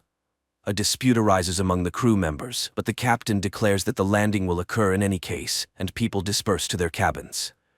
With 30 minutes left until landing, AI Irene begins preparations. However, an unforeseen event occurs. The ship does not detach from the carrier system, posing a threat to the entire crew. The only way out is to perform the separation manually. The commander ventures into space and struggles to free the attachments, but at that moment, the shuttle enters Mars's atmosphere, throwing the captain into open space. The shuttle almost crashes onto Mars as a system error causes a power outage. Now, they can only rely on manual landing. AI Irene goes into sleep mode, and the astronauts still manage to land on Mars. They succeeded, but their fuel is depleted, and Irene does not restart. Without the onboard computer and life support system, they have only a day to survive. Alessandra mourns her deceased husband when she sees a figure in a spacesuit through the window. After diagnosing the ship, it becomes apparent that too much fuel was consumed during the landing, and now the ship cannot return to orbit. The only option is to wait for the solar panels to power the generators, but there's a storm on the surface, and it will take 2 days, time they don't have. At this point, Simon mentions the American ship, Zeta 1, which beat them by 2 weeks. It likely crashed, but there are probably batteries left. The rover sets out on a journey while those remaining on the ship try to restart the system. Engineer Basil recalls that the AI has an energy-saving function. He initiates a reboot, but Irene doesn't start. At this time, the rover finds the wreckage of the American spacecraft and one surviving solar panel, but there is no sign of the American crew. The astronauts head back but spot an unconscious person in a spacesuit. Despite their ship running low on oxygen, Jana insists on transporting the person. Nearby, they find the black box from the American spacecraft. The team arrives at the ship, but Jan refuses to let them inside, stating that 4 survivors are better than 8 corpses, so he won't open the doors. Alessandra tries to persuade the man when the discovered astronaut wakes up, and at that moment, AI Irene activates and opens the doors. Upon examination, the found astronaut knows nothing about the American crew, as he is Vladimir Komarov, a Soviet cosmonaut born in 1927 in Moscow, carrying out the orders of the USSR government. He doesn't know how he ended up here but is not willing to reveal any secrets. Komarov confidently answers questions that are consistent with his time, raising the suspicion that he may have post-traumatic stress disorder. The astronauts send a message to Earth and receive a response from the American corporation, Zillion, stating that there were no Russians in their mission. The crew of the Ulysses spaceship tries to make sense of the situation. How could Komarov, who died in 1967, end up on Mars after all these years? Is he a time traveler or an extraterrestrial? The psychologist is tasked with questioning Komarov first, and he confesses that he is hungry. Jana goes to get food while the others try to understand what has actually happened. Basil suggests the idea that Komarov was waiting for them. Meanwhile, Vladimir is eating the food brought by Jana when the woman confesses that he died 50 years ago and his family buried him long ago. Komarov takes this news rather calmly. In the meantime, the state of the ship, although it has reached stability, remains unreliable because the engines do not work and there is no fuel. So, leaving is impossible. The crew continues to keep an eye on Komarov, but he behaves calmly until he suddenly disappears. Simon searches the ship, but it yields no results. That's when the people discover that his spacesuit is missing. A part of the crew follows the heat trail tracked by Irene. The group, led by Simon, leaves the rover and continues on foot when Alessandro reports that Komarov's DNA analysis showed the presence of a third strand. He is not human. And then they catch up with Komarov, who leads them to an unfamiliar structure with a small stone pyramid on it and tells Jana that Mars has been waiting for them for a very long time. At the same time, Goldstein, the founder of the Zillion Corporation, whose ship was the first to arrive on Mars, is informed about the discovery of a person on the Red Planet who couldn't have gotten there naturally, suggesting that he was created on site. However, only AI could survive for such a long time on a hostile planet for humans. This implies the need for further study. Meanwhile, Komarov cannot explain how he opened the door and found himself in the location where they discovered him. Irene conducts an analysis of the structure and determines that it is identical to Earth structures from ancient civilizations. It means that someone was inspired by human civilization, or humans borrowed these elements from extraterrestrials. The ship's crew increasingly ponders whether they will be able to return home when they notice the landing of Goldstein's second ship. Soon, the captain of the ship, Gemma, establishes contact and promises to help them return to Earth. However, Meyer does not trust Goldstein and advises hiding Komarov from competitors. Jana brings Komarov a uniform so that he does not stand out when the visitors arrive, and he requests that they trust him. Shortly, two armed military personnel, Edward and Adam, arrive on their ship and behave rather aggressively. Edward demands that they hand over the black box from the Zeta-1 ship and, not hearing agreement, orders his partner to search the ship. Meyer hands over the found black box and they depart. Meanwhile, chemist Eva reports that the stone found on Mars consists of an alloy that does not exist on Earth. However, it is known from ancient sources and was once called orichalcum, the metal of Atlantis. In addition to copper, zinc, nickel, and iron, it contains a third strand of DNA, similar to Komarov's. Meyer warns that if Goldstein learns about this, he will take the cosmonaut back. The crew is divided into those willing to exchange him for fuel and those who are willing to stay but want to know the truth. Jana invites Vladimir into her cabin and asks for permission to use hypnosis. He agrees, and the psychologist begins her work. The rest of the crew listens to the conversation via transmission. However, Komarov only shares the final moments on the Soyuz spacecraft before its demise. During this time, Gemma and Alan arrive on the ship and apologize for the actions of the military, and express their readiness to help fix all the malfunctions. Jana remembers her conversation with Komarov, who laments the future of Earth due to humanity's irresponsible behavior. In the meantime, it is revealed that the billionaire Meyer did not plan the flight just for the sake of it. 4 years ago, the rover sent a photo to Earth of the found stele, and he confesses that they found a stone with unknown DNA. Gemma explains that it's an information storage system that can be rewritten. Upon hearing these words, AI Irene activates and deciphers the message on the stone. It's a series of numbers. At this time, the hesitant Jan leads a mutiny. He doesn't trust Meyer, who warned them about Zillion. But now, the Americans have come to their aid, and their leader, as it turns out, concealed the true purpose of the flight. He is ready to switch sides to Goldstein, who is willing to do whatever it takes to combat his terminal illness. Later, engineer Basil informs Meyer that Komarov is the same kind of program as the stone they found, but the most crucial revelation is that he deciphered a copy of the black box from Zeta-1, which shows that the oxygen on the ship was cut off at the moment when one of the Americans struck Komarov. This means he was there. He also activated AI Irene when he boarded their ship.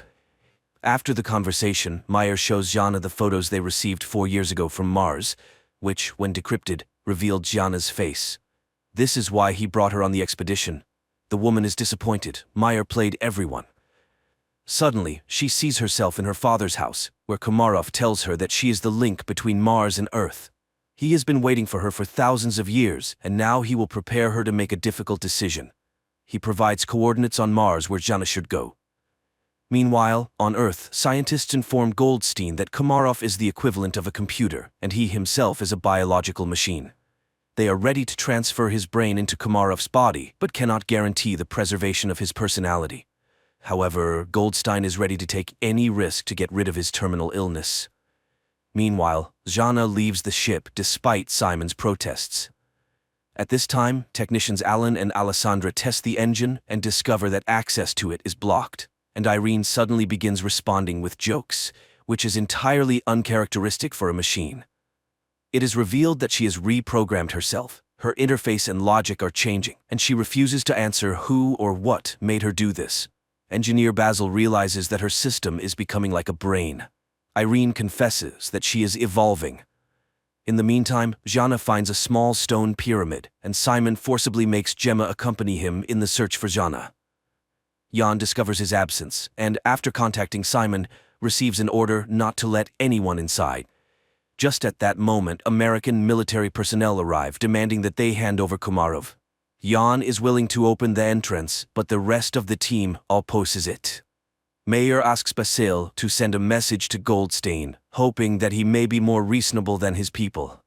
However, Irene has blocked communication with the Earth.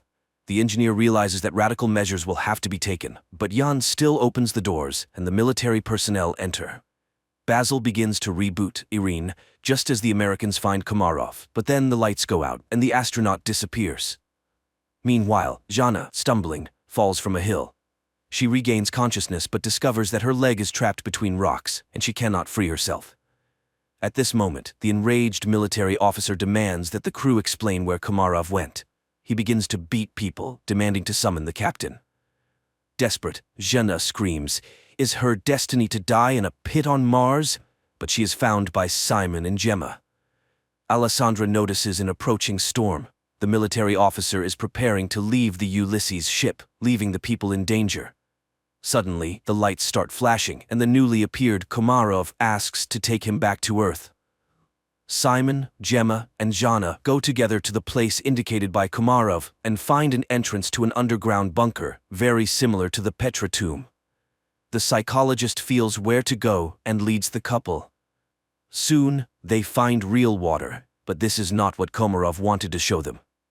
Meanwhile, on Earth, Goldstein tells the nurse a story about the study of Mars. People were searching for green men, but it's all much simpler. He tells the story of the loyal dog Hachiko and compares Komarov to him, who was created by someone 100,000 years ago and left on Mars, where he faithfully waited for his owner to this day.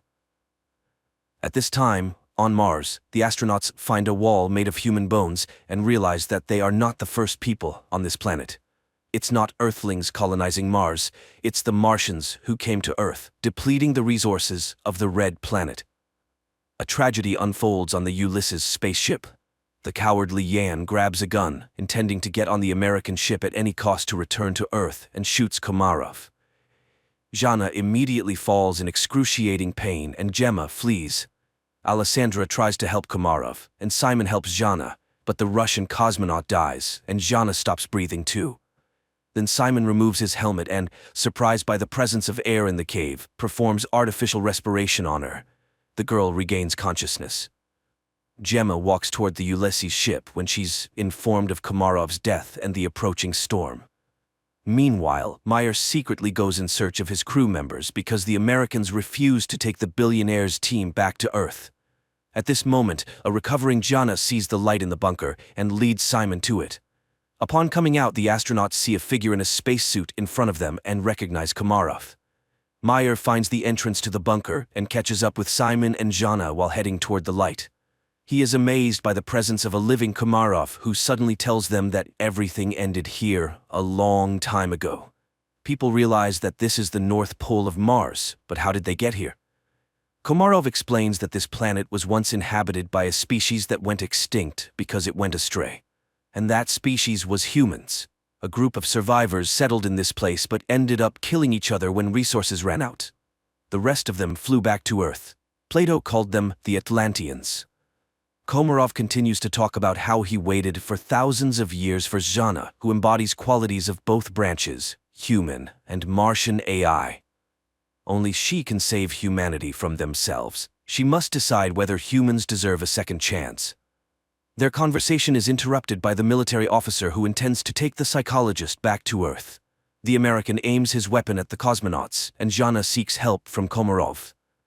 Suddenly, the military officer starts gasping for breath and falls. Upon returning to the ship, Simon orders them to prepare to depart. Meanwhile, Gemma from the Zillion ship tries to contact her associates, but none of them respond. She decides to fly back to Earth alone.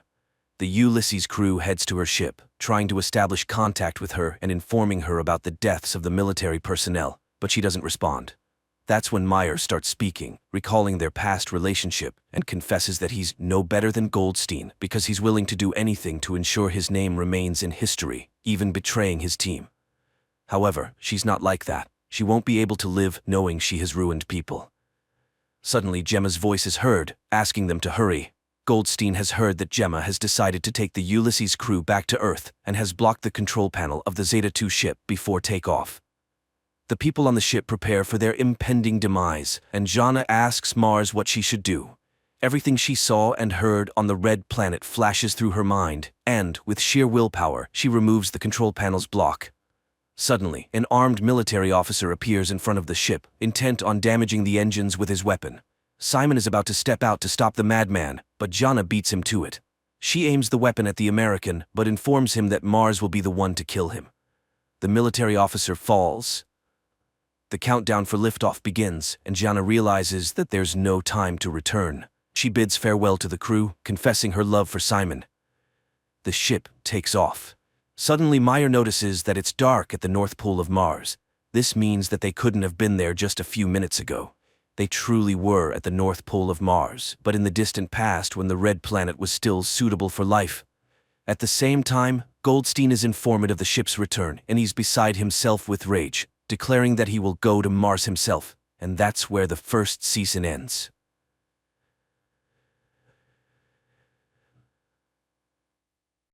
A welcome to the show.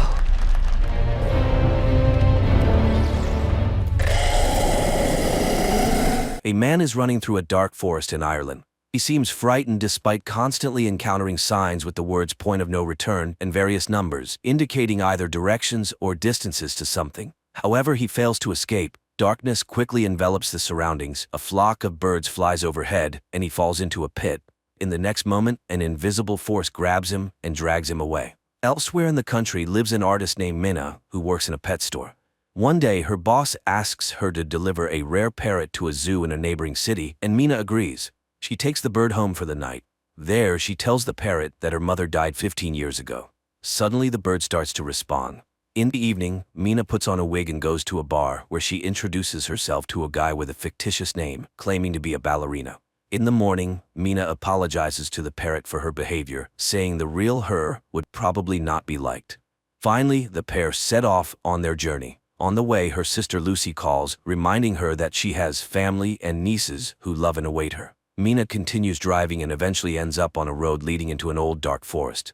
Unexpectedly, the car breaks down and stalls, and the connection also mysteriously cuts off. Taking the parrot's cage, Minna steps onto the road to seek help, but the forest is dark and empty. When she returns to where she left the car, the road is deserted. Minna continues to wander through the quickly darkening area, talking to the bird to keep herself cheerful and suggesting they name it Darwin. Suddenly, she notices a woman running past and decides to follow her.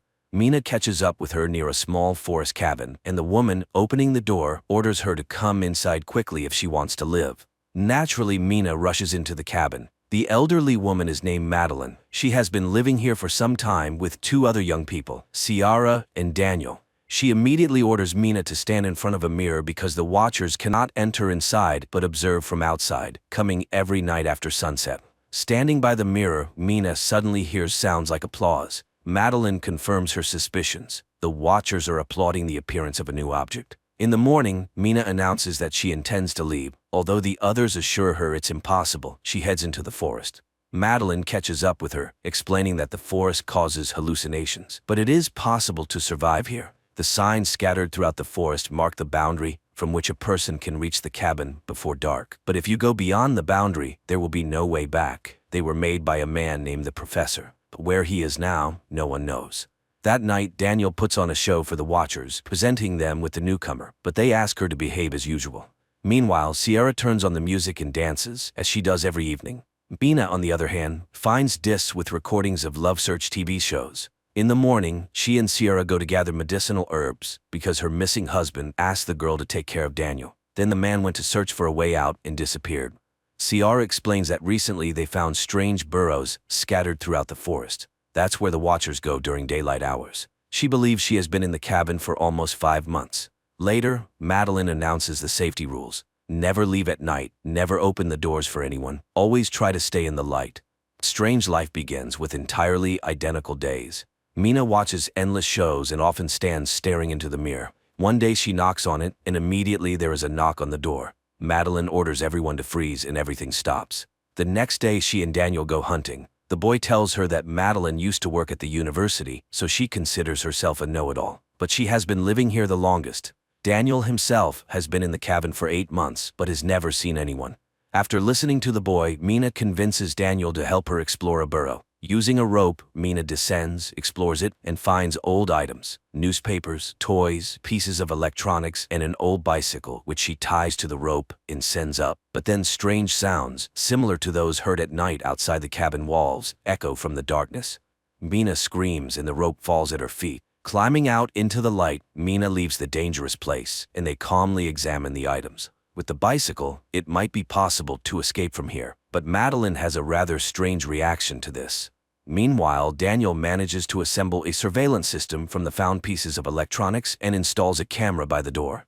At night, everything goes as usual. Sierra dances when there is a knock on the door, and Daniel suggests that a person has come. Madeline forbids opening it, but they hear the voice of Sierra's husband. Sierra tries to prove that it is John by asking him what book she is reading, but he does not answer. Although they bought this book together on his advice, the man begs to be saved from death.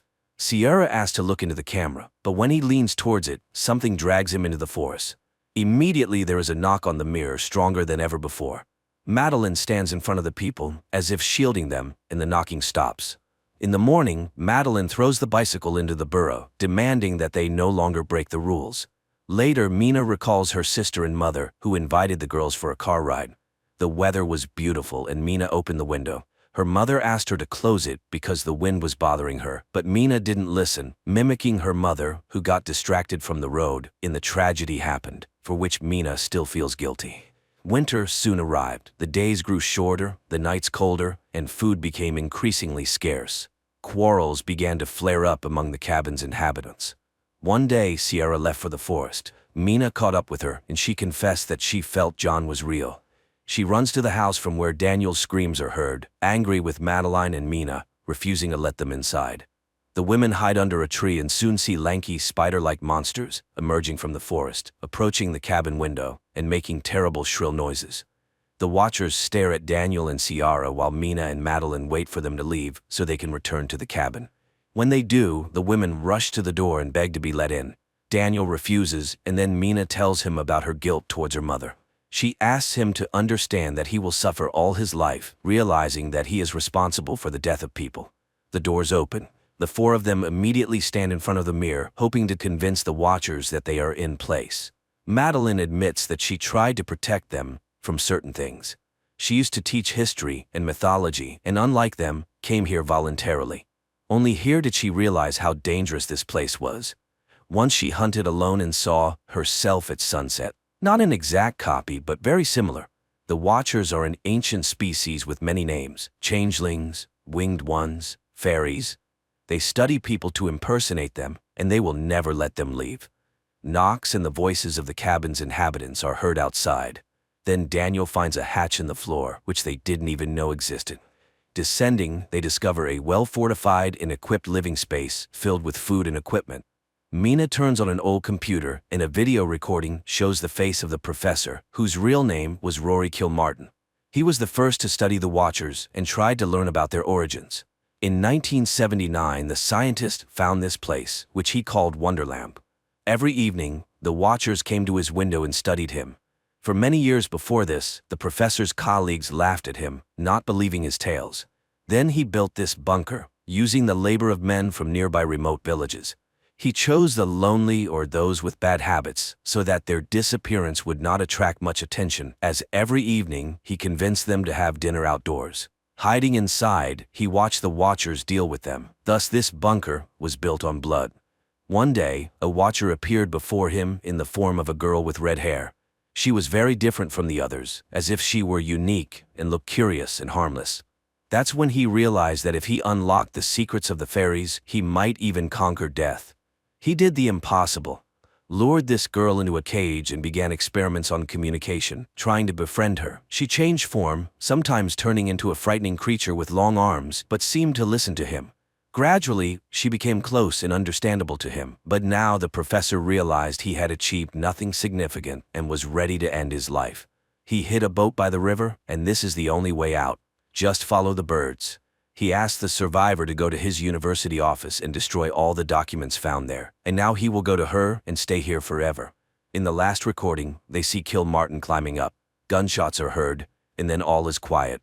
Realizing that this is their last night in the forest, Sierra turns on the music and invites Daniel to dance, but he seems upset about leaving. He says his family is dysfunctional and he has nowhere to return to. Then the girl offers to let him stay with her for a while until they find him a good occupation and place to live, as they have become good friends.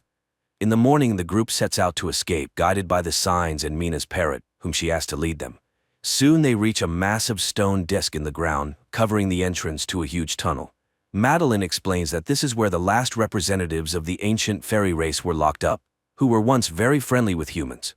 After many centuries, they managed to surface, but now the friendship has turned into hatred. They stay here because they are held by magic, so they need to run far away. They walk all day. Dusk falls, but there is no river or boat in sight. It starts raining and they fall into despair when they see huge flocks of birds flying in one direction. They run after them and reach the river. The women rush to the boat when Daniel hears screams behind him and sees John. He returns for him, rejoicing that the man survived, but it turns out to be a changeling. The women scream, begging Daniel to run, but he doesn't hear and dies at the hands of the Watcher, who then takes on his form while Madeline, Mina, and Ciara sail down the river. The women wake up in the boat and see that they have returned to civilization. They stop a bus and ride to the city, listening to music and only now realizing that it's over. Later, Mina goes to the university where Kilmartin worked, posing as his niece to enter his office and fulfill his last request. There, she finds more documents, photos, and a recording in which he discusses the fairies and the fact that there are still half-blood children in the world. Mina finds a stack of photos and, looking at them, seems very surprised. In the evening, Mina goes to Ciara's house, showing a photo of Madeline from the professor's belongings, explaining that it is his wife who died several years ago. So the Madeline they lived with in the cabin was a special fairy capable of moving during the day. It was she whom Kilmartin caught. He couldn't kill her, and she took on Madeline's form to return to civilization. Then a car pulls up to the house, and the real Ciara gets out, while the one she's talking to is actually a fairy. Realizing she has been exposed, the fairy knocks Mina out and changes shape again, turning into Daniel. They just want to live like other species, but due to human hatred, they are forced to stay underground. The fairy turns into Kilmartin and goes to Mina. In the house, the fairy transforms into her and prepares to kill the girl. But Mina says that there are others like her somewhere because she is half human and acknowledges that it was unfair of humans to banish the fairies from their world. The fairy softens and spreads her wings, admitting that Mina might be right, and she flies away. Mina revives Ciara. Later, she reunites with her twin sister Lucy, finally forgiving herself for their mother's death. She tells her about her experience, admitting that she still sees Madeline appearing in the forms of other people. Her nieces arrive to show Mina a drawing of her and Darwin, whom she still keeps as a pet. Meanwhile, outside, a girl with red hair appears, looking at their apartment windows and taking on the form of a girl with a strange face. This is probably not a horror movie, but rather a scary bedtime story when a child doesn't want to sleep and asks for something frightening. Everything builds up slowly and tastefully, but the ending unfolds somewhat mundanely, although mysteriously.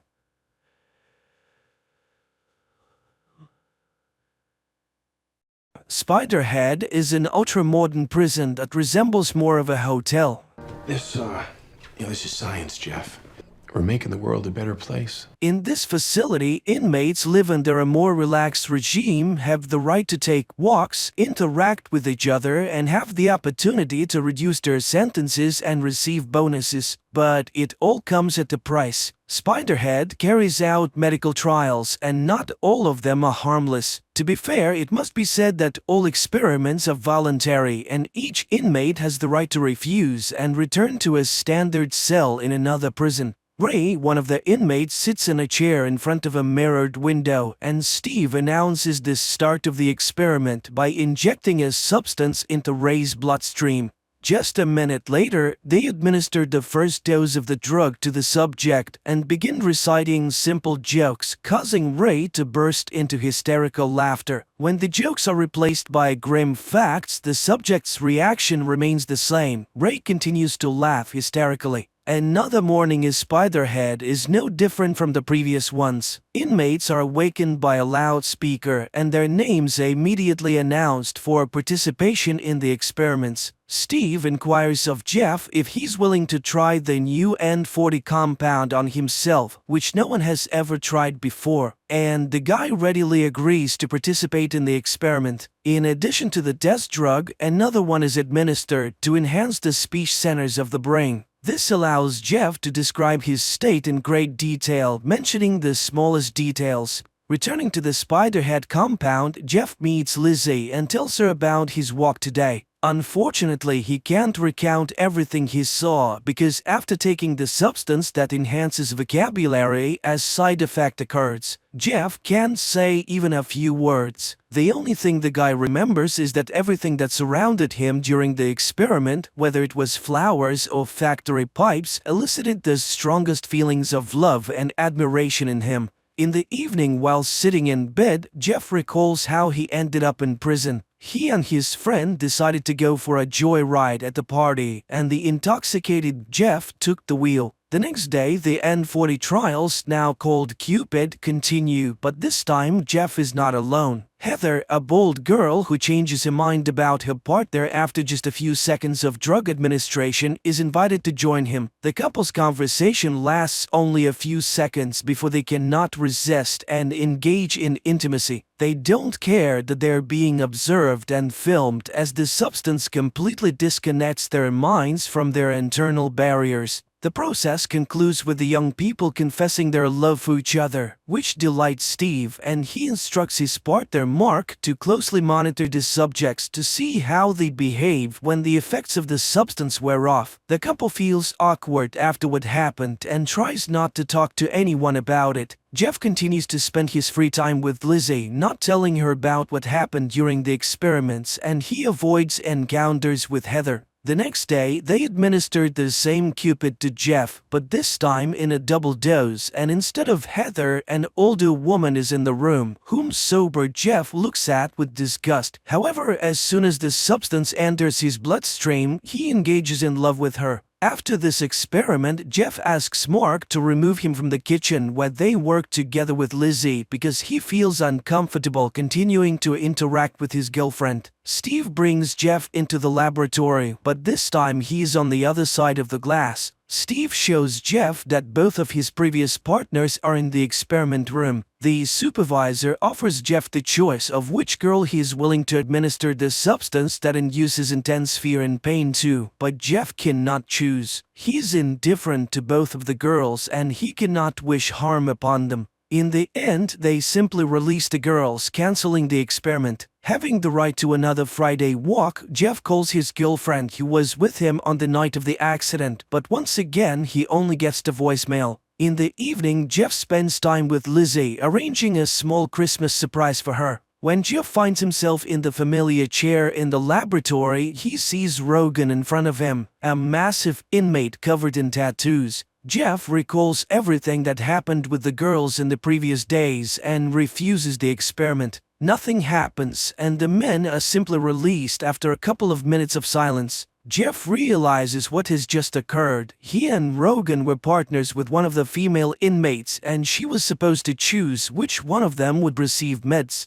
Bursting into Steve's office, Jeff confirms his suspicions upon seeing Heather there. Furthermore, the doctor does not even argue with the inmate. On the contrary, he shows him a diagram of who is supposed to get close to whom under the influence of the drug. In response to Jeff's complaints, Steve reminds him that being in Spiderhead is a privilege, and if he's not satisfied, he can transfer to a regular prison, albeit without hope of early release. Understanding the hint, the next time Jeff sits calmly in the same room as Rogan without any hysterics. Steve sends Mark on a weekend break, advising his friend to enjoy his time on the mainland. Steve himself decides to take the Cupid to experience the ecstasy he had only seen in his subjects before. The experiments continue, and Steve warns Jeff that they will have to administer dark influx to the girls, as a certain committee demands the purity of the experiment. Jeff tries to explain that he does not wish for anyone to experience the effects of this substance regardless of his feelings for the girls. However, Steve remains adamant and reminds Jeff of all the privileges that he enjoys by cooperating with them.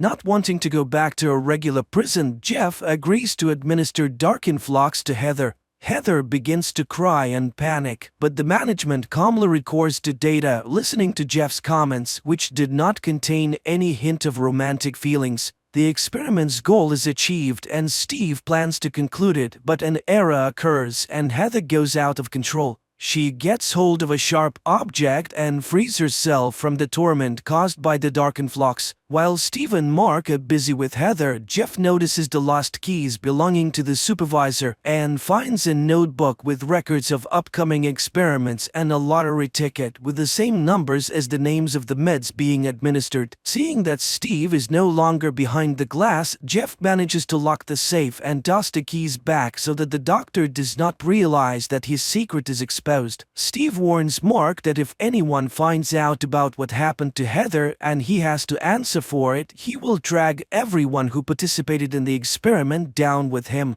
Lizzie participates in the experiments for the first time, and the first thing they administer to her is dark influx. After experiencing it, she meets with Jeff in a secluded place and shares her feelings with him. Lizzie confesses that she's not sure if Spiderhead is better than a regular prison with the strictest regime. In turn, Jeff also opens up to his girlfriend and confesses that on the night of the accident there was not only his friend in the car but also his beloved girlfriend who did not survive the ride. That's why he willingly undergoes the trials on himself, hoping to somehow atone for his guilt. The candid conversation between the two of them leads to them spending the night together. Steve quickly deduces the close relationship between his wards and decides to use this connection for his own purposes. When Jeff arrives for the next experiment, he learns that today he must either agree to administer dark influx to Lizzie or leave Spiderhead. Jeff refuses, but the doctor gives him a chance to postpone the experiment until the morning. When he meets the defiant young man again, he is armed with Lizzie's personal file. It turns out that the crime for which the girl is serving time is so terrifying for her that no amount of dark influx can make it worse. Steve watches with pleasure as Jeff adjusts the dosage scale to the maximum. However, it quickly becomes apparent to him that Jeff intends to experiment on him, not on his girlfriend. Mark, realizing that he has also fallen into Steve's trap with the inmates, decides to rectify the situation and hands the remote control to Jeff.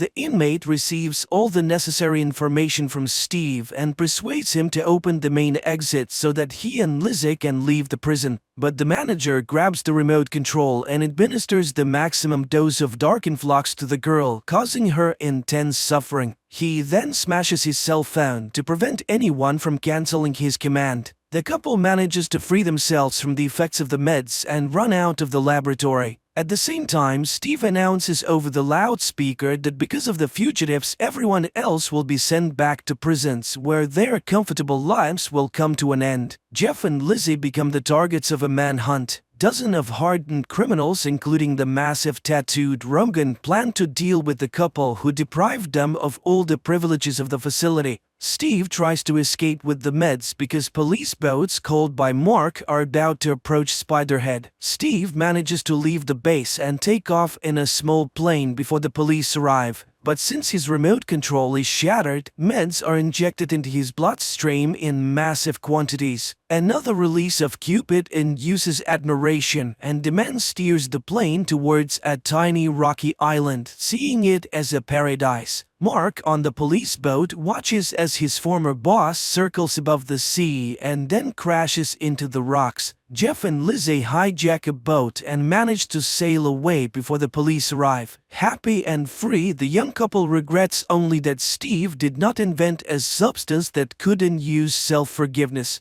And that's how the movie ends.